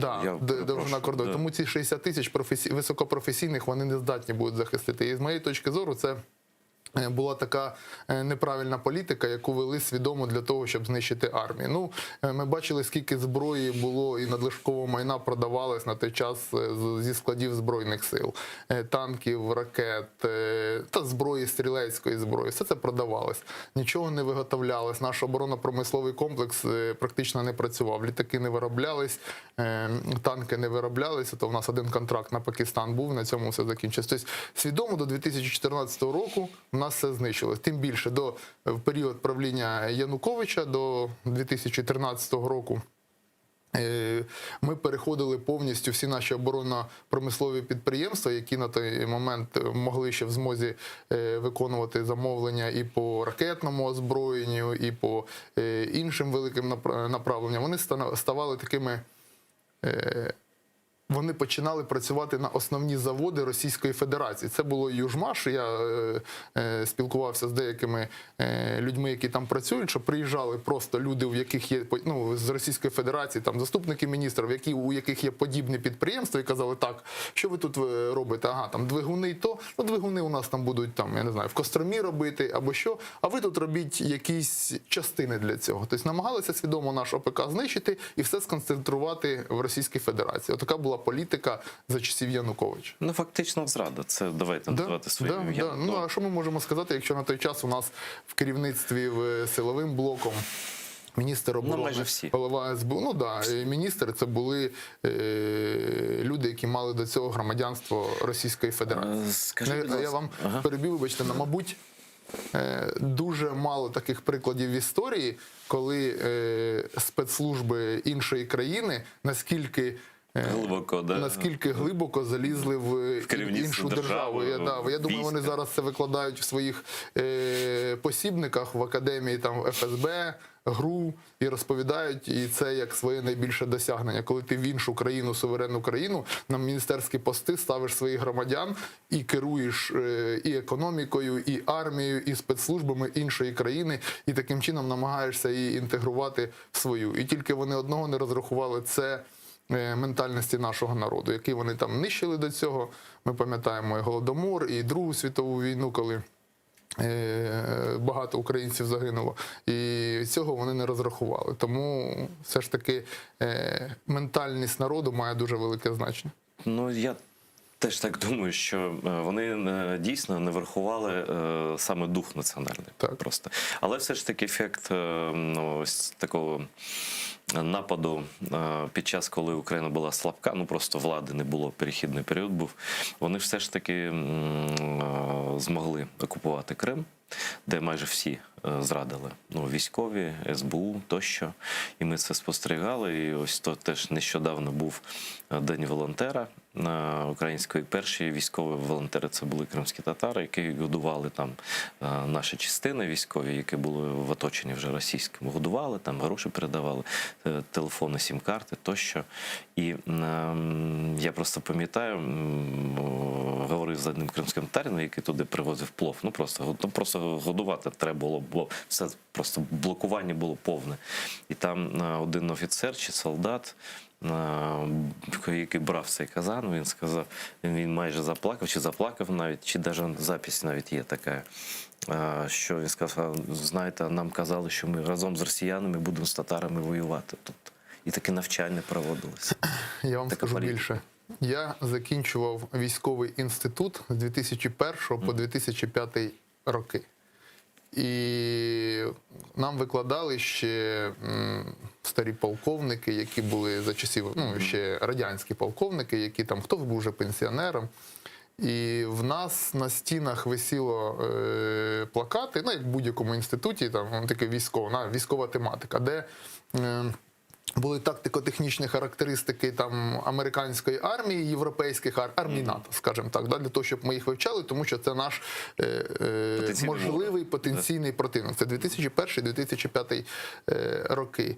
І наші викладачі нам свідомо, і ми це нам вбивали в голову, що в нас готуйтеся, навчайтеся, це вам не просто так, світ він хиткий, у нас вон є кримські татари, які в будь-який момент захочуть від'єднатися, і нам потрібно буде з ними воювати. Дійсно, ми вчилися, і нам це закладали в голову, що ми будемо воювати з кримськими татарами в Криму, там, коли вони захочуть від'єднатися. Це дійсно на той момент було. Я був недавно в інституті, я там періодично тут заїжджаю, зараз дійсно такого вже немає, вже помінялась повністю вся історія, викладацький склад, але на той момент от таке закладало в голову курсантам. І це була політика всієї держави. Я не думаю, що це був тільки один Одеський інститут сухопутних військ. Це була політика всієї такої держави. Ми пам'ятаємо, коли я не пам'ятаю кримських татарів в Службі безпеки України. Свідомо їх не було. На високих постах армійських теж не було. Політичних, я думаю, на рівні Криму тільки.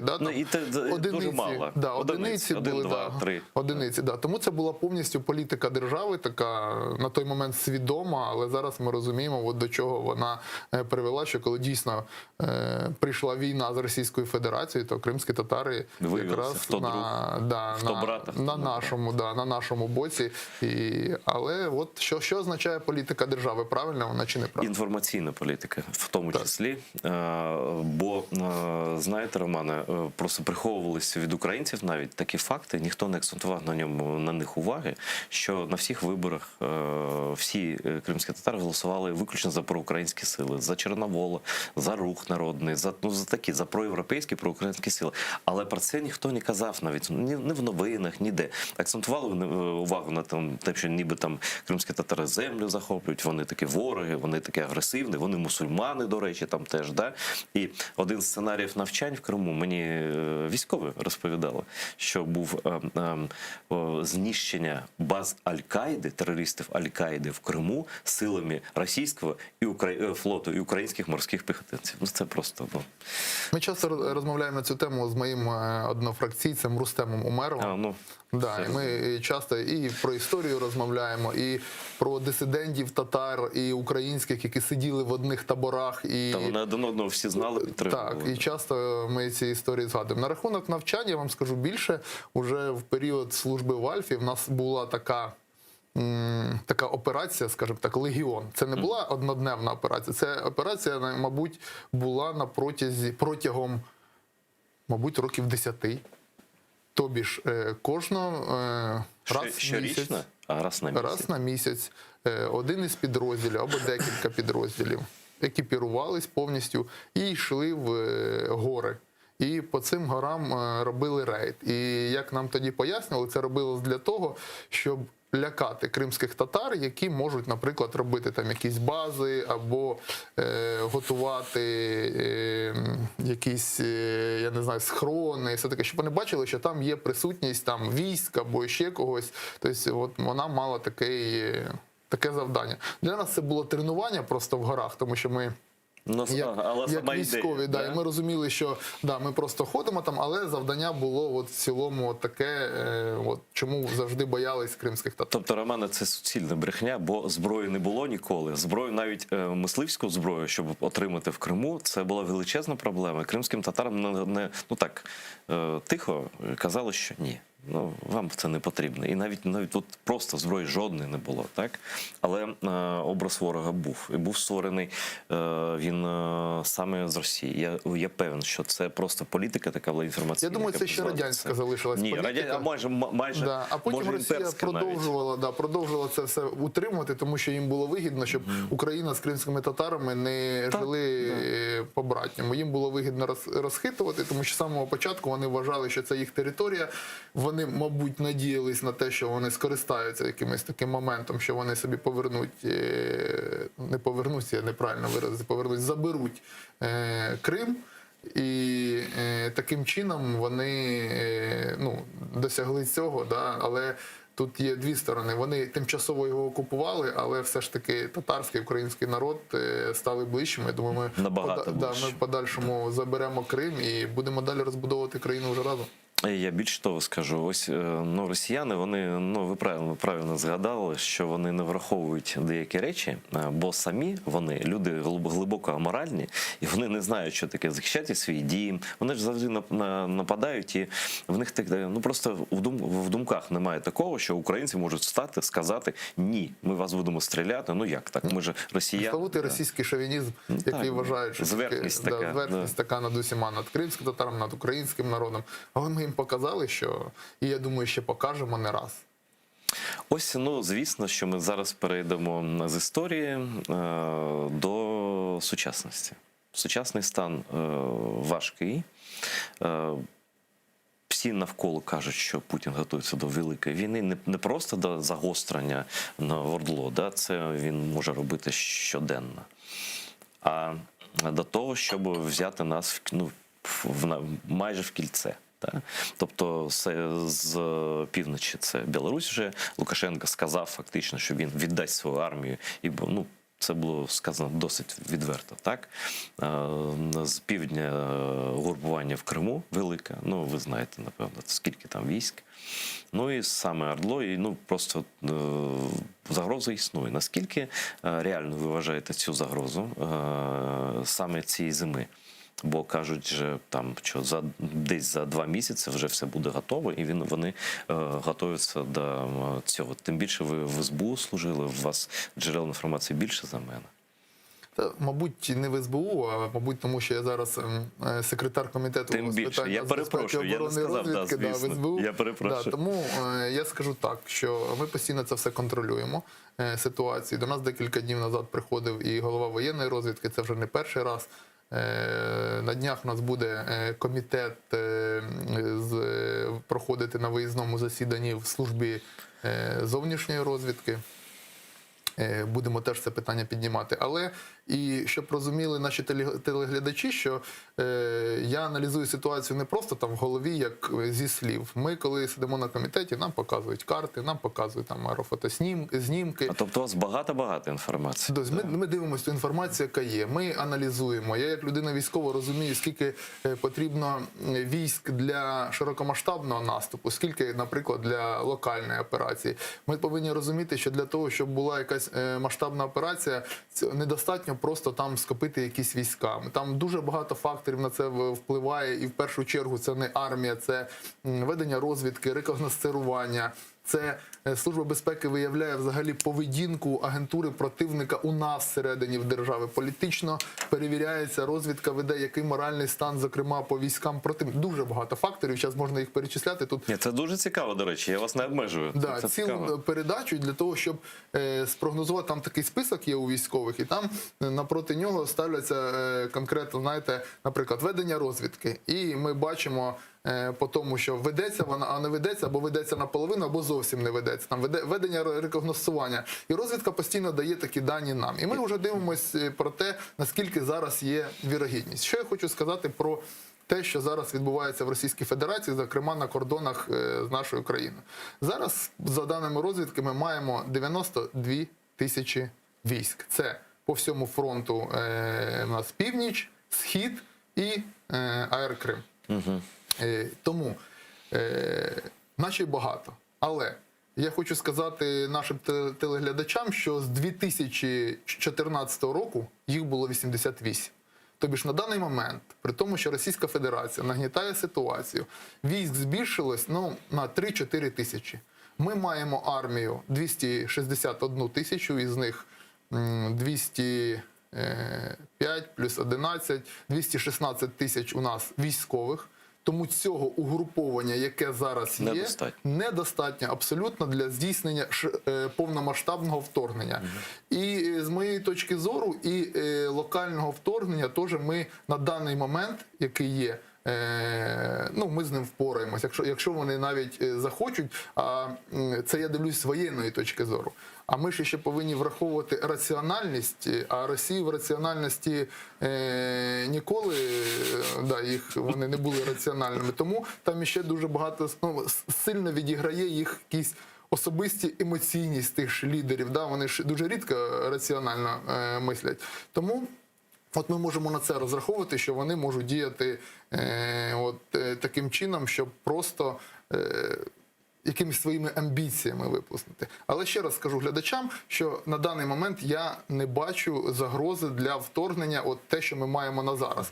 Але у нас є ще 2 місяці, нам вже говорять про те, що вони десь там в січні, в лютому. За ці 2 місяці ми повинні, наша розвідка, Служба безпеки, перше, Служба безпеки повинна контролювати повністю ситуацію всередині країни. Як активізується агентура, так звані консерви, ми їх називали в Службі безпеки. Це люди, які є там громадянами України, які були завербовані колись іще там Російською Федерацією, або за радянських часів, або там якісь відставні військові. Вони всі мають завдання на випадок якоїсь ескалації, проводити диверсії, проводити саботажі якісь.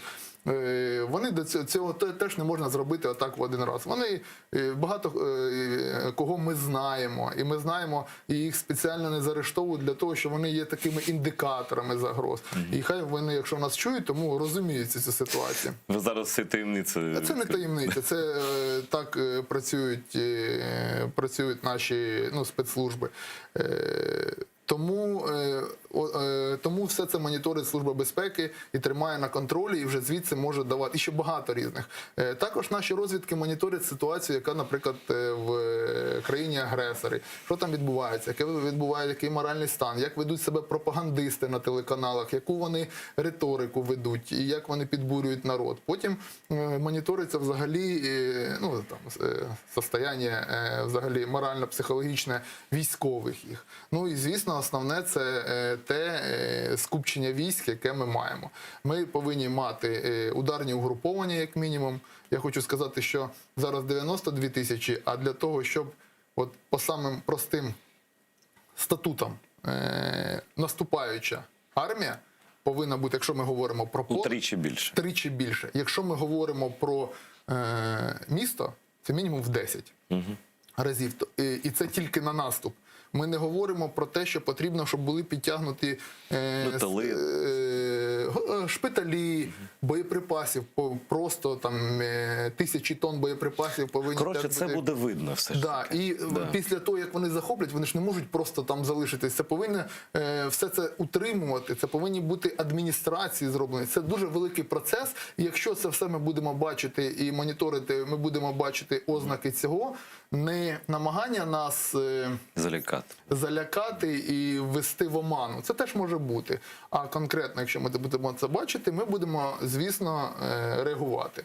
Тому на даний момент, і ще раз повторюсь, те, що є, ми не бачимо загрози, але якщо ми будемо бачити, що це все з'являється, ми будемо інформувати суспільство і будемо приводити свою армію то в бойову готовність повну, проводити мобілізацію, і залучати наших міжнародних партнерів. Вони зараз про це говорять. Про міжнародних партнерів ми поговоримо ще, тим більше, що ви член комітету з співпраці з НАТО, так він називається? Так. Ні, я член комітету оборони і розвідки, а у нас є група. Але є ще один сценарій, ми ж нічого не виключаємо, бо ж Путін, звісно, ми ж йому в голову не зализимо, так? А раптом він вирішить таким чином діяти, виключно ракетними ударами. Як вони, спочатку вони в Сирії так працювали. Тобто вони навіть з території Росії запускали ракети, знищували інфраструктуру і дивилися, що далі буде. Звісно, Сирія вона не може відповісти ніяк. А ось якщо припустити таку можливість, що вони, мотивуючи тим, що там українська армія, фашисти, і так далі, починають ракетами обстрілювати зі своєї території. Таке ж вже було, ви ж були там в 2014-2015 році, коли це було безкарно для них. Вони градами мочили нас, а ми таки нічого, бо ми вже не можемо стріляти на територію ворога. А зараз доктрина змінена, ось удари у відповідь. Якщо так? Ну, доктрина не змінена, у нас є доктрина всеохоплюючої оборони, тобто у нас зараз доктрина в країні, що це нанесення максимальних втрат ворогу будь-якими засобами і будь-де.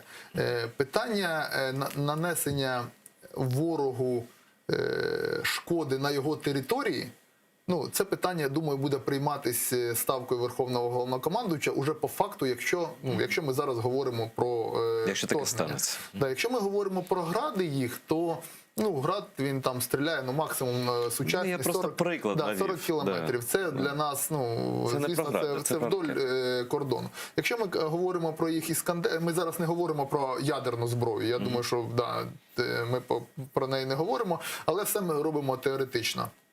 Якщо Росія буде застосовувати іскандери, у них там 500 кілометрів вони заявляють по нашим об'єктам. З моєї точки зору, всі дуже сильно бояться того, що прямо одними ракетами вони знищать нашу армію, пункти управління. І мости там точно. Я вважаю, що це буде сильною загрозою, сильним ударом по Збройним силам. І для цього повинні ми вже зараз всі заходи приймати. Це розсредоточення на українській мові, розсредоточення наших аеродромів, наших військової техніки, військових частин. Щоб в одному місці щоб вони не були на одному місці, як можна на більшому. Це військові повинні самі про це розуміти. Багато хто сильно ідеалізує ракетні удари. Я скажу, що їх ефективність теж буває різна. Тому що в мене є інформація, що коли там Російська Федерація використовувала в Сирії ці удари, що по деяких об'єктах для того, щоб їх знищити, така інформація, вони використовували, доводилось до 150 ракет використати. А чому? Не дуже точна зброя в них, да? Ну, дивіться, якщо нормально закріплений об'єкт, зовнішньо вони його там зруйнують, да? Але ж є пункти управління, які всі знаходяться там у нас заглиблені, да? Є техніка Тобто не все так просто. Да, не все так просто, коли хтось думає, що одна ракета «Іскандер», вона попала в точку, і на цьому питання, наприклад, з воїнською частиною закінчилось. Ні, це коефіцієнт ефективності, який враховує, і в тому числі наші військові, розробляючи плани, вони вже враховують, що будуть нанесені ці удари, і вони вже зразу зрозуміють, які будуть втрати.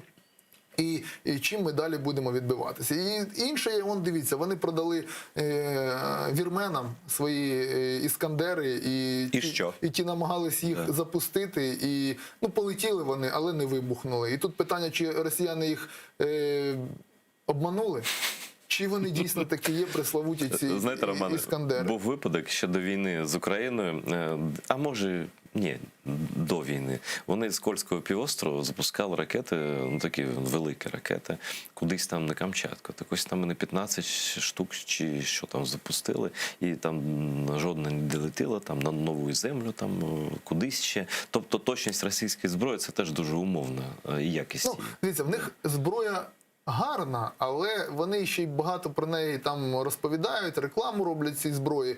Але ще раз скажу, яка б вона не була, Російська Федерація теж рахує, і в першу чергу, мабуть, ментальність нашого народу. Скільки б вони не випустили ракет, ми зараз не говоримо про політику. З точки зору політичного і взагалі сучасного світу, економічного, то захоплення жодних територій не дає якихось економічних переваг, і взагалі якихось переваг, там, торгівлі, все потрібно робити мирним шляхом. Це, якщо, ще раз кажу, раціонально. Якщо ми говоримо про Російську Федерацію, ми постійно тепер на подальше своє незалежне життя як держава Україна, ми будемо розуміти, що в нас є під боком Російська Федерація, і навіть якщо через десятки років ми повернемо Крим, повернемо Донбас і будемо, наприклад, відновимо якісь наші стосунки, навіть нормально спілкуючись і ведучи більш широке економічне життя, ми повинні розуміти, що це є Російська Федерація і що її політика постійно ґрунтується на тому, щоб повернути Україну в сферу свого впливу будь-яким способом, в тому числі і військовим. І звідси ми повинні виходити, відбудовуючи свою армію. Навіть коли, я не знаю, у нас відкриються колись кордони, з Російською Федерацією, ми будемо розуміти, все рівно на цих кордонах в шахтах повинні стояти ракети. Тому що політика може швидко змінитися, і ми будемо не в змозі швидко все відновити. Так само, як ми продали скільки озброєння і всього, а потім нам довелось його знову закупати в країнах Варшавського договору. Нещодавно теж були роковини чергові Будапештського так званого меморандуму, які, скажімо так, не святкував ніхто, бо немає що святкувати. Роззброїли Україну, гарантії були лише паперові. І зараз ті самі країни, ну і інші теж в НАТО, що вони кажуть нам? Ну, звісно, про меморандум згадувати навіть там вже зайве. Я думаю, вони все розуміють, що це нічого, просто паперець. Що Україна дійсно опинилася в такій ситуації завдяки тому, що мала довіру до Заходу в першу чергу. Так? Що вони зараз кажуть про можливу підтримку? Політичну, санкційну, військову? Ну, вам була ще військова частина, зброя. Та ні, мені всі частини близькі. Знову ж перепрошую, безпека – це все, я розумію. Да. Давайте так широко подивимося на це. Я розумію, що зараз все в процесі. Там міністр закордонних справ постійно зустрічається. Ну, всі. Ви зустрічаєтеся, ви ж кажете, постійно. Та? Там, з американцями, я певен, що ви на зв'язку теж. Да? І з Конгресом. Яка ситуація з підтримкою України? Ну, от декілька днів тому я розмовляв з британськими парламентарями, саме з їх оборонного комітету. І ми розмовляли, зокрема, про надання нам підтримки і допомоги. Я скажу, що більше всього зараз нас підтримує Сполучені Штати. Хотілося б більше, звичайно, але більше, ніж всім, скажімо так, підтримує Британія, Туреччина. Не боїться нам поставляти, в тому числі, летальну зброю. Але в першу чергу це Сполучені Штати і Британія. На рахунок британців, що ми з ними проговорили, я просив, що нам потрібна летальна зброя. Вони зараз нам виділяють 1,6 мільярда фунтів стерлінгів на підсилення нашого флоту. Ну, це багато, насправді. Так, це багато, дійсно. Там будуть будуватись катери, бойові для нашого флоту, ракетні катери, вони будуть оснащені ракетними системами. Це те, що вони допомагають. Ну, і те, що там їх інструктори теж працюють у нас і допомагають нас. І ми з ними проговорили, вони кажуть, дивіться, політика нашої держави зараз і таким чином побудована суспільство проти відправлення наших військ в будь-які гарячі точки. Чому? Тому після Афганістану і після Близького Сходу, Іраку, де вони були присутні.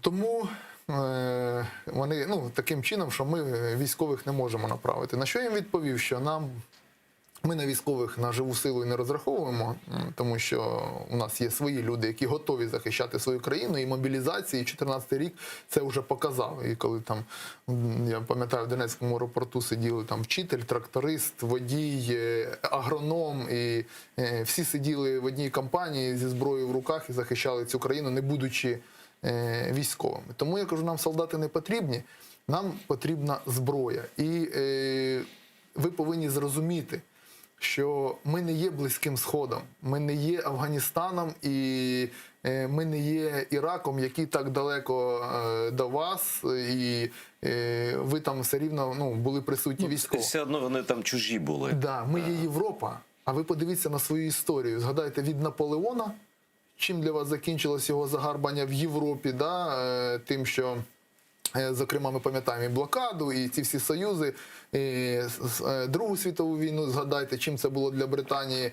Приклади просто наявності. Просто подивіться, це не Близький Схід, це не Аль-Аламейн там в Єгипті, це Європа. І всі події в Європі, які відбуваються, вони напряму впливають на Великобританію, впливають на вас. Тому ви повинні розуміти, що Україна – це частина Європи, в якій зараз по кордону проходить межа така демократії європейської з російським авторитаризмом. І це проблема не тільки України. Якщо ви залишите це зараз на розсуд України, ми будемо битися до кінця. Але ми розуміємо, що проти нас найбільша в світі ядерна держава.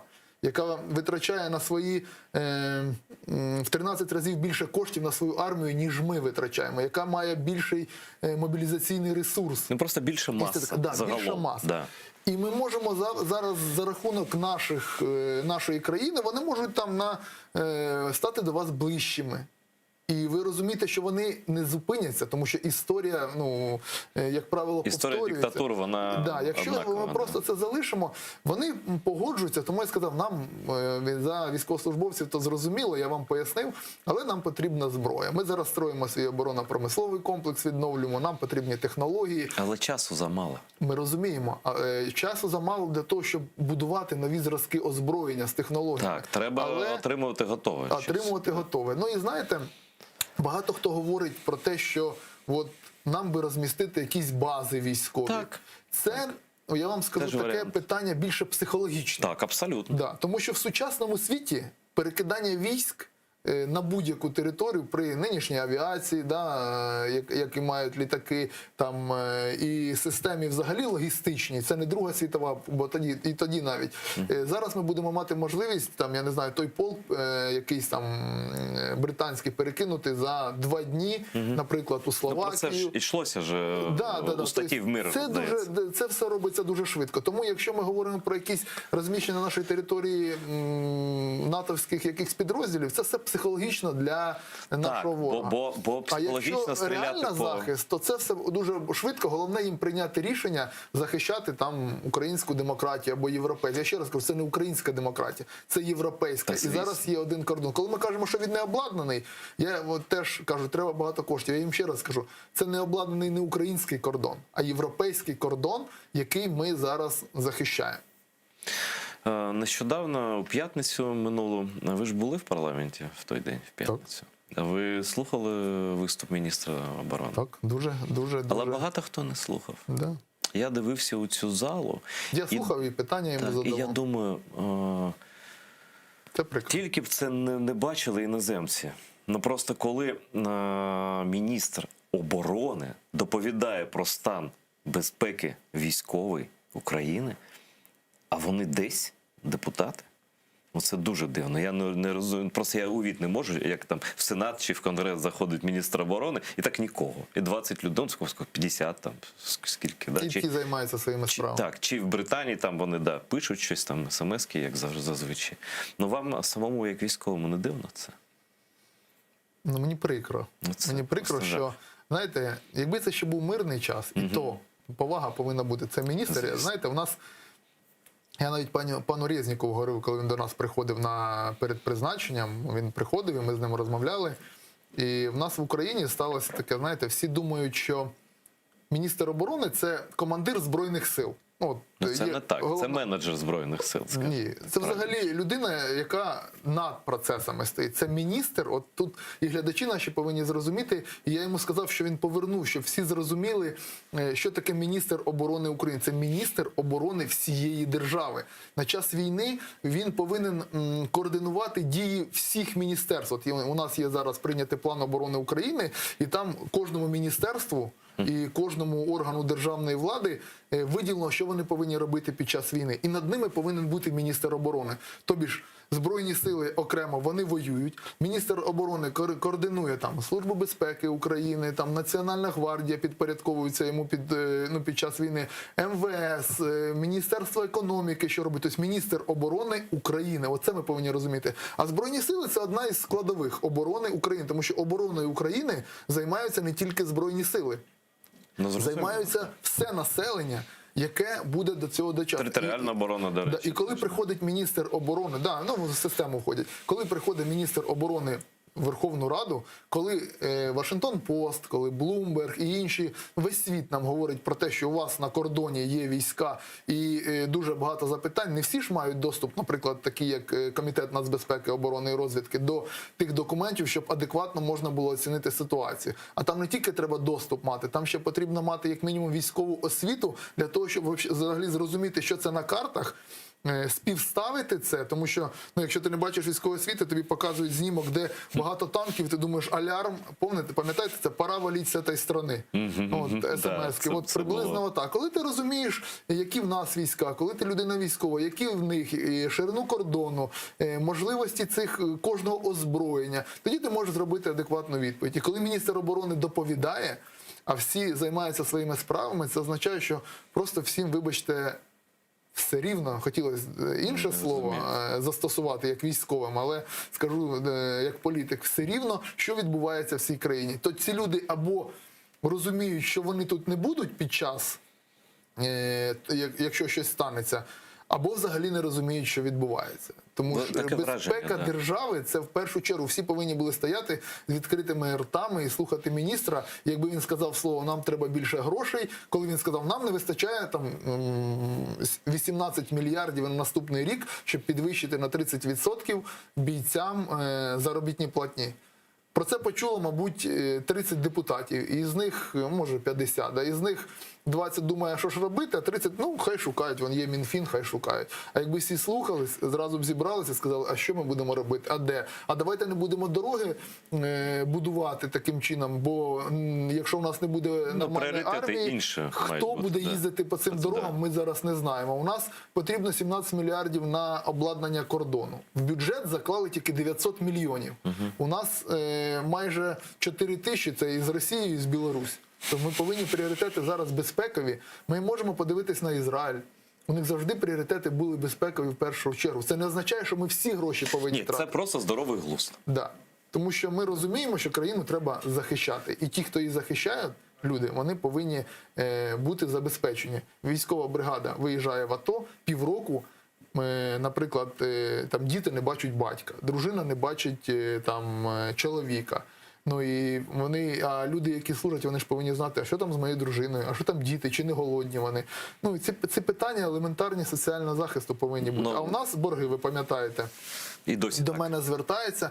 На щастя, прийняли зміни до бюджету і розрахувались. Але ще в вересні місяці питання оздоровчих, хто ще в лютому пішов у відпустки, нікому не виплатили. Тобі ж люди йдуть в лютому відпустки, може, хочуть десь відпочити, або що, їм там в розмірі заробітної плати винні оздоровчі. От в вересні вони ще їх не отримували. І ті, з ким служили, пишуть мені: Ром, а не можна там якось порішати, бо там уже дружина з дому виганяє, бо от такі от ситуації. І ми піднімаємо це, задаємо питання міністру оборони в Верховній Раді, як ми, значить, інших питань немає. Я вважаю, що ми призначили міністра оборони не для того, щоб йому нагадувати, що він повинен нашим військовим платити кошти. Щоб він нагадував. А для того, щоб він приходив і казав, я використав всі гроші, ми всі гроші потратили на оборонзамовлення, все, що ми замовили, знаходиться на складах, нам ще потрібно 10 мільярдів для того, щоб докупити там те, відремонтувати те й те. Ми такого не бачимо, ми його заставляємо, да купіть щось, у вас є ще кошти, купіть, заплатіть, візьміть, але не те, що можуть продати, а те, що потрібно для армії. В цьому є проблема, що в кінці року, як правило, купляють те, що можуть купити, а не те, що запланували на початку року для того, щоб армія розвивалась. Це є проблема, і я сподіваюся, що пан Резніков зараз це все змінить. Що для армії треба купляти те, що потрібно. Наш оборонно-промисловий комплекс, він уже старий, він часів ще Радянського Союзу, а війна зараз уже сучасна, іде, багато потрібно сучасних технологій впроваджувати, і іноді один гарний безпілотник може зробити більше, ніж, я не знаю, дивізіон, а то й полк артилерії. Слухайте, до речі, Романе, а ось ці безпілотники, ці Байрактари і інші, да, вони в позиційній війні ми бачили, як вони застосовуються. А як їх застосовувати під час іншої війни? Вони мають сенс, якщо вона не позиційна? Скажімо так, в війні на Сході вони мають сенс. І в позиційній війні вони мають сенс. Якщо противник, взагалі вони мають сенс. Це гарна зброя. Коли вони є. Хороша зброя. Але я скажу таким чином, з моєї точки зору, вони сильно ідеалізовані і ми очікуємо від них більше, ніж вони можуть за своїми тактико-технічними характеристиками. Що таке Байрактар? Ну, це по факту моторний двигун на рівні, а може менше, там, літаків Другої світової війни. Ну, да. І якщо воювати з такою країною, як Російська Федерація, в якої є серйозні системи протиповітряної оборони, серйозна авіація, то вони будуть знищені. Тобто це в перші бої. Да. Тут, якщо ми говоримо, наприклад, як як вони здобули свою славу, да, скажімо так, славу. В першу чергу це у підрозділах Сполучених Штатів. Ми подивимося, з ким воюють, як правило, Сполучені Штати. Наприклад, Ірак, наприклад, Афганістан. Що ці країни себе представляють? У них навіть зв'язку немає. У них немає не те, що протиповітряної оборони. Зрозуміло, так. Да, в них немає. І там вони повністю домінують. І це круто мати таку техніку, коли ти повністю домінуєш в повітрі, їй нічого не загрожує, ти можеш наносити удари, і у відповідь тобі нічого не прилетить. Коли ми говоримо, але в більш серйозних конфліктах ми пам'ятаємо, коли Іран збив, наскільки я пам'ятаю, 2 набагато серйозніших, Black Hawk вони називаються. Невидимки такі. Да, при Трампу збили безпілотники. І потім всі довго, ну там вже політично довго чекали реакції, коли Америка не відреагувала, там уже питання їх внутрішньої політики, але вони їх збили. Це в Ірані, і це показує те, що якщо в країні є серйозна протиповітряна оборона, то ця техніка стає менш ефективною. Тому я не здивуюся, що після того, як ми зараз застосували цю техніку, десь в шахтах Донбасу виявиться, що там у них знайдуть якісь протиповітряні комплекси і поставлять цю оборону для того, щоб можна було боротися з цими з нашими байрактарами. Кажуть, не говорити турецькі байрактари. Роман, а що найефективніше? Джавеліни, Патріот, здається, у нас немає. Ну, бачите, ви зараз кажете про різні види озброєння. Різні, так. Взагалі, ефективно мати комплекс. От ми розуміємо, що, наприклад, Російська Федерація є стратегія Герасимова, яку вони застосовують у своїй війні. Це їхній голова Генштабу. Голова Генштабу, да. Це перше. Це буде нанесені, наприклад, авіаційні, якщо вони будуть війну. Ми зараз це теоретизуємо. Я свою вже думку сказав на рахунок січня і лютого. Ні, вони атакують з повітря. Да, вони наносять ракетні удари по основним пунктам зв'язку, пунктам управління, по містах задля паніки. Да. Ну, міста для них це вже, мабуть, другорядні. В основному це цілі. Їм же теж невигідно інфраструктуру знищувати, якщо вони щось збираються захопити. Знову ж таки, ми зараз беремо не Україну, беремо якусь країну. Ми за них думати не будемо. Потім наступне, вони намагаються таким чином все знищити. Потім вже йде у них армія після того, як вони нанесуть удари. Тому, якщо ми говоримо про джавеліни, це дальність 2,5 кілометри. Це вже коли все відбулося, і техніка пішла тактична. Тому я говорю, що коли ми їх ідеалізуємо, це... Що танк треба ще побачити, і коли він стріляє на 4 кілометри, його треба підпустити на 2,5 кілометри. Добре, Романе, тоді так. І потім, якщо ми говоримо про якусь там іншу, Петріоти, це вже інша зброя, це вже інший клас зброї, це вже протиповітряна, яка, це класний захист. Я вважаю, що для України треба мати в першу чергу зараз можливість завдавати превентивних ударів по території противника. Це ракети середньої дальності, які можуть летіти, взагалі середня дальність мається на увазі, це від 500 до 5,5 тисяч кілометрів. Нічого собі, середня. Це середня дальність вважається, да. Але я вважаю, що нам потрібно літати до 2000 кілометрів, нам цього вистачить. Я вважаю, що нам потрібно мати такі ракети з звичайними, фугасними, ми зараз не за ядерні ракети говоримо, які можуть літати. І для того, щоб Російська Федерація знала, що в випадок того, коли вони, наприклад, зараз згруповують свої війська біля кордонів, на будь-яку дальність ми можемо туди прилетіти і їм...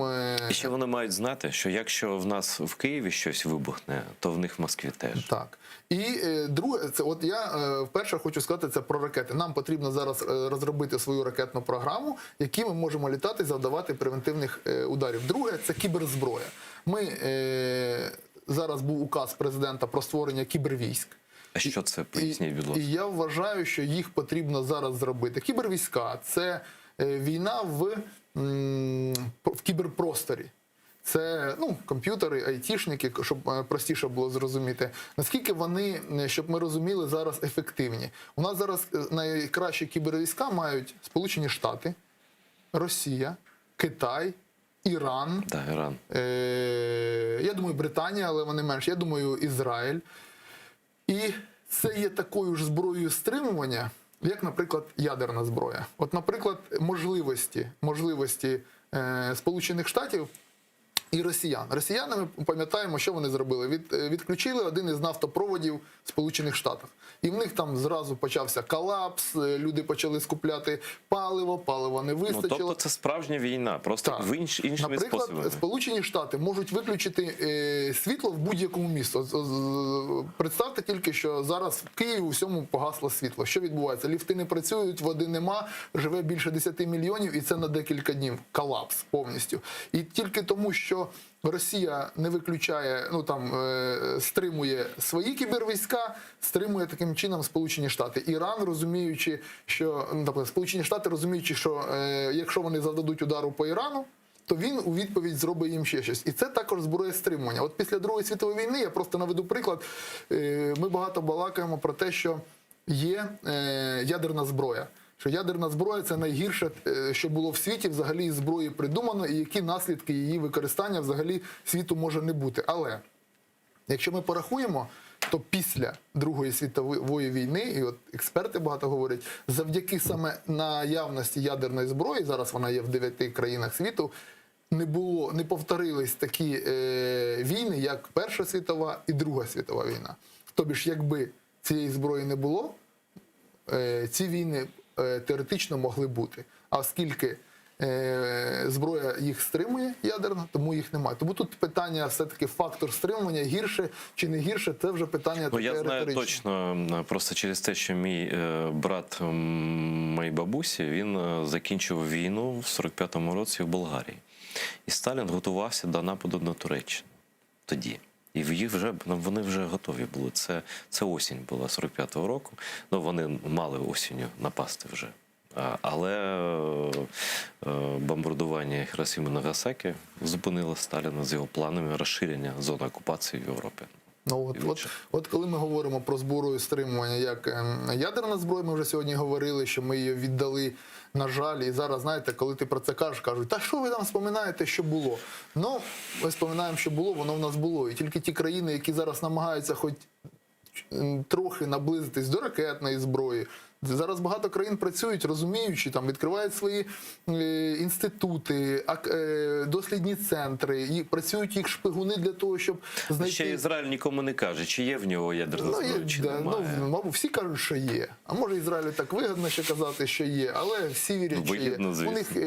У них є мирний атом, ми ж розуміємо, в них там атомна станція це працює. Я про те, що війна будь-яка, вона зараз гібридна, вона психологічна, вона політична, вона кібернетична. Тому, якщо говорячи, яка зброя потрібна Україні, я навіть Резніков задавав питання, крайній раз, коли він приходив на трибуні, на якому стані у нас зараз розвиток. Він сказав, що все працює. І я вважаю, наша кіберзброя, кібервійська, вони як захищаються, так і ведуть розвідку в кіберпространстві противника, шукають слабкі місця для того, щоб в потрібний момент надати їм Ось таке питання, напевно, його ніхто вам не ставив, може бути. А як прямо допомагати солдатами, скоріш за все, принаймні на першому етапі умовної великої війни, нам Захід не буде. Але чи можуть кібервійська Сполучених Штатів? Вони ж непомітні, їх же немає. Ніби немає, так? Чи там, я не знаю, так само я чув про як безпольотна зона, така штука є, так? Тобто, які є варіанти підтримки України, ну крім постачання зброї безпосередньо, які є ще варіанти без прямого втручання з боку НАТО? Багато варіантів різних. У нас 3 хвилини. Грошима допомагати, можна дійсно допомагати, але повинні розуміти результат. Це ж глобальна політика. Можна, наприклад, допомагати Україні, я не знаю, поставкою зброї в Сирію. Да, це ж теж, ми ж розуміємо, що на глобальному рівні Україну теж грають і інші країни, іноді, коли є глобальні політики, глобальні країни, вони, деякі країни намагаються, а ми туди дамо зброю, якщо ви туди дасте зброю. І це все грає. Тому для України допомога в першу чергу це підтримка Європи, підтримка партнерів. І всі повинні розуміти в першу чергу, що напад на Україну – це буде напад в перспективі на всю Європу. Чи розуміють вони? Я думаю, розуміють. Не всі країни, тому що якщо ми говоримо про НАТО, то НАТО, про вступ України в НАТО – це 30 країн, які повинні прийняти одне рішення. Зараз це сюрреально, ні. А зараз немає такого, тому що Росія, вона веде іншу війну, вона нікому не погрожує, але вони політично, дипломатично ввійшли в країни і за допомогою своїх енергоресурсів, і постачання зброї. Щоб ви розуміли, гроші. Росія зараз при всіх тих санкціях, які має, постачає свою зброю в більше, ніж 100 країн світу. От при всіх санкціях. Просто зараз. Зараз вона, або деталі, або зброю. Що таке поставки зброї? Знаєте, можна продавати повстанчий набір, автомат, пістолет, кулемет, його ніхто практично не контролює. А коли ми говоримо про серйозні ракети, про техніку, про танки, коли ти продаєш якоїсь країні, це означає, що ти на найближчі 10-15 років забезпечений контрактами, забезпечений контрактами на ремонт, тому що ця країна без тебе не зможе цього робити. Тому я думаю, що санкції повинні розширюватись, і бачучи таку загрозливу політику Російської Федерації, всі країни повинні гуртуватися, а не тільки одна Україна повинна стояти на першій лінії війни з Російською Федерацією. Пане Романе, дуже вам дякую. Перше, за професійний аналіз, бо ми, правда, такі цивільні, не розуміємо справжнього стану. За вашу впевненість, за вашу послідовність і за те, що, я думаю, що головне, що ніколи не має бути паніки в нас. 100%. Це найголовніше. Цього і хоче Російська Федерація від нас. Психологічний тиск просто він відчувається. Але, якщо в нас є такі люди, як Роман Костенко, я думаю, що і ми всі їх підтримуємо, теж нашу армію. Ще раз треба згадати, що ми не беззахисні, і навіть без західної допомоги Україна – це не буде прогулянка для військ Путіна. Нехай вони навіть таке не думають собі. Це буде горе трупів і море крові загарбників. Дякую вам, що дивитеся АТР. Підписуйтесь на наш Patreon, допомагайте нашому каналу. Йому зараз дуже важко, і ваша підтримка важлива. Російський рейх буде зруйнована. Дивіться АТР далі.